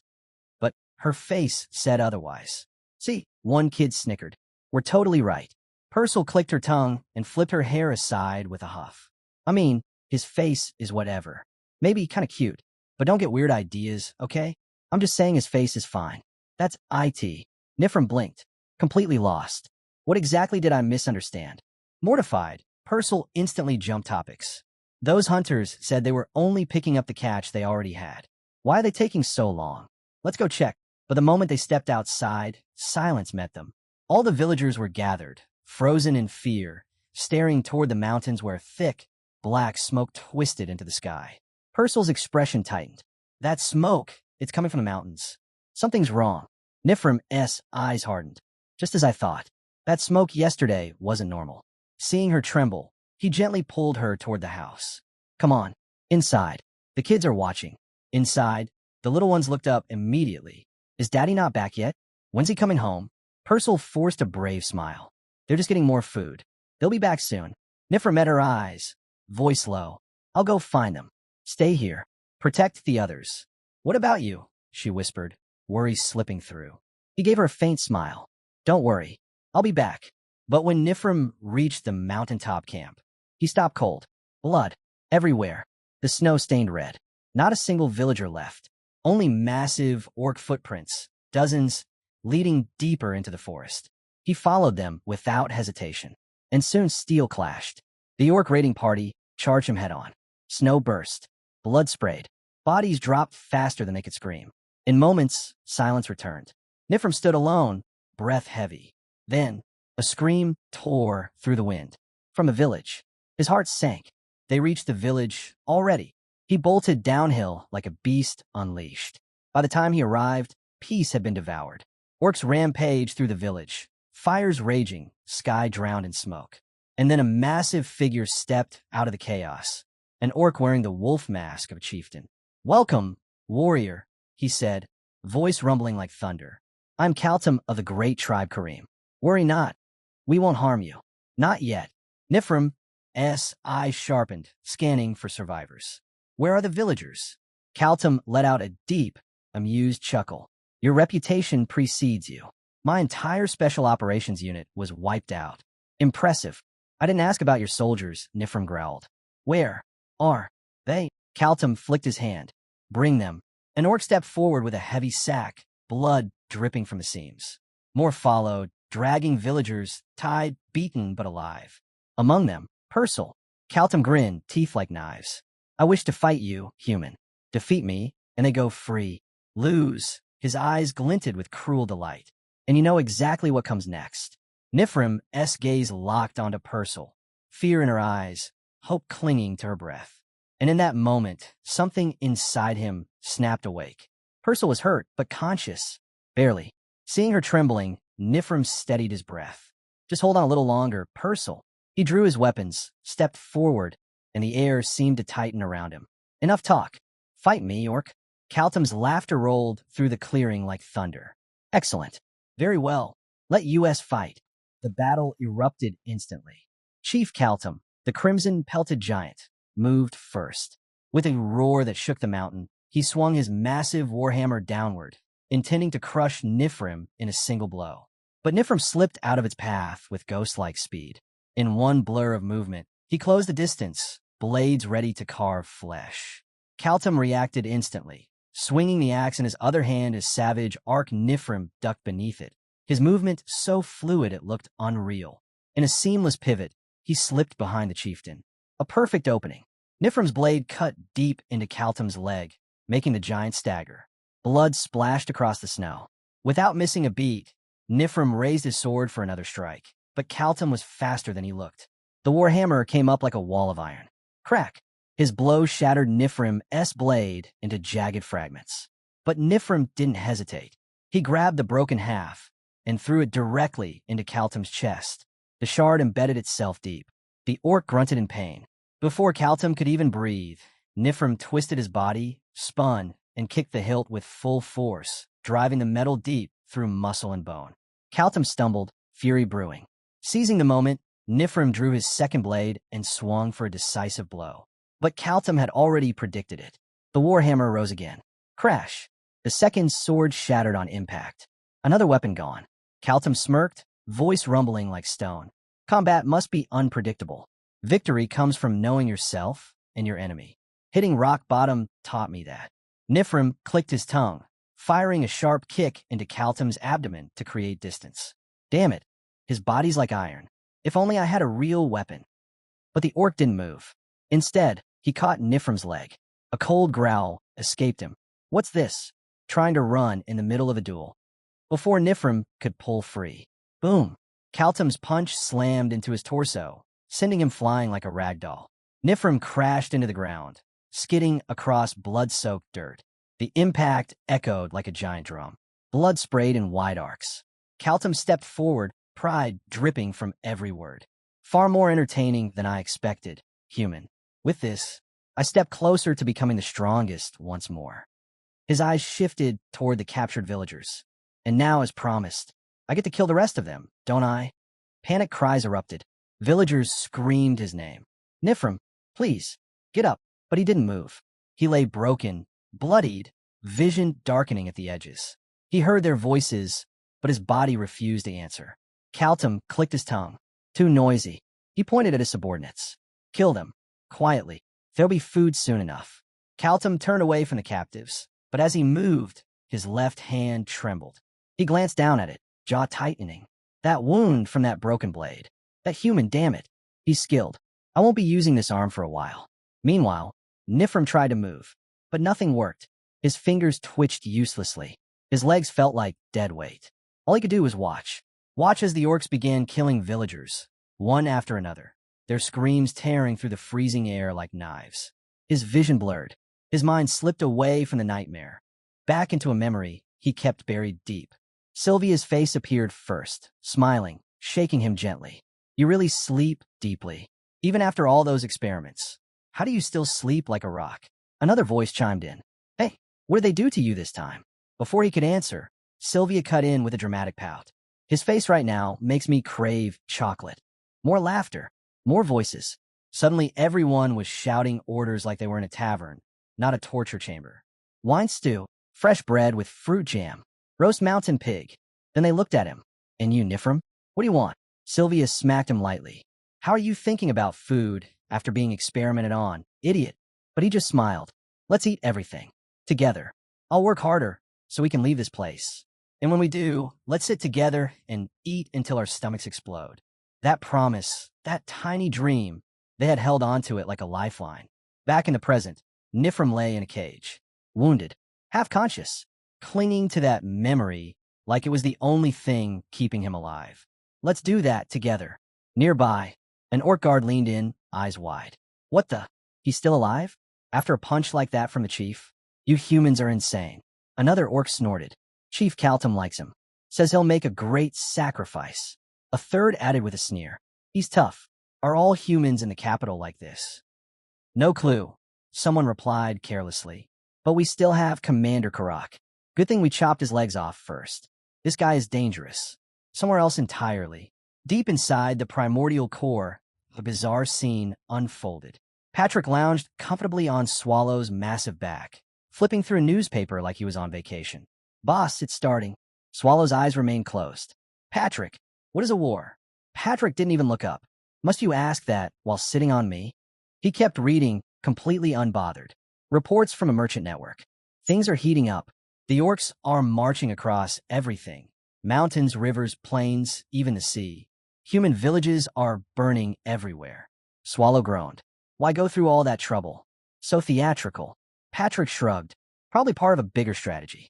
A massive pincer movement, encircling the capital like a snake strangling its prey. Swallow muttered under his breath. Always choosing the hard way. Patrick grinned. Oh, and the best part? This isn't just an invasion. It's a performance. War is more exciting than any bonfire. Swallow rolled his eyes. Spare me. Then his nose twitched. He pointed toward a bag sitting in the corner. What is that awful smell? Popcorn. Yep, Patrick answered proudly. Mel's made it using oil and fire magic. So it's best enjoyed while watching something fun. Popcorn. Yeah, let's eat while we wait. Miss Ursabit should be arriving soon. Swallow groaned. Why the hell is she coming here? This is my house, not hers. Meanwhile, at the battlefront, human soldiers stood in formation, bracing for the incoming storm of orcs. This is insane, one soldier muttered with a bitter laugh. These orcs are making us work overtime. They'll tire out eventually. Another said, though his voice cracked with doubt. A third scoffed. It's not even a dungeon. What the hell are they after? The fourth only grinned. Forget that. Have you seen the paladin? That guy doesn't even seem human. Their unit commander, Bunit, stood firm, defiant like a tower of steel. They may have numbers, but they're still monsters. For the Imperial Army, this is nothing. His expression hardened. The real threat is the dungeon boss, Karak. But if we hold just a little longer, reinforcements will arrive. Victory will be ours. I swear, I won't let those foul beasts step foot in my territory. Elsewhere, within a shadowed tent, Karak sat alone, steadying his breath. Every inhale was slow. Every exhale trembled with pain. A reminder of the battle that nearly killed him. And with that pain, the memory returned. He remembered standing bloodied, barely upright, staring up at the opponent hovering above him. A fairy. She floated with effortless grace, deadly, beautiful, terrifying. Karak spat blood and rasped. Are you next, fairy? The fairy giggled softly. Oh my, what incredible spirit. Her wings shimmered. Even now, standing before me, you can feel the vast difference between us, can't you? Yet you don't falter. She smiled gently, almost fondly. Tell me your name. I'll remember it. But the memory shattered as a voice called from outside. Commander. Karak blinked, returning to the present. Yes. Where were we? He muttered. The orc mage bowed slightly. You seem exhausted, sir. Would you like to rest? Karak waved him off. I'm fine. Report on Keltum. Keltum will join us shortly, the mage said. He claims he's tracking a peculiar human, one he intends to present to you personally. Karak raised a brow. A peculiar human? Forget that for now. What are the provisions? The mage straightened. We raided multiple human villages. Live captives secured for rations. Karak's voice went cold. Slaughter them the moment they arrive. Distribute the meat evenly through the ranks. As you command, my lord. Karak turned his back. Summoned Kadachi. Moments later, Kadachi stepped into the tent, bowing. You called for me, commander. Karak nodded. I have something to discuss. Come closer. The tent flap closed behind him. Far away, at the Empire's military command post in Palestine Fortress, the Lord stood before a squad of armored paladins. His voice was respectful, almost relieved. Your order's presence eases my heart. When all of this is over, I will personally ensure the Empire repays its debt to the Holy Order. One of the paladins stepped forward, and the air shifted. What serves the Empire also serves the Order, the paladin said, bowing his head. We are honored to lend what strength we can. On behalf of His Holiness, thank you for your kindness. Before the Lord could reply, the command tent nearly burst open. A messenger stumbled inside, pale, breathless. My lord, urgent report from the battlefront. The Lord gestured sharply. Speak. The messenger swallowed. The orc horde outnumbers us dozens to one. Judging by their scale, this is almost certainly their main force. But our siege experts believe their lack of proper siege equipment means they'll struggle to press their advantage. The Lord exhaled slowly, relief flickering across his face. Food stores. Ample. The messenger replied. We prepared for winter. Supplies for soldiers and civilians are secure. Conscription is complete. No deserters. Everyone is furious about the orc raids. Morale is extremely high. Good. The Lord's voice hardened. We must uphold that morale. All we need is 1 week. Reinforcements from Rowan are already on their way, led by the Red Spear herself. He clenches fist. Let's show these orcs what true human steel looks like. A knight seated beside him scoffed. Do we really need to wait? Look at them. He waved toward the battlefield. That shabby armor. That pathetic formation. They don't stand a chance. Perhaps, the Lord replied, but they might be relying on magic. Intelligence says their sorcerers overpower ours. The knight frowned. But we have paladins. They'll crush any enemy's sorcery. He leaned closer, lowering his voice. Still, doesn't it seem strange? Since when does the Holy Order help the Empire? I trust them less than I trust those orcs. Don't, the Lord snapped. Our enemies are the orcs of Numble. Doubt your allies, and you poison yourself. Understood. Yes, my lord. Suddenly, the knight froze. My lord, something's moving. The Lord narrowed his eyes toward the battlefield. So, that's Karak. But wasn't he supposed to have red hair? Who cares? The knight muttered. That aura, that's him, the leader of the great evil dungeon. No doubt. He rose to his feet, voice booming. All units, stay alert. Orcs advancing. Archers, ready. Mages, prepare to cast. Shields up. Protect the Lord. Karak marched forward, his presence crushing the air itself. The knight whispered, dread creeping into his voice. My lord, something feels wrong. There's only one orc beside him. Then, the lone orc mage lifted his staff. A spell rippled through the battlefield. Not through the air, directly into every human mind. Kurak's voice struck like a hammer. Do you hear me, humans? A wave of pain shot through skulls, soldiers clutching their heads. His voice thundered inside them. Your spirit is admirable, but foolish. You cannot stop our vengeance. The air trembled with his next words. Did you truly believe you could trap us here? Cage us like animals. His tone sharpened, slashing through the minds of everyone listening. Humanity clings to its rotten dream and races blindly toward extinction. Karak raised his hand, the sky dimming behind him. In half a day, I will awaken you through death. One soldier, shaking but defiant, let out a loud, shaky scoff, and the battlefield held its breath. Half a day? What's this idiot orc talking about? A soldier scoffed. He's dreaming. But the Lord's face drained of color. That voice, that conviction. He's serious. His eyes widened as dread crawled up his spine. Something's wrong. There's something we're not seeing. Everyone, stay on guard. But the warning came a heartbeat too late. A sudden crack split the air. A spear burst out of his chest from behind, lifting him clean off the ground. Gasps echoed. Blood dripped. And behind him stood a paladin, smiling coldly. His holiness was right, the paladin murmured. Count, you were too competent. Attacking this fortress first was the correct move. The Lord coughed blood, eyes wide with betrayal. You traitors, you dare betray the Empire? The other paladins raised their hands, runes igniting, magic swirling. The dying Lord realized the horror instantly. No, stop them. That's teleportation magic. They're bringing the orcs into the castle. One paladin glanced at him and smiled. It's too late, Count. The holy war begins now. Elsewhere, deep in a dungeon cage, Nifrim lay broken on the ground, a shredded heap of blood and bruises. An orc guard sneered from behind the bars. Humans kill each other, but never eat each other.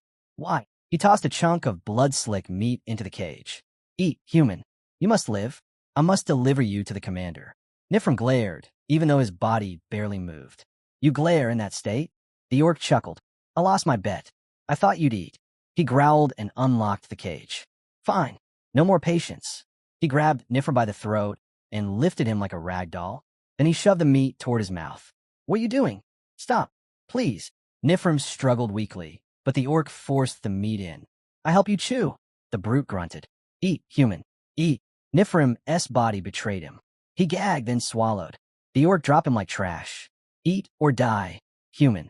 Next time, same. He turned away, and the moment he did, Nifrim's body ignited. Strength surged, skin knitted, bones realigned. His wounds vanished as if they had never existed.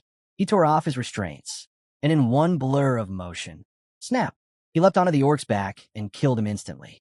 No hesitation, no mercy. A memory tore open, Nifrim pass. He was in a metal chair, strapped down under cold, sterile lights. Scars, old and new, covered every inch of his body. White-coated researchers circled him. Needles glinted. Machines hummed with cruel interest. He felt nothing now. No pain. No fear. Just emptiness. Then it happened. A scientist sliced across his forearm for a tissue sample, and the room froze. The wound sealed instantly. Skin, muscle, bone, all rewinding like time reversing itself. A gas tore from one of the researchers. It worked. It actually worked. Another stepped forward, trembling with excitement. Nifrim, tell us, is the regeneration perfect? Any side effects? Anything strange? Still dazed, he stared at his arm, the very one that had been severed, yet now fully regrown. My arm. My severed arm. It came back instantly. Their excitement exploded. Yes, a scientist shouted. This is it. With this breakthrough, we can mass-produce invincible soldiers. A few days passed, but perfection came with a price. They handed him a slab of raw meat, pale, veined with something unnatural. Nifrim stared at it, jaw tight. I won't eat it. The response was immediate. Thud, thud, thud. They beat him to the floor again and again. You damn brat. One researcher screamed, kicking him so hard his ribs bent. Just eat it. Why do you force us to do this? Another scientist slammed a fist onto the steel table. He has to intake it to activate the ability. Don't you get it? For his self-repair to function, he must eat that meat. Blood dripped from Nifrim's lips as he whispered inside his mind. Why does it have to be that? His thoughts faded, and the memory shattered like glass. Reality snapped back. The orc's corpse hit the dirt with a heavy, final thud. Blood pooled around it. Nearby orc spun around, eyes wide. What the hell? One barked. That human. His legs were gone. Another roared, panicked. Impossible. I crushed them myself. I smashed them to pulp. But Nifrim was already gone. A howl tore across the camp. Then he appeared among them like a phantom. His fist slammed into an orc skull. Crack. Bone snapped. The beast flew backward, screaming as blood exploded into the night. The orcs roared and charged. Nifrim moved through them like a wraith. Effortless. Fluid. Death made flesh. One orc's head twisted violently under his spinning kick. Another's throat burst open from a single punch. A strike so sharp it looked like he'd used a blade. Panic took over the camp. Orc after orc fell, cut down in brutal arcs of motion, too fast for the eye. One tried to run toward camp, shrieking for reinforcements. Thunk. Nifrim's dagger buried itself in the back of his skull. The orc dropped like dead meat, never reaching the alarm. From the edges of the massacre, the vice leader of Kaltum's forces narrowed his eyes. He watched carefully. He saw the wounds sealing. He saw the fire in Nifrim's eyes that refused to fade. This is no human, he muttered. That must be an undead. A cursed abomination. No human survives that. He barked toward the mages behind him. Prepare sorcery. Do not waste soldiers. Not without Kaltum's command. The orc sorcerers scrambled into formation, glyphs lighting beneath their feet as they began the incantations. Nifrim exhaled sharply, fists clenching. Damn it. The effect is fading. I couldn't even avenge them properly. The vice leader turned to one of his warriors. What about the humans we captured earlier? All sent, Bork replied. To the main force. The vice leader's expression darkened. Purcell, he whispered. A voice, old, heavy with warning, echoed inside Nifrim's memory. Remember, the head scientist had said, face grave. Never eat the flesh of other demi-humans. Your regeneration responds to the essence of your own kind. If you consume another species, it won't restore you. It'll corrupt you. You won't die immediately, but you'll wish you had. The scientist's warning echoed in Nifrim's mind, just as the vice leader roared. Launch it. The orc mages cackled and unleashed their attack. A barrage of fireballs tore through the air.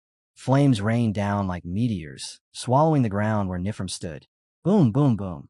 Explosions ripped the camp apart. Heat warped the air. Smoke spiraled to the sky like a pillar. The vice leader exhaled in satisfaction. Good. It's done. We can't waste more time here. Move the true. A mage suddenly froze. His voice cracked. He's still standing.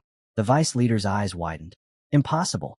Through the burning smoke, a silhouette emerged. Walking. Burned. Bloodied. But alive. And chewing. Chewing raw orc flesh. Every bite made his skin ripple. His wounds closed. His muscles reknit. Nifrim's voice echoed coldly in his mind.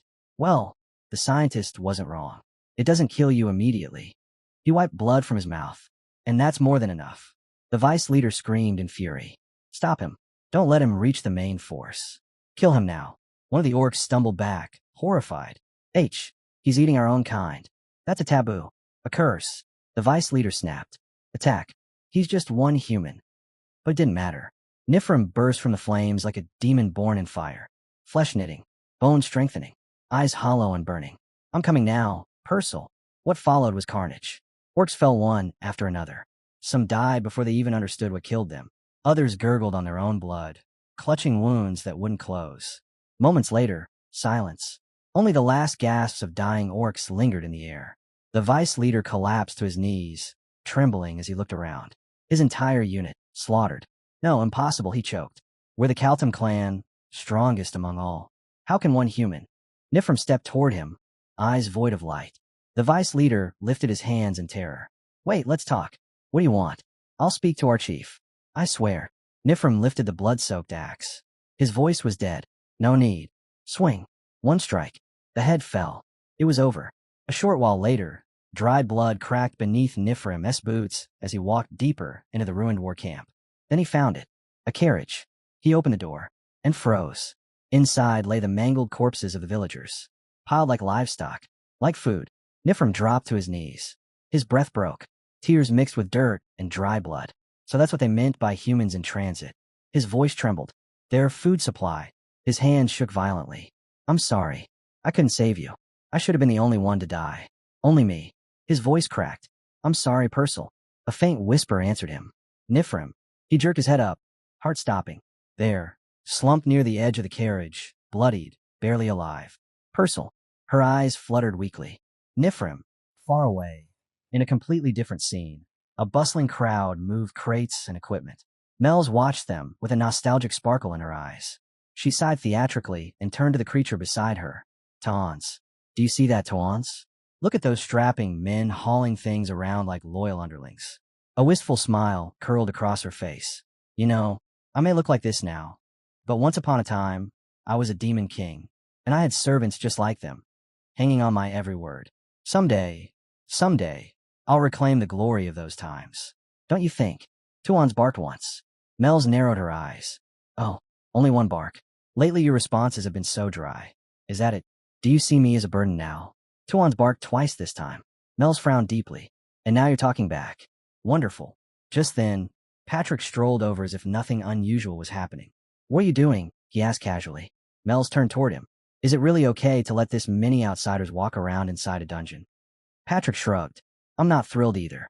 But they're not from a rival faction, and honestly, he motioned vaguely around the room. No one's brave enough to complain to the boss of a great evil dungeon. Mel sighed dramatically. Sometimes even I forget this place counts as one of those great evil dungeons. That, Patrick said, is something you don't need to worry about. That's the boss's headache. Mel shook her head. No, that isn't what I meant. I'm talking about how easily you got your hands on a mythic-grade magical tool. Patrick blinked. Oh, that. Mel's remembered it clearly. The moment she lay on the ground, beaten to a pulp as Patrick leaned over her and said, I'm so bored. I could watch a war. Got any magic tools that let me do that? Still lying flat, she'd replied dryly. Very cruel thing to say after pummeling me. Sir Patrick. Patrick shrugged then too. I found some useful tools in Ms. Ursabit's collection. Mel's raised a brow. Good to hear. I barely stopped you from stealing and using the crystal orb of Obscuritas, you know. Second strongest Demon King's relic. At that moment, the chamber door opened. Ursabit stepped inside with the confidence of someone who owned the room. You didn't have to trouble yourself coming here, she said smoothly. My servants could have handled the moving. Or were you perhaps here to welcome me personally? Her eyes drifted to Mel. Well, hello there, little miss. It's been a while, hasn't it? Mel's bowed politely. Good to see you, ma'am. Ursabit's smile turned strange. Slow. Predatory. Her tongue slid across her lips. Mel's blinked in confusion. Patrick looked away immediately, muttering, Miss Mel, I'm very proud of you. She tilted her head. Why are you suddenly saying that? Sir Patrick. Ursabit stepped closer, eyes gleaming. My, look at that flawless skin of yours. Mel's felt her stomach drop. Sir Patrick, what is happening right now? Why are you avoiding eye contact? Why are you praising me all of a sudden? Sir Patrick, please say something. But Ursabit moved like lightning. She wrapped her arms around Mel's, pulling her in close. Skin this immaculate must mean what lies beneath is just as refined. Her breath brushed Mel's ear. All right, Patrick. This one is mine. That was the deal, wasn't it? Mel's voice wavered. Wait, what deal? Her eyes went wide. Sir Patrick, please explain what's happening. Wait, what deal? Taking this one, Patrick. Mel's voice cracked between outrage and panic. Ursabet didn't slow down. Just a mirror to the devourer, and the rest of the items go to room 4, she said smoothly. I'll be staying here for a few days. That arrangement should suffice. Patrick nodded calmly. That's how it turned out, Miss Mel. Mel stared at him, betrayed beyond words. But I even made popcorn for you. Ursabet giggled, pulling her tighter like a stolen treasure. And she smells so sweet, too. I'm very much looking forward to these few days together. We're going to have so much fun. As Ursabet started walking off with Mel's tucked under her arm like luggage, Mel's voice echoed through the halls. You shameless bonehead. Curse you, Sir Patrick. May your whole life be plagued with misfortune. Ursabet called back playfully. Oh, and remember, you need me near the mirror to activate it. I'll be right there, just as soon as I've had my taste of this one. Tuans looked at Patrick with tragic puppy eyes. Patrick sighed bitterly. Don't look at me like that. I'm sad too. A short while later, Ursabet and Patrick entered a chamber overflowing with fluffy popcorn. Ursabet froze. What is this? Popcorn, Patrick said. Ms. Mel's made a mountain of it. She said humans eat this while watching a show. Ursabet scanned the room. And where's your little project? Patrick pointed to a giant heaping pile of popcorn, where a set of hands slowly emerged. Right there. That swallow. Ursabet smirked. You really have it rough, Patrick. From the mound of kernels, a muffled voice grumbled. You again? What are you doing here? Ursabet smiled sweetly. I came because Patrick asked. Swallow shifted in the popcorn. What about your dungeon? Who's protecting that? Ursabet scoffed. You got it backwards. The dungeon exists to protect me. That makes no sense, Swallow muttered. He paused. Though maybe it makes a little sense. Ursabet leaned closer. So you're going to sit back and do nothing? Swallow replied lazily. The Empire's been annoying lately with their raids. And I don't like Karak either, so letting them clash is in my interest. Ursabet narrowed her eyes, analyzing him. I heard you impose a time limit on resolving that merchant guild supply raid. What was that about? Swallow responded coolly. Is there anything I haven't told you? I thought it would be more fun. She pressed. Is that really the only reason? Swallow paused. Then, I was curious how far Karak would get. Ursabet still looked unconvinced. Is that so? Swallow turned to Patrick. Where's Renee? Patrick replied. She went to comfort Ms. Mel. Swallow blinked. Comfort her for what? Ursabet internally sighed. I can't read this guy. All that chaos, was that just for fun? Is he really that detached? Or is there something deeper? Patrick broke her thoughts. So, how's the popcorn? Swallow shrugged. It's fine. Smells weird. Then Ursabet's eyes flicked to the large magical screen as it began to shimmer to life. It's starting. She leaned back, attention sharpening. If all of this was set up for something, then what exactly are you planning, Swallow? Swallow muttered under his breath. Let's see how well he's holding up. Ursabet sighed, rubbing her temples like she was done with everyone in the room. Whatever. This is all too much of a headache to think about. Meanwhile, inside the Empire's central strategy chamber, then, the doors slammed open. A messenger stumbled in, gasping for breath, panic etched into every line of his face. Urgent report. The situation is dire.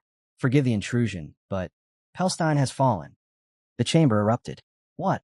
It's been less than 5 hours. At this pace, they'll reach Lee's next. Shock rippled through the room. All gazes slowly shifted toward Arl, who sat motionless, thinking deeply, jaw clenched. Then, a voice echoed from the entrance. I will go. A warrior wrapped in crimson armor stepped forward. Cardi, commander of the Red Dragon Raid Force. His presence alone silenced the room. I will lead the raid force myself, he declared without hesitation. Arl looked up, expression steady, but weighted with the burden of the entire empire. I cannot allow that, he said firmly. To speak plainly, the situation is catastrophic. This is not about doubting your strength, Commander. Far from it. He exhaled, eyes narrowing. But with the manpower we can mobilize, all you will accomplish is buying time. Even if they are just orcs, they belong to the Great Evil Dungeon's ranks. If the Red Dragon Raid Force is annihilated, before he could finish, a subordinate snapped. Officer, watch your words. Stand down. But Cardi's calm voice cut through the tension like a blade. I am speaking. The subordinate stiffened. Yes, Captain, he said, stepping back. Cardi turned to Arl, addressing him with respect and unshakable conviction. Hey, Arl Livestein, you may not trust me, but I trust you. His voice was steady, full of fire. I believe the battle will unfold exactly as you calculated. Arl biased breathed and slowly, then nodded. Yes, very likely. So, Cardi continued, I will go. For the future you envision. Those words hit Arl like a forgotten, wound reopening. He flinched, just slightly, then sighed. You're bringing up something ancient, Cardi. He stood tall. Fine. Dragon Slayer Cardi. I authorized deployment of the Nixer Red Dragon Raid Force. Fire flashed in Cardi's eyes. That's more like it. He turned sharply, cloak billowing behind him as he strode out. Nixer Red Dragon Raid Force. Prepare for battle. Yes, sir. His men roared in unison. The door shut. Arl remained still for a long moment, then whispered softly, Come back safely, Cardi. Sometime later, Arl stood under a hot shower, steam clouding around him. His muscles loosened, but his mind remained razor-sharp. After washing, he settled onto a velvet couch, staring at nothing. Palestine isn't a fortress that falls in mere hours, not even with overwhelming numbers. That means he must have started moving. His eyes darkened with realization. The Pope. I almost feared he would hesitate. He leaned back, smirking faintly. But no, the stage is now set so perfectly. I almost feel a kind of faith I never believed in. A quiet laugh escaped him. To think he'd willingly step into treason just for power. What a blessing. But why? Why are we still alive? Why is he doing nothing? The questions gnawed at Arl's mind like insects. Then, a voice echoed from outside his quarters. Officer, I'm from the Magic Academic Society. Arl straightened, voice calm again. The door is open. Enter. A man in deep blue robes stepped inside and bowed. Preparations are complete. I've come to escort you. Very well, Arl replied. Lead the way. They walked through dim, twisting corridors, shadows clinging to the stone like ghosts. Finally, they reached a hidden chamber, glowing with arcane light. The robed man gestured toward a sprawling hall filled with towering black obelisks, rows upon rows of them, each pulsing faintly like contained beasts. You may remove your hood here. None of us are your enemies. He smiled. Look, we succeeded in mass production, just as you requested. I'll step forward, eyes scanning the obelisks. Excellent. The man bowed again. By the way, how shall we handle the infiltrator from the Pope's faction? We extracted everything useful. He has no information left to offer. Arl thought for a moment, then waved a hand dismissively. Keep him. He may still serve a purpose. Once he was the Pope's right hand. Even if that identity is now lost, value remains. Consider him a gift. The robed man chuckled, voice dripping with dramatic flair. I do enjoy adding a bit of theater to my work. He turned away, leaving Arl alone. Arl stood still, gaze distant, thoughts sinking into the abyss. Now, all the pieces are in place. The Pope will be forced to reveal his hidden hand. His eyes dimmed with calculation. The 36th masterpiece he guards. Only that material, melted down, can forge the weapon we need. Apocalypse. A blade that will be wielded by none other than one Historia. His breath trembled. The only way to kill the one they call Swallow. And I orchestrated this entire war. The realization cut him. But he accepted it. Then, sharp pain ripped through his body. He gasped. His cane clattered to the floor. His knees buckled, and he collapsed, blood dripping from his mouth. The robed man spun around. I'll bring painkillers. Please hold on. Arl coughed violently, vision blurring at the edges. Monsters like me shouldn't exist. Blood pooled beneath him. This world has no need for necessary evil. That phrase is just a lie we tell ourselves. What the world needs is a small, bright light. His eyes softened. Someone like one Historia. Meanwhile, under the pale moonlight in the training grounds, one Historia knelt, panting hard. Her limbs trembled, covered in bruises, sweat, and dirt. Across from her stood Rashmare, the former hero, arms crossed, expression like stone. If you're going to drag me out in the middle of the damn night to train, he growled, at least try to focus, Sprout. Wynn gulped, shaking her head. I was distracted. No, wait. I felt something. Air was calling me. Rashmare scoffed loudly. You think that old man's voice can reach all the way out here? Quit spacing out. He pointed at her chest with a scowl. You haven't landed a single blow yet. Miss Hero, gritting her teeth, she shot forward again. A blur of motion, driving a strike straight toward Rashmare's chest. Back in the primordial core, Ursabet's face twisted with pure fury. Her killing intent didn't just rise, it crashed outward like a wave of darkness. Swallow winced, shoulders tensing. All right, calm down. That bloodlust is painful to stand near. How can I calm down after seeing that? Ursabet hissed back. Patrick stepped between them, voice low. Boss, even you should be angry right now. Swallow raised an eyebrow. Should I? Patrick nodded firmly. He said he allied with humans. Fine. I thought mercenaries or some rogue nation. But not them. Ursabet slammed her fist into the ground. That orc has thrown away every shred of pride a monster should have. Patrick's voice grew grim. Joining hands with the religious order is a disgrace. A line no monster should ever cross. Swallow's gaze drifted forward. Kurok stood there shoulder to shoulder with shining knights, paladins glowing with holy light. Aren't they all just humans anyway? Swallow muttered. And with that thought, the scene slipped away. In the ice palace deep within one of the great evil dungeons, Azzy D. Haka, the Frost Dragon Lord, returned to her court. Her draconic attendant bowed immediately. Welcome back, my lord. We have awaited your return. Did the meeting proceed smoothly?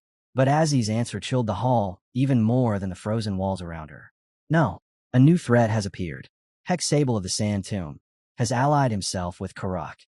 Her words echoed like cracks forming across ancient ice. On the march toward Palestine Fortress, the Red Dragon unit pushed forward with swift, disciplined strides. At the front rode Cardi, their commander, clad in dragon-forged armor that gleamed beneath the fading sky. His presence alone steadied the hearts of every soldier behind him. Rainmel trotted up beside him.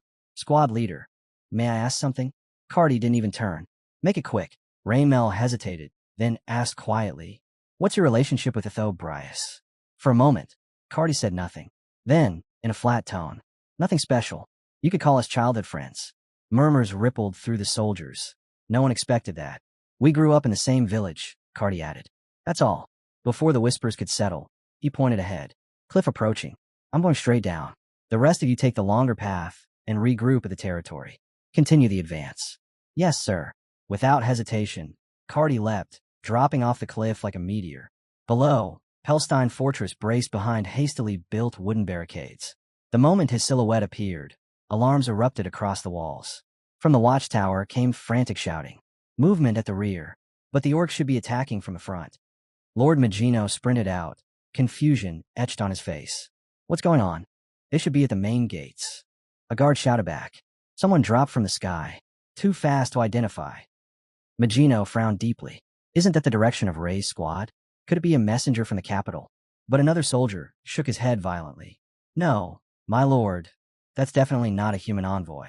And as the dust settled, every soldier felt it. Something terrifying had arrived. Magino scoffed. Don't be ridiculous.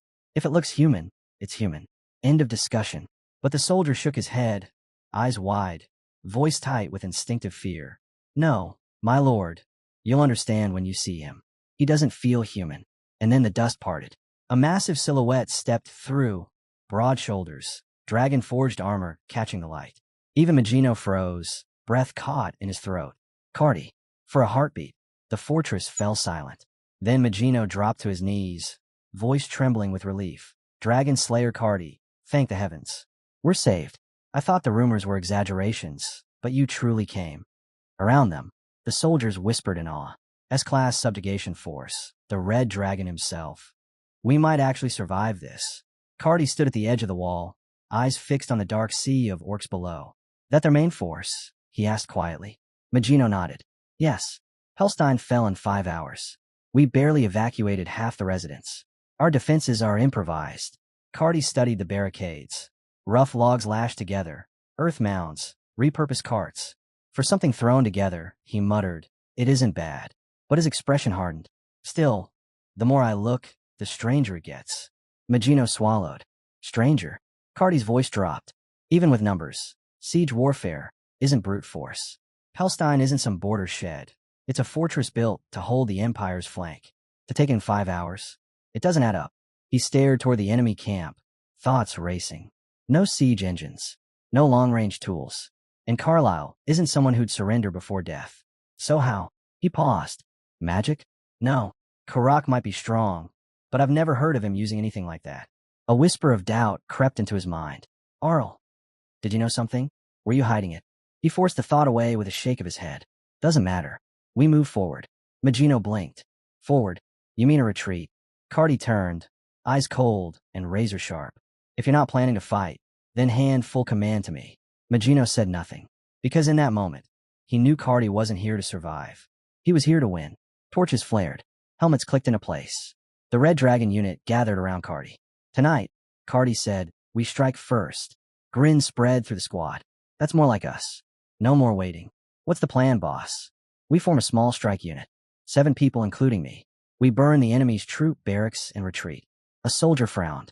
Burning their food could break morale, but it may also provoke a premature assault. Then we focus only on barracks, Cardi replied. We need time for reinforcements. That's our goal. Hands shot up instantly. Volunteers. Eager. Hungry for the fight. Raymel stepped forward. Security will be tight. Cardi smirked. Who said anything about stealth?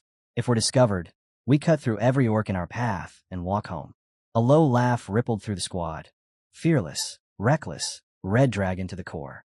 Cardi and Rainmel crouched on a rocky ledge. Below, the enemy camp sprawled like a living beast. Winged silhouettes drifted above the tents. Summoned beasts, Cardi muttered. These guys raised some strange creatures. Raymel nodded. They aren't a nation. They're a horde. Dozens of species mixed together. She handed him a parchment. Intel scribbled under dim moonlight. And as Cardi unrolled it, the wind shifted. Something was wrong. Very wrong. The night was far from over. Raymel unrolled the parchment. Here's a rough map of the camp. My familiars scouted it, but those beasts of theirs kept interfering. It's not perfect. Cardi scanned it once and nodded. Good work. Raymel hesitated, then glanced sideways. By the way, what were you like as a kid? Cardi blinked. Where did that come from? Well, ever since you said you were childhood friend with Arl, the entire squad hasn't stopped buzzing. Cardi let out a weary sigh. I should have kept quiet. I wasn't anything special. Not next to him. Raymel smirked faintly.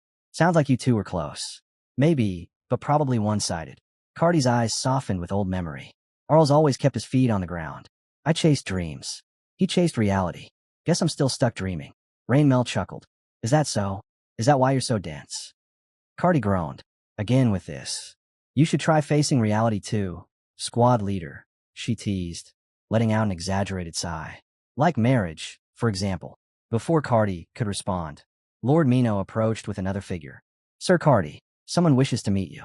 An A-class subjugation force leader stationed nearby. They've come to assist. Cardi gave a short nod. The newcomer, a silver-haired warrior, bowed deeply. I've heard of your feats, Sir Cardi. Please command us as you see fit. Later, Cardi sat alone in his tent. Something gnawed at him, low and persistent. Too quiet, he muttered. Too still for war. His thoughts drifted to Arl's, to a memory from long ago. The difference between being able to think and not being able to think is vast. Cardi, young Arls had once said. Really? I'm not convinced. Young Cardi replied. I just act. Why overthink it? Because someone has to think, Arls answered. I'm not like you. I don't move without a plan. For the future I envision. I'll do the thinking. You just execute. Cardi closed his eyes, exhaling. Arl, even now, you'd have a perfect plan. The tent flap rustled. The silver-haired subjugation leader stepped inside. Sir Cardi, may I speak with you? Cardi frowned. Who are you again? The one you met earlier. I heard you were resting before the operation. Preparing your body and mind. It's nothing admirable. Get to the point. The man's smile sharpened. I overheard your conversation with Lord Magino about the raid tonight. Cardi's eyes narrowed. That's our mission. There's nothing to discuss. Oh no. I'm not asking to join. His voice dipped, too smooth, too calm. It's just that, if that operation succeeds, it would be inconvenient for me. The temperature in the tent seemed to drop. Cardi rose slightly. Inconvenient. The man's tone flipped. Cold. Final. You'll have to die here, Sir Cardi. Cardi didn't blink. In the next instant, a black-cloaked assassin phased into existence behind him, a blur of shadow, and drove a blade straight into Cardi's back. Steel sank deep. The assassin exhaled in triumph, and then froze, because Cardi did not fall. Instead, he pushed himself upright. Slow. Unstoppable. The blade still lodged between his ribs. The assassin stumbled back, voice cracking. I struck true, so why? Cardi turned toward them, eyes blazing with cold fire. I knew it, he growled. 5 hours was far too suspicious. He stepped forward, each footfall heavy as judgment. There's a traitor in our ranks. His voice thundered. Now tell me, who do you think I am? And then, boom, flames erupted from Cardi's tent, lighting the entire camp with a harsh, raging orange glow. The night of quiet dread was over. Members of the Red Dragon Raid Force snapped toward the blaze in alarm. What's happening? Why is the captain's tent on fire? A soldier sprinted toward Raymel. Raymel, what? But she never got the chance to answer, because Cardi stepped out of the inferno, his armor scorched black, embers rolling off him, and in one hand, he dragged the limp, charred body of the silver-haired subjugation leader. Don't panic. Cardi said calmly.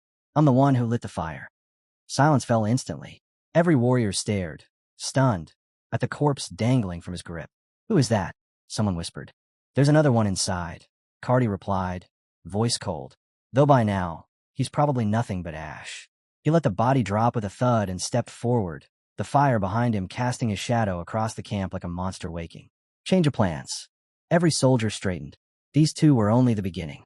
There are others like them, more infiltrators in the region. They call themselves paladins, and we're going to root out every last one. He reached in his coat, pulled out a badge, and tossed it toward Fable. Fable, Lakna, Hov, Sani, Lashu. The five snapped to attention. You're going to the landlord's estate. Deal with anyone who gets in your way. Reach him no matter what. Fable caught the badge. And if he asks why we're there, show him that, Cardi said, and tell him I found it on the trader. He's connected to all this. The infiltrators came through him. His gaze sharpened. Interrogate him. Drag out all of it. Names, locations, alliances, everything. I'm not placing any limits on how far you go. Fable nodded grimly. And once we have the information, we wipe them out, Cardi said without hesitation. All of them. Don't underestimate them. Paladins fight on par with an A-rank raid unit. Stay sharp. Any other orders, sir? None. Move out. Understood. The five took off immediately, sprinting into the night toward the landlord's estate. Rainmel turned back to Cardi. Captain, what about the nighttime raid on the orc camp? Should we cancel? No, Cardi answered. We go as planned. But only the two of us. Rainmel bowed her head. Your order is my command. Good. Spread the rest of our forces across the region. Have them shadow anyone acting suspicious. A raid member stepped forward anxiously. Captain, that's reckless. At least let us accompany you. Cardi looked around, gaze like sharpened steel. The paladins are working with the orcs. Our ambush plan is probably compromised. If we want any chance, we strike now, before the traitors warn them. He turned, eyes burning. This won't take long. I'll be back in 30 minutes, and I'll make it grand. The squad saluted as one. Best of luck, Captain. Later, Cardi and Rainmel crouched behind a rock, staring down at the camp below. Smoke drifted above crude huts, and a few orc sentries stumbled around lazily. Rainmel whispered, There aren't many guards. This should be more than enough. Cardi nodded. How far can you cast from here? Intermediate spells? No problem. The shamans might resist those, Cardi said. We need to get within range for advanced spells. They shifted along the ridge, until Rainmel suddenly froze. Wait, Captain, you're injured, aren't you? Cardi glanced down at the blood staining his armor, then waved it off. It's just a scratch. I'm fine. Raymel's eyes narrowed. That's not a scratch. Don't act tough. That kind of wound could be serious. We don't have time for this, Cardi muttered, turning away. Let's move. They crept closer to the camp, and Rainmel began shaping an advanced spell. Runes forming, mana rising. But before she could complete it, an orc shaman whipped around. Enemy magic. On the hill. Aim for the caster. Rainmel groaned. They noticed faster than expected. Finish it, Cardi ordered. Fire the moment you're done. Orcs surged toward them, one roaring. Kill the human shaman. Cardi stepped forward, blade raised. I'll protect you. Rainmel smirked lightly. Then I'll make it nice and flashy. As Cardi cut down the charging orcs, Rainmel completed her incantation. Vulcan's Rain. A roaring inferno exploded outward. Flames devouring tents, barricades, beasts, everything. Rainmel exhaled. It's done. We should retreat. Cardi didn't move. Go. Rainmel spun toward him. What are you talking about? His expression hardened. You'll take command. I'm not coming back. But before she could argue, the fire split open, and something massive walked through the blaze. A towering orc gatekeeper, armored, ancient, relentless. A monster born from the great, evil dungeons. Cardi stared at it, eyes gleaming. Killing that one is worth more than 1,000 grunts. Raymel's face tightened. But you're not at full strength. That's a gatekeeper. Cardi drew his massive blade. And I told you, I won't die. Rainmel stepped beside him. But if you do, everything ends. Don't worry, he said quietly. I'll win. She met his gaze, unwavering. Then let's win and go back together. Cardi smirked. If it comes to it, I'll use that. You won't. Rainmel snapped. I won't let you. We just need to win, remember? Cardi laughed softly. Fine. Then go all out from the start. The gatekeeper roared, and the ground shook as it lunged. The battle began. Swallow and his companions observed the battle through her subit's shimmering mirrors. Swallow narrowed his eyes. That red-haired human is holding up better than I expected. Patrick nodded. He's skilled. You watching, Mel's? Mel's scowl bristled. Don't talk to me, you traitorous bonehead. Patrick shrugged. That human is called the Empire's Dragon Slayer. Mel's eyebrows rose. You mean the woman? She's decent with magic. No, Patrick grinned. I meant the knight. He burst into laughter. Meanwhile, Renee clasped her hands dramatically. I'm moved. Look at them. Lowly humans, yet they understand romance. A man and woman fighting back to back, trusting each other with their lives. In that crucible of battle, love begins to bloom. She twirled toward Swallow. Well, what do you think, Mr. Swallow? The battlefield romance. The burning passion between warrior and mage. Swallow looked horrified. I think I've had enough popcorn for today. Far away, the horizon lit up with distant flames, a burning sign that the night had just begun. The orcs gathered at the edge of their camp, staring at the distant blaze, licking the sky. The tent's on fire, one muttered. Is that magic? Before any panic could take root, Shaman Daru stepped out of his tent. His expression was calm, almost serene. It's just as the commander predicted, he said softly. They really came here. I didn't expect the timing to be this precise, but now the real question is, what will you do? Commander Karak approached, arms folded across his massive chest. You're referring to the preparations? He asked. Dara nodded. We followed your instructions, to the letter. Karak's eyes sharpened, a low growl rumbling beneath his breath. Good. Then let's move. Mel's watched the battle unfold through her Subit's enchanted mirror, her expression twisted in frustration. I just don't get it, she muttered. Patrick raised a brow. Don't get what? Mel's pointed toward the mirror. Look at them. They pulled off a successful surprise attack. So why not retreat immediately? Why stay and keep fighting? It's so stupid. Patrick sighed. You're not wrong. But I'm sure the human had his reasons. He leaned closer, analyzing the battlefield with a veteran's eye. He probably saw the true scale of the orc forces. He knew the defenders couldn't hold out alone. Even with numbers, the orcs didn't rush. They built a forward base first. Mel's frowned. Why bother? Patrick smirked. To wrest their reinforcements, and to intimidate the humans. Putting a fort right in front of them. It breaks morale before the battle even starts. Mel's narrowed her eyes. Then why stay? To kill a gatekeeper, Patrick replied. Something that powerful dying raises human morale, and delays the orc advance, even if it's just for a day. Mel scoffed. For someone who looks like a brainless brute, he's oddly strategic. Patrick shook his head. No. As a warrior, he's noble. But as a commander, reckless. Borderline suicidal. Mel stiffened. Why? Because he underestimated Karak, Patrick said darkly. No commander should leave their post for this long. Right, boss? Swallow, who had been silent, maybe asleep, muttered. I wasn't asleep. Cardi drove his sword into the ground, using it to steady himself. His breaths came rough, but resolute. Before him lay the massive corpse of the gatekeeper, a creature few humans had ever seen, much less killed. You all right? He asked. Raymel stood nearby, swaying slightly, her mana nearly drained. As expected of a gatekeeper, she whispered. Almost ran out. Cardi checked her condition quickly. Can you still cast Cure? When the flames die down, the enemy will rush in. We need to retreat. Raymel nodded weakly. Yes, sir. Cardi shifted into a defensive stance. Good. I'll start preparations. But as the wall of fire faded, no orc army poured through. No shouting. No charging. Nothing. The battlefield was silent. Too silent. Raymel frowned. What's going on? Their captain just died. Shouldn't they be swarming us? Cardi's expression changed, a realization hitting him like a blow. Don't tell me. He turned sharply, hearts sinking. They went after the main force. Raymel's eyes widened. They moved while the commander was away, while we were busy with the gatekeeper. Cardi's fists clenched so hard his knuckles cracked. Damn it. They used the gatekeeper as bait. Without another breath wasted, Raymel activated her teleportation spell. Light swallowed them, and they reappeared in the middle of devastation. The main camp was gone. Burned. Crushed. Trampled. Corpses everywhere. Soldiers. Civilians. Even children. Butchered without mercy. The stench of blood hung thick in the air. The remaining orcs spotted them instantly. Humans. They used magic. Kill them. Cardi gritted his teeth and charged straight into the oncoming wave. Raynmel, stay close. Don't fall behind. Captain. Raynmel shouted, voice trembling. Calm down. But inside, she knew the truth. He wasn't fighting the orcs anymore. He was fighting his guilt. Wounded. Exhausted. Half bleeding out from earlier. Yet he kept pushing forward. Suddenly, Cardi barked out, Rainmel, I'm heading to the landlord's quarters. You find the evacuees and regroup with our unit. She stepped forward to protest, but he cut her off. I'm fine.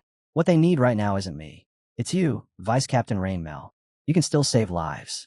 Tears welled in her eyes. If you die, she whispered, I'll never forgive you, Cardi. Cardi let out a tired laugh as another wave of orcs surged toward him. You hear that, orcs? Seems I'm not allowed to die. So, I'll leave that honor to you. After carving through wave after wave of orcs, Cardi finally reached the manor. He checked his wristwatch. Only one squad leader signal remained. Only one. The rest fell before they even made it here. A chill crawled up his spine. Something's wrong. Was the night raid a mistake? No. The orcs just responded far better than expected. If someone's to blame. His jaw tightened. It's me. He kicked the front door open with a thunderous crash. Anyone still alive? He shouted. A faint movement answered him. From the shadows, a figure stepped out. A holy sea paladin. You made it, the paladin said calmly. Shame you're late. The last survivor was breathing until moments ago. He lifted a corpse casually by the hair. A mocking grin stretched across his face. I heard you snap the neck of one of ours earlier, so I returned the favor. Cardi's eyes widened, then ignited with pure rage. You bastard. His armor reacted instantly. Scales unfolded. Plates expanded. Scarlet energy surged across his body. The red dragon armor awakened. The paladin chuckled. So this is the fabled red dragon armor. Impressive. Then let's see how it fares against one of the Holy Sea's 36 masterpieces. He removed his bulky outer armor, revealing a tight, sleek combat suit, built for perfect speed and lethal precision. This wasn't a grunt. This was an elite killer. Elsewhere, the remaining Red Dragon forces formed a defensive wall around fleeing civilians. Their acting squad leader shouted orders with calm urgency. The Red Dragon raid force will buy time for your escape. Soldiers, secure every citizen, no matter what it costs. A distant war cry echoed from the forest. The next wave was coming, and the night was far from over. The orcs finally surged forward. The squad leader raised his sword, voice cracking through the chaos. Hold your ground. Do not let them through. But the tide was unstoppable. There are too many. One soldier cried as the front line buckled. The squad leader clenched his teeth and roared back. Then we hold until the very end. He charged into the fray, blade flashing. One clean strike. An orc's neck split open, the head flying into the dirt. But there was no time to celebrate. All around him, comrades screamed as they fell beneath the brutal onslaught. Damn it, he thought, heart sinking. They're stronger than we expected, and the numbers were drowning. If Captain Cardi were here, they wouldn't be on the verge of collapse. Then, a flash ripped across the battlefield. A crack of thunder followed, lightning tearing through the enemy lines like a divine verdict. Dragon lightning. The squad leader whipped his head toward the source, relief flooding his chest. It's her, he breathed. The vice captain. Rainmel landed in the center of the chaos. Lightning still coiled around her fingertips. I'm going to teleport as many civilians as I can, she shouted. All members of the Nishin Red Dragon raid force. Titan formation. Guard the rear and prepare for an organized retreat. Yes, ma'am. Voices united. Morale surged. Raymel's gaze flicked toward the castle, where a distant boom rolled through the night. An explosion inside. Cardi, please hold on. I'm coming. Flames burst violently from shattered windows. Inside, heat and smoke choked the air. The once grand hall was now scorched black. Cardi stood amid the destruction, chest rising and falling, his entire body wrapped in blazing dragonfire armor. He had just unleashed a devastating inferno, a spell that would have erased anyone else. His opponent stood wreathed in smoke, but still alive. The paladin stepped forward, brushing embers off his ivory steel armor as if they were dust. Well now, he mused casually, you've turned into a dragon, Sir Cardi. Impressive heat, disorienting, even. He tilted his head. But it seems your spell wasn't enough to damage me. Surely, that wasn't your best. Show me more. Cardi gritted his teeth. With a roar, a blazing tail formed from his armor and whipped out in a fiery arc, smashing the paladin across the room. Stone shattered. Flames bloomed. But again, the paladin stepped out of the rubble without a scratch. You aim to melt rather than obliterate, he said, analyzing the burn marks around him. You incinerated everything except me. Impressive, but still not enough. His grin widened. I want to see more of that rage. Cardi didn't respond. He raised both arms, muscles bulging under dragon scale, and slammed them downward. Boom! The floor caved. Dust exploded. The paladin was driven deep into the crater. But Cardi wasn't done. Mana swelled in his chest, a vortex of heat and fury, until it burst forth. Dragon's breath. A blazing torrent shot into the crater, flooding it with pure hellfire. The entire castle shook. The battle was only escalating. The molten blast swallowed the chamber, melting stone, steel, and shadow alike. Cardi landed a short distance away, chest heaving. I made it just in time. His vision blurred as the dragon fire receded from his armor. Any longer in dragon mode, and even I would have been finished. He steadied himself. I can end it now. His armor began to dim, scales retracting, heat fading, when a low, mocking laugh slithered through the steam. From within the bubbling lava, a silhouette rose. The paladin, still alive. What a spectacular show, he said, voice maddeningly calm. I had to brace myself for that one. But alas, he examined his unmarred arm. Not even a scratch. His smile widened. That was everything you had, wasn't it? If you're spent, then this is the end, Sir Cardi. Rainmail arrived at the castle ruins moments later, and froze. The entire hall was a battlefield of shattered pillars, molten puddles, and collapsed ceilings. Her heart pounded. Captain, Captain Cardi, she shouted, sprinting through burning corridors. Please answer. A sudden blast tore through a stone wall. Cardi's body flew out of the explosion, hit the opposite wall, and crumpled to the floor. Broken, bleeding. Cardi, Rainmail screamed, rushing to him. Are you okay?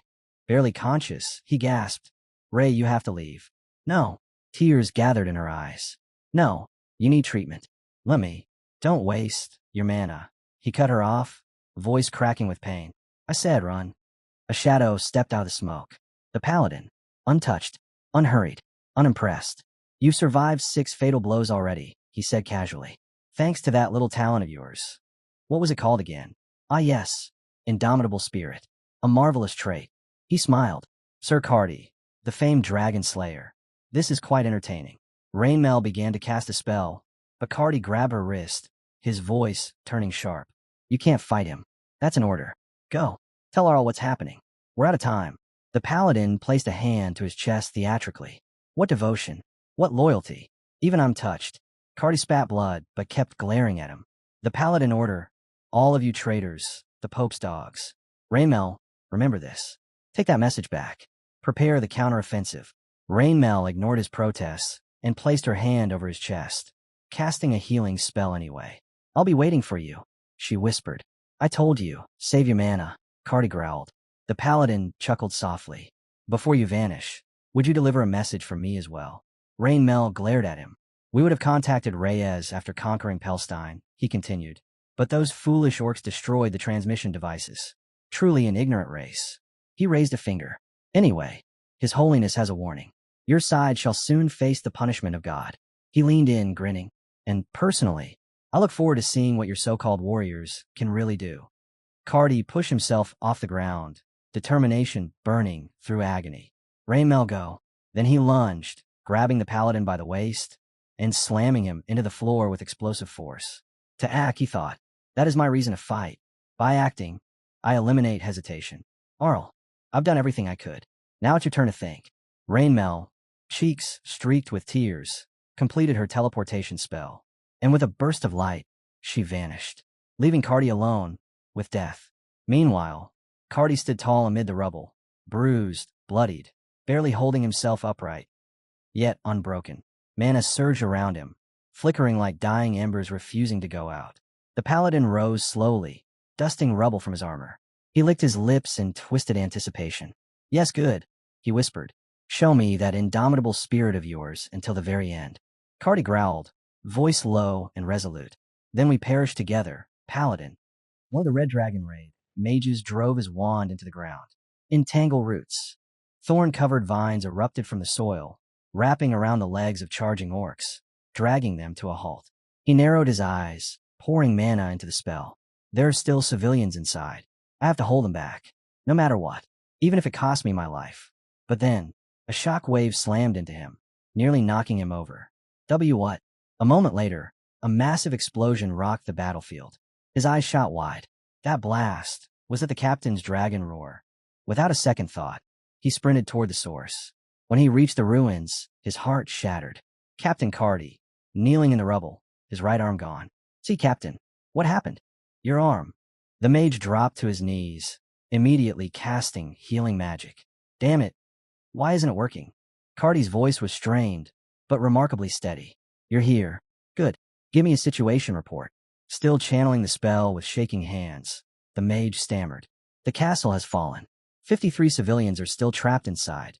They couldn't escape in time. He swallowed hard. 14 of our members remain. They've formed a defensive circle, but the civilians are too terrified to move.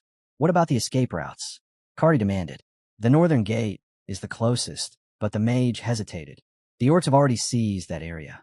Despite everything, the missing limb, the blood loss, the exhaustion, Cardi forced himself up. There's still a chance, he growled. We move now. The mage grabbed his shoulder desperately. Captain, you're in no condition to fight. It's suicide. But Cardi's expression was immovable. This happened under my command. This responsibility is mine. The mage trembled. It's not just your burden. We all carry this weight. Cardi met his eyes, full of steel and acceptance. You know whose lives matter most right now. He took a step forward. My life has reached its end. Let me use what's left of it for the Empire. Without waiting for an answer, he limped toward the remaining Red Dragon members, still shielding the civilians. Rainmel reappeared near Arles in a burst of teleportation light. Bloodied, shaking, barely conscious. Vice Captain Rainmel, medic shouted, rushing to her side. She collapsed into their arms as they carried her away for treatment. The message she carried would set everything into motion. The remaining Red Dragon raid force continued their desperate stand. Their acting squad leader, blood dripping down his forehead, roared, Damn you orcs. Come at me. I'll drag at least 10 of you to hell with me. A massive orc stepped forward, chuckling. A low wave of cruel laughter followed from the others. The next clash was moments away, and the Red Dragon raid force was second from collapse. I go. One of the orcs grunted, stepping forward with dual axes raised. One of the Red Dragon members muttered under his breath, That big one's gonna be a problem. The squad leader narrowed his eyes. So what? We protect them until the very end. The orc lunged, but before his blades could fall, a blur cut across the field. Boom! Cardi appeared like a phantom, grabbing the orc by the skull and slamming it into the ground hard enough to crack the earth. The orc died instantly. The squad froze. Captain, your arm. Are you all right? But Cardi ignored the pain. Instead, he raised his voice and shouted toward the terrified civilians hiding nearby. Hear me, brave citizens of the Empire. His voice thundered across the ruins.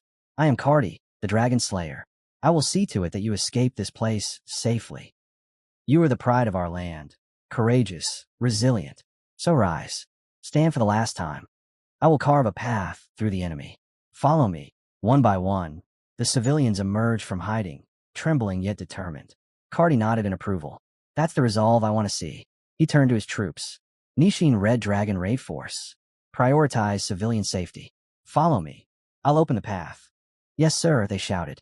Let's go. With renewed strength, they charged forward, smashing through the orcs blocking their escape route. Elsewhere, Rainmel, still shaking, still crying, relayed everything to Arles. The destruction of the Red Dragon raid force, the Paladin's betrayal, the Pope's horrifying involvement. Arles' expression darkened into a storm. Moments later, the civilians and soldiers reached a large stone bridge. We're almost there, someone shouted. Just across that bridge. But hope died quickly.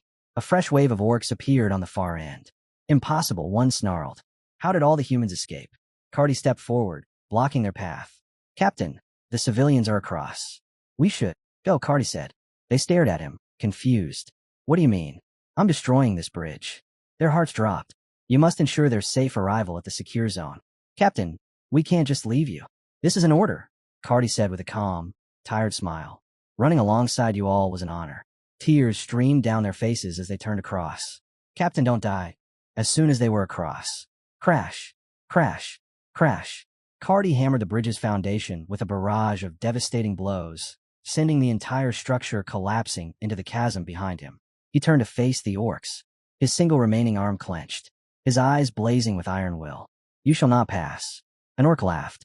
One man. What can you possibly do? Another muttered uneasily. He is strong. Kill him. Then chase the rest. The orcs began chanting in an ancient Orish tongue, gathering mana for a powerful spell. Cardi narrowed his eyes. So that's the game you want to play? But then, A massive presence descended. Karak, the towering orc commander, stepped forward, his voice booming across the battlefield. Stop. Cease your spellcasting. The orcs immediately fell silent. Cardi's eyes widened as the enormous figure approached. Karak stared him down. What is your name, human? Cardi smiled, blood dripping from his lips. Cardi, the dragon slayer. Karak paused for a moment, committing the name to memory. Rain, somewhere far away, kept screaming for help, her voice cracking as she begged Ethlas to save the squad. Back at the bridge, everything ended in a heartbeat. Karak raised his axe and swung. One brutal strike, one clean arc. Cardi, the dragon slayer, hit the earth with a dull thud, lifeless before he even knew he'd been killed. The orcs roared in triumph. Our great leader has slain the human. They prepared to rush across the ravine, baying for more blood, until Karak's voice cut through their frenzy. We're not following them. We take another path. The orcs hesitated, confused. But they're right there. Karak growled, each word dropping like a hammer. Do not make me repeat myself. He turned to his shaman. Duru, bury him. With honor. He fought as a warrior. Then he left without looking back. The scene shifted violently. Arl's quarters were a wreck. Paper strewn everywhere. Furniture splintered. The window shattered. Arl sat in the middle of the destruction, staring blankly into nothing. The Pope really did betray the Empire, he whispered, the words hollow, and then the memory bled in. Hexabel's voice narrating the past he could never forget. He stood before a vast, hollow pit, the very place where his existence began. Here, this was where I first became aware of myself, he murmured. Self-awareness, something he should not have possessed, yet evolution cursed him with it. But even with awareness, I could do nothing. I wasn't a being. I was food, meat waiting to be eaten by something greater. He swallowed, remembering the terror. I had accepted it, that this was my fate, to be consumed. Then he appeared, the predator, massive, ancient, a god among monsters, towered over the pit. But even that terrifying being flinched when another presence arrived. A voice spoke, bored, almost mocking. Won't you end up swallowing all the sand too if you go through with this? Swallow shrugged. Doesn't matter. It's your last supper anyway. Hexable continued, voice trembling. He looked weaker than the predator, but even I could see at the moment he arrived. Myth, made, real. What happened next seared itself into Hexabel's soul. The predator, the devourer of countless beings, was erased in an instant. No struggle, no resistance. He simply ceased to exist. To him, even that monster was just food, Hexable whispered. He turned to Swallow, desperation flickering in his hollow eyes. Am I allowed to dream a new dream? Swallow shrugged again, casual, almost lazy. I don't know about dreams, but if you're that curious, follow me. I didn't need a few monsters to guard the dungeon. I want to be like him, Hexable had declared. Now, in the present, Hexable gazed toward the horizon, eyes blazing. Just a little more. Not long now. The scene cut to the primordial core. Swallow lay on the floor, stomach inflated like a swollen balloon. Patrick stared at him, deadpan. If you eat any more popcorn, your stomach's going to explode. Mel's let out a loud sigh, flicking a kernel off her sleeve. I swear, boss, at this rate, you're actually going to evolve into a pig. Renee, ever calm and loyal, smiled sweetly. I still like Mr. Swallow even like this. Patrick threw his arms up, exasperated. No, seriously, how do you eat that much? It's like everything just disappears into a black hole in your stomach. Swallow clutched his swollen belly, face tightening. Ugh, I think I'm going to throw up. Ursabit didn't even blink. Her smirk was icy. Go ahead. The moment you do, I'm forcing more down your throat. Try me. Swallow stared at her, exhausted. It's not even because I like it. I just figure I should eat something while I watch. Renee leaned closer, worried. Mr. Swallow, your diet is completely unbalanced. Should I bring something healthier? No, flat. Immediate. End of discussion. Ursabit turned her attention back to the battlefield feed. Anyway, look. Things are about to get interesting. They're actually preparing to fight. Patrick nodded, expression hardening. Yeah, the Annihilation War is finally beginning. Ursabit crossed her arms. It'll all settle once that red dragon bastard is dead. Swallow leaned back, eyes half closed. That human fought well. Patrick agreed. Cardi. Skilled, though not without flaws. Swallow frowned slightly. Who was he again? The red dragon guy, Patrick answered. His name was Cardi. Mel's raised a hand like she was in a classroom. Sir Patrick, question. What? Well, there are tons of orcs, right? Logically, they want a big open battle on the plains. But this battlefield, this spot, It looks like the humans chose it. Patrick's brows furrowed. I have no idea why. Don't tell me they've already given up. Mel's pulled out a map and spread it open. Here, Anon Plains. Humans have slightly higher ground, sure, but still flat. No real advantage. Patrick leaned closer, studying the markings. Even so, there are places you simply can't abandon, even if it means fighting at a disadvantage. He tapped 2 routes with his finger. There are only 2 paths into the Empire's heart. First is the main road, guarded by the 6-layered wall of res. Not that it'll slow Karak down. Mel's eyes widened. And the other path is the teleportation hub hidden inside the Anon Plains. Exactly, Patrick said. Arl folded his arms and gestured lazily at Swallow. Remember, that glutton over there gave Karak a time limit. That's why he's targeting the hub. Mel's frowned. But then why don't the humans destroy it first? Wouldn't it be better to regroup at the walls? Arl shook his head. Destroying it means clashing with the paladins. They won't allow it. Mel's nodded slowly. I see. Patrick continued, voice low. And that's why I call this the Annihilation War. The orcs will finish everything in 3 weeks, because Swallow ordered it. The humans, meanwhile, have only one job. Defend that hub. No retreat. No surrender. Only one side walks away. Mel swallowed, then whispered, but aren't the humans weaker? Not overwhelmingly so, Patrick replied. Ms. Ursabit, can you magnify the view? A slow smile crept across Ursabit's face. Of course. Ursabit smirked. Our adorable little miss.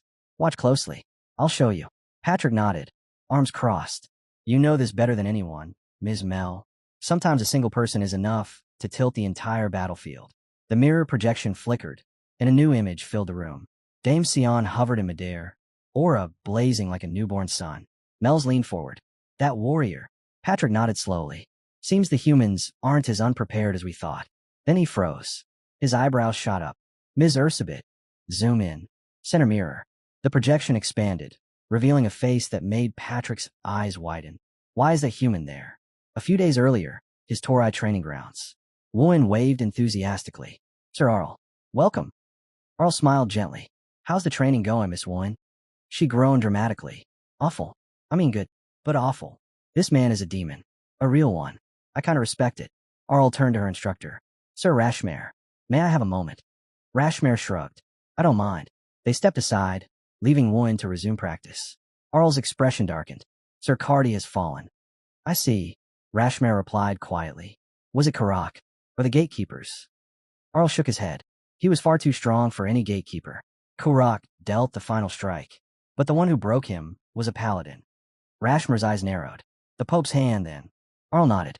It's clear now. And that paladin took no damage from Cardi. Rashmare frowned hard. That sounds impossible. Cardi's strength isn't something you just walk through. Normally, I would agree, Arl said. Is the paladin wearing one of the 36 masterpieces? I believe so. Rashmare inhaled deeply. Then is it time for the warrior to step forward? Arl gave a faint smile. Or perhaps you could go instead? I refuse. Instant. Sharp. No hesitation. I'm not letting you drag me into your schemes again. Arl sighed. I understand. Then Swallow's curse flared faintly across his cheek. A brief pulse of eerie magic. Rashmare's eyes narrowed. That mark magic. Arl raised a hand to cover it. Yes. Trouble, if the wrong person notices. He changed the subject. How is she? Rashmare's hard tones softened at last. Hard to explain. He folded his arms. Byrne was a genius. And I'm no slouch either. Byrne took a week to adapt to swordplay. 2 months to copy it. 6 months to own it. A year to turn it into something uniquely his. He exhaled. But that girl, I've taught her for only a few days. He pointed toward the training ground. She couldn't land a single hit on day 1. Now she trades blows with me. He added quickly. I still hit her more, obviously. But listen, she's using a gauntlet that can't even release aura. If it were the real thing, I'm not sure I'd survive. Arl bowed slightly. Thank you for guiding her. Rashmare shook his head. She hasn't added her own color to the technique yet. Training isn't done, and you already planned to send her out. Arl answered calmly. Preparations are nearly complete. Now that the Pope has revealed a masterpiece, it's safe to assume their side has made its move. He gestured toward one. Let's go speak with her. Rashmare's eyes sharpened. Are you certain about this? About what? You're planning to expand the battlefield. Use the chaos to wipe out the Pope's faction. Claim the masterpiece. And subdue Swallow. His voice grew heavy. It all looks brilliant on paper. But do you even realize how many citizens have already died? Thousands. And the number will only rise. He paused. And when Wen finds out, will you be able to withstand her wrath? Arl looked out toward the horizon, silent for a long moment. Then he spoke quietly. That, too, will serve its purpose when the time comes.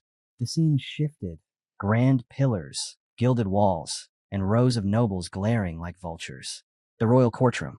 Inside the defendant's box stood Arl, silent, expression unreadable. Presiding over his judgment was the emperor's second son, a man whose arrogance filled the chamber like poison. The prince leaned forward, voice sharp enough to cut. I have a question, Officer Ethless. How do you intend to take responsibility for this disaster? Was it not your incompetence that cost us every battle? Do you have any idea how many esteemed nobles died under your command? How will you compensate for this calamity? Even if my father forgives you, the empire will not. Murmurs echoed among the nobles. Arl didn't defend himself. He just scoffed, a soft, dismissive sound. But in that silent hall, it exploded like thunder. The prince's composure cracked. Did you just scoff at me? Before the tension snapped, the prince's advisor stepped forward with a bow. Your Highness, perhaps it would be wise to. But Arl simply turned his back and walked toward the exit. Halt, Arl, the prince barked. Where do you think you're going? I can strip you of your position at any time. Arl did not stop. The prince sneered. It seems you've grown attached to your little rank, as expected of lowborn street scum. Without turning, Arl replied in a flat, razor-sharp voice. You can try, though I doubt you're capable of handling the consequences. Gasps rippled like a shockwave through the court. Insolence. Outrageous, nobles cried. Arliss, the prince roared, face red with humiliation. Mocking me is mocking the entire imperial family. But the officer never looked back. The great doors slammed shut behind him, silencing the court. Later, the emperor's throne room. Arl knelt deeply before the emperor.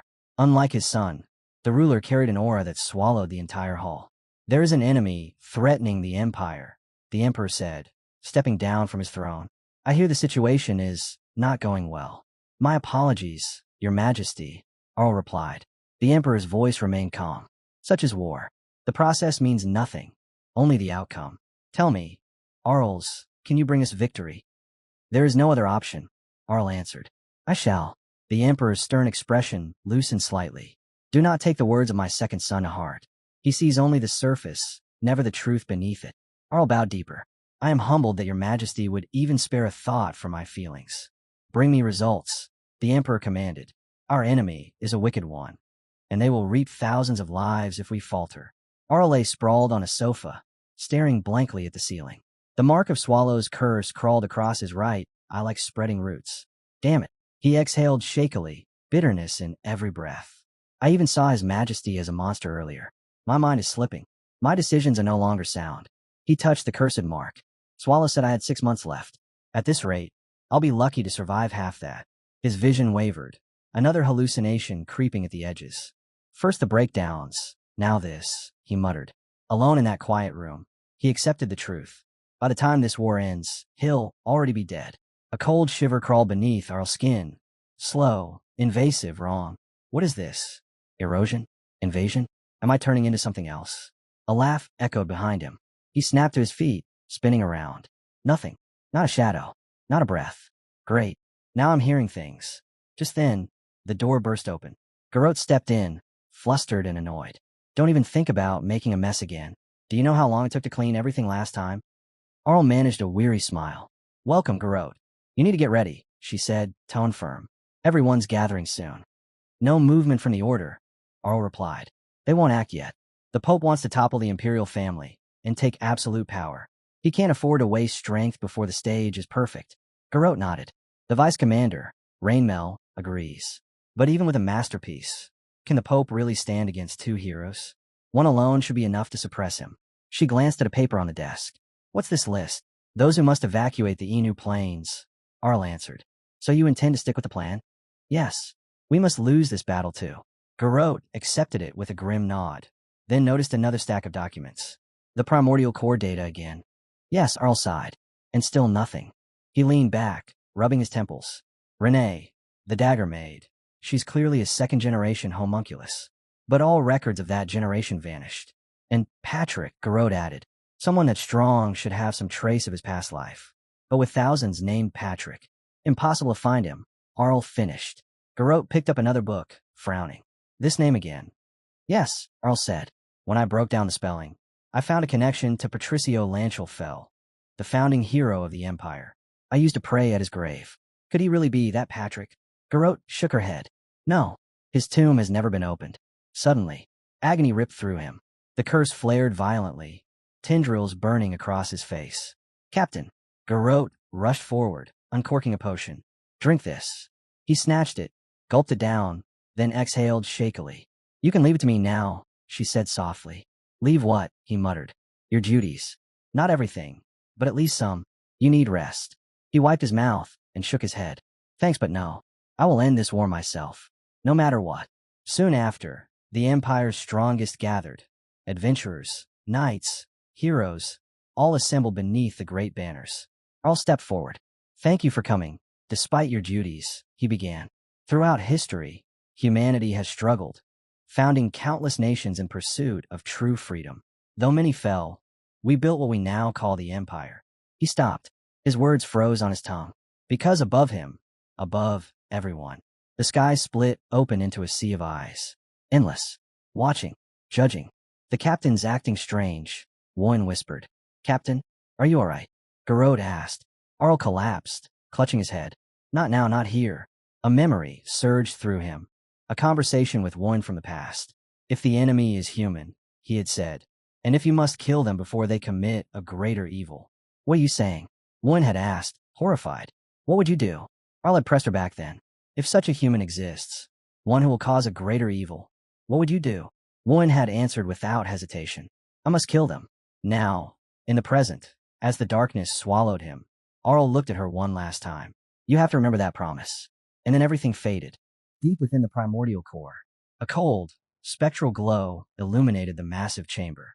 Ursabet's magic mirror floated in the air, its surface rippling like disturbed water as it projected the human army mustering on the plains.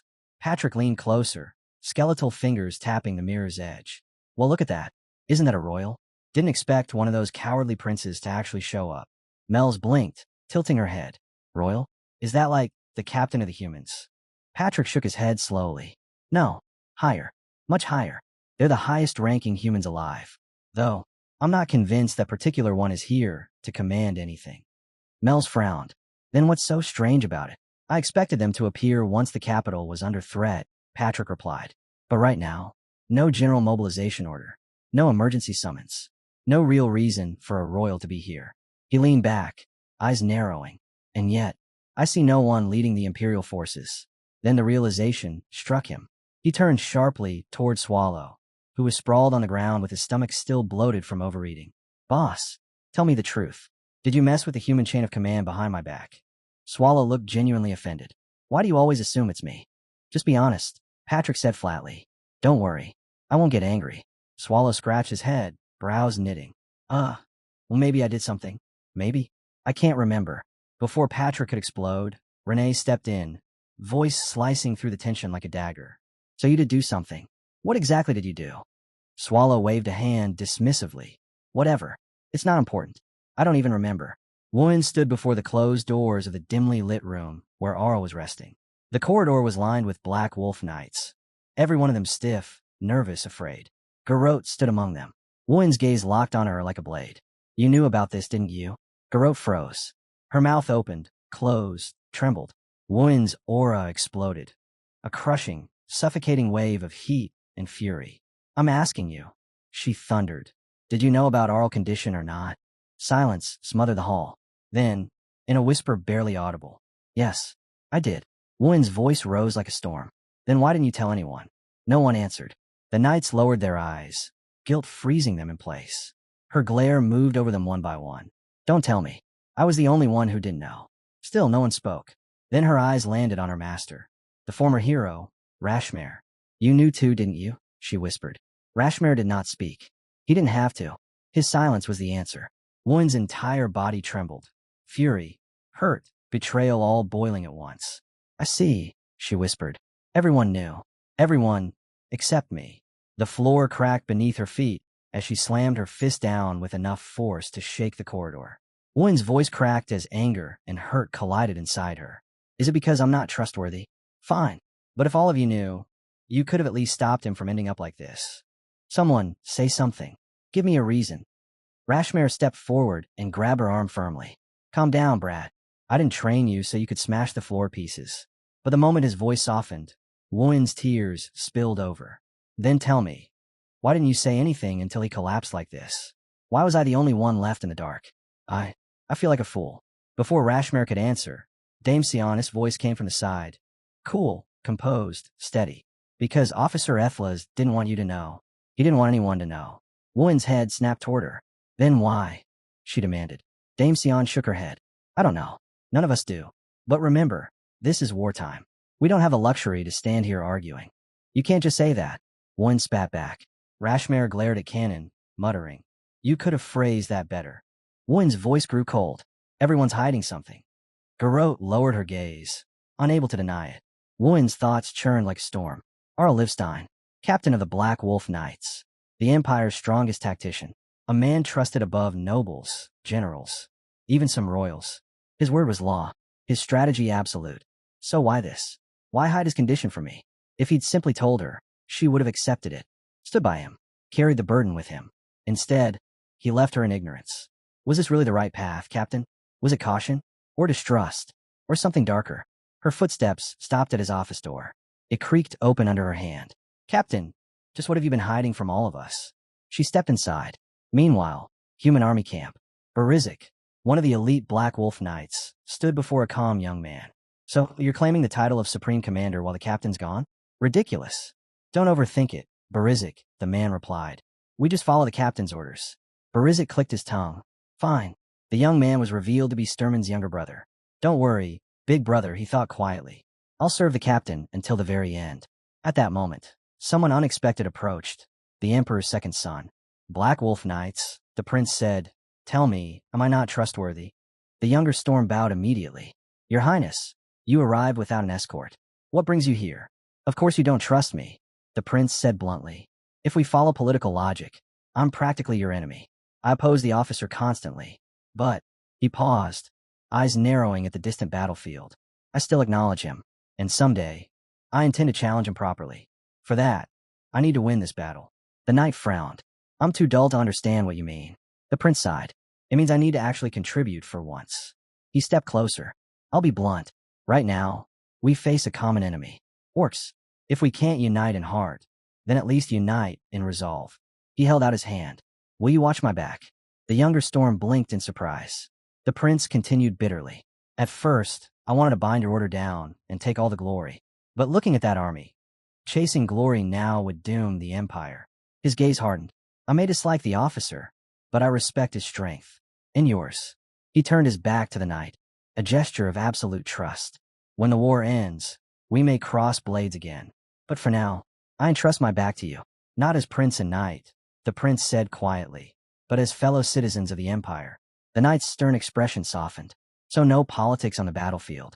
A faint smile tugged at the prince's lips. It's a shame someone as wise as you wasn't born into my faction. Your answer? The knight straightened his back.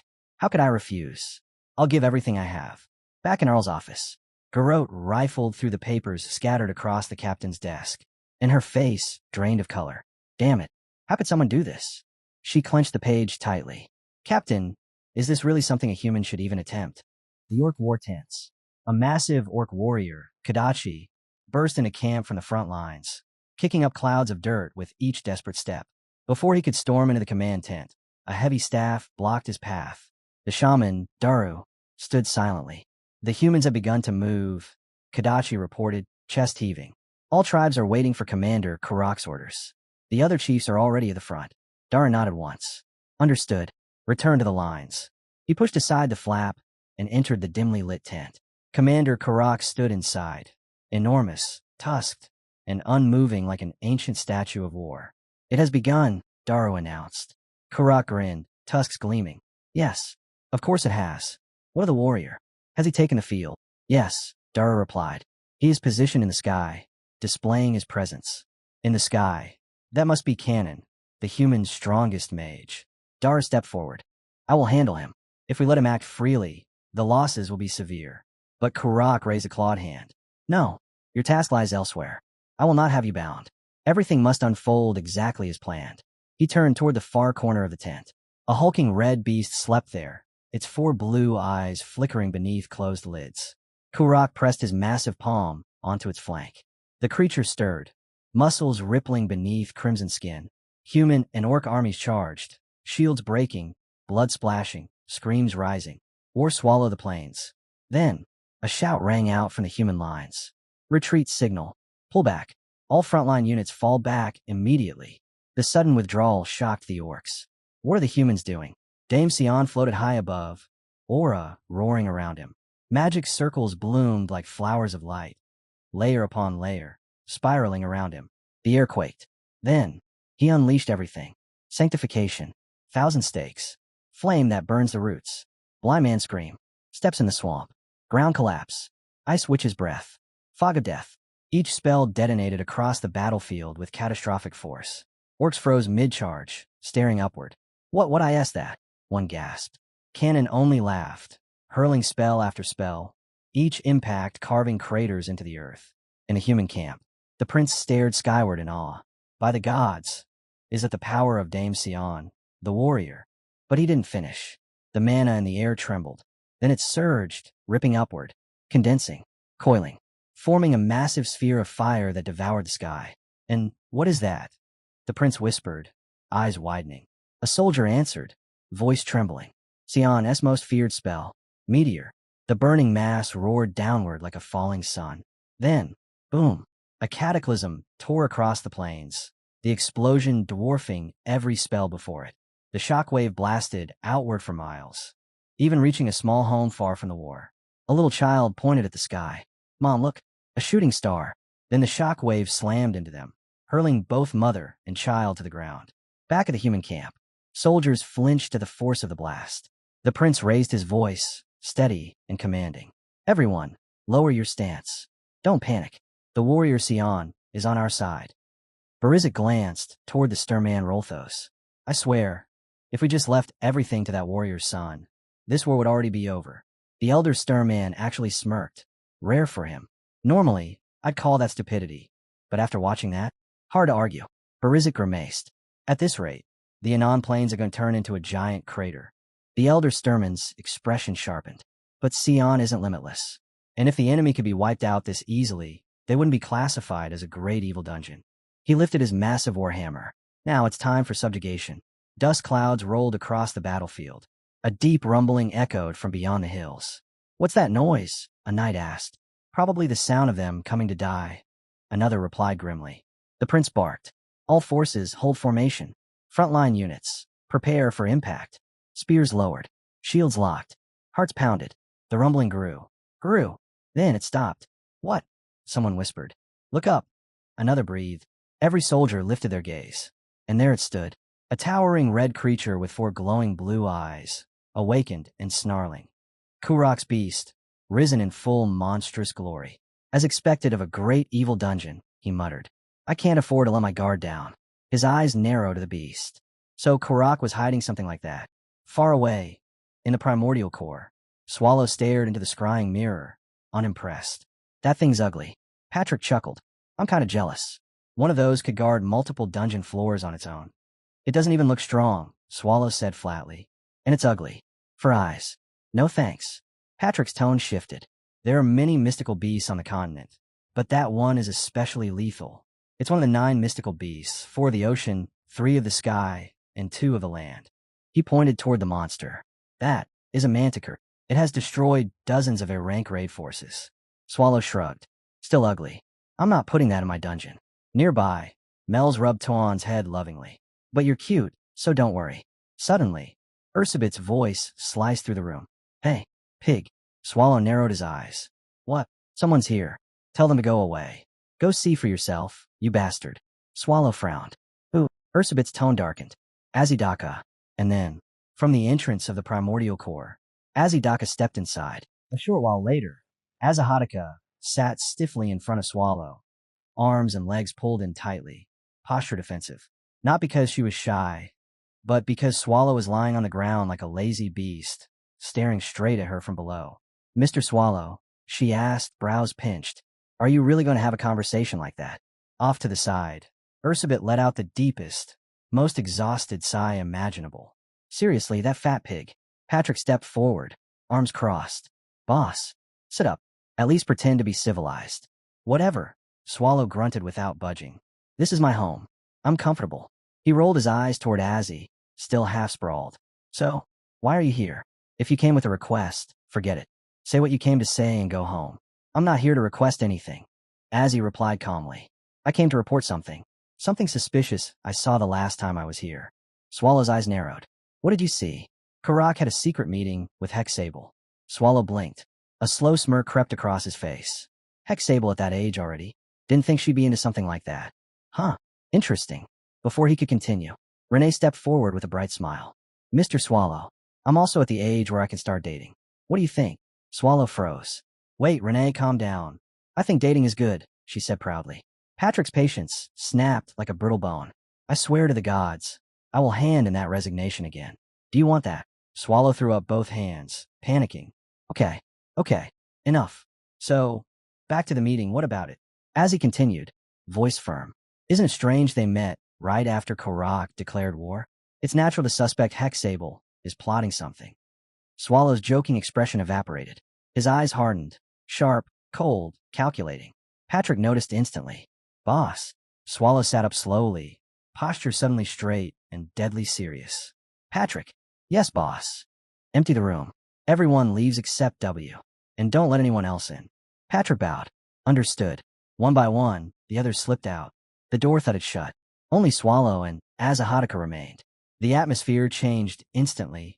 Thick, suffocating, almost predatory. As he shifted in her seat. Was it always this heavy here? Did I make a mistake coming alone? Sweat pooled at her temples. Then, Swallow spoke. So, what about Hexable? His gaze was no longer casual. It was sharp, dissecting her like prey. A surge of instinctive fear shot through her. She shot to her feet, knocking the stool across the floor, body sliding into a fighting stance. Was I wrong from the beginning? Was I too naive to think Swallow wasn't involved? Did I walk straight into enemy territory? Alone? Swallow repeated, colder. What? About? Hexable. But she wasn't listening anymore. Her mind raced. Is he planning to kill me? Am I the only witness? Is this all a setup? Her resolve snapped into focus. She shouted. Azahadaka of Marguerite. Raw energy burst from her, the ground cracking beneath her feet as her aura surged like a rising storm. Swallow blinked, genuinely confused. Go down. What are you talking about? But before he could even finish the sentence, her body twisted, expanded, and erupted in her full dragon form. Swallow stared up at her, unimpressed. What are you doing now? She didn't answer. Power gathered in her throat, mana curling like a storm as she prepared a breath attack. But then, something unnatural closed around her. Darkness. Not ordinary shadow, but a presence so dense it swallowed everything. What is this? No. Someone else is here. So, this is the Swallow. A voice murmured through the dark. I told you to answer. Panic flickered in her mind. Do I even stand a chance? No. I'm the master of a great, evil dungeon. Even if I lose, I won't die easily. She inhaled deeply, ready to unleash her breath. And Swallow just scratched his head, annoyed. Hey, can you stop that? It's loud, he sighed. I get that you're a dragon. Good for you. But just answer my question. What's Hexable plotting? Her killing intent shattered. The energy fading. She froze mid-attack. I've asked you the same thing over and over, Swallow continued, yawning. You don't know either, right? Then stop wrecking my house. A short while later, Patrick stood before her, bowing so deep his forehead nearly touched the floor. I sincerely apologize. No, I misunderstood as well, she admitted quietly. This is still our boss's fault, Patrick said without mercy, acting all serious for no reason. Why am I being blamed? Swallow barked. Patrick shot him a cold glare. Boss, apologize. Swallow let out a defeated sigh and bowed his head. Fine. Sorry. It's just, you look so tense I got tense too. Didn't you already mess up like that last time? Patrick countered. Swallow's face twisted. Do you really have to bring up everything? Ugh, fine, I said sorry. Patrick pointed at the destroyed room. That's not even the issue. Look at this disaster. You just won't let it go, Swallow muttered. From her seat, Azzy Dhaka stared at them bickering, completely drained. I honestly don't know anymore. Later, over tea with Ursabit and Renee, the two continued discussing a short distance away. So you're sure they met? Patrick asked. That's what she said. And we use lie detection magic on her, Swallow replied. Using on a coward doesn't mean much, Patrick said. Does that spell even work if they don't believe in themselves? Anyway, Swallow waved it off. Let's trust her for now. People with something to lose rarely lie. Patrick frowned. But Hexabel's behavior doesn't match her story at all, which means she's been acting from the start. And she said she didn't know what they talked about. Swallow reminded him. If she spoke with Karak, Patrick murmured. Then it's connected to the war. You know Hexable better than me, Patrick added. So what do you think? Swallow exhaled slowly. Patrick. Yes, boss. Get your sword. The scene cut sharply. Back to the battlefield. Orcs and twisted monsters flooded across the plains, tearing through the human lines. Bodies fell. Screams echoed. Steel clashed against impossible flesh. The prince watched the chaos unfold, fury and helplessness twisting his expression. Damn it, he cursed under his breath, staring at the destruction swallowing his army. How are they using this many monsters at once? The prince's voice cracked with disbelief as the battlefield drowned beneath waves of twisted creatures. Count Grimface bowed his head, his expression grim. Your Highness, at this pace, we won't be able to hold the line. We must retreat. The prince's jaw clenched. Retreat? Against orcs? Us, the Imperial Army. He spat the words like poison. You're telling me the orcs were a step ahead of us? Where's the mage? The Count hesitated. As far as I know, he is replenishing his mana. He exhausted everything in the earlier spells. He'll need time before he can fight again. The prince's anger faltered for a moment as the Count added quietly. And the biggest problem isn't their numbers. It's that manticore. Meanwhile, in the orc camp, Karak towered over his shaman. Report. What's our damage? Dar bowed. As predicted, Commander. Aside from the units we sacrificed as bait for the warrior's son, losses are minimal. He lifted his head, eyes burning with respect. I did not expect delaying the mystical beast unit to have such an impact. The humans were complacent, too sure of their own strength. Karak's eyes narrowed. And for them to be that confident, something must have backed them. It's about time they arrived. Have you confirmed it? Daru closed one eye, invoking his shamanic sight. Yes, they've just stepped onto the battlefield. Karak lifted his chin. Good. Prepare them for the next move. Daru raised both hands, sending the message through sound transmission magic. Attention, tribe leaders. This is the commander's order. Rampage to your heart's content. The battlefield shifted. Barizik tore through monsters like a berserker god, his blade carving impossible arcs. His arrival sent a surge of morale through the human lines. The raid force is here. It's Barizik, Sturman, his grizzled superior, shouted over the roar of battle. From this moment on, all troops will follow the orders of raid headquarters. No exceptions. Yes, sir. The soldiers roared. Sturman pointed at the towering silhouette in the distance. Barizik. Yes, Gramps. Barizik answered, eyes blazing. That thing, the massive beast. That's the manticore. Sure you're fine taking alone. Barizik grinned, crimson eyes gleaming like fresh blood. You already know the answer. I always fight alone. Sturman muttered. He's already started, then raised his voice. Fine. Go wild. Barizik shot forward like a fired cannon. Don't mind if I do. Every slash he delivered shredded orcs instantly, their blood spiraling into his blade. Feeding it, fattening it, changing it. Suck in all you want and rise. His weapon responded. Bloody Mary, the 36th masterpiece. It pulsed, twisted, and elongated into a monstrous blood-soaked whip. With a single crack, the lash tore through the manticore's flesh, ripping open massive wounds. The four-eyed beast unleashed a scream that shook the ground. From afar, Sturman watched in silence. Rainmel approached cautiously. So is this really okay? Barizik is strong, but fighting the manticore alone, can he really win? Sturman didn't even glance at him. As long as Bloody Mary is active, we're nothing but obstacles. His eyes hardened. One of the 36 masterpieces doesn't distinguish friend from foe. Even the wielder isn't safe from Bloody Mary's hunger. Friend, foe, even its master is fair game. But Barizik? He revels in it. Pain only fuels him. That's just who he is. Sturman glanced sideways. And you? Are you holding up? Rainmel straightened immediately. Thank you for your concern, sir, but I'm fine. I'm also part of the Nixon Red Dragon raid force. Sturman nodded. Good. And if I worried you, forgive me. If it were possible, I'd entrust the entire battlefield to you. But their numbers are overwhelming. Ramel's eyes sharpened like drawn blades. Even so, they're nothing but rabble. Earlier, they overpowered us because we lacked coordination and leadership. But now, things are different. She gestured to the army rallying behind them. Almost all of the Empire's elite subjugation members are here. This time, the outcome won't be the same. Sturman sighed. I know how you feel, but don't overextend. Our mission is defense, not extermination. I understand, she replied. But before he could continue, boom, boom, boom. Several orc tribe leaders crashed down in front of them, shock waves tearing chunks out of the earth. Ramel's eyes widened. An ambush. Sturman's expression tightened. No, their main force has arrived. Everyone, prepare for battle. Get in formation. Soldiers scrambled to their positions, until Rainmel froze. Her eyes locked on an orc wearing dragon scale armor. Armor she recognized instantly. Captain Carty's armor. Desecrated. Stolen. More like a trophy. Her blood boiled. Vice Captain, are you okay? Someone asked. Her voice came out sharp, cold. Fall back to the rear. But her gaze never left that armor. Not for a heartbeat. On the other side of the battlefield, the Manticore unleashed one final shriek before collapsing under Barizik's unrelenting assault. Blood drenched the field as he turned toward Karak, chest heaving. Damn it. I really hate this, he growled. What are you plotting? Karak sat casually on a rock, smirking like he'd been waiting for a show to end. I was waiting for my turn, he said. I wanted to face you. Tell me, how can a human who isn't even a warrior possess such power? His eyes gleamed. Relax. I'll give you time to breathe, as long as you don't run. Barizik snorted. Idiocy. If you die here, the war ends instantly.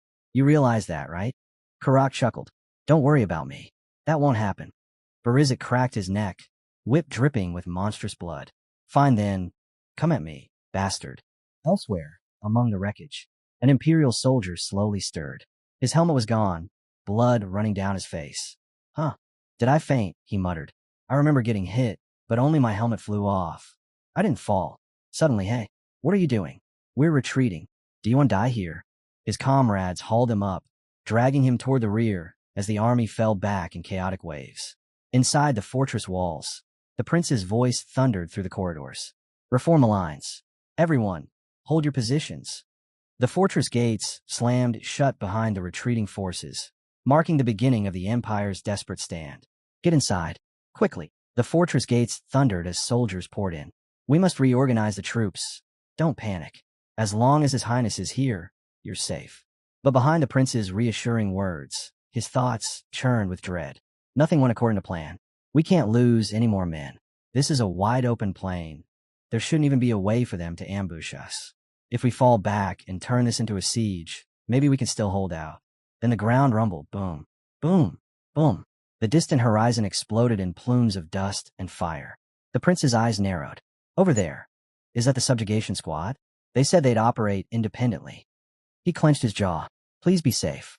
A messenger rushed to him, breathless. Your Highness, all troops have been received. Please head inside. Understood. But, crash. Something dropped from the sky like a meteor, smashing into the earth so violently that the prince was thrown clear off his horse. Dust swallowed everything. Coughing, he pushed himself up and froze, because stepping through the smoke was a monstrous orc, towering like a walking calamity. So, it growled, voice shaking the air. You must be the human's head. Far away, inside the primordial core, Renee, Ursabit, and Mel's watched the scene through the mirror, faces pale. It's over, Renee whispered. It's all finished. Azidaka tilted her head, voice flat. Over? That's it. Before despair could fully settle, Swallow walked in, his voice cutting through the gloom. There are still plenty of humans left, he said, almost annoyed. You think killing one leader means the end? Don't be stupid. Ursabit scoffed loudly. I was actually wondering why that thing wasn't talking. Listening to it makes your skin rot. I'm going to sleep. I'll leave the mirror on. Bye. Swallow grinned lazily. You should just go home already. He stretched. I kind of feel like going out myself. All three witches turned toward him in shock. What? Swallow asked, genuinely confused. Why are you staring at me like that? Ursabit narrowed her eyes. Did you eat something weird? Renee added. Sir, you barely wake up on most days. You're not thinking straight. You ate too much popcorn again, didn't you? Mel's froze, guilt washing over her. Was the popcorn my fault? But Swallow waved him off. Quit it. I'm fine. I just felt like visiting Lage, or maybe the Anon Plains. Ursabit's gaze sharpened. Because of Karak? Swallow shrugged. Something like that.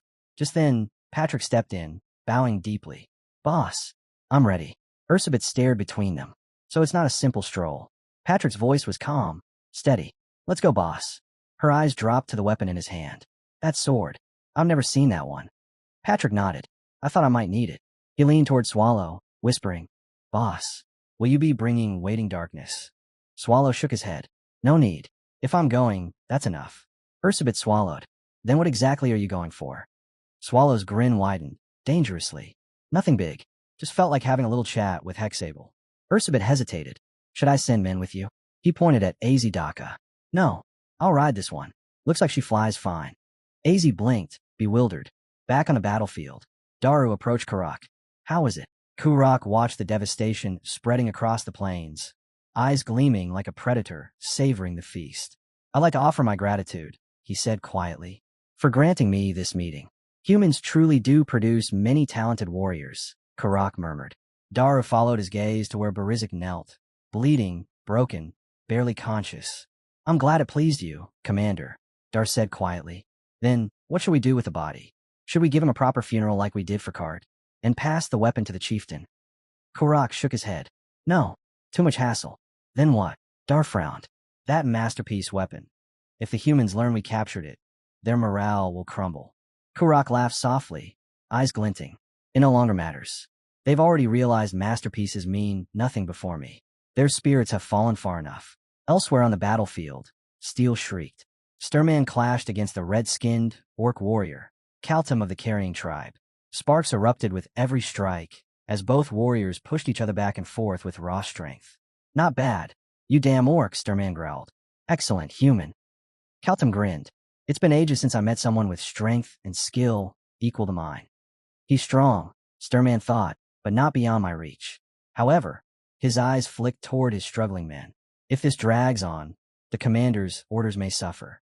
You're distracted, Kaltum taunted. Are the other humans pulling at your thoughts? Yes, Stoneman admitted, teeth clenched. Though beasts like you wouldn't understand. Kaltum chuckled darkly. Oh, then focus. Because now, you have no one left to watch your back. You bastard, Sturman hissed. Such pathetic provocation. Provocation. Kaltum's grin widened. No, simply truth. Look, Sturman turned and froze. A severed head was being raised on a spear. The prince's head. Kaltum sneered. Let's why get up there. You've already lost. At the fortress gates, the orc who killed the prince rampaged without restraint, tearing through Imperial soldiers like paper. The Imperial vice-captain screamed, voice breaking with rage. Stop him. Hold the line. We must avenge his highness. Do not retreat. Will you turn your backs on the prince's killer? But his words drowned in chaos. We can't win. That monster is unstoppable. Run. Soldiers fled in terror, trampling each other as the count cursed their cowardice. His horse bucked violently, throwing him to the ground. The massive orc shadowed him, lifting its iron club. Disgusting creatures, the orc spat. Flat on the dirt, the count's eyes trembled. One orc is enough to destroy us. The iron club fell, but was caught mid-swing. A single slender hand crushed the momentum. Historia had arrived. Beside her, the former hero Rashmare drew both his blades, his voice calm yet tinged with an almost nostalgic hunger. Well, it's been a while since I had a proper fight, he murmured.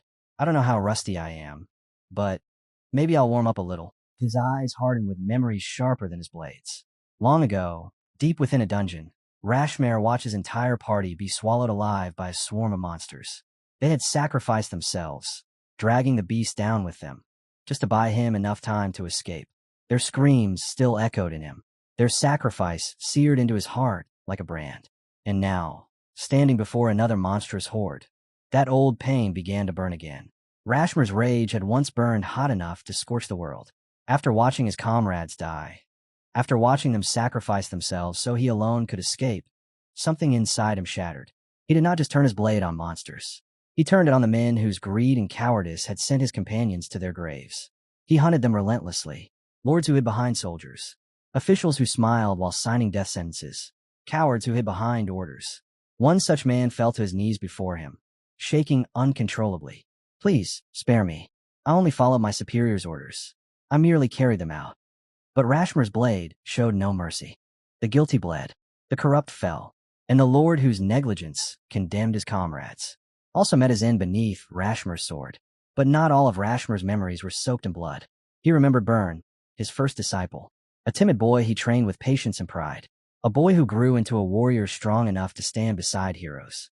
He remembered watching Burn walk into the primordial core with unwavering resolve. And he remembered the grief, the pain that still clawed at him. When word reached him that Burn had died inside that cursed dungeon, that wound never healed. Time shifted toward the present. Wun stood before the royal knights, eyes blazing. "Why won't you let me go?" she demanded. "It is Her Highness the Princess's order." One knight answered stiffly. "She commanded that the hero remain in lies to protect the capital. So I'm supposed to sit here and kill every orc that makes it this far." Wun snapped. "That's your strategy?" The knight hesitated. "Your presence gives the citizens comfort." "What kind of nonsense is that?" she shot back. "Everyone else is out there fighting, stronger than me, braver than me. And you expect me to stay put? You must trust them, hero." "Who said I don't? That's not the issue. I need to be out there right now." Her fury echoed through the halls. Rashmare sighed deeply and stepped forward. He placed a firm hand on Win's head. "That's enough, kid." Before she could argue, he lifted her off the ground and slung her over his shoulder like she weighed nothing. "Calm down. You're blaming the wrong person." "What? Then who should I blame?" Wun shouted. Moments later, the royal castle erupted with whispers. Rashmare, the legendary hero of the demon lord subjugation, stood with his sword drawn, and its tip pressed against the princess's throat. "Who goes there?" Noble shrieked. "Guards, protect Her Highness. Stand down at once." The princess's rage was volcanic. "You lowborn insect. How dare you raise your sword at me? I'll have your head nailed to the castle gates." "Shut your mouth, Rebecca." The first prince stepped forward, face twisted with disdain. He bowed slightly, though not to her. "I apologize in her place, Sir Rashmare. But tell me, when did you return without announcement?" Whispers rippled through the hall. "Rashmare, the former hero? He looks nothing like the man from the stories." Rashmare's voice cut through the noise like a blade. "Given the situation, I'll skip the formalities. I have one demand." His eyes locked onto the throne. "Send Wun to the Anon Plains, immediately." He scoffed. "Your excuses are pathetic. Keeping her trapped here as an escort. What is she supposed to do? Hold your hands while you nobles run for your lives?" "In a battle where the Empire's fate hangs by a thread," Rashmare growled.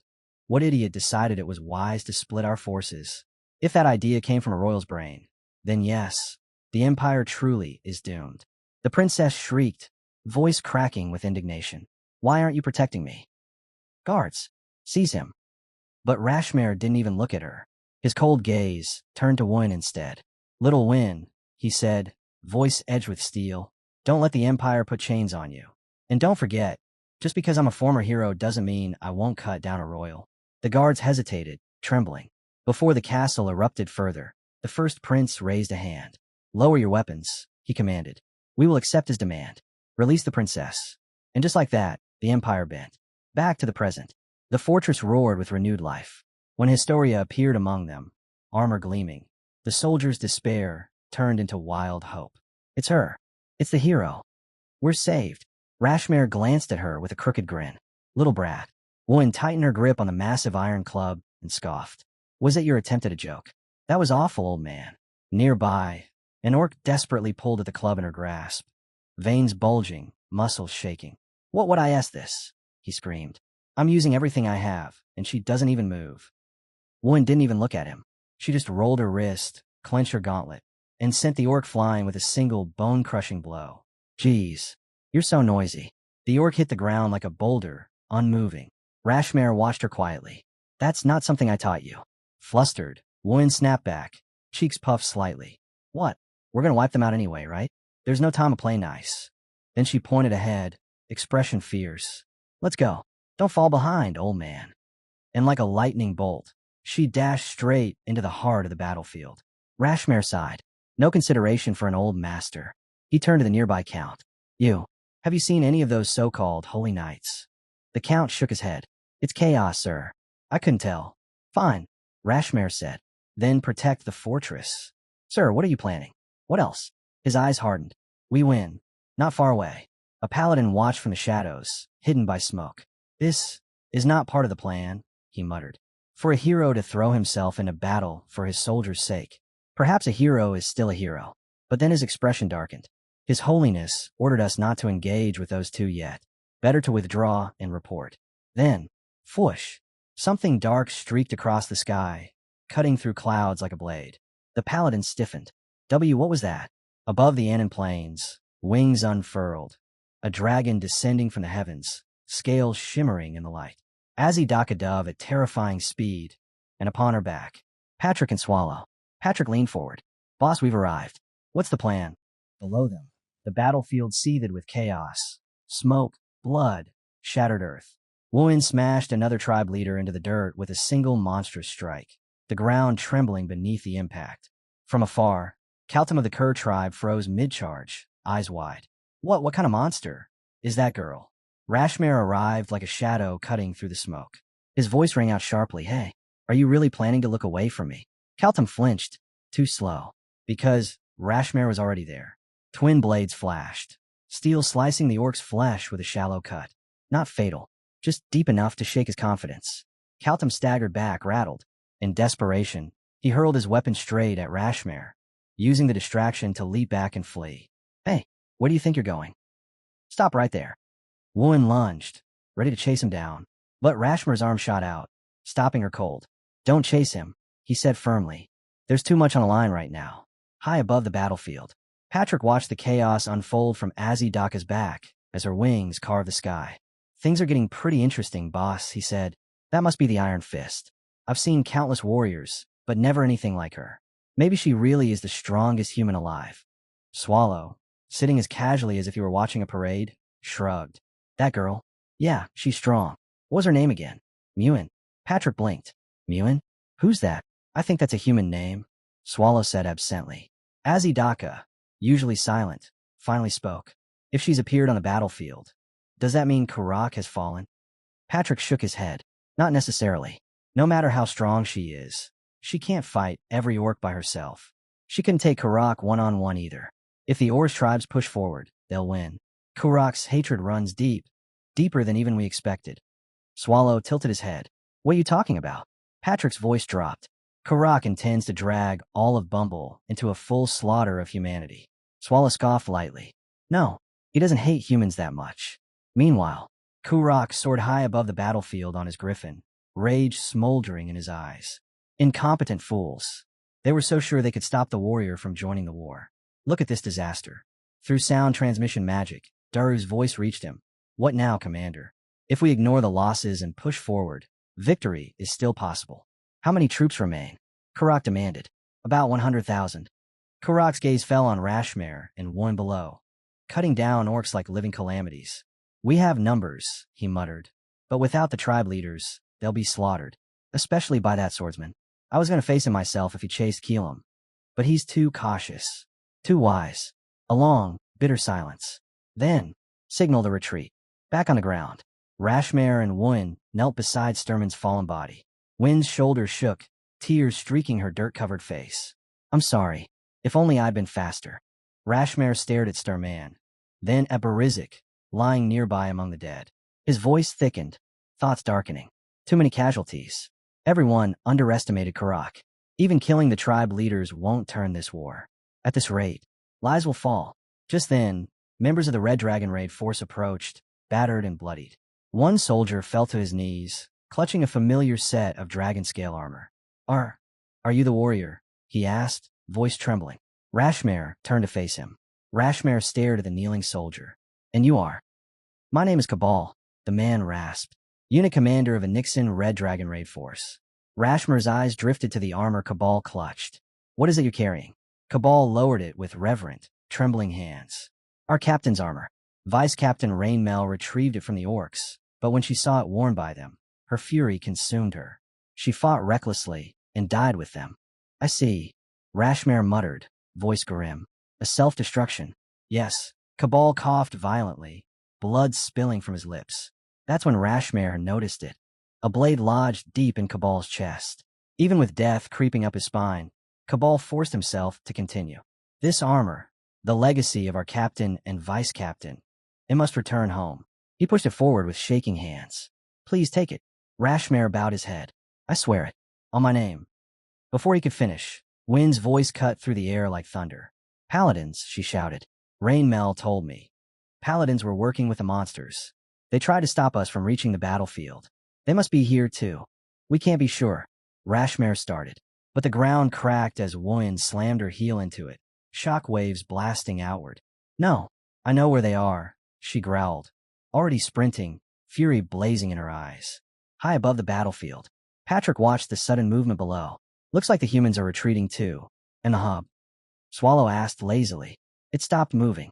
The orcs are pulling back as well, Patrick replied. They'll destroy the hub on their way back to their captain.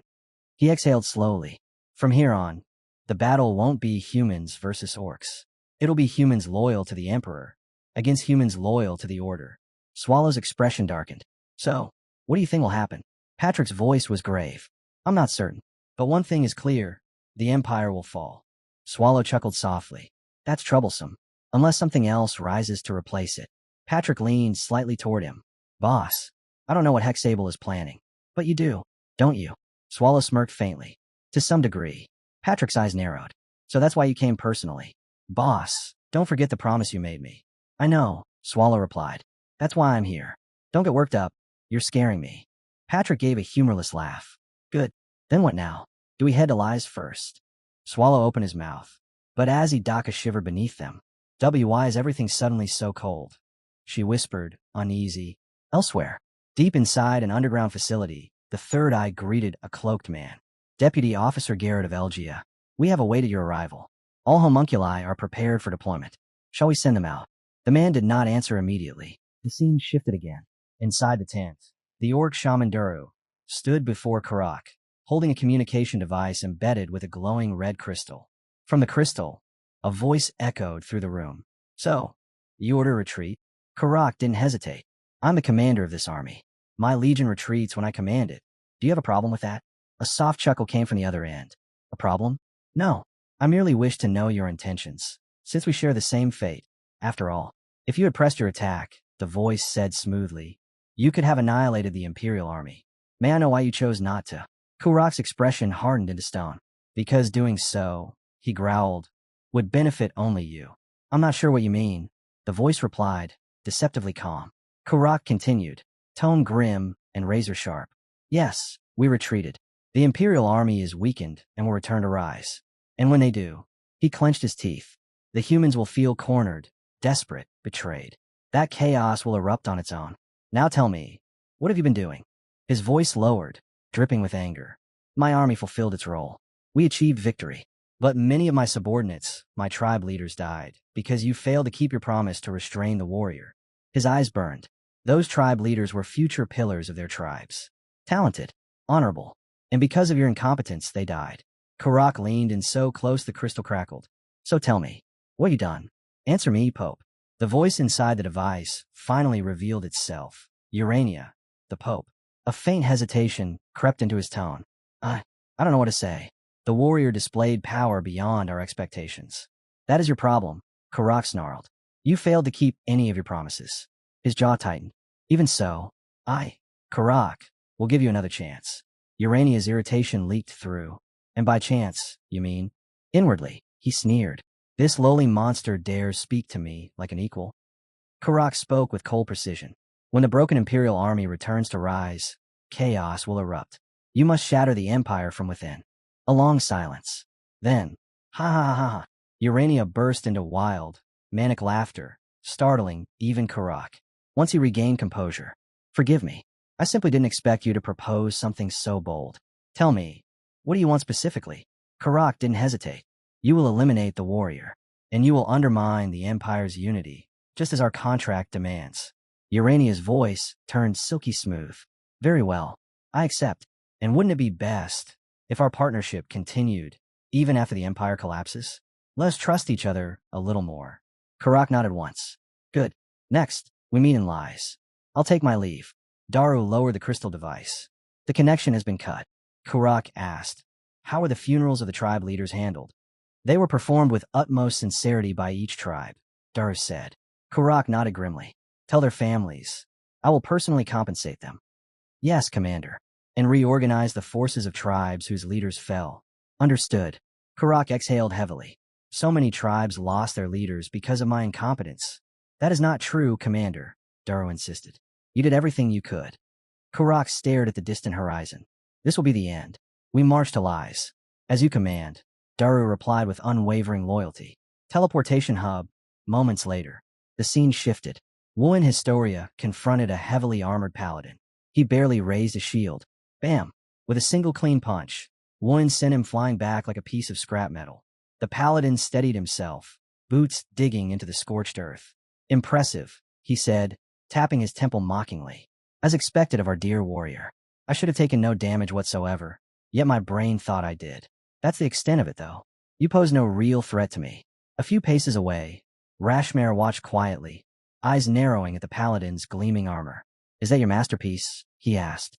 The paladin's face twisted in disgust. Please, that name is revolting. Call it what it is. A holy artifact. A supreme one. He smirked. And the great warrior can't even scratch it. Naturally, as long as I stand here, your little struggle ends. Historia didn't wait. She shot forward, footwork sharp as lightning, landing blow after blow. Each strike so heavy it cracked the earth beneath them. Yet the paladin barely budged. He tried to leap back, but she hooked his leg midair, yanked him down, grabbed his face, and slammed him into the ground hard enough to crater the stone. We'll see about that, she growled. But inside, why wasn't I told anything? Am I unfit?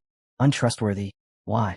The paladin raised his shield in time to block her next strike, shoving her away and scrambling back to his feet. He swung his blade in a brutal arc. Historia barely dodged, breath tight. Why did it all hide everything from me? I don't want secrets. I want to become someone everyone can trust. A warrior worth relying on. Starting now, that's who I'll be. She planted her feet and charged. Her gauntlet collided with the paladin's shield. Crack! A spiderweb fracture spread across the holy artifact. His eyes widened. Historia exploded forward. After images tearing around him, blows raining from every direction. What? This is impossible, he thought. Her strikes, they're piercing the holy artifact. Is this what a warrior truly is? Her gauntlet splintered under the force, then shattered completely. But even barehanded, her power only grew. A blue aura ignited around her fist, surging, swirling, roaring. She drove her final punch into his gut. Boom! The paladin screamed as his body twisted, armor buckling, collapsing in a heap. Silence. Then Rashmare exhaled, stunned. Good lord. At this point, I'm not even sure I deserve to be called a previous warrior. Lies, outer wall. Nightmarish screams filled the burning district below. Deputy Officer Garrote stood atop the ramparts beside the leader of the Third Eye, the flames below painting their faces in hellish red. So, this is the plan the captain prepared. Garrote murmured, voice trembling. The Third Eye leader's reply was cold. You agreed to it. Even after learning everything. I did, Garrote whispered. But seeing it with my own eyes, it's different. It is a necessary sacrifice, the leader insisted. Exactly as the officer described. Garrote's hand tightened into a fist. Our own citizens, dying like this. This is a necessary sacrifice. Her thoughts drifted painfully. What would Wen think if she saw this? Footsteps slammed against the stairs. A third, I member running breathlessly toward them. The orcs have reached our second inner castle. The Third Eye member reported, breathless. They're moving faster than expected. The leader's expression tightened. They're rushing toward the Imperial Palace, aren't they? Yes. Kurak himself is leading the vanguard. He's commanding their entire army. The leader turned toward Garrote. Deputy officer, the time has come. You must make your decision. Before Garrote could speak, thud, a figure landed on the wall. Armor gleaming with intricate magical runes. Dame Sion. Garrote, he said, voice firm. Sion, she replied. Is everything prepared? I've received the equipment from Woin and Rashmare, Sion answered. They'll be arriving shortly. Garrote lowered her gaze, voice trembling despite her strength. You're as strong as ever, Sir Ion, but I truly don't know about this. She clenched her fist. I was determined to follow Arla's orders, no matter what. Even now, I want to believe he did everything for the Empire's sake. At least, I want to believe that. Sion stared at her, silent for a moment. Even after seeing this slaughter, Garrote hesitated. I don't know anymore. That's exactly why you must act, Sion replied. She blinked. Because we are the ones who brought this catastrophe upon them, Sion said. We must accept punishment for our responsibility. That is the only answer I see. Garrote's breath hitched. Sion rose into the air, wings of mana spreading behind him. Then I'll depart and complete my mission. As he flew away, Garrote whispered, punishment. She turned sharply to the Third Eye leader. Enforce the plan the moment Cersei finishes his mission. Understood. Yes, the leader replied. Patrick and Swallow rode atop Azidaka as she circled over the city, wings slicing through the smoky night sky. "We're here," Azidaka announced. "So soon." Patrick blinked. "That's 2 months by carriage." He exhaled. "You're fast, though honestly, not impressive. You reached Miss Mel's castle in half a day last time." Azidaka winced internally. "They're treating me like public transportation." "Why?" Swallow grumbled, adjusting himself. "Can you get your cape off me? That fall was a mistake. I already apologized to Mel." Patrick corrected him immediately. "That wasn't a mistake, boss. That was a failure." He sighed again. Swallow stared at him with a blank expression. Patrick frowned. "What's with that creepy look?" Inside, Swallow's thoughts churned. "If I shove him off, at least I won't hear him nag anymore. No, I can't handle the consequences if he survives. Forget it." "Whatever," Swallow muttered aloud, yawning. He exhausted himself thinking pointless things again. Patrick mumbled. "So, what now?" "Hexable isn't anywhere in sight." "She's underground," Swallow said lazily. "She's too big to show up on the surface." Azidaka asked nervously. "Are we going down now?" "There are still humans everywhere." "Not yet," Swallow replied. "Keep circling. We'll be here for a few hours." Hexable catches on fast. In an opulent chamber lined with golden trim, Pope Euresia reclined comfortably alongside a high-ranking viscount. A nervous order member rushed in. "Your Holiness, the Orc army has breached the second inner castle. Our soldiers are holding the walls, but the mystical beasts are preventing any counterattack." "You've done well, my brother," the Pope said gently, almost serenely. "Tish, thank you, Your Holiness. If you go downstairs," the Viscount added with a courteous bow, "the maid will attend to you. Please rest." After the man left, the air shifted. The Pope let out a tired sigh. "You don't need to act so politely." The Viscount only smirked. "Politeness? No, Your Holiness. I simply want to leave a good impression. After all, your clergy will rule the empire soon enough." The Pope chuckled softly. "Such piety will not go unnoticed. Grace will follow you." Before the mood could settle, a man burst into the chamber. "Your Holiness, the Paladin has returned." "I'll greet him myself," the Pope said, rising with unusual excitement. Moments later, the hall erupted in applause as the Paladin entered. "I've been waiting for you, brother," the Pope greeted, pulling him into an embrace. But the Paladin didn't return the sentiment. He stood stiff, silent. "You seem troubled," the Pope said, studying his face. "Did something happen?" The Paladin finally spoke, voice low. "At the hub, we fought a Historia. Many of our Rolthos died." "I see," the Pope murmured. "It's all right. You returned alive after facing such a heretic. That alone signifies victory." The Paladin leaned in, whispering, "I eliminated all the warriors. And if you listen, you can hear the orcs marching toward us." The Pope's eyes widened in delight. "Good. Very good. Your contribution is immeasurable." He stepped away and addressed the gathered clergy. "Rolthos, the crusade begins ahead of schedule. The orcs move faster than we predicted. Your roles are more crucial than ever. Prepare yourselves." But the Paladin didn't clap. Instead, he scanned the hall slowly. "Is this all of you?" The Pope blinked. "What? Are you expecting more?" The Paladin's tone dropped to ice. "Then you truly don't know. Because you're not the one I'm looking for." The Pope froze as the illusion cracked, like glass splintering under pressure. Standing there was not the Paladin. It was Dame Sion, eyes sharp as blades. "So," Sion said quietly, "this really is all of you." The Pope stumbled back. "Ichiro Sion, how did you? Did the officer send you? Or did Tracker Garot discover something?" Sion didn't bother to answer. "The Empire is finished," the Pope hissed. "Instead of siding with those heretics, why not join us?" "Not interested," Sion replied coldly. He rose into the air as mana surged violently around him. A heartbeat later, a colossal explosion erupted from his body, swallowing the hall, the clergy, and everything inside in blinding light. "What was that?" the Third Eye leader demanded. Garot stared at the pendant glowing blue in her hand, her expression turning grim. "The Pope's pendant," she whispered. "The officer tucked it away earlier." The leader's eyes hardened. That flash was his last breath.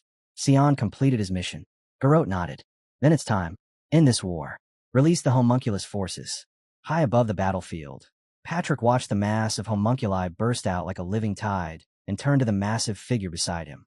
"Boss, that's insane." Swallow stood atop Azahadika's colossal form, dark aura rolling off him like storm. "For real," he growled. "They actually did it. Humans, why do they never listen?"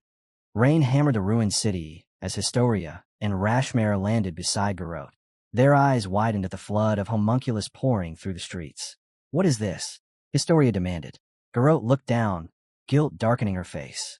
I'm sorry, woman. I wanted to tell you later, but I can't hide it now. She lifted her gaze toward the dying city. This is the truth Tharl was hiding. His fingers wrapped tighter around the iron handle. This is the last of them, he whispered. With a slow, grinding pull, the heavy door swung open, and a suffocating silence seeped out, thick and unnatural. Then the shapes emerged. The final homunculi, white, twisted, hollow. The end result of years of forbidden research. A crooked smile tugged at his lips. No, show me. Show me the result of my work. He raised his hand. Children of chaos.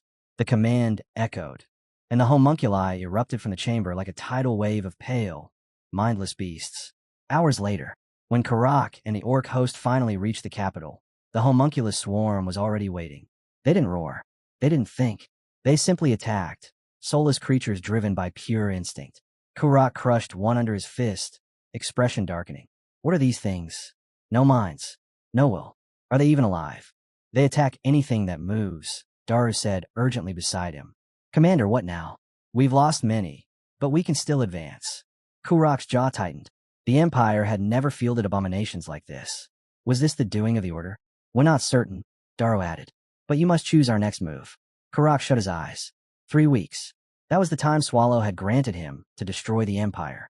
And that time was nearly over. His eyes snapped open, burning crimson. The next moment, a thunderous roar exploded from his chest, shaking the entire battlefield. The ground trembled, cracked, split wide, and from the depths rose a colossal shadow. A mountain of flesh and sand tore upward. The Sandhell Mother, Hexable, a boss monster of legend. She hit the ground like the wrath of the desert, devouring homunculi in enormous gulps, ripping through the battlefield with terrifying force. Karak stepped forward, eyes blazing red. There is no retreat, he declared. The Empire ends today. Across the capital, buildings crumbled beneath Hexabel's weight. Homunculi were obliterated wherever she moved. From a distant tower, the third eye leader watched, face drained of color. Impossible. That's Hexable of the Sandhell. Boss monsters don't appear together. Rashmare looked over at Historia. Whatever's happening now, nothing like this has ever happened. Kid, where are you going? She asked as Historia stepped away. I'll be back, Historia said, voice trembling. Historia. Garrote called after her. Historia turned around with a broken smile, wiping tears from her cheek. When this is over, you're going to tell me everything. Promise. Garrote swallowed. Yes, I promise. Rashmare sighed. At this rate, I'm going to catch a cold. You don't have to come, Historia muttered. I'm not letting my disciple walk alone twice. Rashmare shot back. I'm staying with you till the very end. Historia nodded once. Let's go. Together, they charged straight into the storm. High above, Azahatika circled like a massive shadow. Patrick glanced at Swallow. Boss, then what should I do? I'll come along, the dragon added eagerly. Swallow's eyes shifted to Patrick. You deal with the rest. By the rest, you mean Karak. But what about you? Swallow rolled his shoulders, expression bored yet deadly. Me? I need to go have a chat with Hexable and the homunculi. Do I have to? Patrick didn't even finish the sentence. Swallow was already gone. He jumped off Azahatika's back, plummeting straight toward the battlefield like a falling star. Boss. Seriously. Patrick dragged a hand across his face. Then he glanced at the dragon. Lower the altitude, please. Azahatika's giant wings wavered. Are you sure letting the swallow fall from this height is wise? Patrick groaned. If he could die from that drop, I wouldn't be dealing with this nightmare. Back on the ground, chaos tore through the Third Eye ranks. Dame Garrote, the leader shouted. The homunculi can hold off the orcs and Karak for now, but if Hexable interferes, everything falls apart. At this rate, we're finished. It'll be fine, Garrote forced out. We have one and Sir Rashmare. A dungeon boss won't. Her words broke. A searing agony ripped through her arm, the very arm Swallow had cut off. She collapsed to one knee, clutching the trembling stump. What's happening? The leader demanded. Garrote's eyes shook. This never happened before. Why now? Her voice trembled. Is he here? Far away. The old officer shot awake with a broken gasp, blood still dried across his chest. He stumbled into the corridor, clutching the wall for support. You're here, he whispered, fear swallowing his voice. I saw it, with my own eyes, on the battlefield.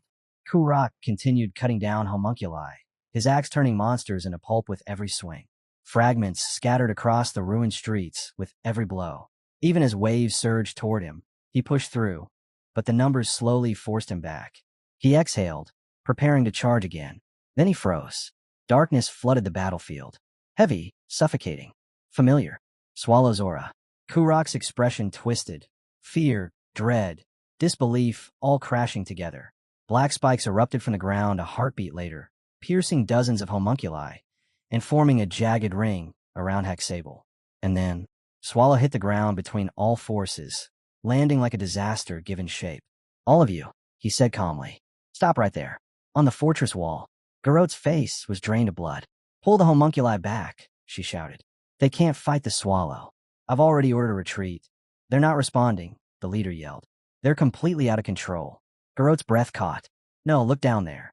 The homunculi, mindless, bloodthirsty, charged at Swallow. Swallow watched them, then sighed. "You just don't listen, do you?" His aura surged, a violent explosion of darkness. Homunculi were shredded midair, torn apart before they could even reach him. "Well, it's fine," he muttered. Fewer listening ears. He lifted a hand. Mana flickered. Weak, simple, almost insulting. A beginner spell, barely above children's magic. Ice ball. And he flicked it casually toward the city wall. The moment the tiny ice ball touched the stone wall, the world blew apart. A monstrous explosion swallowed the battlements, tearing stone, steel, and soldiers into a cloud of dust. Garot and the Third Eye leader vanished inside the shockwave. Swallow squinted through the debris. "Oops," he muttered, waving at the cloud. "Too much dust. Human spells are so annoying." He cracked his neck casually. "Now then." Kurok finally staggered forward, still stunned by what he'd witnessed. "Swallow, why are you here? Our agreement's time limit hasn't expired yet." "I'm not here about that," Swallow replied. "I'll deal with you later." "Then why interfere? I told you not to get involved in the Empire War." Swallow stared at him, flat, unimpressed, as if Kurok had just said the dumbest thing imaginable. "Dude, Hexable is literally standing next to you, and you still don't get it." Kurok stiffened. "If this is about me not informing you of my alliance with Hexable, fine. I apologize. I'll compensate you. But if you're stopping the war for that..." Swallow cut him off. "There's no way you and Hexable teamed up out of goodwill. More likely, you told her to join the war if things got bad. And she demanded something in return, something hidden in Lee's, something you promised to bring her." His eyes narrowed. "And naturally, you thought you could hide it from me. But I noticed. So I came." Kurok hesitated, unable to deny it. Swallow raised a finger. "Anyway, I don't fully understand the details yet, so I'll give you 5 seconds to explain." 1. Kurok panicked. "Wait, listen, we can talk." 5. Swallow shrugged. "Time's up. Screw off." A blast of pure darkness detonated from his palm and slammed into Kurok, launching the Orc commander across the plaza. He smashed through a building, the impact collapsing it into a pile of rubble. Swallow turned to face Hexable. His voice was calm. "Cold. Your turn. Choose your words carefully.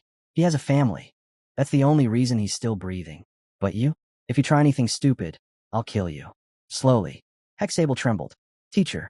Swallow ignored the title. "Let's see. How much have you figured out?" "From the ruins." Kurok dragged himself upright, bleeding but alive.